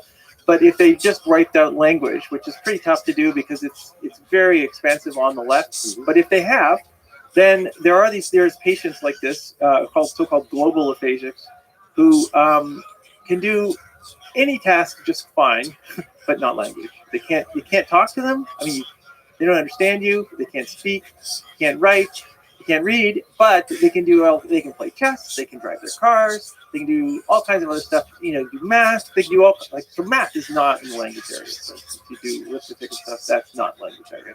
It's got symbols. So people sort of confuse some kind of symbolic processing with language, and symbolic processing is not the same. So there are symbols and they have meaning, but it's not language. It's not a conventionalized language system. And so math isn't there. So they can do math.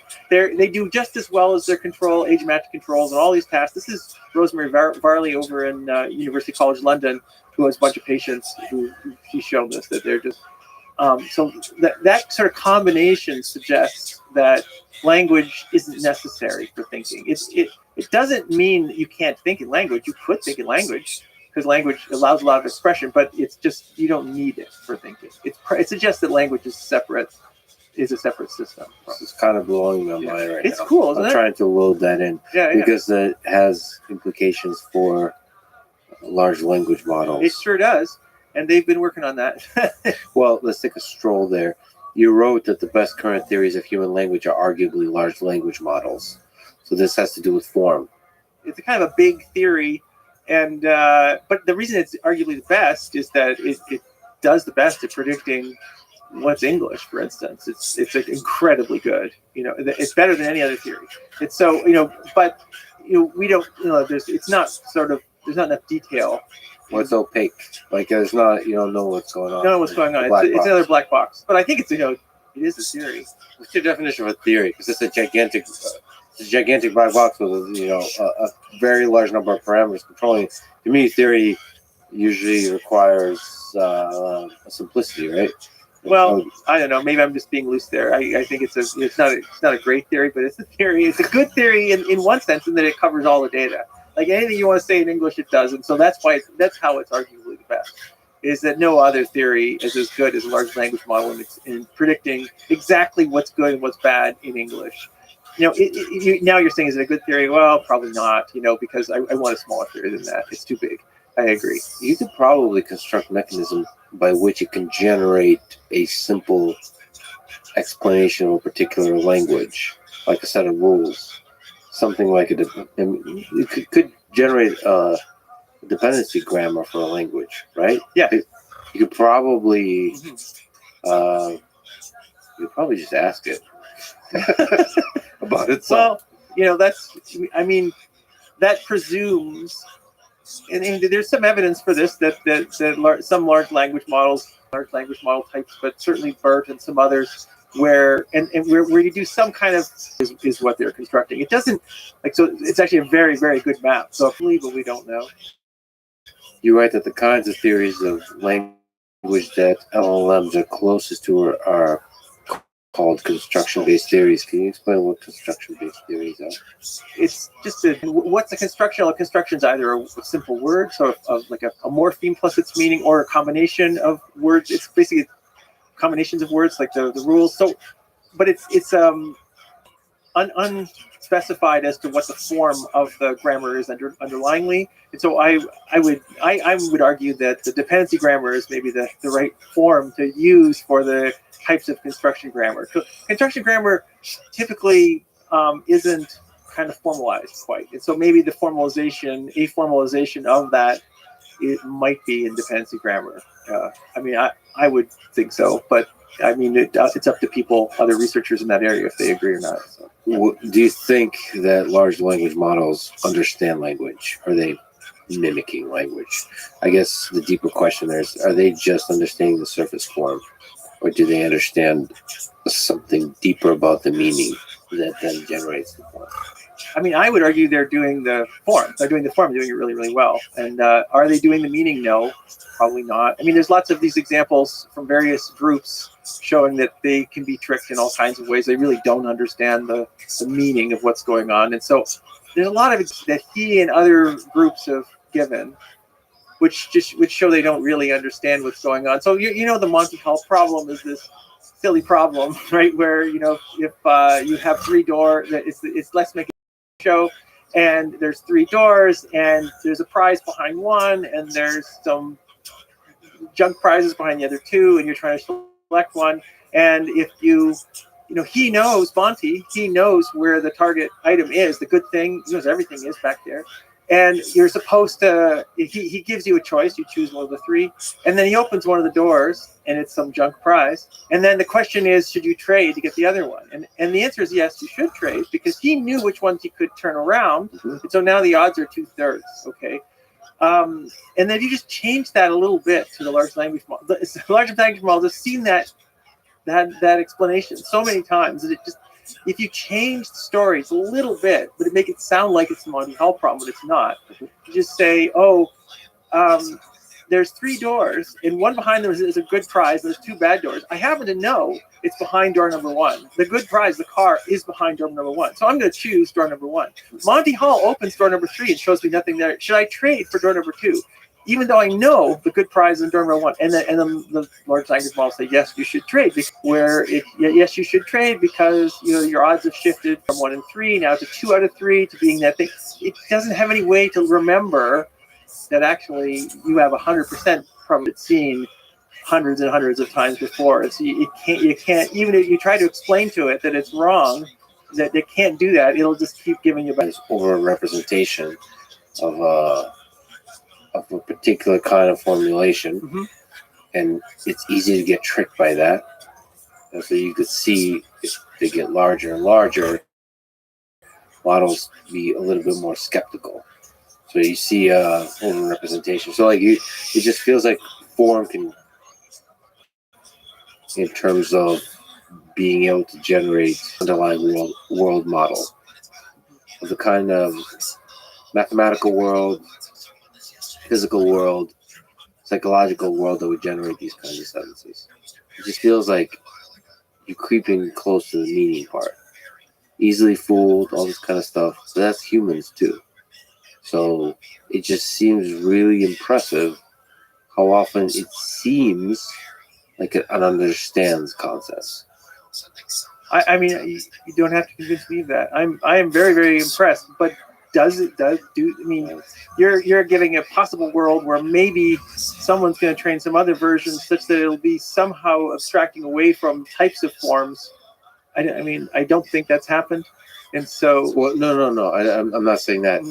I think when you just look at anecdotal examples and just showing a large number of them where it doesn't seem to understand, yes, it's easily fooled. yes. That does not seem like a scientific, Well, humans, data-driven like analysis of like how many places is it damn impressive no, in terms of meaning and understanding, and how many places is easily fooled, and like that's not the inference. yeah. So I don't want to make that the inference. I wouldn't want to make with that inference. The inference I'm trying to push is just that is it like humans here? It's probably not like humans here. It's different.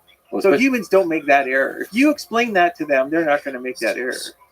You know, they don't make that error, and so that's something. It's doing something different from humans that they're doing in that case. what's the mechanism by which humans figure out that it's an error? I'm just saying the error there is like if I explain to you there's a 100% chance that the car is behind this case, this door. Do you want to trade? People say no, but this thing will say yes because it's so that trick. It's so wound up on the form that that's an error that a human doesn't make, which is kind of interesting. Less likely to make, I should say. Yeah, I should less say. likely. Less Because likely. like humans Well- are very. Oh yeah, You're asking, you're asking humans. You're asking a system to understand 100%. Like you're asking some mathematical concepts. And so like. look, the places where large language models are, the form is amazing. So let's go back to Yes. nested structures, center embedded structures. Okay, if you ask a human to complete those, they can't do it. Neither can a large language model. They're just like humans in that. If I ask a large language That's model, fascinating, yeah. by the way. that's The central embedding. Yeah, the central central embedding is struggles with just like meanings. humans, exactly like humans. Wow. Exactly the same way as humans. And that's not trained. So they do exactly. So that is a similarity. So, but then that's not meaning, right? This is form. But when we get the thing I want, just kind of interesting, actually. Kind of, how does it know that? I don't know.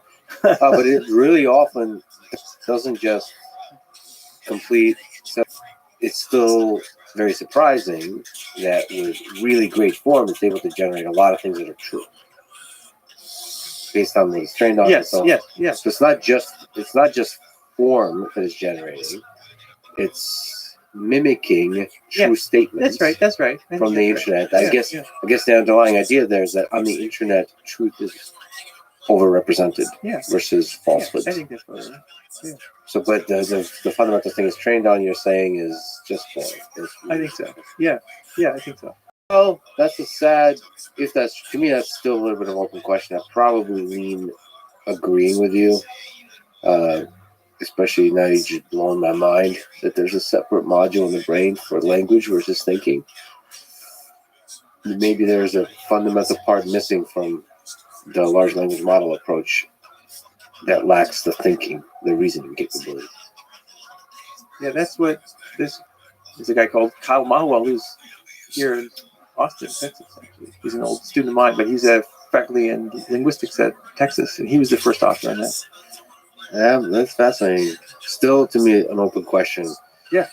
What do you have the interesting limits of LLMs? You know, I don't see any limits to their form. Their form is Impressive with human language. Yeah, the way that how humans process language Yes, I think that's plausible. and how they generate language, process language and generate language. That's fascinating. Yeah. So in that sense, they're perfect. If we can just linger on the center embedding thing. That's hard for LLMs to produce, and that seems really impressive because that's hard for humans to produce. And how does that connect to the thing we've been talking about before, which is the dependency grammar framework in which you view language and the finding that short dependencies seem to be a universal part of language? So why is it hard to complete center embedding? So what I like about dependency grammar is it makes the cognitive cost associated with longer distance connections very transparent. They say there turns out there is a cost associated with producing and comprehending connections between words which are just not beside each other. The further apart they are, the worse it is. According to, well, we can measure that, and there is a cost associated with that. Can you just linger on what do you mean by cognitive costs? Sure. And how do you measure it? Oh, well, you can measure it in a lot of ways. The simplest is just asking people to say whether, you know, how good a sentence sounds. That's one way to measure, and you try to like triangulate then across sentences and across structures to try to figure out what the source of that is. You can look at reading times in controlled materials, you know, and so in certain kinds of materials and then we can like measure the dependency distances there. There's a recent study which looked at, we're talking about the brain here. We can look at the language network, okay? We can look at the language network, and we can look at the activation in the language network and how big the activation is depending on the length of the dependencies. And it turns out in just random sentences that you're listening to, if you're listening to, so it turns out there are people listening to stories here, and the longer the dependency is, the stronger the activation in the language network. And so there's some measure. There's a bunch of different measures we could do. That's a kind of a neat measure, actually, of actual activation in the brain. So that you can somehow, in different ways, convert it to a number. I wonder if there's a beautiful equation connecting cognitive cost and length of dependency. Mm-hmm. E equals MC squared kind of thing. Yeah, it's complicated, but probably it's doable. I would guess it's doable. I tried to do that a while ago, and I was reasonably successful, but for some reason I stopped working on that. I agree with you that it would be nice to figure out. So there's like some way to figure out the cost. I mean, it's complicated. Another issue you raised before was some words matter more than others, and probably, you know, meaning like nouns might matter depending, and then it maybe depends on which kind of noun. Is it Maybe some insight in the kind of. I think it's an exponential. So we think it's probably some exponential function of those is my guess. But because the reason it's probably an exponential is like it's not just the distance between two words, because I can make a very, very long subject verb dependency by adding lots and lots of noun phrases and prepositional phrases, and it doesn't matter too much. It's when you do nested, when I have multiple of these, then things go really bad, go south. Probably somehow connected to working memory. Yeah, like no, that's probably a function of the memory here. Is the access, is trying to find things. It's kind of hard to figure out what was referred to earlier, and those are those connections.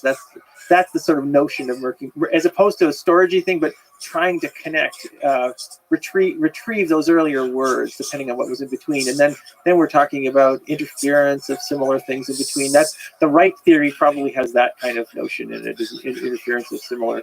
And so I'm dealing with an abstraction over the right theory, which is just, you know, it's count words, it's not right, but it's close. And then maybe you're right, though, there's some sort of an exponential or something on the to figure out the total, so we can figure out a function for any given sentence in any given language. But, you know, it's funny, you know, people haven't done that too much, which I do think is I'm interested that you find that interesting. I really find that interesting, and a lot of people haven't found it interesting, and I don't know why I haven't got people to want to work on that. I really like that too. No, that's a beautiful idea. And the underlying idea is beautiful, that there's a cognitive cost that correlates with the length of dependency.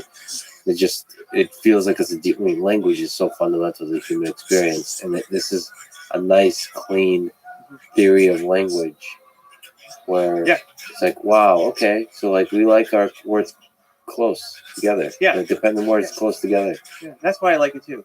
It's so simple. Yeah, the simplicity it's of the so theory. Simple, and yet it explains some very complicated phenomena. If I write these very complicated sentences, it's kind of hard to know why they're so hard. And you can nail it down. I can give you a math formula for why each one of them is bad and where. And that's kind of cool. I think that's very neat. Have you gone through the process? Is there like you take a piece of text and then simplify sort of like there's an average length of dependency, and then you like reduce it and see comprehension on the entire, not just a single sentence, but like you go from James Joyce to Hemingway or something. No. The simple answer is no. That does. There's probably things you can do in that kind of direction. That's fun. We might, we're going to talk about legalese at some point, and so maybe we'll talk about that kind of thinking with applied to legalese. But let's talk about legalese because you mentioned that as an exception. We just take it tangent upon tangent. That's an interesting one. You give it as an exception. It's an exception. That you say that most natural languages, as we've been talking about, have local dependencies. Which you think it is? It's just any legal language. I mean, like I actually know very little about the kind of language that lawyers use. In a psycholinguistics lab class, and I have been teaching it for a long time at MIT, and he was a law student at Harvard. And why legalese sounds hard to understand? Why? And so why is it hard to understand, and why did they write that way? If it is so hard to understand, it seems apparent that it's hard to understand. The question is, why is it? And so we didn't know, and we did an evaluation of a bunch of contracts. Actually, we just took a bunch of the random contracts. Because I don't know, there's contracts and laws might not be exactly the same, but contracts are kind of the things that most people have to deal with most of the time. And so that's kind of the most common thing that humans have, like that adults in our industrialized society have to deal with a lot. And so that's what we pulled, and we didn't know what was hard about them, but it turns out that the way they're written is very center embedded. It has nested structures in them, so it has low frequency words as well. That's not surprising. Lots of texts have it does have slightly lower frequency words than other kinds of control text, even sort of academic text. Legalese is even worse. It is the worst that we were able to find. You just revealed the game that lawyers are playing. They're optimizing it different. Well, it's interesting.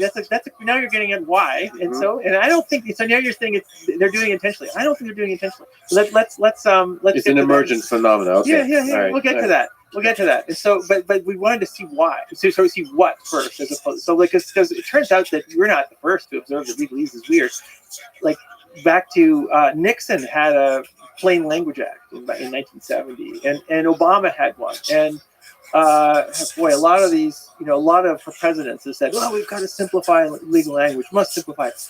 But if you don't know how it's complicated, it's not easy to simplify it. You need to know what it is you're supposed to do before you can fix it, right? And so you need a psycholinguist to analyze the text and see what's wrong with it before you can fix it. You don't know how to fix it. How am I supposed to fix something I don't know what's wrong with it?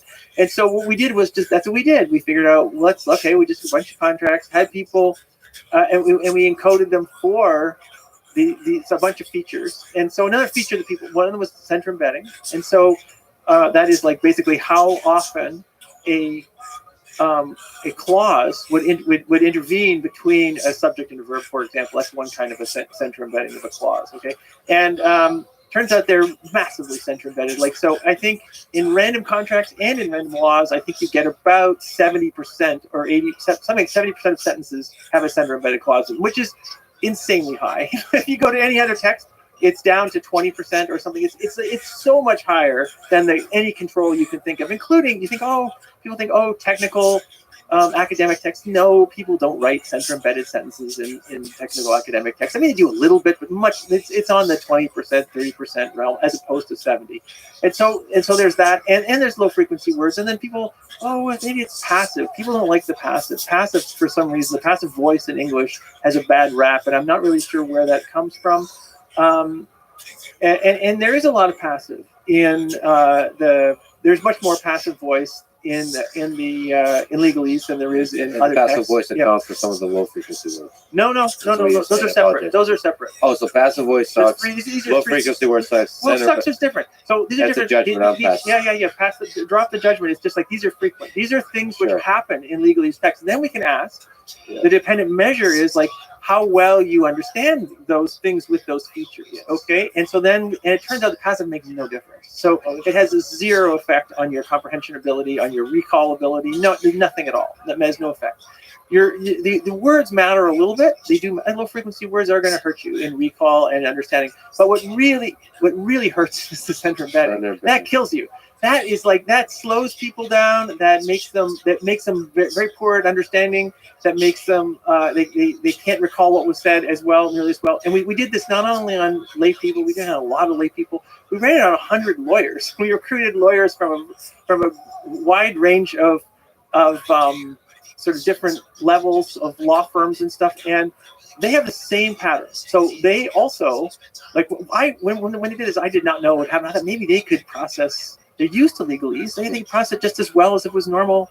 No, they're much better than lay people. So they can much better recall, much better understanding, but they have the same main effects as lay people, exactly the same. So they also much prefer the non-center. So we constructed non-center embedded versions of each of these. We constructed versions which have higher frequency words in those places, and we unpassivized. We turned them into active versions. The passive active made no difference. The words made a little difference, and the uncenter embedding made. I guess nesting. Yeah, you learn, pretty much. So you're not just looking for long dependencies. You're just literally looking for center embedding. Yeah, we are in this case. But long dependencies they're highly correlated. Event that any payment or benefit by the company, all such payments and benefits, including the payments and benefits under Section 3A hereof, being hereinafter referred to as total payment, would be subject to the excise tax. Then the cash of what payments and benefits are in between the subject and the verb. How about don't do that? Yeah. How about put the definition somewhere else as opposed to in the middle of the sentence? And so that's very, very common, by the way. That's what happens. You just throw your definitions, you use a couple words, and then you define it, and then you continue the sentence. Like, just don't write like that. And you ask, so then we asked lawyers, we thought, maybe lawyers like this. Lawyers don't like this. They don't like this. They don't want to write like this. We asked them to rate materials which are with the same meaning, with uncenter bed and center bed, and they much preferred the uncenter bed versions. On the comprehension, on the reading side. Yeah, well, and we asked them, would you hire someone who writes like this or this? We asked them all kinds of questions, and they always preferred the less complicated version, all of them. So I don't even think they want it this way. Yeah, but how did it happen? How did it happen? That's a very good question. And the answer is, I still don't know. But I have some theories. Well, our best theory at the moment is that there's actually some kind of a performative meaning in the center embedding, in the style, which tells you it's legalese. We think that that's the kind of a style which tells you it's legalese. Like, that's a reasonable guess. And maybe it's just, so for instance, if you're like, it's like a magic spell. So we kind of call this the magic spell hypothesis. So when you tell someone to put a magic spell on someone, what do you do? People know what a magic spell is, and they do a lot of rhyming. That's kind of what people will tend to do. They'll do rhyming, and they'll do sort of like some kind of poetry kind of thing. Abracadabra type of thing. Exactly, yeah. And maybe there's a syntactic sort of reflex here of a magic spell, which is center embedding. And so that's like, it's trying to like tell you this is something which is true, which is what the goal of law is, right? Is telling you something that we want you to believe as certainly true, right? That's what legal contracts are trying to enforce on you, right? And so maybe that's like a form which has, this is like an abstract, very abstract form, center embedding, which has a meaning associated with it. Well, don't you think there's an incentive for lawyers to generate things that are hard to understand? That was one of our working hypotheses. We just couldn't find any evidence of that. No, lawyers also don't understand it. But you're creating space. Why you ask in a communist Soviet Union, the individual members, their self-report is not going to correctly reflect what is broken about the gigantic bureaucracy that then leads to Chernobyl or something like this. I think so like it just feels like a strange coincidence that like there is benefit if you just zoom out and look at the system as opposed to asking individual words. You're going to need a lawyer to figure that out, I guess, from the perspective of the individual. But then that could be the performative aspect. It could be as opposed to the incentive. And I hear what you're saying. It could be kind of no individual, and even average of individuals. It could just be a few bad apples in a way, which are driving the effect in some way. It's up to whatever they're like central figures in how But it is kind of interesting that among our 100 lawyers, they did not. They didn't want this. They fascinating. really didn't like it. And so it And gave they us weren't hope. better than regular Yeah. people at comprehending it, or they were, Well, they were much on better, average better. but but they had like- the same difference. The same. Exact same difference. So they wanted it fixed. So they also, and so that gave us hope that because it actually isn't very hard to construct a material which is uncenter embedded, has the same meaning. It's not very hard to do. Just basically in that situation, you're just putting definitions outside of the subject-verb relation in that particular example. And that's pretty general. What they're doing is just throwing stuff in there which you didn't have to put in there. There's extra words involved. Typically, you may need a few extra words to sort of to refer to the things that you're defining outside in some way, because if you only use it in that one sentence, then there's no reason to introduce extra terms. So we might have a few more words, but it'll be easier to understand. So I mean, I have hope that now that maybe we can make legalese less convoluted, and So maybe the next president of the United States can, instead of saying generic things, say, exactly. I ban center embeddings and make Ted the language czar of Well, the it makes Eric. Martinez is the guy you Eric usually put in Martinez, there. Yeah. I mean, But center embeddings are the bad thing to have. that's right. If you get rid of that, That'll do a lot of it. That'll fix a lot. Yeah. that is so fascinating. And it is really fascinating on many fronts that humans are just not able to do this kind of thing. And that language, because of that, evolved in the way it did. It's fascinating. So one of the mathematical formulations you have when talking about language as communication is this idea of noisy channels. What's a noisy channel? Well, so that's about communication. And so this is going back to Shannon. So Claude Shannon was a student at MIT in the 40s. And so he wrote this very influential piece of work about communication theory or information theory. And he was interested in human language. Actually, he was interested in this problem of communication, of getting a message from my head to your head. And so he was concerned or interested in what was a robust way to do that. So that, assuming we both speak the same language, we both already speak English, whatever the language is, we speak that. What is a way that I can say the language so that it's most likely? There's a lot of noise in this system. I don't speak perfectly. I make errors. That's noise. Other kind of noise, there's some speaking going on that you're at a party. That's background noise. You're trying to hear someone. It's hard to understand them because there's all this other stuff going on the receiver side. So that you have some problem maybe understanding me for stuff that's just internal to you in some way. So you've got some other problems, whatever, with understanding for whatever reasons. Maybe you had too much to drink. Who knows why you're not able to pay attention to the signal. So that's the noisy channel. And so that language, if it's a communication system, we are trying to other aspects of like word order, for example, might have optimized in some way to make language a little more easy to be passed from speaker to listener. So Shannon's the guy that did this stuff way back in the 40s. It's very interesting. Historically, he was interested in working in linguistics. He was at MIT, and this is his master's thesis of all things. It's crazy how much he did for his master's thesis in 1948, I think, or 49 something. And he wanted to keep working in language, and it just wasn't a popular communication as a source for what language wasn't popular at the time. So Chomsky was moving in there. He just wasn't able to get a handle there, I think. And so he moved to Bell Labs and worked on communication from a mathematical point of view, and was did all kinds of amazing work. And so he's just More on the signal side versus like the language side. Yeah. It would have been interesting to see if he pursued the language side. Yeah. That's really interesting. Yeah, he was interested in that. His examples in the 40s are kind of like, they're like very language-like things. Yeah. We can kind of show that there's a noisy channel process going on in when you're listening to me. You can often sort of guess what I meant by what what you think I meant given what I said. And I mean, with respect to sort of why language looks the way it does, there might be sort of, as I alluded to, there might be ways in which word order is somewhat optimized for because of the noisy channel in some way.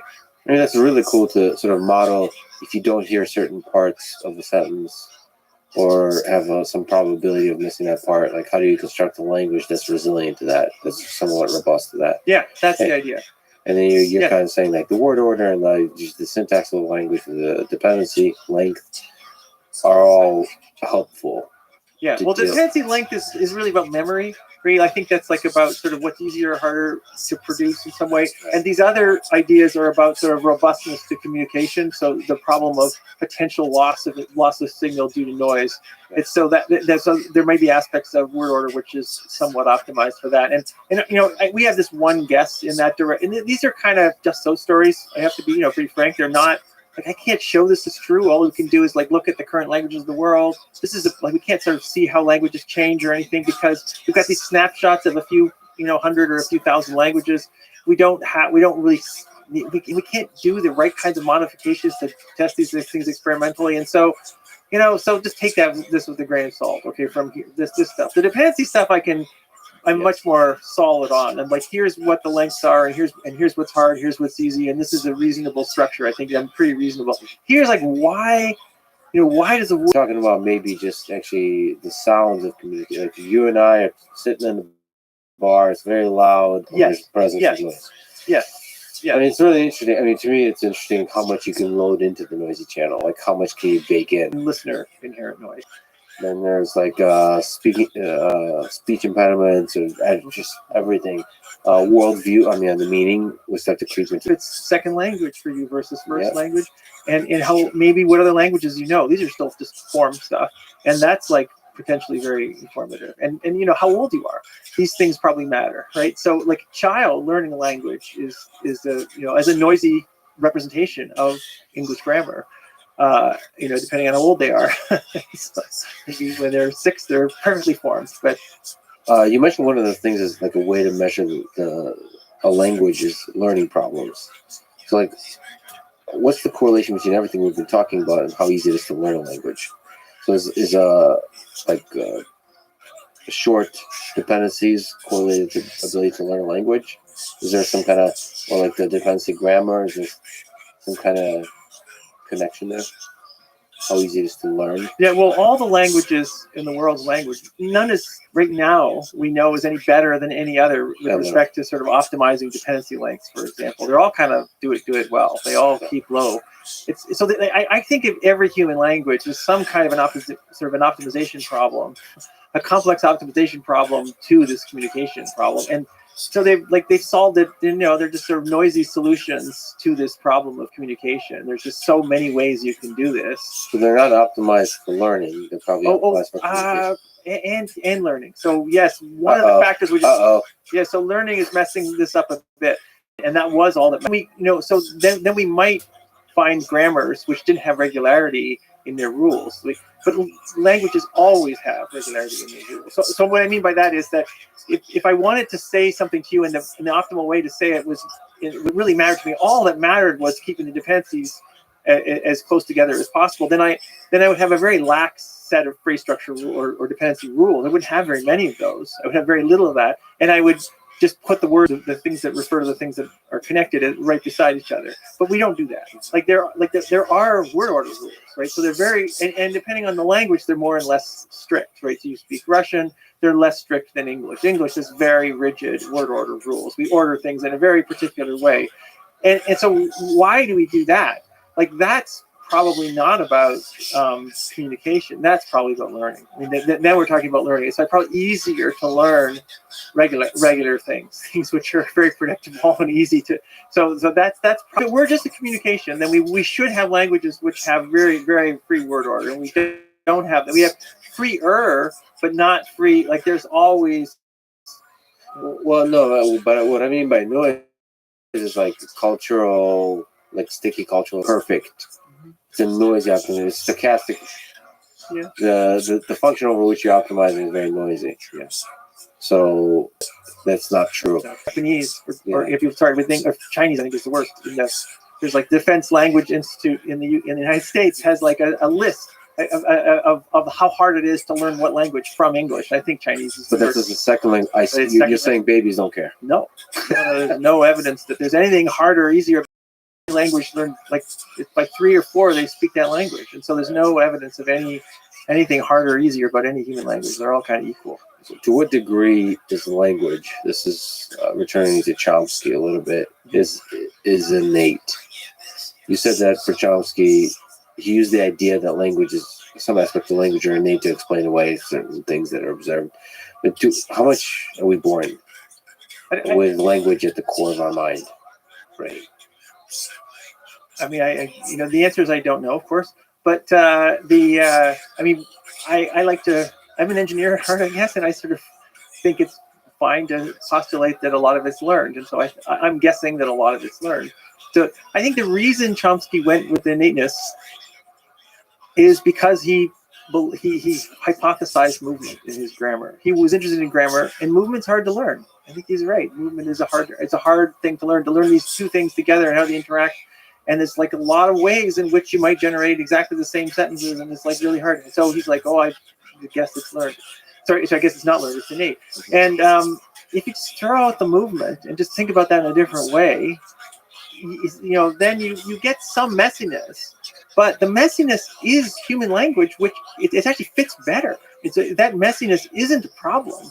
It's actually it's a valuable asset of the theory. And so I think I don't really see a reason to postulate much innate structure, and that's kind of why I think these large language models are learning so well, is because I think you can learn the forms of human language from the input. I think it's likely to be true. So that part of the brain that lights up when you're doing all the comprehension, that could be learned. That could be just, you don't need it doesn't have to be innate. So like lots of stuff is modular in the brain that's learned. It doesn't have to, so there's something called the visual word form area in the back. And so it's in the back of your head near the visual cortex. Okay. And that is very specialized very specialized brain area, which does visual word processing if you're a reader. Okay. If you don't read, you don't have it. Okay. Guess what? You spend some time learning to read, and you develop that brain area, which does exactly that. And so the modularization is not evidence for innateness. So the modularization of a language area doesn't mean we're born with it. We could have easily learned that. There's like a lot of other interesting components here, features of this kind of argument. So some people get a stroke, or it's a very interesting question is like, why are any of the brain areas the way that they are, and how did they come to be that way? And events in their brains at very young ages. What happened to your left hemisphere? It's missing, or the right, and they behave absolutely normally. We'd never know. So then she's got all these people contacting her because she's scanned some people who have been missing sections. One person missed a section of her brain and was scanned in her lab.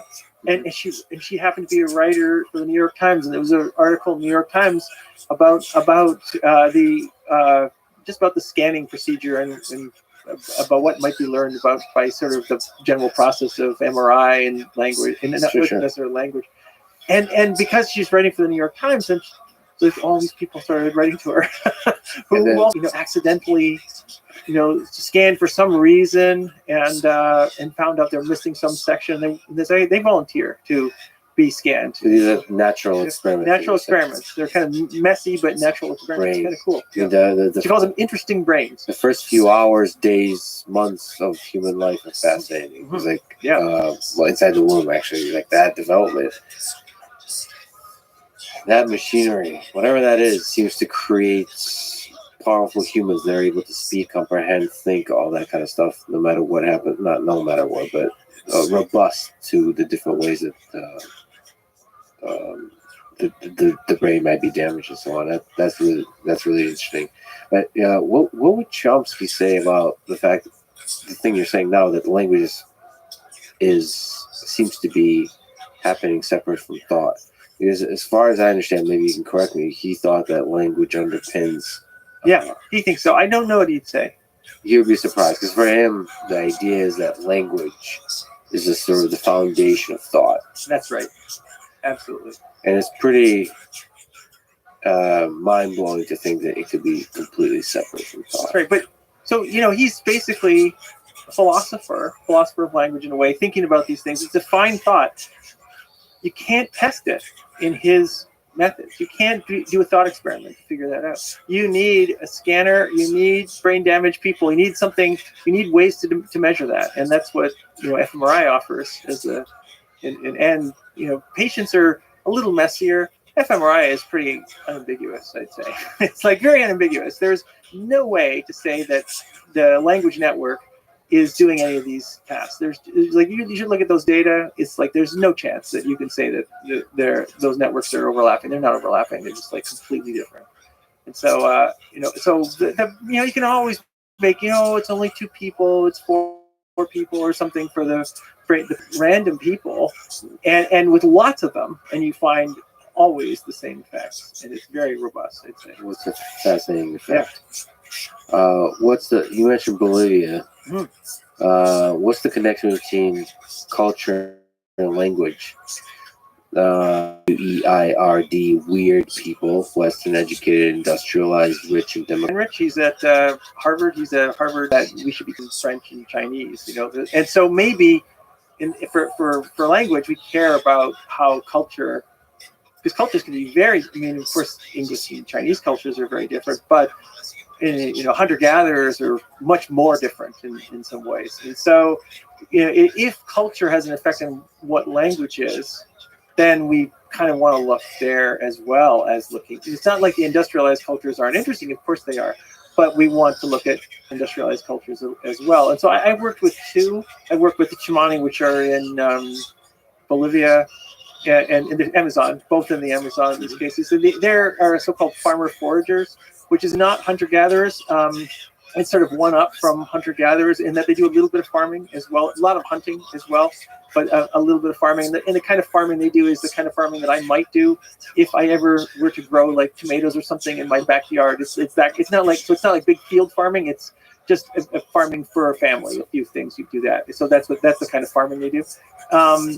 And the other group I've worked with are the Pirahã, which are also in the Amazon and happen to be in Brazil, and that's with a guy called Dan Everett, who is a linguist, anthropologist who actually lived and worked he was a missionary actually initially back in the 70s, trying to translate languages so they teach them the Bible, teach them Christianity. What can you say about that? Yeah, so the 2 groups I've worked with, the Chimani and the Pirahã, are both isolate languages, meaning there's no known connected languages at all, just on their own. Cool. There's a lot of those, and most of the isolates occur in the Amazon or in Papua New Guinea, these places where the world has sort of stayed still for long enough, and there aren't earthquakes, there aren't so you don't have droughts. And so, in Africa, you've got a lot of moving of people because there's drought problems. And so you get a lot of language contact. When people have to, you got to move because you got no water, then you've got to get going, and then you run into contact with other tribes, other groups.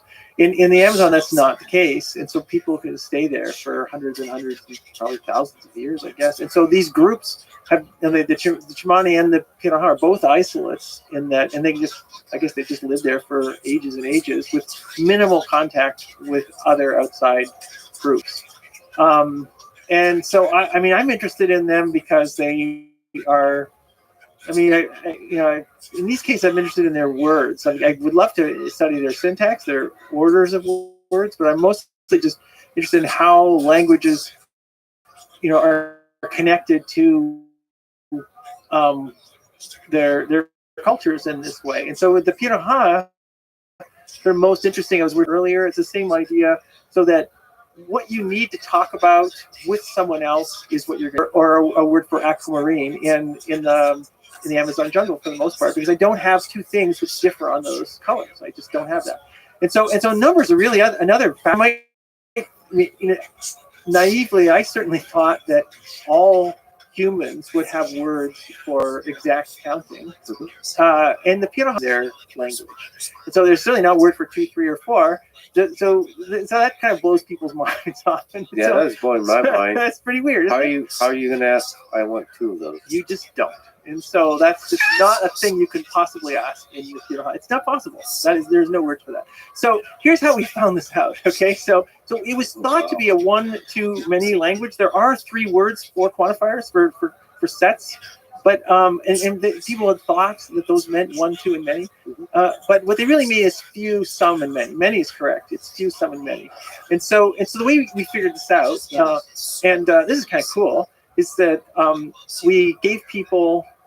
We had a set of objects. Okay, these are having these spools of thread. Doesn't really matter what they are. Identical objects. And when I sort of start off here, I just give you one of those and say, what's that? Okay, so you're a piano hall speaker, and you tell me what it is. And then I give you 2 and say, what's that? And nothing's changing in the set except for the number, okay? And then I just ask you to label these things. We just do this for a bunch of different people. And frankly, I did this task. And it's a little bit weird. They say word that we thought was one, it's few, but for the first one. And then maybe they say few, or maybe they say some for the second. And then for the third or the fourth, they start using the word many for the set. And then 5, 6, 7, 8, I go all the way to 10. and it's always the same word. And they look at me like I'm stupid because they told me what the word was for 6, 7, 8, and I'm going to continue asking them at 9 and 10. I'm like, I'm sorry, I just. They understand that I want to know their language. That's the point of the task. Is like trying to learn their language, and so that's okay. But it does seem like I'm a little slow because they already told me what the word for many was, 5, 6, 7, and I keep asking. So it's a little funny to do this task over and over. We did this with the guy called Dan was our translator in Tiraha, and then a guy called Mike Frank was also a student with me down there. He and I did these things. And so you do that, okay? And everyone does the same thing. All we asked like 10 people, and they all do exactly the same. Instead of 1 to 10, we do 10 down to 1. And so I give them 10, 9, and 8. Person what few is. I mean, that's good. 10 complete. So it's a jump. Yeah, it might be. It might still be there. Yeah. That's. Can they even do those tasks? And here's the tasks that we did. We put out those spools of thread again. Okay, so I'm gonna put like 3 out here, and then we gave them some objects, and those happen to be, no matter what they are, it's just a bunch of exactly the same thing, and it was easy to put down right next to these spools of thread. Okay, and so then I put out 3 of these, and your task was to just put 1 against each of my 3 things, and they could do that perfectly. So I mean, I would actually do that. It was a very easy task to explain to them because I did this with this guy Mike Frank, and he would be I'd be the experimenter telling him to do this and showing him to do this, and then we just do what he did. You'll copy him. I didn't have to speak to Raha except for know what copy him. Like do what he did is like all we had to be able to say. And then they would do that just perfectly. And so we'd move it up, we'd do some sort of random number of items up to 10, and they basically do perfectly on that. They never get that wrong. I mean, that's not a counting task, right? That is just a match. You just put 1 against it. It doesn't matter how many. I don't need to know how many there are there to do that correctly. And they would make mistakes, but very, very few, and no more than MIT undergrads. I'm just gonna say, like these are low stakes. So you make mistakes. Counting is not required to complete the match. That's right. Not at all. Okay, and so that's our control. And this guy had gone down there before and said that they couldn't do this task, but I just don't know what he did wrong there because they can do this task perfectly well. And I can train my dog to do this task, so of course they can do this task. And so it's not a hard task. But the other task that was sort of more interesting is so then we do a bunch of tasks where you need some way to encode the set. So like one of them is just I just put a opaque sheet in front of the other things. I put down a set of these things, and I put an opaque sheet down. And so you can't see them anymore. And I tell you, do the same thing you were doing before, right? And it's easy if it's 2 or 3, it's very easy. But if I don't have the words for 8, it's a little harder. Like maybe, with practice, no. Because you have to count. For us, it's easy because we just count them. It's just so easy to count them. But they can't count them because they don't count. They don't have words for this thing. And so they would do approximate. It's totally fascinating. So they would get them approximately right. After 4 or 5. Because you can basically you always get 4 right, 3 or 4. That's something we can visually see.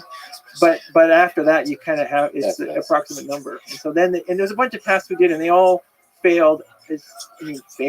They did approximate after 5 on all those tasks, and it kind of shows that the words You kind of need the words. You come up with interesting things, probably. Mhm. So, building purposes, building some kind of Or exact count is the limiting factor here. They just don't have them. yeah. So it's probably, I mean, we don't know. This is one of those problems with the snapshot of just current languages, is that we don't know what causes a culture to discover / invent a counting system. But the hypothesis is, the guess out there is something to do with farming.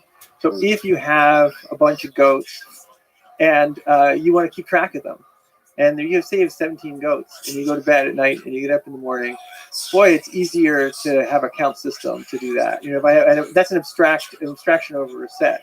So I don't have, like, people often ask me when I tell them about this kind of work, and they say, well, don't these Piraha, don't they have kids? Don't they have a lot of children? I'm like, yeah, they have a lot of children. And they do. They often have families of 3 or 4 or 5 kids. And they go, well, don't they need the numbers to keep track of their kids? And I always ask this person who says this, like, do you have children? And the answer is always no, because that's not how you keep track of your kids. You care about their identities. It's very important to me when I go, I think I have 5 children. It doesn't matter which. Yeah, it matters which 5. It's like if you replace one with someone else, I would care.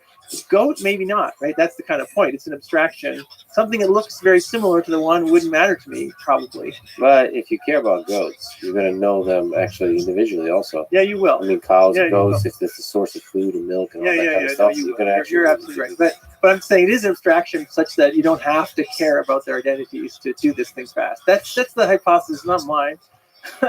From anthropologists, as they're guessing about where words for counting came from, is from farming, maybe. Yeah. Do you have a sense why universal languages like Esperanto have not taken off?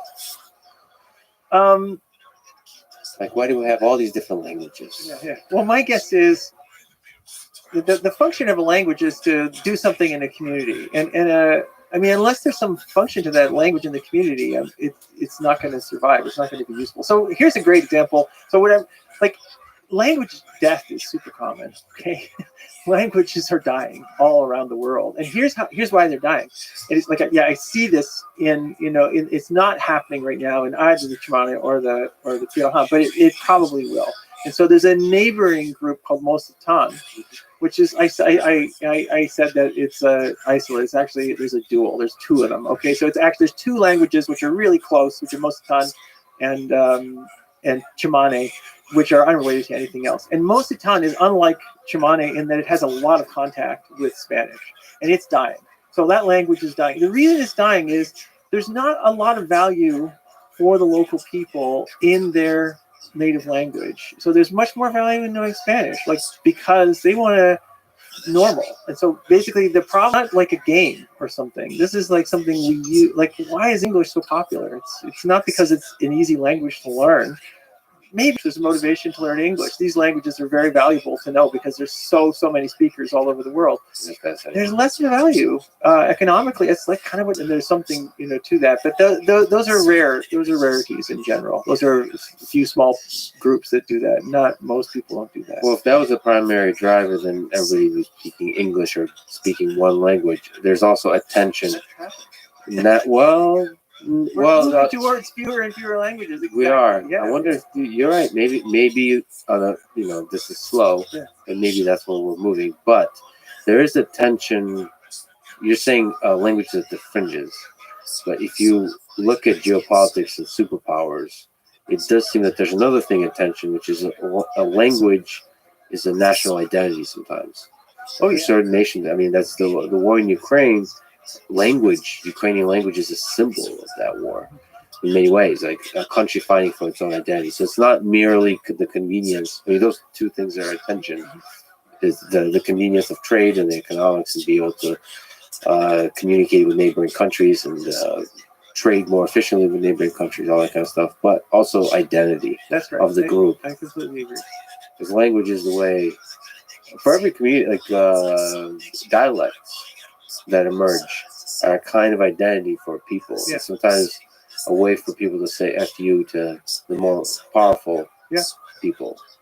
And it's interesting. So in that way, language can be used as that tool. Yeah, I completely agree. And there's a lot of work to try to create that identity so people want to do that. As a cognitive scientist in language, expert, I hope that continues, because I don't want languages to die. I want languages to survive, because because they're so interesting for so many reasons. I mean, I find them fascinating just for the language part, but I think there's a lot of connections to culture as well, which is also very important. Do you have hope for machine translation that can break down the barriers of language? So while all these different diverse languages exist, I guess there's many ways of asking this question, but basically, how hard is it to translate in an automated way from one language to another? There's going to be cases where it's going to be really hard, right? So there are concepts that are in one language and not another. Like the most extreme kinds of cases are these cases of number information. So good luck translating a lot of English into Piraha. It's just impossible. There's no way to do it, because there are no words for these concepts that we're talking about. There's probably the flip side, right? There's probably stuff in Piraha which is going to be hard to translate into English on the other side. And so I just don't know what those concepts are. I mean, the space and industrial life, which is going to be different. And so there's going to be problems like that always. There's it's not so bad in the case of some of these spaces, and maybe it's going to be harder in others. And so it's pretty bad in number. It's like, extreme, I'd say, in the number space, exact number space. But in yeah. But so you were talking earlier about translation, and about how translations, there's good and bad translations. I mean, now we're talking about translation. Look at the broad picture, like the difference between Dostoevsky and Tolstoy, or Hemingway, Bukowski, James Joyce, like I mentioned. There's a beat to it. There's an edge. I get measures of those. Yeah. I don't know. I'm optimistic that we could get measures of those things, and so maybe that's translatable. I don't know though. I have not worked on that. I would love that to sounds see totally fascinating. Translation to Hemingway is probably the lowest. I'd love to see different authors, but the average per sentence dependency length for Hemingway is probably the shortest. That's your sense, huh? It's simple sentences, short. Yeah. I mean, that's when, if you have really long sentences, even if they don't have center embedding, like they can have longer connections. Yeah, they can have longer connections. They don't have to, right? You can have a long sentence with a bunch of local words. Yeah. But it is much more likely to have the possibility of long dependencies with long sentences. Yeah. I met a guy named Azar Raskin who does a lot of cool stuff. Really brilliant. Works with Tristan Harris and a bunch of stuff, but he was talking to me about communicating with animals. He co-founded Earth Species Project, where you're trying to find a common language between whales, crows, and humans. Mm-hmm. And he was saying that there's a lot of promising work. Mm-hmm. That even though the signals are very different, right? Like the actual if you have embeddings of the languages, they're actually trying to communicate similar type things. Mm-hmm. Is there something you can comment on that? Like, where is there promise to that in everything you've seen in different cultures, especially like remote cultures, that this is a possibility? No, that we can talk to whales. I would say yes. I think it's not crazy at all. I think it's quite reasonable. There's this sort of weird view, odd view, I think, that to think that human language is somehow special. I mean, it is. Maybe it is. We can certainly do more than any of the other species. And maybe our language system is part of that. It's possible, but people have often talked about how human, like Chomsky, in fact, has talked about how only human language has, this compositionality thing that he thinks is sort of key in language. And it's the problem with that argument is he doesn't speak whale. And he doesn't speak crow, and he doesn't speak monkey. He's like, they say things like, well, they're making a bunch of grunts and squeaks, and that the reasoning is like, that's bad reasoning. Like, I'm pretty sure if you asked a whale what we're saying, they'd say, sure, with a small brain, in lower species, there's probably not a very good communication system. Abilities to communicate something, there might very well be. But also, if we have a lot of intellectual humility here, as somebody formerly from MIT, Neri Oxman, who I admire very much, had communicating with plants. Mm-hmm.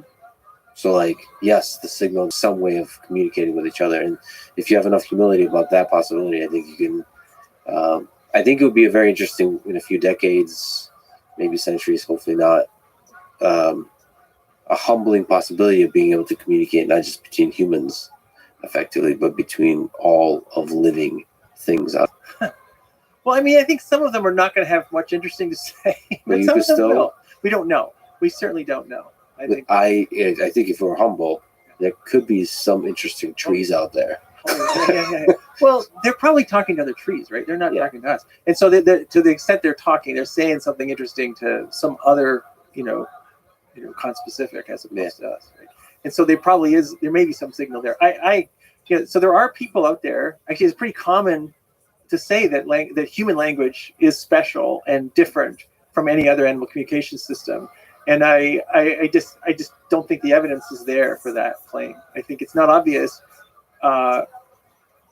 We just don't know what because we don't speak these other communication systems until we get better. I do think there are people working on that, as you pointed out, though, people working on whale speak, for instance. Like, that's really fascinating. Let me ask you a wild out there sci-fi question. If we make contact with an intelligent alien civilization and you get to meet them, how hard do you think how surprised would you be about their way of communicating? Do you think it'd be recognizable? Maybe there's some parallels here to when you go to the remote tribes. I mean, I would want Dan Everett with me. He is like amazing at learning foreign languages, and so this is an amazing feat, right? To be able to go. This is a language, which has no translators before him. I mean, there were. Wow. He So was a just missionary. shows Went up? there. Well, there was a guy that had been there before, but he wasn't very good, Yeah. and so he learned the language far better than anyone else had learned before him. He's like good at. He's a very social person. I think that's a big part of it, is being able to interact. So I don't know. It kind of depends on this species from outer space, how much they want to talk to Is us. there something you can say about the process he follows? Like, how do you show up to a tribe and socialize? I mean, I guess colors and counting is one of the most basic things to figure out. Yeah, you start that. You actually start with like objects Yes. and just say two sticks, and then he learned pretty quick that is a standard. Off one where you just show up knowing nothing. Yeah. Oh God. That's- Yeah. You see something interesting, just go and do it. Like I do that. That's something I do, which is on visit. I was like, yes, I'll go. Yeah. And then when we couldn't go back, we had some trouble with the Brazilian government. There's some corrupt people there. It was very difficult to go back in there. And so I was like, all right, I got to find another group. And so we searched around and we were able to find the Chimani, because I wanted to keep working on this kind of problem. And so we found the Chimani and just go there. We didn't have contact. We had a little bit of contact and brought someone. And that was, you just kind of just try things. I say it's like a lot of that, just like ambition, just try to do something that other people haven't done. Just give it a shot is what I love it. And I love the fact that your pursuit of fun has landed you here talking to me. This was an incredible conversation. That you're just a fascinating human being. Thank you for taking a journey through human language with me today. This is awesome. Thank you very much, Lex. It's been a pleasure. Thanks for listening to this conversation with Edward Gibson. To support this podcast, please check the description. And now, let me leave you with some words from Wittgenstein. The limits of my language mean the limits of my world. Thank you for listening, and hope to see you next time.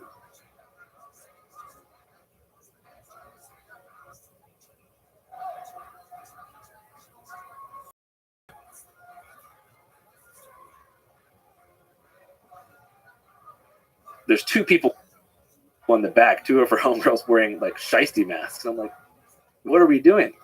Where are we going? And she goes, we're going to go film the riot. We're going to Lake Street. And so we drive down there. Kmart is burning. Target is burning. Everything is on fire. She has the Sony A7. She gives me a microphone and she's like, go talk to that guy. And that was the guy with a Molotov cocktail in his hand who had just burned Kmart down. And so I go, what should I ask him? She goes, what's on your mind? So I walk up to him and I'm like, what's on your mind? The following is a conversation with Andrew Callaghan, host of Channel 5 on YouTube, where he does Gonzo-style interviews with fascinating humans at the edges of society, the so-called vagrants, vagabonds, runaways, outlaws, from QAnon adherents to fish heads to O Block residents and much more. He created the documentary that I highly recommend called This Place Rules on the undercurrents that led to the January 6th Capitol riots. This is the Lex Friedman Podcast. To support it, please check out our sponsors in the description. And now, dear friends, here's Andrew Callaghan. I tried to color match you though. Got the black and white going. So I went to Walmart before this and got the Wrangler shirt with the Texas Longhorns tee. Is that where you shop, Walmart? Generally, yeah. I'm a Target man myself. There's no way you get those suits from Target. So you're saying it's a nice way to compliment a